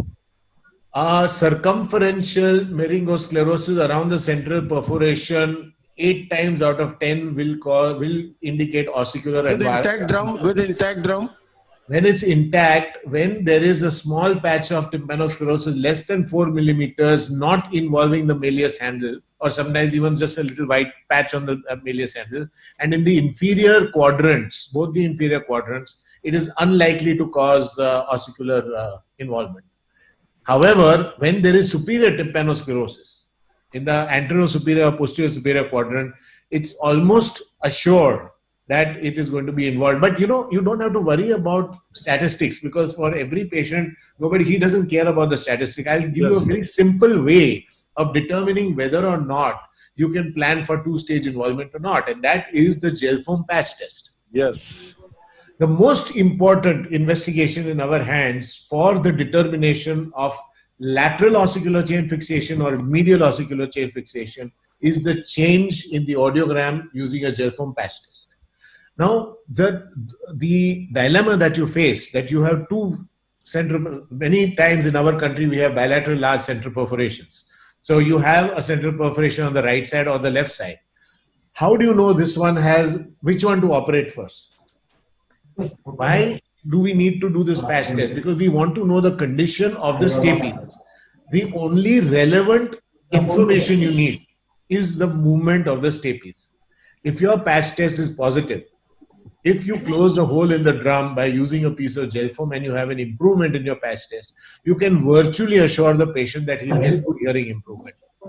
And if he does not have good hearing after putting in a gel foam patch test, or in fact, due to the round window baffle effect, there is deterioration, you can tell him already pre-operatively that you may anticipate a second stage surgery. So it gives you a very good post-operative hearing prediction. It also gives you an indication of which side. Now you see this kind of thing with the green being the patch test. Obviously, the wise surgeon will operate on the right side because you know that he's going to do well with his hearing on the right side. And when the time comes to operate on the left side, you already tell the patient, look, buddy, you're going to require a two-stage operation. You can require a two-stage operation. There are 60% chances of a one-stage improvement, but 40% chance that you require a second stage. And this is something that is very important. Yeah. What are the chances of, or the risk when you do one stage, even if the stapes is involved, of sentinel getting lost? 10% plus. So you'll never take a chance for that. No, you see, now we are not talking about a total loss. We are talking of a high frequency loss, moderate amount of loss, but loss of discrimination. So that itself is a very risky scenario. Very important point. It's not just about rocking that stapes. Anybody can do it. Yeah. Yeah. You see, I think too little importance is paid to discrimination in our country. Yes, agreed. Yeah. So one facial collapsing. Yeah? Okay. So, and also because of the baffle effect, sometimes you can have even decreased hearing post-operatively. In panocular fixation, while you wait for the second stage, you tell the patient, buddy, you're going to get worse hearing to start with, but never mind, 6 to 12 months later down the road, I'm going to restore it. So when this discussion is had before, then the problems do not occur with the patients. And that's very important in this day and age that there's so much problems with people, medical legal issues and so on and so forth. Now, another thing that's important for us to know is that we want to exclude sinus disease because you are going to ask the patient to regularly autoinflate and when you're doing the first stage, you're going to envelope the entire stapes and the ossicular chain in silastic for at least 6 months before the second stage. At the time of second stage, you remove it all. But during that time, if the person gets recurrent sinusitis and that by chance goes into the ear, that is going to create a problem. So you need to consider the sinus, evaluation of the sinuses, evaluation of allergies in such patients. And the last bit is that when you have bilateral disease, better masking efficiency is achieved by narrowband insert masking, especially in bilateral disease. Now, we do a mini endoral incision. You saw us do it right away. You can see post-operatively, there's hardly any charge. And I'm not going to go into the advantages and disadvantages, but important that when you see tympanosclerosis, always look into the antrum. The reason here is that when you open the antrum, sometimes the tympanosclerosis itself is blocking off aeration, causing virtually a cholesterol granuloma in the mastoid. So no matter what you do with the tympanic membrane, we will have chronic middle ear effusion, so on and so forth, unless this case is taken care of. So in all cases of otitis media with tympanosclerosis, we recommend that the mastoid be open and aeration be established. Now, coming to the ossicular mechanics, you have an acoustical function which is measured in nanometers and what is known as non-acoustic loading. That is the static pressure displacement we were talking about a little bit earlier. And atmospheric variance and mechanical loading can cause up to a 1 millimeter excursion at the level of the malleus. Because you must understand that ossicles act differently for acoustic and non-acoustic functions. They act as a functionally rigid columella for sound transmission, but when pressure changes occur, the stapes is acoustically uncoupled.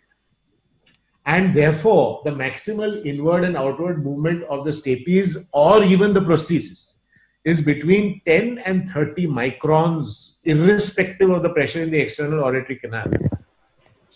Now, another point that one has to consider is the perpendicularity and tension of the ossicular chain.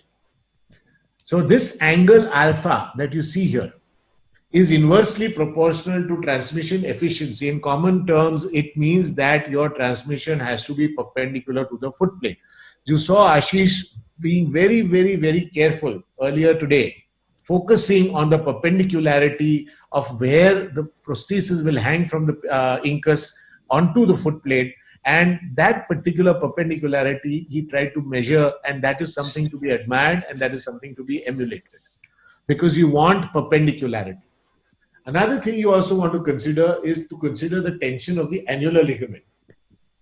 because an increase in the pressure causes a corresponding reduction in sound transmission.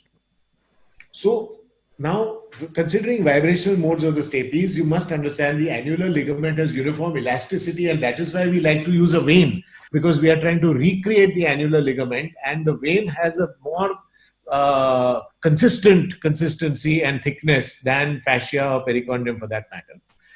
You also need to know that the annular ligament can tolerate a load of up to 35 grams. Now, due to the uniform elasticity and the movements and the physics, the footplate rotates around a central axis, and stapedial contraction displaces the anterior pole outward and the posterior pole inward. These opposite movements neutralize their effect on the cochlear fluid. Now, having kept all these principles in our mind, let's now start talking about what do we do, what do we actually do. Now, first scenario is that you have a staple that is mobile. So what in this case, it's a lateral ossicular fixation. The malleus is fixed in the attic, incus is necrotic. The stapes superstructure can be absent sometimes or quite necrotic, because remember, trypanosclerosis is avascular. So you have an extremely thinned out superstructure which is ready to give way. You can take a laser and just vaporize it and do a malleus relocation with a Y cartilage to the oval window. Satish, do I have time to show quick video clips? Yes, yes. Okay. Do them, sir, don't worry. Okay. Fear not, fear not. So you can see that I am now taking a Y-shaped cartilage. Yeah, sphenoid rose. And I am now trying to put it in. Sphenoid sinus. Yeah. And you can see that I have relocated the malleus posteriorly. How do you relocate the malleus? By breaking the spring of the anterior malleal ligament. And then stretching and cutting the tensor tympani. You can either superstretch it or cut it. Why? Because you want perpendicularity for your cartilage structure. So what you can see here is now this is a Y-shaped cartilage, and I'm lifting up the handle of the malleus. I'm sorry.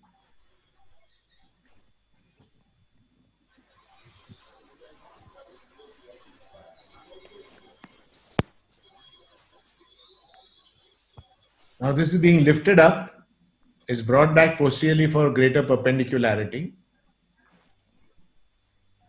You stretch the anterior malleolar ligament or cut it or what? Cut the tensor tympani and stretch the anterior mallear ligament. Okay. So can you see how I'm doing this? Yes, sir. So now you have a complete perpendicularity. You can see how perpendicular it is to the foot plate. And you can see that both the angles of the Y are touching the tympanic membrane, as well as they are being held by the malleus. So this is an extremely reliable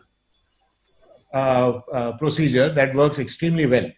Now, what happens when you don't even have a functional malleus, but you have a mobile foot plate? For that, you can see that you can put a boomerang kind of cartilage, exactly like you saw earlier, but slightly longer, in which we kind of dip it into the oval window.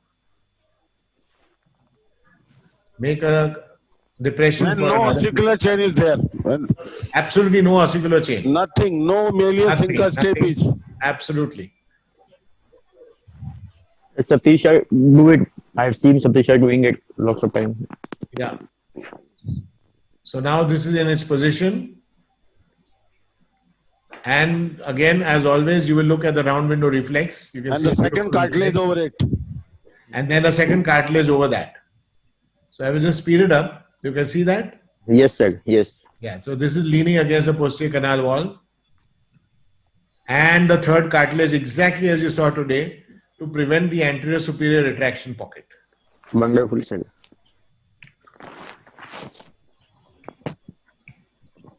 So the advantage of the two cartilage technique is that it supports the fascia and separates it from the silastic or the gel film, whatever you put there. It maintains the aeration path to the mastoid and round window. There is no risk of extrusion. They are autologous tissue. No risk of lateralization moving away from the and causing the prosthesis to fall down or anything, because it's well fibrosed and well integrated. No risk of bony ankylosis because it's soft. There's no foot plate subluxation, and the second cartilage creates a pressure contact on the first. So now for the pressure contact, we have to make sure it's not an excessive pressure contact, because displacement of the stapes by up to 10, this is not millimeters, but microns, tightens the fibers of the annular ligament and causes a 10 decibel hearing loss. So excessive tightness also is not accepted. Now, as we discussed earlier, tympanosclerosis has, removing of the tympanosclerosis leaves a lot of raw areas. Now, sorry, Ashim, I'm tempted to make a comment here on evolution because it's an obsession with me. Yeah. This annular ligament is an incredible embryological and evolution marvel. Yes. There is a bone in a bone, and around that this ligament has developed. It is an incredible, I mean, it's just mind-boggling what nature has done. And one has to think about the annular ligament far more deeper. Sorry, just taking an annular ligament in the focus. Yeah. Absolutely, absolutely. So when you have removed so much tympanosclerosis from around the ossicles and the attic and everything, it stands to reason that it should be lined. Now we use Salastic when we are going in for the second stage, as in stapedial tympanosclerosis, and we use gel film when we want to stick to one stage for whatever reason. But important to know is that mucosa can only grow from mucosa, and therefore one has to be extremely particular in sparing the mucosa as far as possible. Even after you remove the tympanosclerosis, you try and redrape the mucosa as best you can. Of course, raw areas in the external canal, you can use a free skin graft, which is outside the purview of this discussion. We use an interlay. I think Satish has really popularized the interlay tympanoplasty very well in the last few years, and very proud of the legacy he's taking forward. Amazing work he's doing. All learn from you, ABR sir. Boss, you're too kind. Okay, now when the stapes is fixed and the malleus and incus are intact, this is triple ossicle fixation. That is a dilemma. So in stapedial tympanosclerosis, a lot of people prefer not to do anything and give a hearing aid because they talk about sensory neural hearing loss. But when you have a malleus fixed in the attic, the incus should be disarticulated from the stapes. The malleus should be rotated, cleaned, and replaced on Salastic. The incus should be, the fossa incudis should be cleaned out, and a small bed of Salastic be made, and it would put back in its position with gel film superficial to the incus to make sure that it does not adhere to the tympanic membrane. And if the incus is all right and a discrete fenestra is possible, a small fenestra stapedotomy with vein interposition can be done as a normal procedure.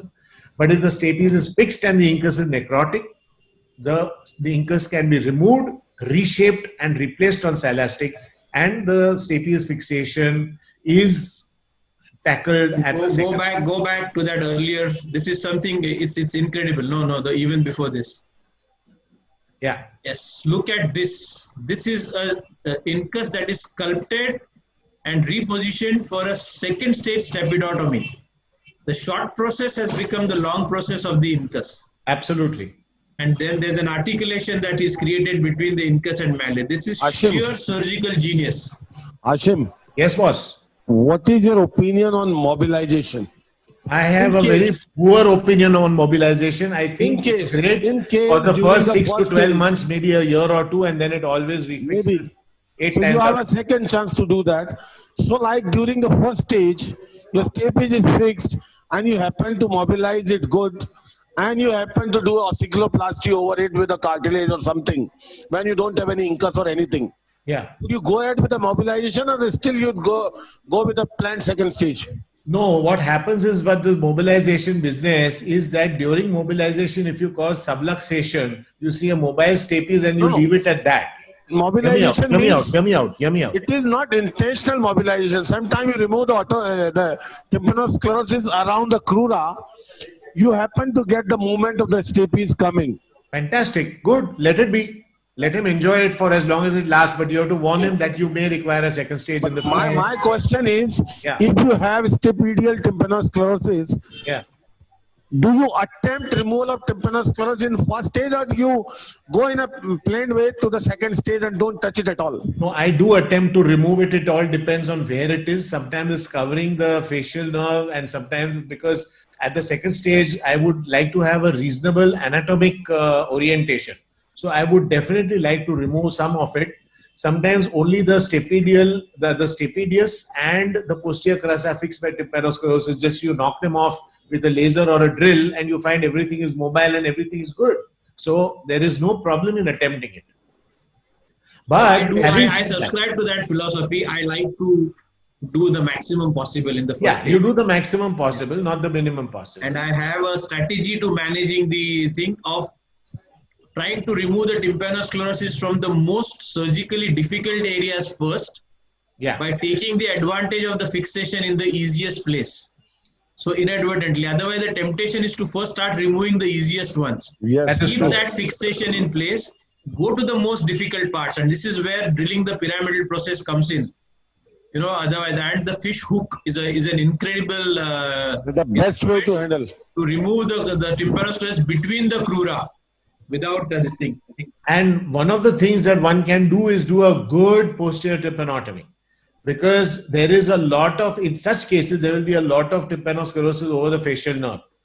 And you need to do a good posterior tympanotomy in order to access why should we remove that? Why can't we just let it be there? It does not come in the way of our ventilation or hearing. No. I don't like to touch it. No. What happens is that often there's an entire sheet covering the foot plate. I mean, the stapes as well. If it is a cast, that's a different story. Yeah. I'm talking about the cast. If there's a little bit, if I can see a discrete superstructure, I will not touch the tympanosclerosis on the foot plate. Okay, carry on. Okay, so now, if a discrete fenestra is not possible, we do a large fenestra stapenotomy and cartilage on vein. Okay, so now you can see that this is the reshaped incus, and I'll show you a quick clip on that. What is the cutoff point when you don't use a piston and a cartilage in place of that? You see, what happens is a discrete fenestra is essential. If you find that any criteria in terms of size of the footplate removal or something like that? You see, if I'm able to make up to a 0.6 or 0.8 millimeter hole, 0.8 millimeter hole, that's not a problem. But if I'm finding that the incus is not usable, then I need cartilage. In which case, I will do at least a 1 millimeter hole from side to side. I'll show you in a second. You happen to remove half of the footplate then? Then also you can do a cartilage. Perfect. No piston then? No piston then. Partial, either discrete fenestra or cartilage. Okay. If you don't have a discrete fenestra, see exactly as Ashish said, I'm drilling off the pyramid. So this is the second stage. This is the reshaped incus. Can you see? This does not look like a normal incus, but it's unbelievable. The lateral ossicular. I have actually seen Ashim do this. I can't believe it. Yeah. Yes, amazing. So you see, it's beautiful, the lateral ossicular chain. Thank you guys. It's very kind of. Can you show one of your concept of neo-malleus as well? I don't have it ready just now. But when do you do that? When do you do that? Neo-malleus. I don't do it now. I used to do it with I used to do it with the. You used to speak a lot about that earlier. Yeah, because I don't do it now. See, the entire superstructure has been drilled out. You can see the white tympanosclerosis. And you can see the short process has been turned into the long process. The same Y-shaped cartilage we always measure to the center of the Y. So the center. This is from a small fenestra now? I'm sorry? This is a small fenestra here? No, this will be a large fenestra. Okay. Because you see, there's too much. I can't put a piston on this. The incus is not good enough for a piston. Yes. Seeing the measurement and then putting it in position. This is ultimate. Before I remove the foot plate. This is the length that this is the rehearsal for the length. This is an obsession with the length. There's a very, very small cartilage. Obsessed with the length. Very small cartilage, 4.5 millimeter. Yeah. It's incredibly small you need. I mean, I've done this a few times. Yes. And I'm always worried, it is getting brilliant. What precision, man. Ashim, unbelievable. Unbelievable. You're too kind. Yeah. You're too kind. This is so stable. Yeah. It's extremely stable. Now, I know that this is perfect length. I know I cannot do any harm to my inner ear with this. And Ashish, this is little overlong, a fraction of millimeter to keep the entire assembly in pressure contact. Under tension, yeah, correct. Just that optimal tension. Yes. Now, are you taking out the foot plate or making a hole?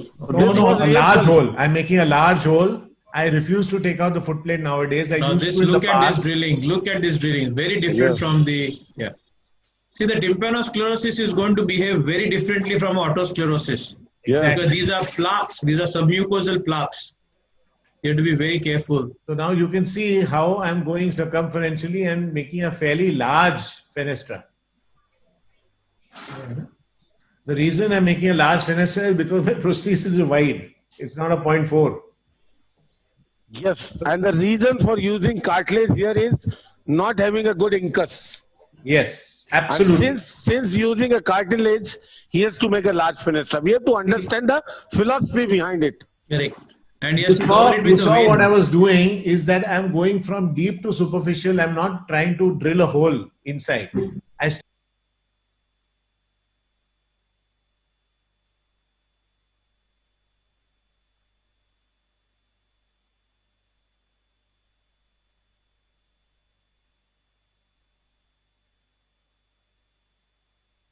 That it's a 1 millimeter hole, which is appropriate.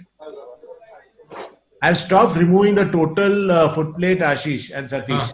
Yeah, I think it's less traumatic, no, to do this. Less traumatic. I want to preserve the higher frequency and it works better. Can I ask one thing? In any given situation of tympanosclerosis or whatever, any single indication for total platinectomy in your opinion now? Accident. Planned? No. Now you see, this is a very good system that I have. This 1 millimeter hole, and I've got awesome results with this. See how precise it is. Incredible, Ashim. Fantastic, man. Thank you, boss. Thank you, brothers. And it is so safe. It's the safe. entire opening is covered with a vein graft. Appropriate size, this is tympanosclerosis. This is how it has to be managed. Yeah. Now, of course, if a discrete fenestra is possible, I'm trying to give all possible scenarios. If the incus is not usable and a discrete fenestra is possible, then you do a Melius stipidotomy with a vein interposition. I'm not going to get into this. There'll be n number of pictures, and Satish will show a better. Yeah, like any other ocular situation. But now what I'm doing again, I'm putting it in position with a slight, as you saw Ashish, slightly longer, then making a discrete 0.8 millimeter fenestra, and of course a vein interposition, classic vein interposition, and of course a piece of cartilage lateral to the titanium. See what I'm doing? Prevent it from in touch with the, Yeah, see what I'm doing? I'm actually using a microcurette to pull out the tympanosclerotic plaques towards the promontorium. Now this is a right angle needle, but that was a microcurette earlier. So now I have a 0.8 millimeter hole here and a preliminary testing in position, make sure my hanging test, bending tests are all precise. को खाना वाना दिया ना बराबर बेटा? मेरे को तो नहीं दिया अब तक. मेरे को नहीं दिया. I am asking the audiovisual team. No, my audiovisual team is well fed. Okay, so we have a 0.8 millimeter classic vein. You saw it all, so I'm going to go a bit fast.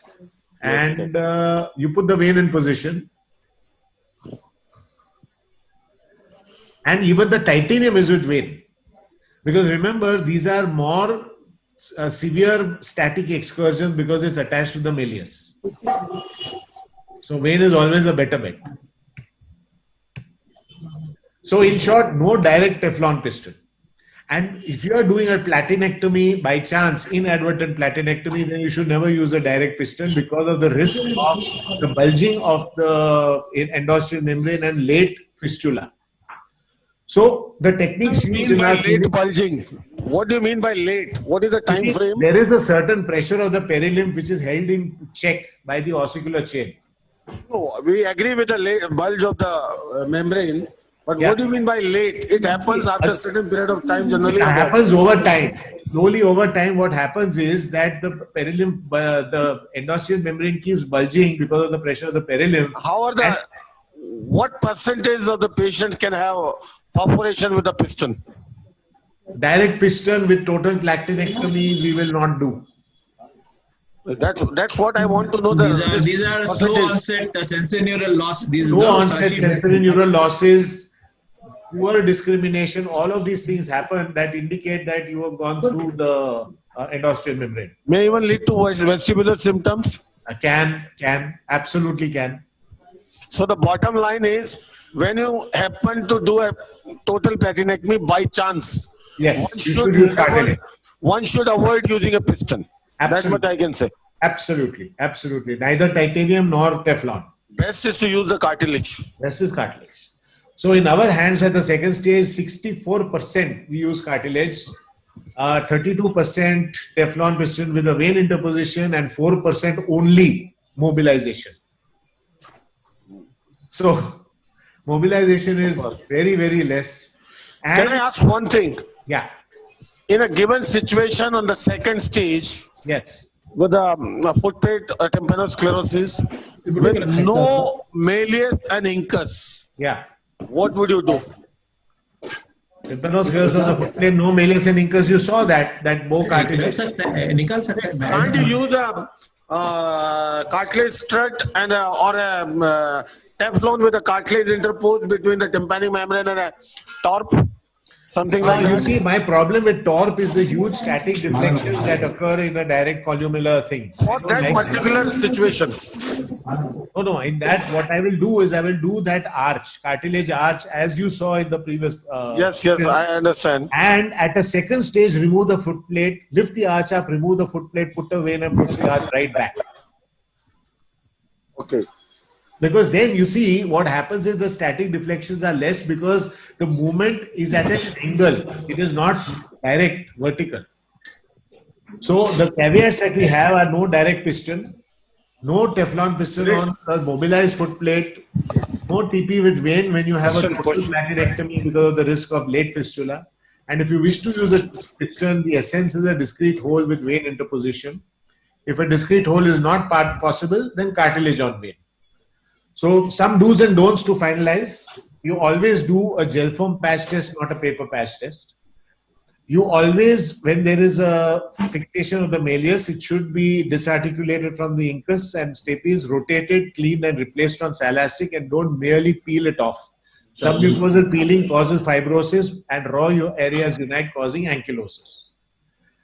We try to, as far as possible, maintain a physiological 3-ossicle assembly. We try not to bypass the incus as far as possible. If necessary, remove, reshape and replace, as you saw earlier. And if the stapes is fixed with a normal incus, remove and replace. Do not try stapes mobilization excessively, no direct piston. Because of refixation, it is postulated that the diffusion of toxins present in the tympanosclerosis cause SN loss. You always want to line all the raw areas on the promontory with silastic. Don't leave raw areas to avoid adhesions. Raw areas on the promontory can also cause adhesions. Remember that. If the stapes is mobile, we use a 2-cartilage technique, not a malleus stapes assembly, because raw areas on the promontory can cause an inward pull on a rigid assembly. We would like to do a second stage stapedotomy or with a piston and vein, or stapedectomy with cartilage and vein, but stapes mobilization is to be avoided. So what are our results? 608 cases of triple ossicle fixation, 79% closure to within 20 dB airborne gap, 12% had not a complete closure but better than 20 dB improvement. How about the long-term results? I'm talking about long-term. The average is between 1 and 5 years. 5% remain the same and 4% worsened with no dead years. Ashim, yeah. Deep Karmarkar from Pune is asking, yeah. Will you advise surgery in cases of tympanosclerosis in a non-discharging year? Absolutely. To you only for hearing improvement. Absolutely. Would you expect as good a result as with the otosclerosis? No, you can see that only 80% will close within 20 dB and 91% will improve for sure. Which is good enough, I think. Which is good enough. So also Ramesh sir from Aurangabad wants to know titanium prosthesis from stapes to malleus. Any experience? From the stapes to the malleus, no. From this, I have used the fish titanium incus interposition prosthesis from the stapes to the malleus. But that is when the stapes has been mobile, and the caveat here is that the anterior malleal ligament as well as the tensor tympani have to be functional, intact and not ossified. Because unless you have that spring, it doesn't work. Ashish, yeah. Kavita madam from Jabalpur is asking, can you post the entire microtia surgery unedited on YouTube? Yeah, Maruti will do it. Oh, Maruti, new channel, get on to the business. So, and that comes to the end of the tympanosclerosis discussion. Thank you very much, Satish. What insightful thinking and what insightful methodology of thought. Amazing. It's been a pleasure. Amazing. Simply amazing. You rocked to the simplicity on this very, very complex subject. Great. Thank you. One practical. Gayatri wants to say hi. Dinesh. Separating, disarticulating includostapital joint in a tympanosclerosis is very, very difficult. Yes. Invariably end up removing the lenticular process. So this piston is also a bit of an issue. I agree. Okay, thank you very much, guys. Thank you. And thank you, boss. It was simply mesmerizing. Boss. Amazing concepts. I just love that the way they do the incus. Yes. Change the identity of incus. So now we move on to this next case, which Dr. Rajiv Pachori has already started. The cochlear implantation. Can you, Suno? Put it in a small frame. Let me put up just one thing, Satish. Yeah. I'm also starting my T-plasty. Yes, please. Okay, so if there's something interesting to show, I will show it. Yeah. So let me tell something about this patient to the CT scan, and then we'll get on to the surgical pictures, and I will also join him very soon. Let me put up the CT pictures. We discussed the CT scan, the role of CTs in cochlear implantation in detail in our cochlear implant webinar. Yes, but here quickly, you need to see certain things about the status of the inner ear, intra-auditory meatus, facial nerve, the vestibule, the semicircular canal, the cochlea, the cochlear aperture, cochlear turns. You see, and the most important thing is your access to visualize the round window. You know, this is facial now, this is chordae tympani, and if you come laterally in between, you go straight short implantation in the basal turn. This is what minimum you need to see. The level of the jugular bulb and carotid artery, if any communication, fistula, all these things need to be seen. This case is a straightforward one. This patient is an 8-year-old patient with a good hearing till the age of 5 years, had typhoid, lost the hearing, bilateral, profound, and now he has a reasonably good speech, and now he has come for the cochlear implantation because that's the only answer left to rehabilitate his hearing loss. The important thing to see on MRI is the fluid-filled cochlea.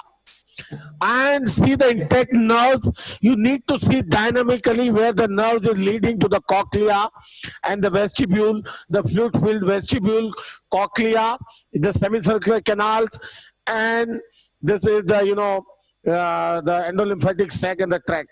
So everything being normal. Can you enlarge the surgical picture? Dr. Pachori has already started, and I'm going to join him. Can you enlarge the surgical picture? He has already made, the flap.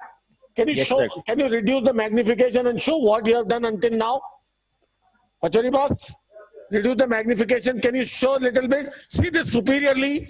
This is the superior base flap, which is our favorite one, which I had demonstrated earlier in our last cochlear implant webinar. Then he made this groove for the, the bed for the implant. See this? With the island pressing on the dura, with the befitting size of the, this well for the implant. Can you centralize? Can you centralize towards the mastoid? Yes. And this is the, yes, this is the befitting size of this, well, and the channel for the lead to go to the mastoid. Now focus on the mastoid.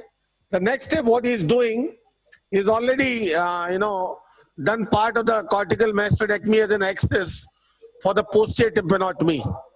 Now, boss, can you focus towards the posterior tympanotomy? Quickly. See this, can you enlarge now? Do you have mic? So now you can tell your landmarks for the posterior tympanotomy, and then I will join you. Yeah, that's a short process of the incus. Can you enlarge a little bit more? Yes. So the most important step is the posterior tympanotomy, a widest possible posterior tympanotomy to access the round window, preserving or skeletonizing the facial nerve and the the chorda tympani, and go in between to make a maximum size, widest possible posterior tympanotomy. Yes, Ashish. Yeah. I know what you told last time. For the audience, Ashish is coming up in a big way with the cochlear implantation program, wherein now he is going to complete. Can you centralize the complete, the treatment of the ear disorder right from the external to the inner ear? So this is a very important, point of this surgery, that is posterior tympanotomy. See, every time he's thinning the posterior canal wall. Boss, can you tell what exactly you are doing now? Your landmarks for posterior tympanotomy.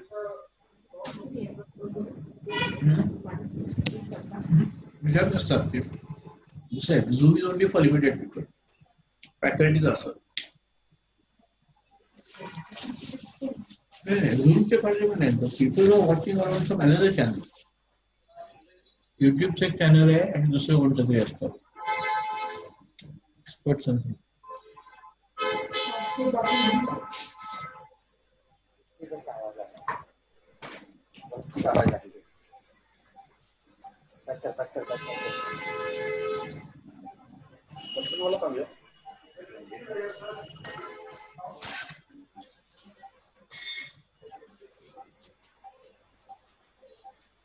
Hello, Pachauri sir.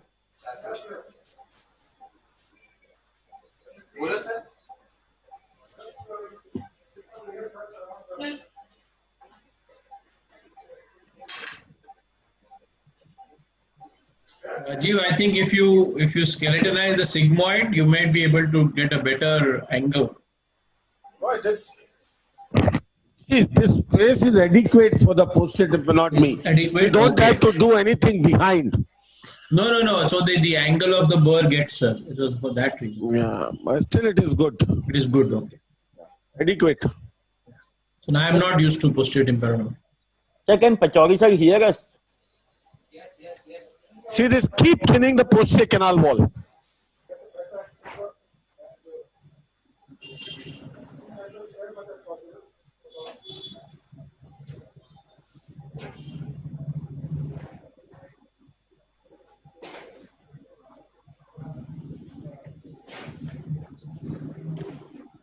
Where is Paramita gone?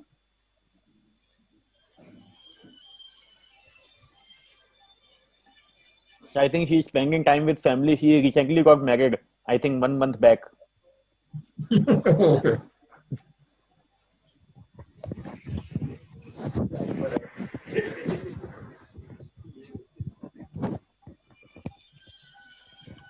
Ashim. So many people wants to know the Vegia technique and tips to do it from Pachauri sir. Because Pachauri sir do. What we'll do, Pachauri boss is doing both the techniques with equal ease and comfort. Yes. What I'll do after this case, I'll request him to quickly run the video of Vegia technique. Yes, sir. Yes. Which he has promised to. Boss, can you run that? Yes. Yeah, Satish, you were asking me something. He also do like Bombay technique, combined form of both Vegia and posterior tympanotomy kind of approach. What is that Bombay technique? Yes, sir. Pachauri sir knows it.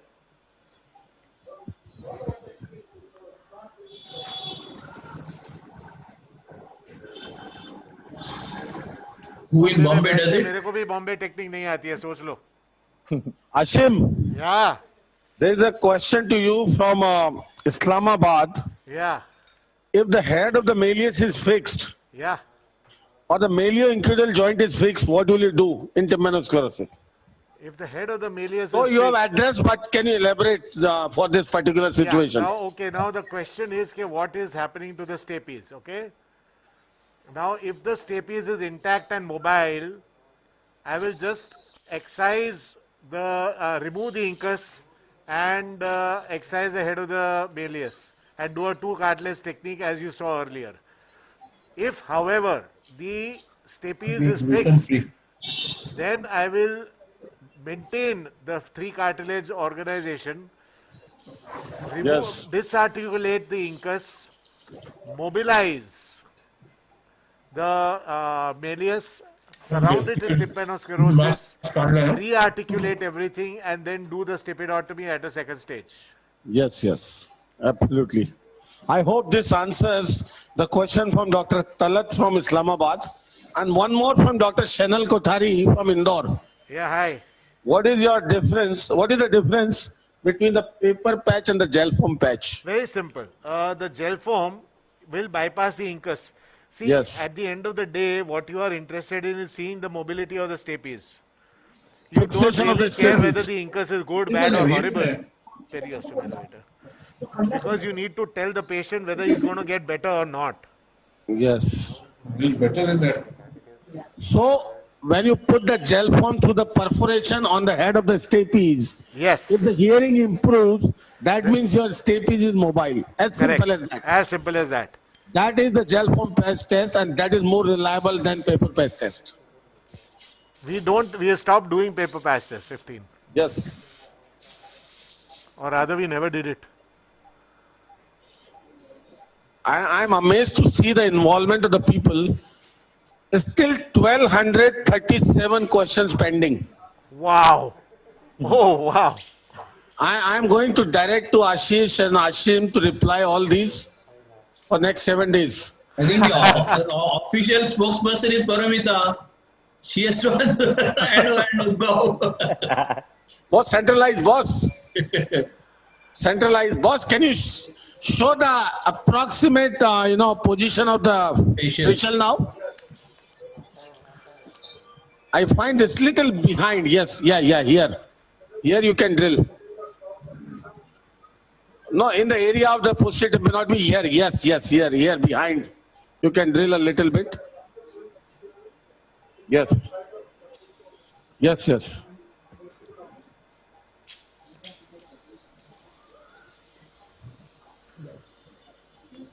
We can. Sashmi, I told you to give me that thing, na? You not got it. Next time. Ashish. Yeah. There is one guy from Romania wants to come to learn the peanut surgery from you. He says that I'll come for 1 year minimum, but I'll go back. I will not go back without learning Pina. Okay. Most welcome. So man, you must have heard most welcome from Ashish.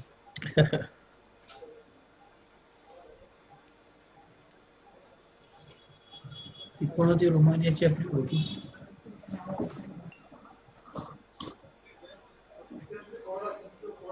Yeah, you must skeletonize and see the glimpse of the chorda. I can see the glimpse of chorda coming in view. And can you tilt behind and drill a little bit behind to skeletonize the facial as well? I tell you this space, posterior tympanotomy, this facial recess, is fixed space. Whatever at the time of birth remains same in the adults. And making this posterior tympanotomy is much easier in these virgin ears when you do for cochlear implantation than when you try to do for a chronic discharging ear. Mind it, it is difficult to do for chronically discharging ear than for the cochlear implantation. You must, any otologist doing otology practice must be well versed with this procedure. It is such an important procedure.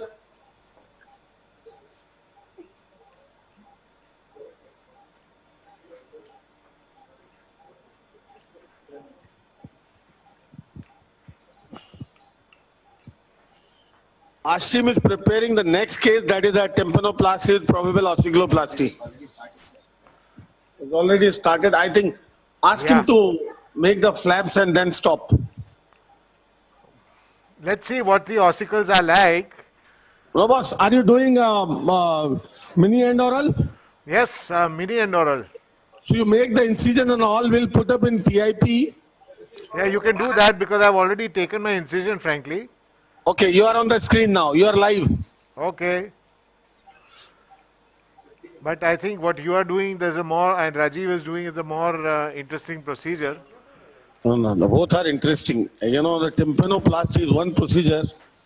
This is important for everybody. It's important. One of the most, commonly performed surgery in otolaryngology, I would say. Boss, can you tilt a little bit towards you? Rajiv, boss. Yeah, tilt the table, Remote lena, table ko tilt karo. Yes, a little bit magnification, boss. Yeah, don't worry.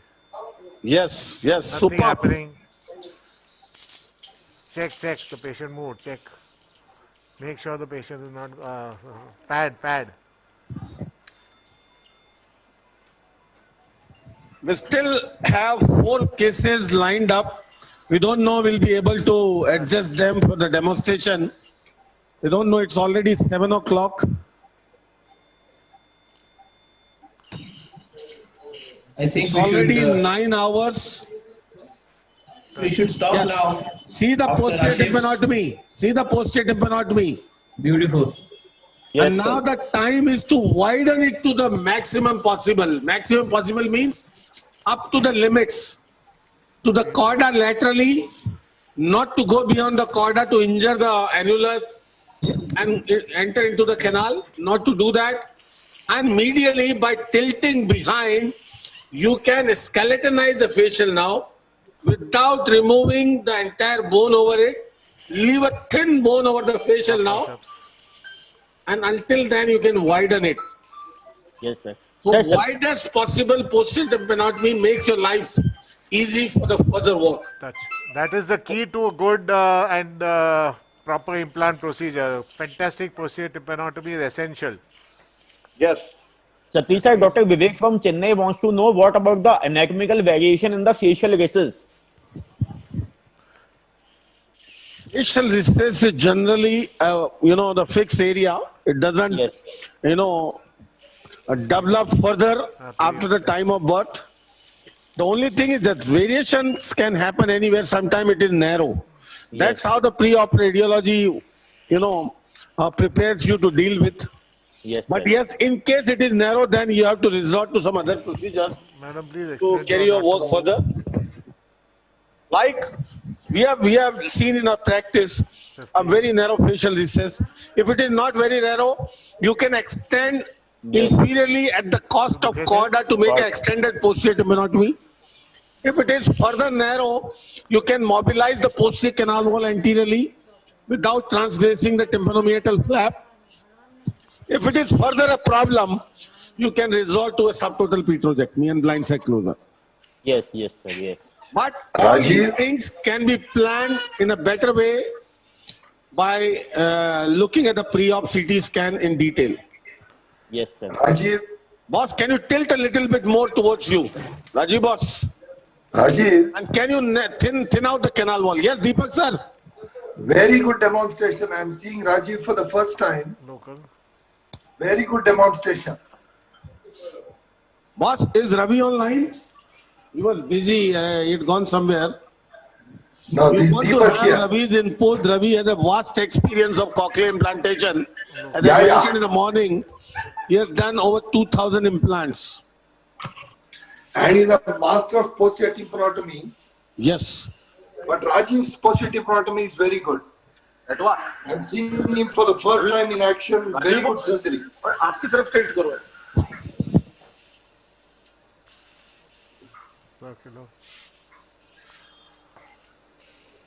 See, this one you need to do proper anterior elevation, huh?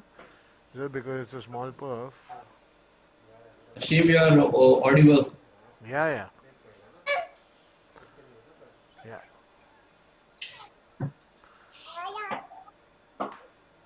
Center the picture.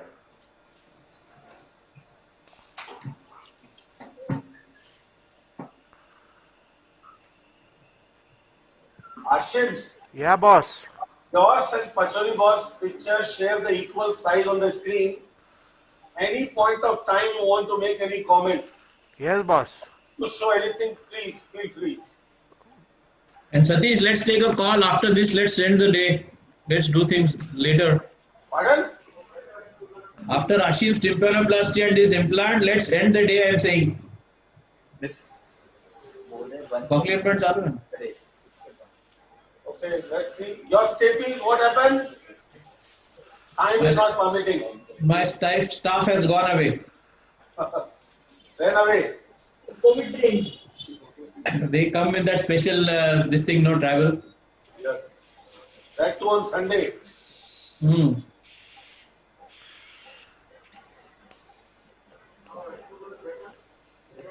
Yes. Or still you can thin out, boss.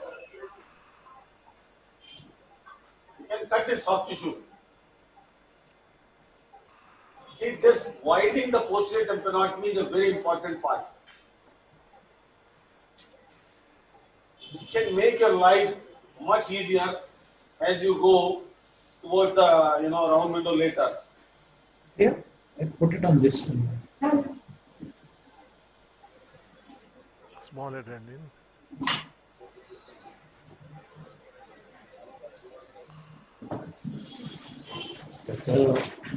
Hello, Satish sir. Yeah.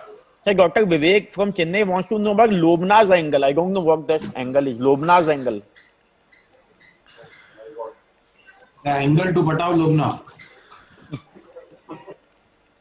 Don't know, sir. Lobna's angle. I If haven't. anybody knows, can type in the question box so that I can apprise everybody. If anybody knows, can type in the question box so that I can tell anyone for their information. Yes. Lobna's angle. I can find out on Google and tell you.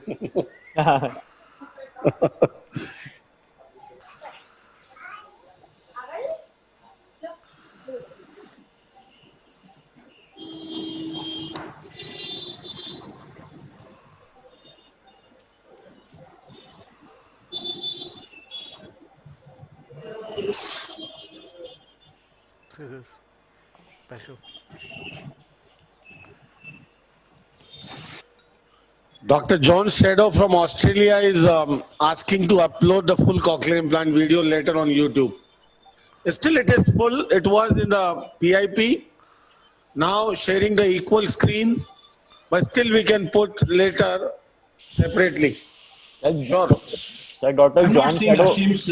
I'm not able to see Ashim's surgery. Yes, in the Yeah, PIP. it is there. Not PIP. Both the cases are sharing equal screen. Oh, I'm on Zoom now. I'm seeing only the. Okay. I can see Ashim. Advance your phone. Okay.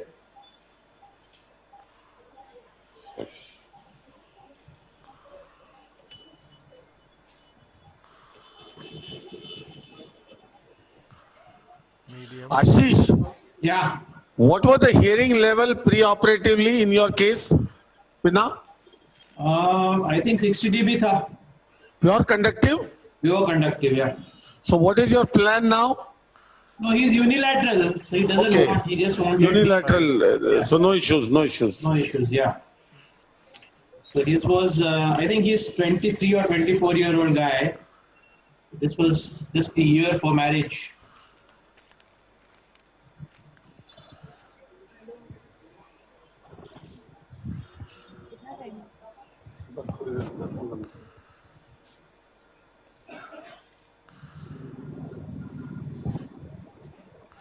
Lot of people were keen to see the Pina case, full case of Pina, complete case. Yes, sir. That was the dream event. Many people, I hope we can. Yeah, and we hope to keep it in our future webinars. Yes, sir. Yes. For the purpose of announcement, our next webinar is scheduled on 20th of September, next to next Sunday. Madam, why is she moving so much?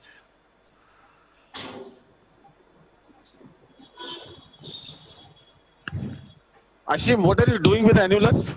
I'm just elevating it. I'm just evaluating whether or not it's soft or hard tympanosclerosis. It's very soft. So then the question of removal does not exist. Okay. You see, we have a dual perf kind of scenario, and it's a very anterior perforation. You can see right there. Yes. So, what is your planning? Well, basically, I'm not yet lifted the annulus and not seen the ossicular chain. I am now freshening the edge anteriorly, which normally I don't do. But in this case, I'm doing it because the anterior edge is kind of curled inwards, medium, circular. Now Ajib this boss, one, because have there you is no seen the round anterior window? lip, I'm not going to do an underlay. I will do a full 360-degree elevation. Although the Yes. perforation is not too large, but it is very anterior. Small. The last thing I want is the residual for this kind of a case. So just a tucking is never going to work in this scenario.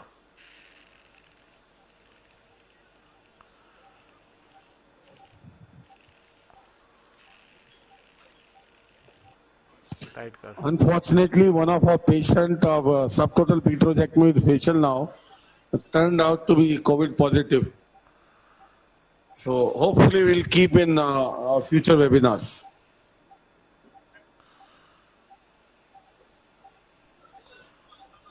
My microtia also. And your Yes, Ashish. People want to see the complete surgery of microtia. Right from the beginning. जब people want a full webinar on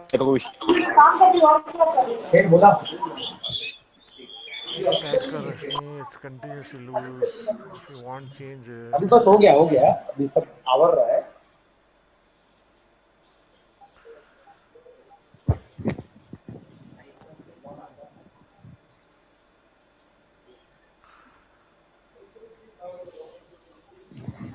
Yeah, round window now coming into view. Still, this is what he's doing is anterior thinning of the facial ridge. Yes. See, this tilt is very important. Once you tilt, removal of the most lateral part of the canal, either thinning or removal if required, is important. Change everything. One more comment point I have to make. You can see the granular edges of the perforation.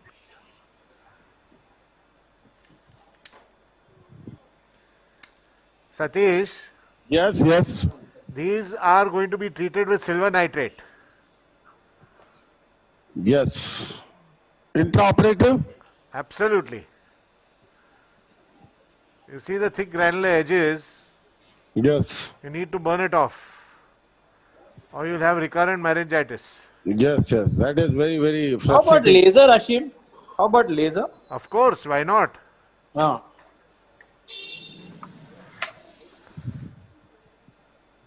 But for that, you know what, one day we'll have a pure lasers in otology workshop. Ashish. Ashish. Ashish. Number 5. Can you see now the... Yeah, Satish? We had a comment in the morning while you were doing your first case. A very small but very useful comment that a KTP laser is worth. I need a sharp one. KTP, it is versatile. I call the CO2 the Karna. Today was the best indication for that. Yes, yeah. Okay, I just showing and if the facial was dehiscent and prolapsing, even more so. Yes. You know, then you can take it past the facial and then still use the laser. Yes, because it has a more better control as it is a contact laser rather than contact. So the fiber goes beyond the facial to the foot plate. It is not aiming beam. You cannot take a chance. Yeah, that is why I got the fiber. See the important step from Desai Institute. See this. separating into layers. This is the mucosa, the classic interlay. I didn't raise your phone. You are addictive. Cocaine. Boss. Cocaine Desai. Boss. क्यों खींच रहे हो भाई? NCB is in Mumbai. Don't talk like this.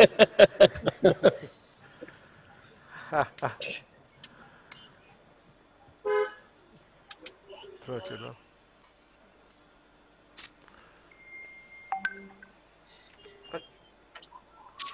Boss, centralize. Rajiv, boss. Yes. Little more anterior thinning is required.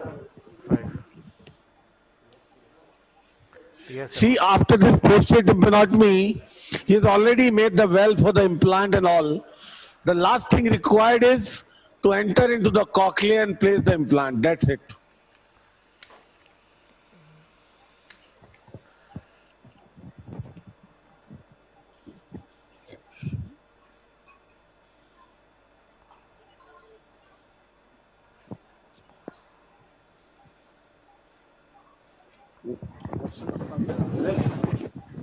Scissors.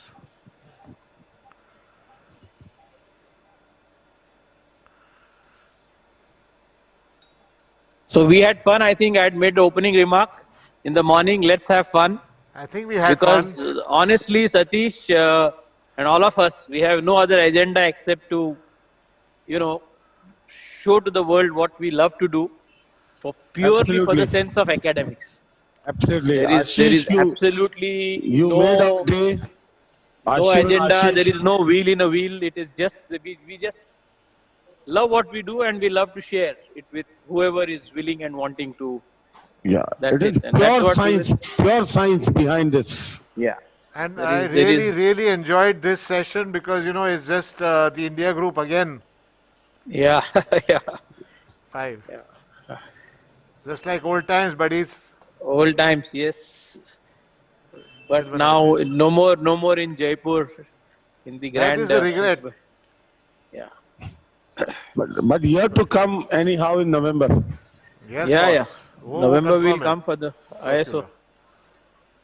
I don't know how you come by flight, if it walks, by train, we'll come in by Ashish's road, Maybach. walking, running, anyhow. You have to come. We will come in Ashish's Maybach. Yeah. Ashim, 19 hours, man. I checked that day. You said, let's go. It was not 12 hours, 19 hours. Gayatri Singh, she'll come on a Harley. She can. She can, probably. Yeah.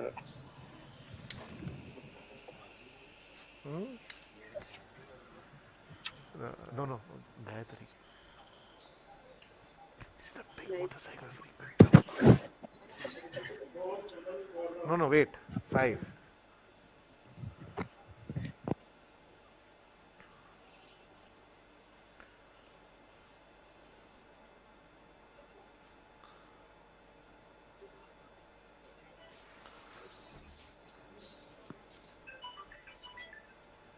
Can you see this little tympanosclerotic plaque anteriorly? Yeah. Very, very nicely visible. Well, all I have to do is excise it, Nothing much needs to be done for it.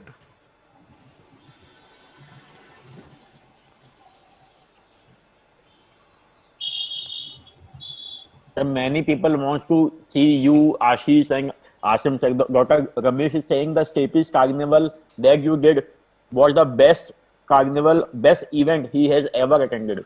Thank you, Ramesh boss. Who's saying that? Ramesh Rohiwal said. Rohiwal said. Yeah. So people want to see all three of you together. We are two. They're always together, man. Yeah. Offline, online, whatever. But that is always. But today we were to introduce you to the first family of ENT. Sonakshi, Satish's wife, and the kids. But Satish felt shy at the last moment. He said, "No, yaar, no, yaar, no, yaar." But some other Come time, to theatre. without telling him, although I had called her, and she says, "Unko पूछा क्या?" मैंने उनको बताया है. No. It was not appropriate to bring them to theatre and all this. No, It was not we possible. could have done them from home, but next time we'll plan it better. Yeah. But I want them to be acknowledged for the sacrifice they're doing. For their Come on. incomparable sacrifice. Yeah. What a learning experience today from you. Believe me, the kind of cases you have done, the kind of discussion, the points to learn, very, very crystal clear. The messages are very clear. Yeah. And the way comprehensively the external to, middle ear and now inner ear being covered. Yeah, we covered it all. Yes. And particularly that pinna talk and the tympanosclerosis talk. Yeah. Amazing. In future, I forgot to mention our local radiologist, Dr. Sneha. She has really made a big difference to my atresia work. Because before this marathon from Satish, before I could master these fine nuances of the CT scan, she used to label things, measure things for me, get me the facial nerve codes, mark the stapes. Really, she developed a fantastic call. So I had to thank her today. And I think each one gives them tremendous information from the CTs and the MRIs. See, this radiology is something. Satish has brought radiology and imaging. This is something we can, it can make unlimited difference. It is the onus is on us to take the advantage of it. Yes, to utilize, absolutely. Yeah. That's a pure technology. Yeah. Technology is much, much beyond everything. It is on us to take the advantage. But Satish, I have to give you the credit for democratizing radiology. Yes, absolutely. Beautiful term used. No, it's true. It's true. Yeah. Very true. Like I tell you, in the morning, Dr. Bala Subramaniam was asking, I am a radiologist, can I attend your webinar? Oh, he's most welcome. His comments is, valuable. Okay, boss, See, we have to learn just from see one radiologists. very quickly. The posterior quadrant is absolutely crystal clear. Okay? Yes. So now what I'm going to do is... Would you see the ossicular chain? Yes, I can see it right here with my right Would you eyepiece. remove the overhang? No, but it's everything mobile. Everything is good. I'm getting a round window reflex. But we can't see the foot stapes. Do we need to? The question is No, that. that's what I'm asking. I think that it's perfectly clean with a good reflex. Yeah, I don't that think you is the should be point. manipulating. See, what he's saying is once you see the mobility of the incus, once you see the good dystopedia, this reflex, round window reflex, there's no point in doing, further exposure to see the stapes, You don't need removal to. of the You overhang. don't need to. Yeah, that is important. That's a message.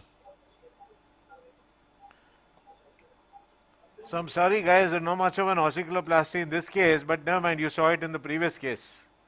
We'll show more and more in the future webinars. We'll not leave you. Oh boss, I don't want to be left. Together forever, bro. We'll keep eating your head. Many people are saying we have been following Ashim Sir on YouTube. It's a treat to watch him live in these webinar days. It's very kind of them. Thank you all. They don't know Ashim Desai even 1%. Believe me, what he is. It took me years to understand him. Arey boss.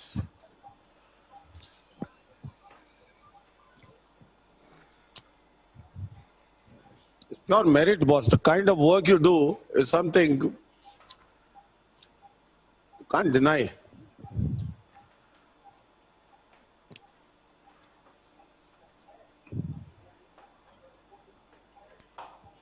See, Ashish mentioned in the morning the name of the people of a group who have been practicing in different parts of India. Believe me, those few names, if I tell you about them, the commitment, the Arvind Patil, Amol, Maruti, Amazing Gaurav work. Chaturvedi, it's amazing.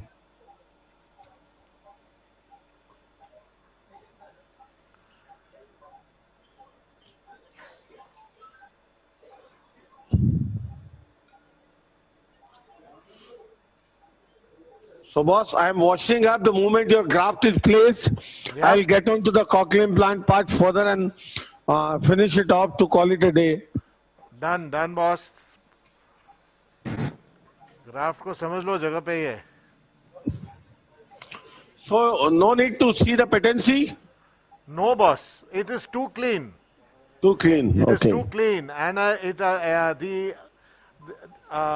have not done a CT scan. There is no history of discharge for the last 5 years. I know. It's the experience. Sometimes you don't have to resort to, investigations. No, It is I your don't like decision. to overdo sometimes, you know. The status of the mucosa, I think, is very important, Yes, especially yes, in the yes. crowded area, the one which drapes the fallopian canal, the incus. I think those are telltale signs.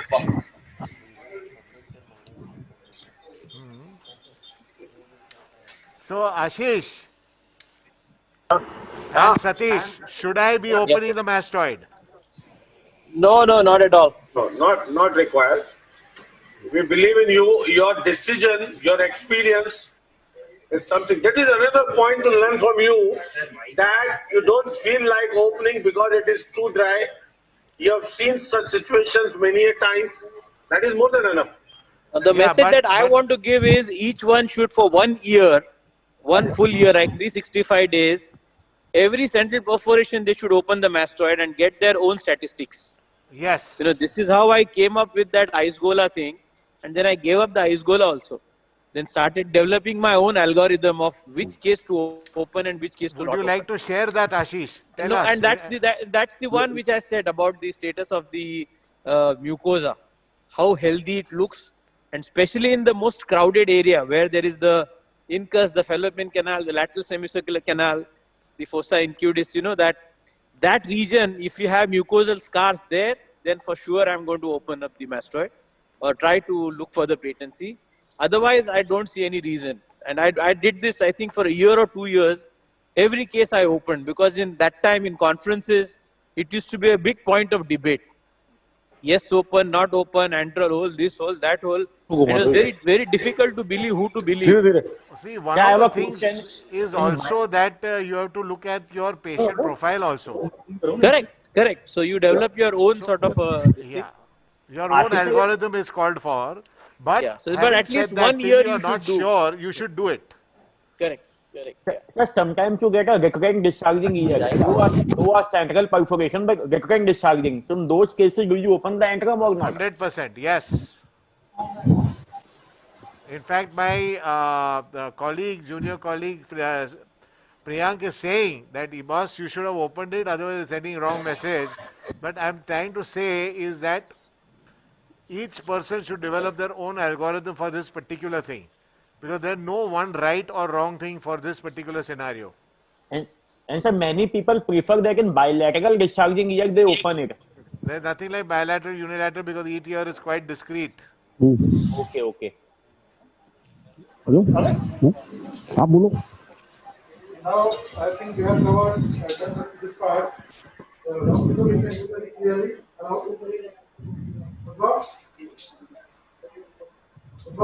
Yes, sir, yes. Very clearly. Yes. I do actually anti-retriever. Now I started doing interior colposcopy. Okay, sir, okay. So, again, colposcopy. Your voice is not loud. It's coming very. Voice is not very clear. Yeah. I do anterior colposcopy. Yeah. He's done the anterior colposcopy, and I'm not very much perfect in doing the anterior colposcopy. You did last week 2 cases. I've done the last 11 cases, but I'm not. Can't hear anything. I require something to do for anterior colposcopy. Sir, can you focus on the round window?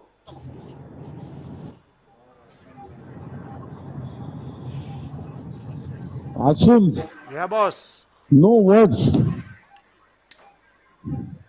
Amazing. अरे ये कुछ नहीं है boss just a simple interlay but everybody should know how to do a good interlay that's it नहीं क्यों Just seeing the both surges together is like Mercedes and Rolls Royce both are moving together. नहीं sir in this case what you will do that is the only thing you should show Yes sir, yes. Like the voice is not very clear. It's breaking in between. I don't know why. Maybe your mic. बताओ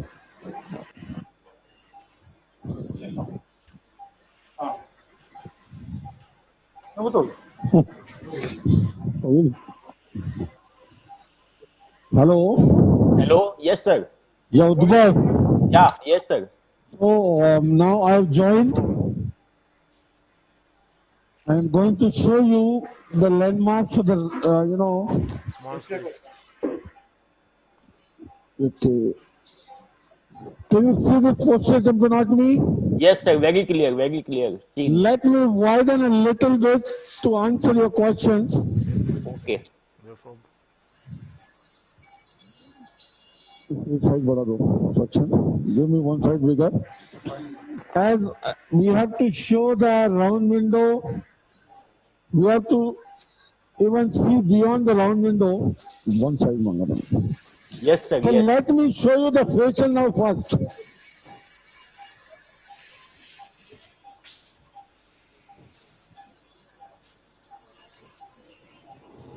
See this overhang of the bone.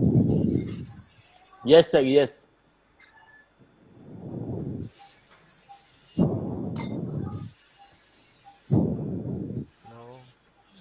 Then this anterior overhang. See that? Yes. And when I tilt, does it help no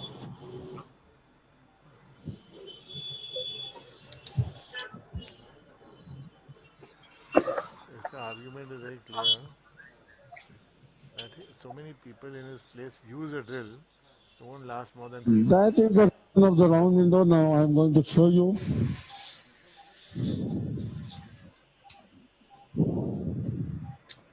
भाईचारे में नहीं होता है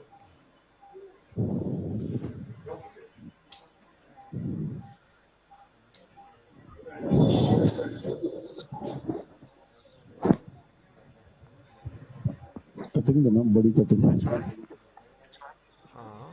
compared to this is mediocre थोड़ा fail करना हर कोई भी level I use it myself you see me use it today it's beautiful but mine is better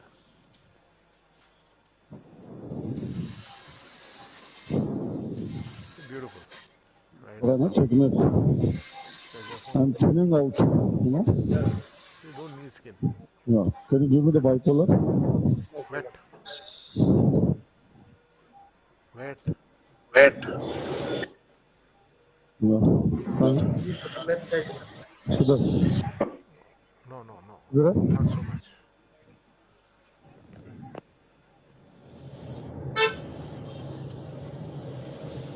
Kamuna दिवसभर संतोष बोलतोय सॉरी जाणवतं जेवायला पण 3 वाजले पावभाजी मागवली होती ना इतके सरांनी अच्छा Hello? Hello, yes sir, yes sir. What I'm trying to do is to improve the exposure. Okay. And I can see the region of the round window. Large. Very, very clear now. Let me remove a little bit more hang. Tell him to only show his. I'm done. Therefore,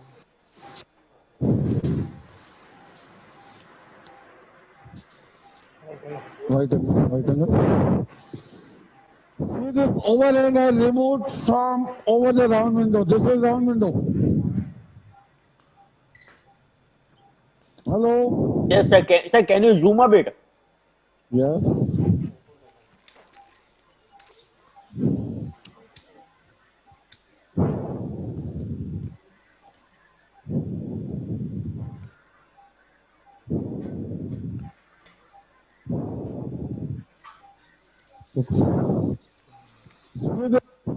Yes, sir. Yes, sir. That is the region of the round window. See that? Yes, sir.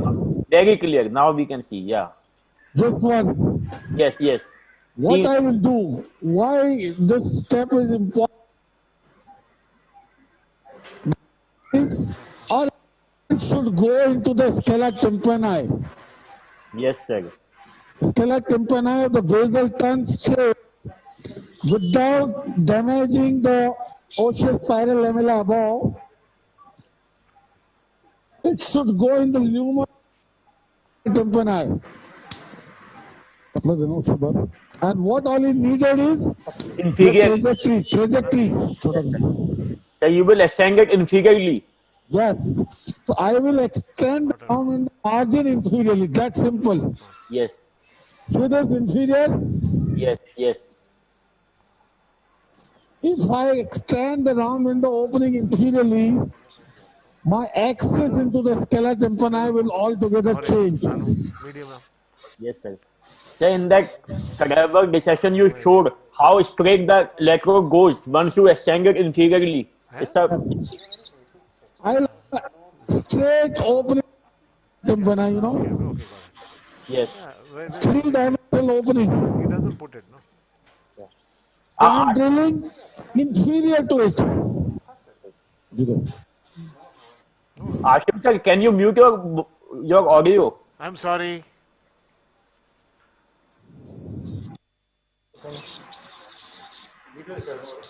See the movement in a minute's time. I will open the round window properly. Yes. I am drilling this bone inferior to it. That's it. So never ever, I don't advocate a separate cochlear tube because you never know. You are going to go in the cochlea, end up opening some cell which look like cochlear opening.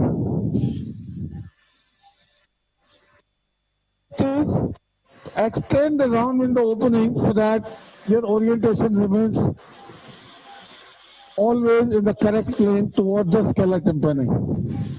Yes, sir. There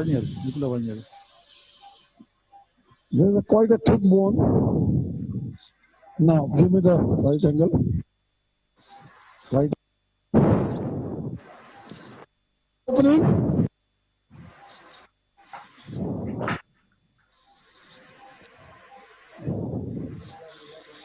See my round window? Yes, sir. Yes, sir. We are seeing it. You're opening the round window. Extended inferiorly. Yes, yes.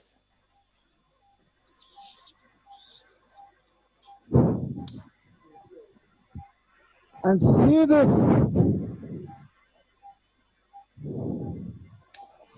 Can you see the straight shot opening into the... Clearly see. So we can see the lumen. Yes. Just a minute.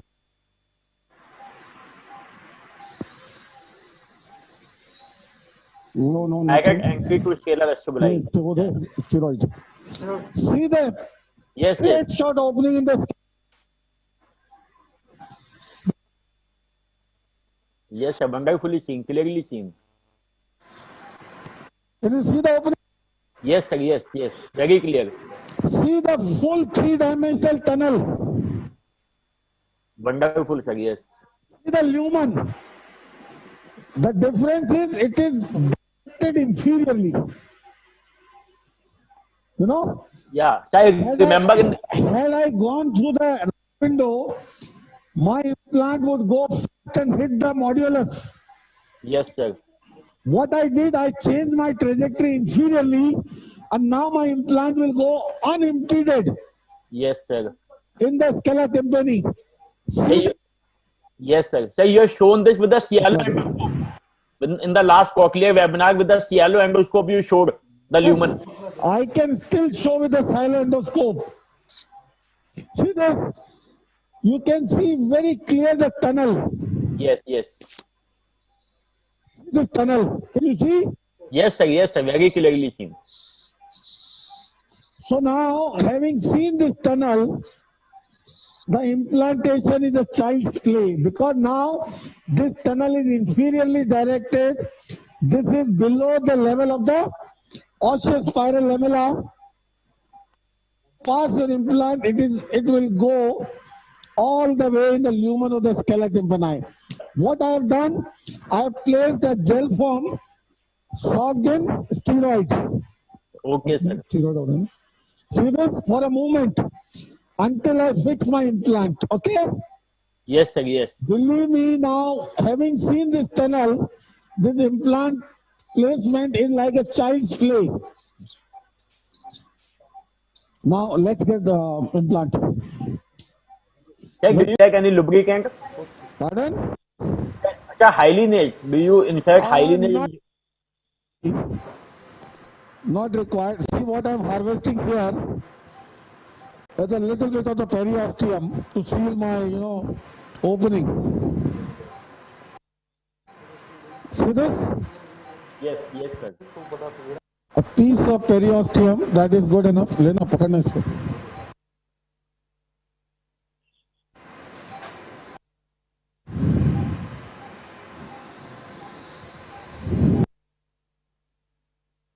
Section करें.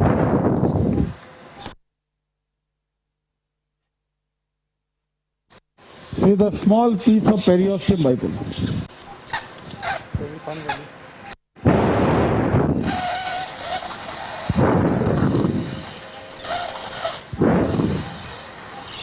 Some more. This is to simply seal the cochlear meat.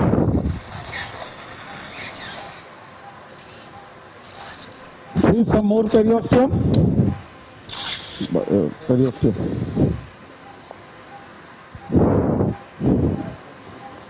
So now my last part.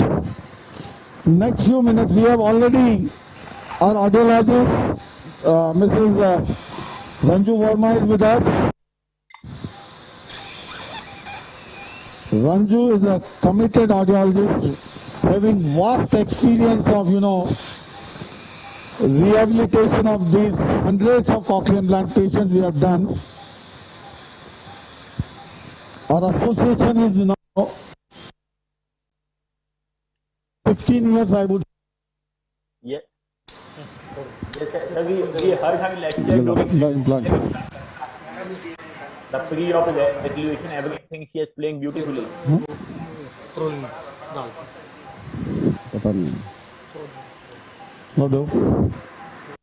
So now we'll open the implant, we'll fix the implant first and then place in next few minutes we'll be through.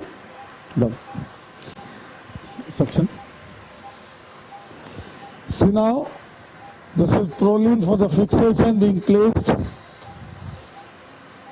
Process, patli, micro. This is on this side. See the drill holes to pass the proline through.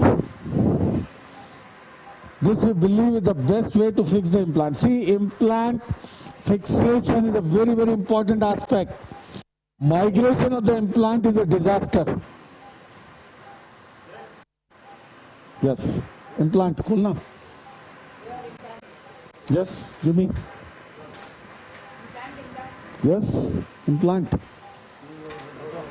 We'll just fix the implant and pass our electrode array in a 3-dimensional cochlear tunnel.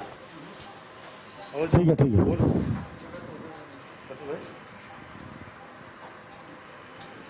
Implant.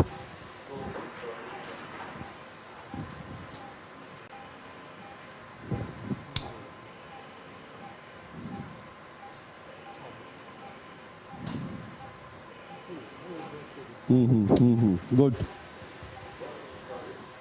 So देना implant यार.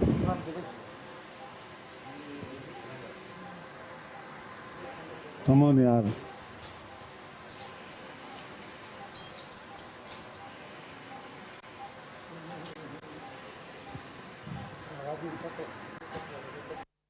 And see, this is the nucleus implant, the regular one.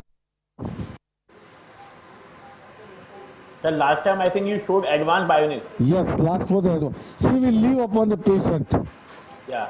The choice patient's one after explaining all the variety, advantage and disadvantage done by Ranju.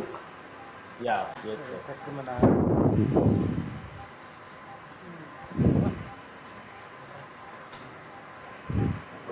See now, this fixation is very, very important. Yes, sir.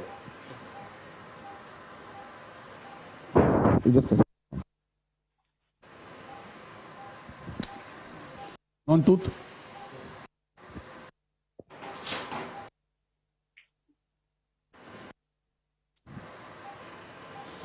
And now last question. That's it. The simplest of all. There's a ball non-tooth.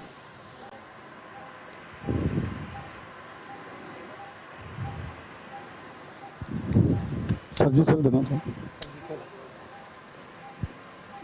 Yes, we will push this knot directing medially. This should not project laterally to pierce through the skin.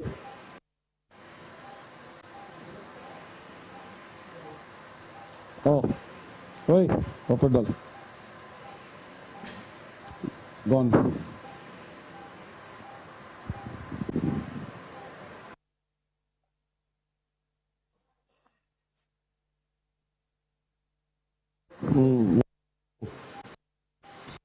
There was through. क्या करते हो यार? कैसे बनाया?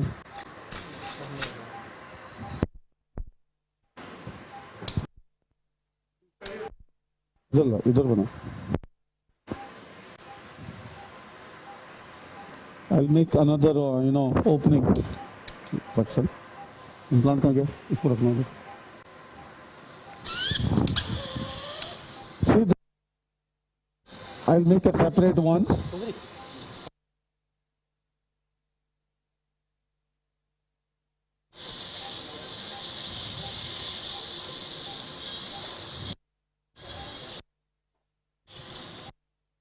Thread. Do it. Quick, yaar. Don't waste time.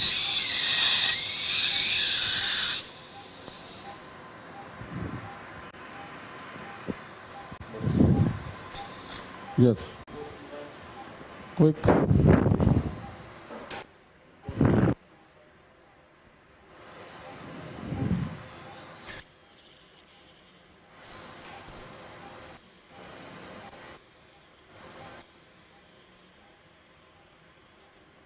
Yes.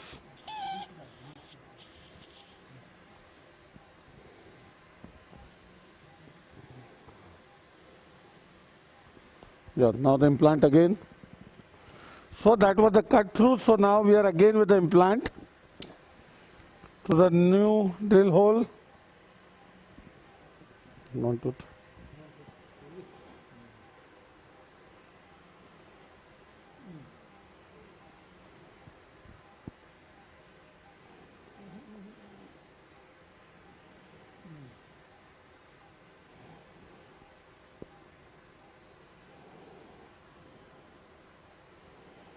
Yes.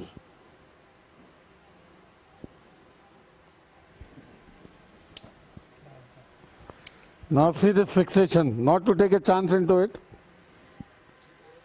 Non-tooth.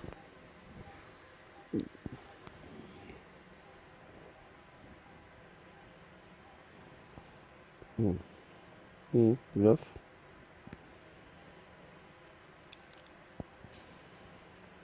The last step is the simplest one, implant insertion.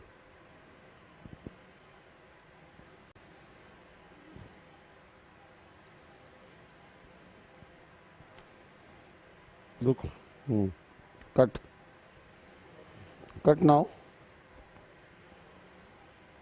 And I'm inverting this knot medially. See this?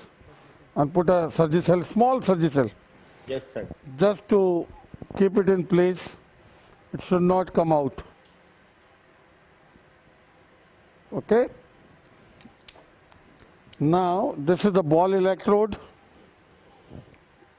to go underneath the muscle,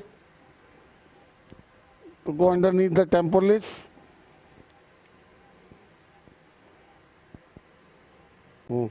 Leave it, leave it. And now the last part is the implant insertion. Yes, sir. छोटा दे यार.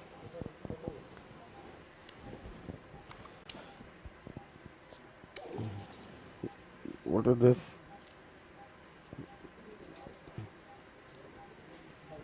छोटा pack दे दे छोटा. No, no. छोटा दे नहीं. छोड़.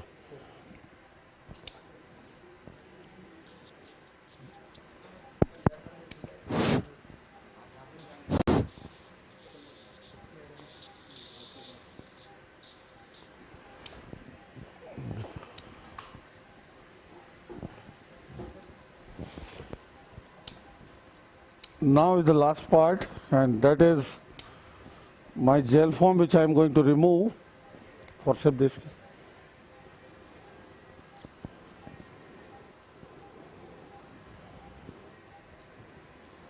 Oh, there is steroid. Steroid again. Yes. See the inner ear opening? Yes, sir.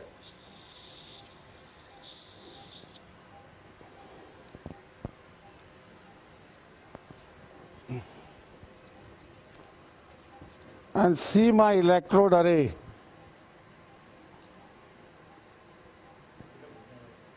Going.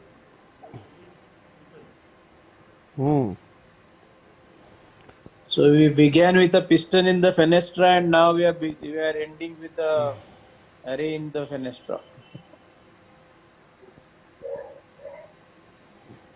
See, with so much of ease, without any pressure, because it is directed inferiorly into a tunnel. Yes, see sir. that? Yes. That's it. It cannot go anywhere. It is the tunnel which you have made is the key. You can avoid all related complications of intracochlear trauma and all implant related, the misdirected implant, every possible complication you can avoid.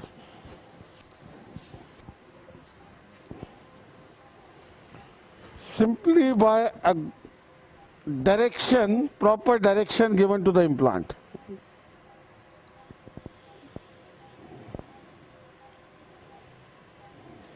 देखो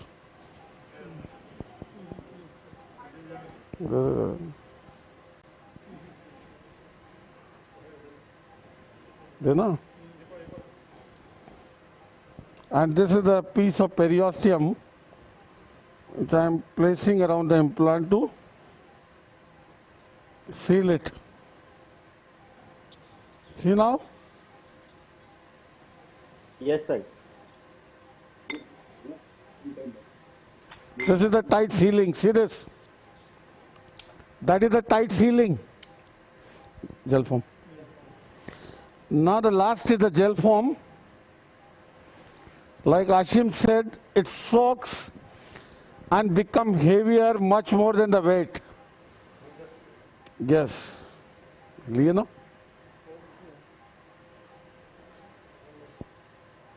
This will keep everything in place. थोड़ा और देख gel foam. Gel foam. Okay.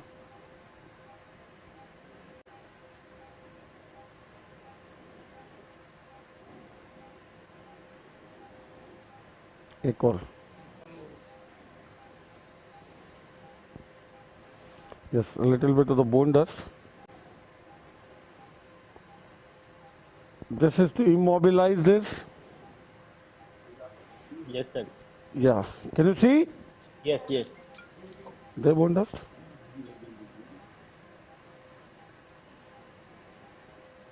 And this is a piece of bone dust to fix this array at this step. Can you see this? This results into a bone formation.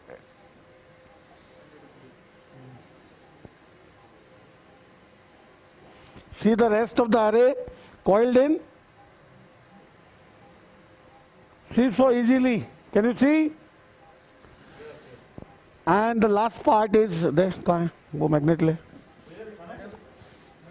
Yeah, video. And now we'll do quickly the NRT. Madam? Le bhai. Le. Boss कितनी देर का है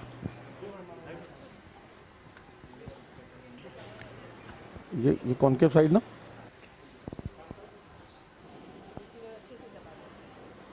देखो Has it come? So show the impedance first. Good. Can you bring the external camera please? The impedance is very good. External camera please. You कर दो. अच्छा, it is connected. Can you see the impedance? इधर ले लो ना इसको. Hello. Hello. Seen, Satish, we can see it. Yeah, and lastly, the neural response telemetry that gives again a good relief to the surgeon that whatever you have put is working. Apical has come, good response at the minimal current. So what we do a random first, and then if there you can check all the electrodes. So idea is to rule out any short circuits. Though this NRT doesn't change the management, all coming. Basal is coming. See the response. Amazing. Yes, sir. Yes. See this. The only key, see my insertion all is hardly anything. The key was to make that tunnel. Whoever is doing cochlear implant, just stay inferior to the round window. Inferior doesn't mean medial. Medial is disaster. Stay inferior, extend the opening inferiorly, go into the tunnel, inferior tunnel, and stay away from all problems. That is the crux. Inferior extension of round window. That's it. You can avoid all further complications. This is the most simplified version to prevent the complications, to optimize the results. Now my implant is lying in the scala tympani all the way, closest to the scala media, the spiral ganglion population.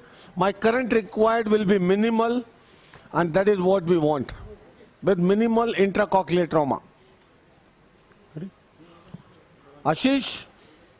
Yeah. Anything to comment? No, brilliant. And I lastly, think that is very deeply convinced now, yeah. Lastly now, we have a quick, very small video from Rajiv Pachori boss of various technique like Udbhav asked. Very Yes, short video. The tips for barrier technique and something to lighten us. Yes, the quick video, boss. Can you show? So please? that is mic is on? Yes, yes. This is post-oral video. Yeah, this is okay, Varia we can do an endural approach. You can do. This is Bombay technique? No, it is. This is the primary basic technique. It is posterior canal means post-oral Varia. You can do it. I have taken the normal incision, post-oral incision, as we take in the normal cochlear implant like we do today. We just elevated the posterior canal wall flap. That is the most important part because you have to take, you have to avoid the tearing of the canal wall, because the main principle of doing this concept of doing this post-oral Varia is just to avoid the contamination of the external aortic canal to the middle ear. So we elevate the flap. Annulus is elevated without tearing anything, keeping the chorda intact, and elevate the annulus from 12 o'clock position to 6 o'clock position. So the middle ear exposure is perfect. Just canal, little bit drilling is done in the canal wall just to maintain the, you can say, track. So you can put the you can do make when you make a tunnel, the straight goes straight. So just canal wall straightening is done with that mild drilling with your diamond burr, and so it was a little bit, you can say, a small contracted mastoid. So I tried the better to do with the Guerilla technique, though we could have done with this post-tympanotomy approach also, but this is it was more easier. So mastoid drilling was started, and we could see very clearly that it was a low-lying dura and forward-lying sinus was there. So I just made a, you can see very clearly the mastoid is well opened, and as expected it was a well contracted cavity, and we just made a small floor to make a tunnel, and you can see very clearly it is very easy. It takes hardly this is the instrument, you can say this drill with a guard to make a tunnel, and this making of tunnel take hardly 30 seconds. Your direction of the your burr should be towards your cochleostomy, which is around round window, inferior or anti-inferior to round window, and it took hardly, and you could make a very easily, very small, very straightforward tunnel over there. You can say you can see through the tunnel also, and chorda was intact. You can see very clearly the suction is going entry just on the entry to the round window. Yes, and as usual, the drill bed was made for the PS and to host the receiver stimulator. That all precaution we take for that. The tunnel is also made for the cable also. And the entry inferior cochleostomy was done because at that time we used to do posterior entry inferior cochleostomy, and used 0.6 and 0.8. It was a nucleus electrode. So direction of the tunnel and the direction of the cochleostomy should be same. So it seems that we can put the electrode easily. And now that's the insertion of the electrode. It goes like just like a butter over there. Just see. And no need to put any instrument over. It goes directly into the cochlea, and it was a perfect, easy insertion. You can do in all the cases. Like insertion is always never an issue. Whether you do a round window, Dr. Kranti Bhavna, so many people are doing round window insertion with the Varia technique, and you can see chorda over there. Full insertion was done. You can stabilize the electrode with your gel foam and the tissue and fat. This is all about this. Putting the electrode, the police putting the cable in the small mastoid cavity is a trick, and you have to keep patience over here because never try to make a pressure on the cable, and it was easily kept in the cavity, well stabilized. And so we should know all the technique, either Varia, whether posterior tympanotomy, what all the techniques are good, provided your electrode and is inside the cochlea. Well, in the last, just for any micro tear in the canal wall or in the middle ear, just kept a small temporalis fascia, and rest was well taken care by. So it was a simple post-oral Varia technique, nothing else. Superb video, Rajiv. Thank you, sir. Thank you. And it's really great. You are versatile in doing both the techniques. I think it's a pleasure to watch this video. Thank you, sir. Thank you. Deepak sir. Yeah. Bolo Satish. Any comments, any suggestions you want to? Arey bhai, I am speechless. What can I say? All your students and friends have done so well today. Arey boss, you are so experienced. Yeah, I know. You have been doing day in and out all these procedures. Man. That's what you have taught me. I told it in the beginning of the meeting only. Great. So, Udbhav, any questions? Sir, Dr. Prakash Munka is saying that you people have answered all the questions, and it's a wonderful trick. Most of the questions have been answered. Oh, that is great. The discussion really. So ultimate cases today. Yes, sir. All. Next time, I think the revision stepage is going to be a sort of a highlight. The only people are missing is Dr. Ashish sir, that microfacial surgery. People wants to know everything about it, each and every detail. People are like,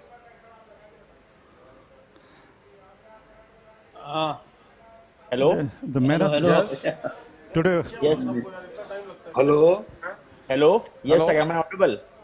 Yeah, you are audible. Very clear. Yes, sir. I am saying people are just, they want to see Ashish sir more in action. They want to see each and every step of the microshare surgery. Ashish, It's a public demand. did you listen to what he said? And I myself am very keen to see his canal work today. The case was not conducive. Case was not appropriate, unfortunately, yeah. See, हम लोग सतीश को हमेशा डांटते रहते हैं सीटी बजाना छोड़ो करके, but सीटी इतना इम्पोर्टेंट है. एक महीने बाद this our today's patient will be ready for surgery after a month. Yes. No. I really want to learn that, Ashish, because anyway you are teaching Vishwa the pinaplasty, whatever eventually. Yeah. We used to do the canal work, yeah. So Yeah. he'll be Ashish, I'll be Bhumkar. And sir, also sir, in this whole lockdown, we have seen Satish sir working. First time we have seen him moderating the session. Yes. So he is I best moderator. One thing we realize, he does not only know great answers, but he also knows how to ask good questions. Yes. Otherwise, he's only answering. I loved it. I learned a lot. Believe me. Yes, sir. Once I was doing a cochlear implant, he missed a panel and a lecture in a state conference because I didn't complete the electrode insertion. That was in Vaidehi Medical College 8 years back. The best part today was his moderation. Yeah. That's why people are saying. The best part is the cap he is wearing in the last 6 seconds. I like that cap. It is a patented cap. Yeah. Just like Ashim sir instrument, you cannot find them anywhere. Yeah. Ashim is amazing. You know, they have brought out so many equipments. But you see Ashish using a contra-angle, just a simple handpiece and the diamond. Let me summarize the today's highlights. The best part to start with the KTP laser devascularizing the foot. Absolutely. Second was drilling for thinning the foot plate with keeping the foot plate intact. Believe me, these are the importance of these points. Only those people can know who have realized how difficult it is. Number one. The second part was Ashim's vein graft. Correct. The way he, with so much of ease and comfort, the way he places the vein graft and crimping of the piston with both hands. Yes. The third highlight, obviously, the presentation on the pinna and the way he explained. A lot of people are not aware with the pinaplasty at all. Now they have known a lot of things. The concept of making a pocket, that the making the entire chunk for the insertion, the cartilage, the sculpturing, everything, the vascularity concept, everything. That is something new for many people. The next was the cholecystoma, the way Ashim removed, preserving the mucosa. Correct. And more than that, his technique of ossiculoplasty and the reconstruction of the canal, that was the highlight. And the icing on the cake was Rajiv Pachori. Yes, sir. Amazing. See, the way he placed the graft, engrossing the malleus. Yes. That is important. The posterior tympanotomy. Yes. And Ashim's talk on tympanosclerosis was again a highlight. Yes. That's something I like. Above all, Satish Jain moderating from 10 o'clock in the morning. Yes, sir. Yes, sir. That is the main highlight. See, this was pure teaching, and people should know the kind of work these people are doing. This is always a learning experience. Believe me. Man, let them look at your student, Deepak Haldipur, they will know the kind of... Sir, you have been so modest. You know the kind of work you are doing. Everyone knows. Sir, Deepak sir is the dawn of South of India. And you have opened a gateway for learning for everybody, the Trustwell Hospital, the skull base. And Ashish, with my new Shakal look, you can call me the Don. Shetty. Thank you all, and big thanks to Sun Pharma again for all this opportunity. Mahendra Varman, congrats. Yes, sir. Yes. Once again, my heartiest thanks to all of you. I think the dream day, is getting over. And actually, I think, it's amazing when when we got the message from Dinesh that we crossed the 10,000 mark, actually, when we circulated across the company. That is on link, and the YouTube is separate. Yes. That is again crossed over 9,000, and this is landmark. Believe me. And this is truly those people who have witnessed. History made on many fronts. And across the division, actually, when we are getting the messages were pouring from different hierarchy across the company to us. I mean, somewhere, all the credit goes to the entire team of today's webinar. Thank you. Thank you very much. You know, this workshop, organizing this webinar for demonstration from 3 places was a huge task. Thanks to Dinesh. Very, very difficult task with the internet speed, with the coordination from 3 places, with 3 different audio-visual systems at 3 places was a real difficult task. And of course, the costing in the same ratio. And everything happened so smoothly. Big thanks to Sun Pharma for their generosity. And, thank you, sir. And the man who deserves the most is the Dinesh. Satish, he was literally, he was the man of the match. You know, really. Actually, I really learned a lot. This time I had a lot of discussion with Mahindra and Sun Pharma. Yes, sir. This time actually I had a lot of discussion with Dinesh, whether it is possible, will it go? We owe it to Mahindra and Sun Pharma a talk on allergy by Ashim Desai. Okay, sir. I think for his, for the brand promotion, I think he's in the antibiotic, and one is an antibiotic stewardship program. Is something which Ashim should speak maybe 20 minutes or so in between in some coming things. And Ashim, you are absolutely brilliant on allergy. Yes, I'd be happy to do something on allergy because they have academics, but also no, we have Montec effects, sir. We have, my division has got Montec effects. I remembered you saying it. Therefore, I'm saying that Ashim he's got a brilliant talk on that.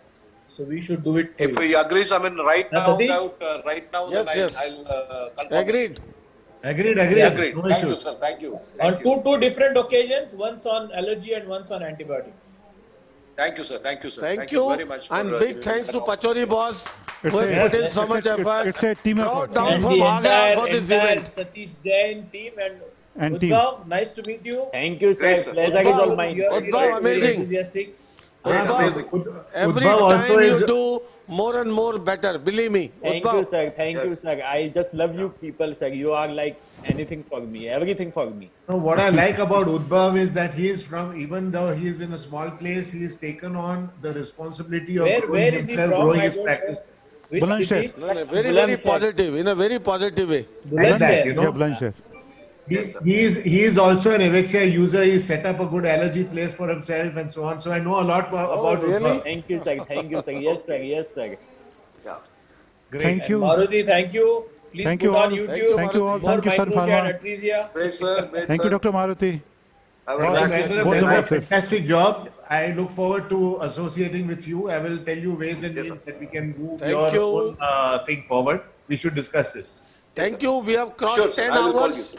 Yeah, almost 10 Thank hours. you. Thank you all for being with us. Yes, Thank you. Bye, Satish. See you on 20th September with a new concept, with new variety of cases. Yes, sir. Something Look new. forward to seeing you on 20th. Take care. Okay, take care. Yeah. Bye-bye. Okay, bye-bye. All the best. Bye, sir. Bye, sir.